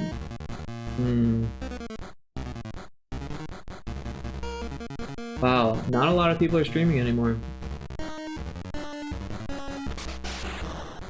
Might be a good day to find someone new.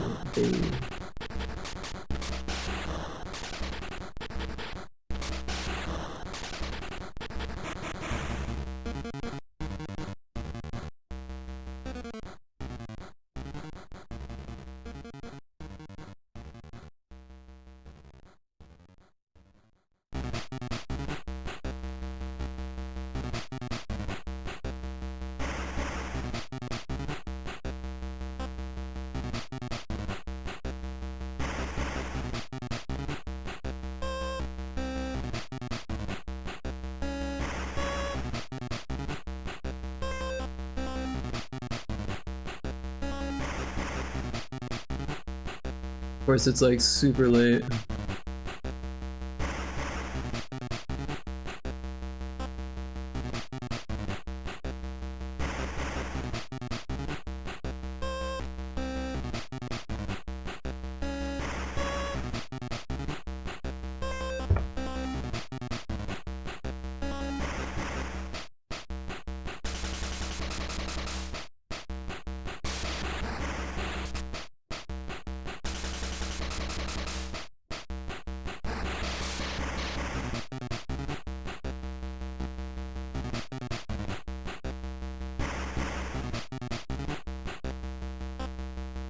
There are a bunch of game devs, but a lot of I don't know. There's RPG makers, some Unreal devs.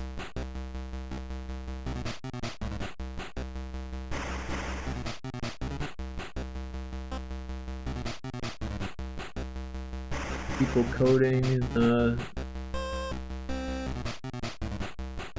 Visual Studio.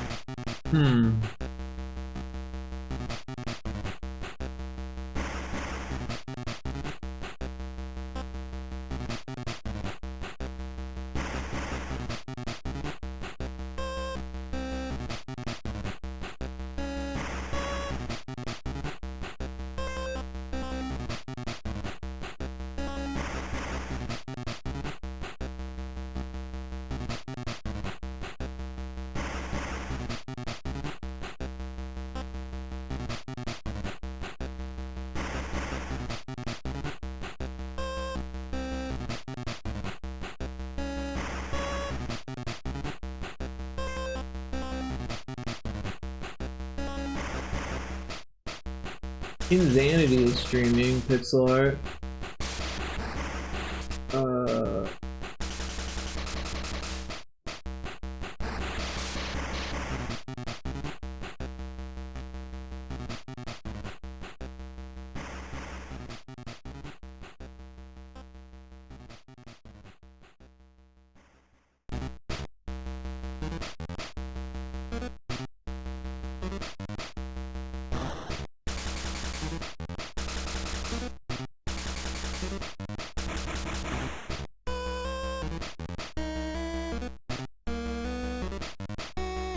I don't want to take another look at that preview content.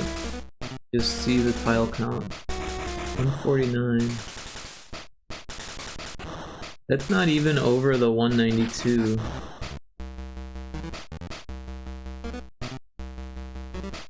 A little weird that it's causing it to glitch.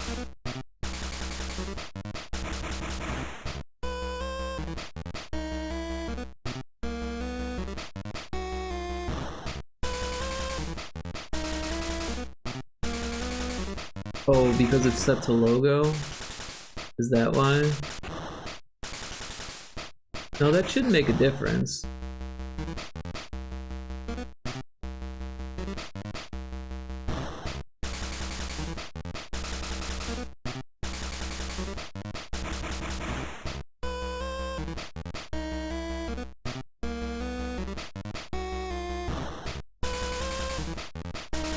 Yeah, they're within the tile range. Not sure why that would glitch out like that. Kinda weird.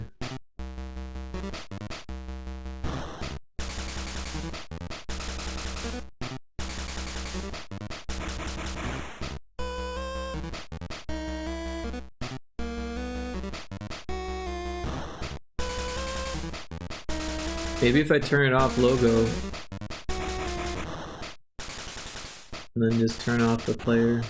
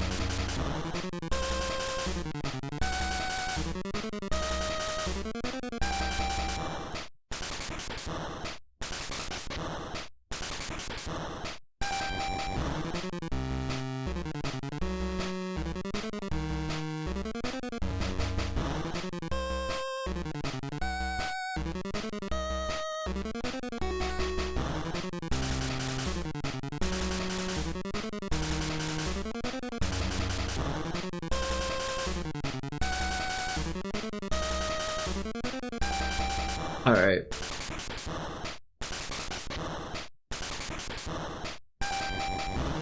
Let's try it again.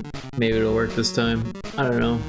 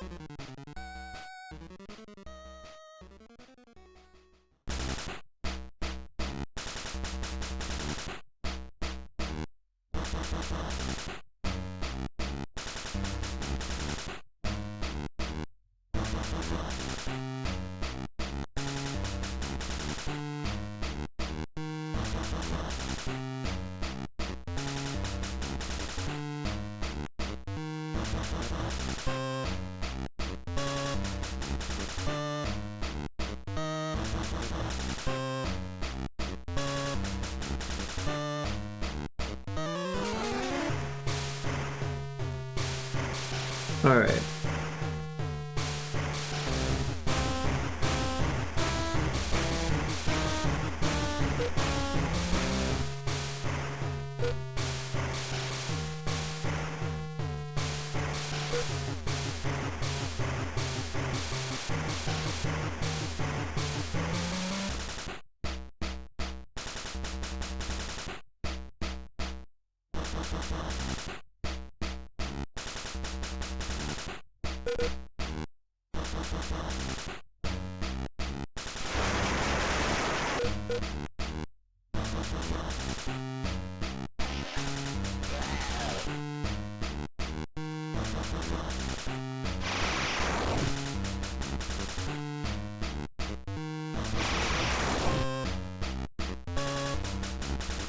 I died. I didn't even have a chance to run. That's hilarious.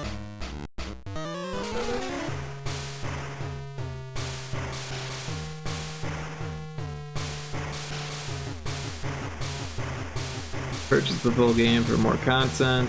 Want to see what you're missing? View content. Alright, so let's try it. Hey, and now it's working. Look at that. So apparently in logo mode it doesn't work.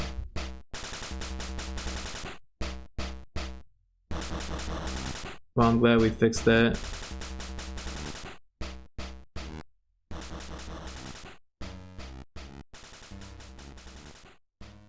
Alright, so let's make a little GIF of this.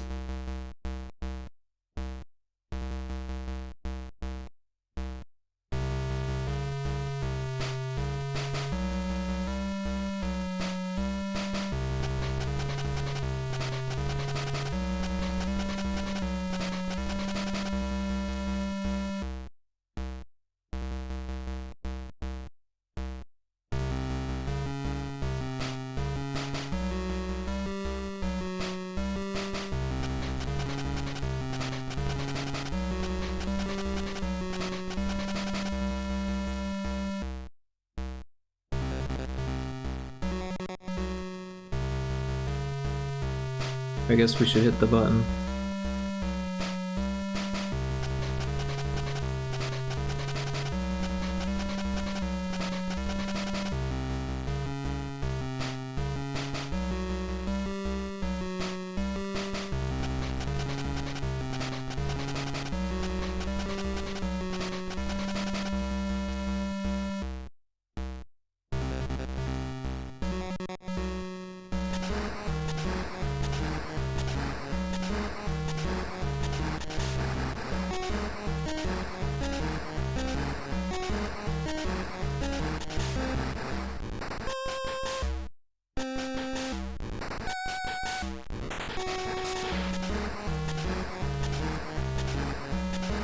Oh, it would have been nice to have the fade at the end.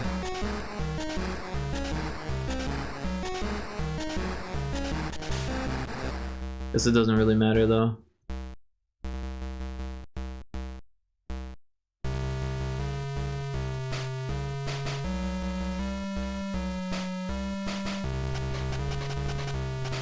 I'll make sure we get the mouse out of there.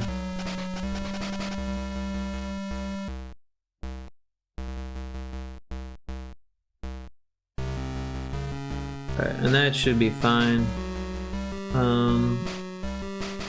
Image, no, file, save as, save it to a different folder.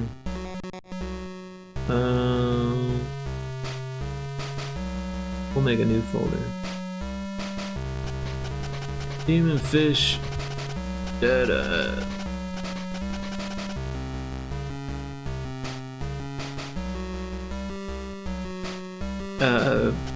preview content.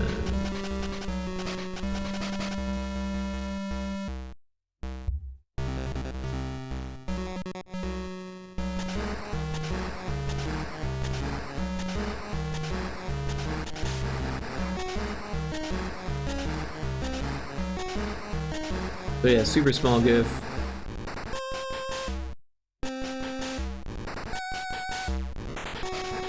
Here's how it looks.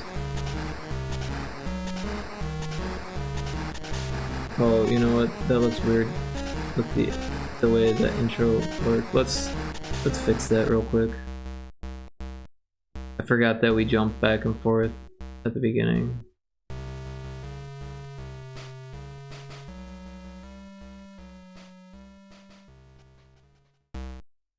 We'll start here.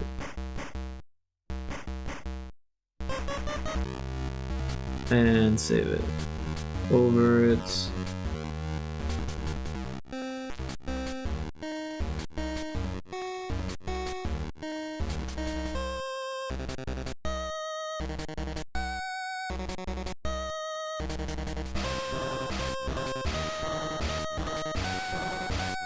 Alright, so now we've got our preview content.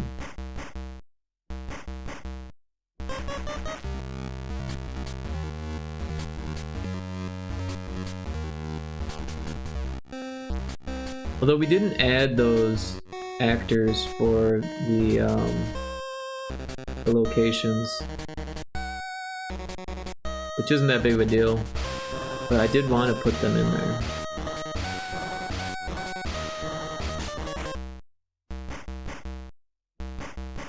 We can leave it for now. Alright.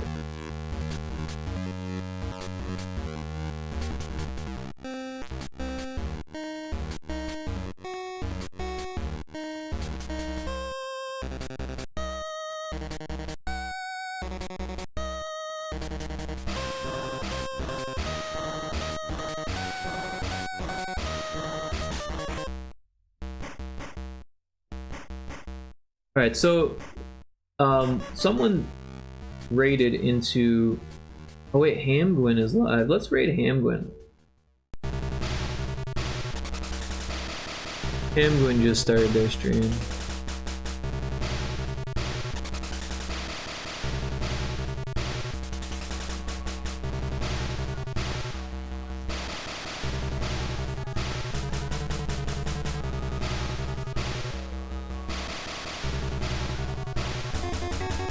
Alright, yeah, let's go there.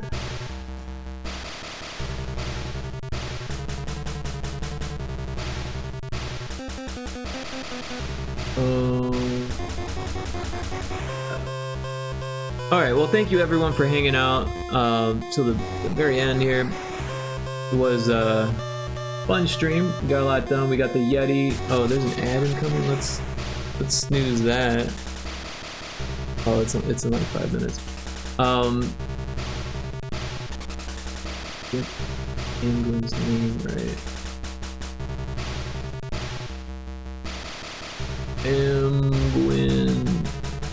Twins. So yeah, thanks everyone for hanging out. Puke7 for the raid. Iza for the raid. Seagoat for the bits twice. Taco for the sub twice somehow. But yeah, everyone who hung out, everyone who lurked, I really appreciate it. Everyone's been super supportive and it means a lot to me. It's been fun. It's been a fun, long, what's the word? Productive 9-hour stream. So yeah, we're gonna raid Hamgwin. They're a fantastic pixel artist. And yeah, 1 layer dark art Thursday is what the stream says. So yeah, let's get that raid underway. We got the raid message.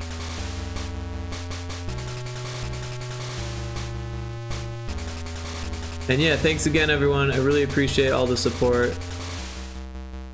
Can't wait to see you tomorrow. Don't forget, 9:30 or 9:15 my time. We're gonna be doing a collab with Taco, Seago, Yana Pixel, the Big Lumbee, or is it just Big Lumbee? Big Lumbee and Iza and me. So all 6 of us will be collabing. We're all pixel artists. Oh, Johnny Manjiro, welcome in. We're actually about to raid out, but the RPG is nearly done. I'm just working on some of the demo stuff and getting it ready for Steam. But yeah, I have been meaning to reach out to you, Johnny, so I'll shoot you a message. But yeah, it looks like we didn't make enough for the payout in November, so we should by the end of the month though. Gonna make a Newgrounds page? Yeah, probably. Anyways, we're about to raid, so I'll chat with you later. See ya. Bye.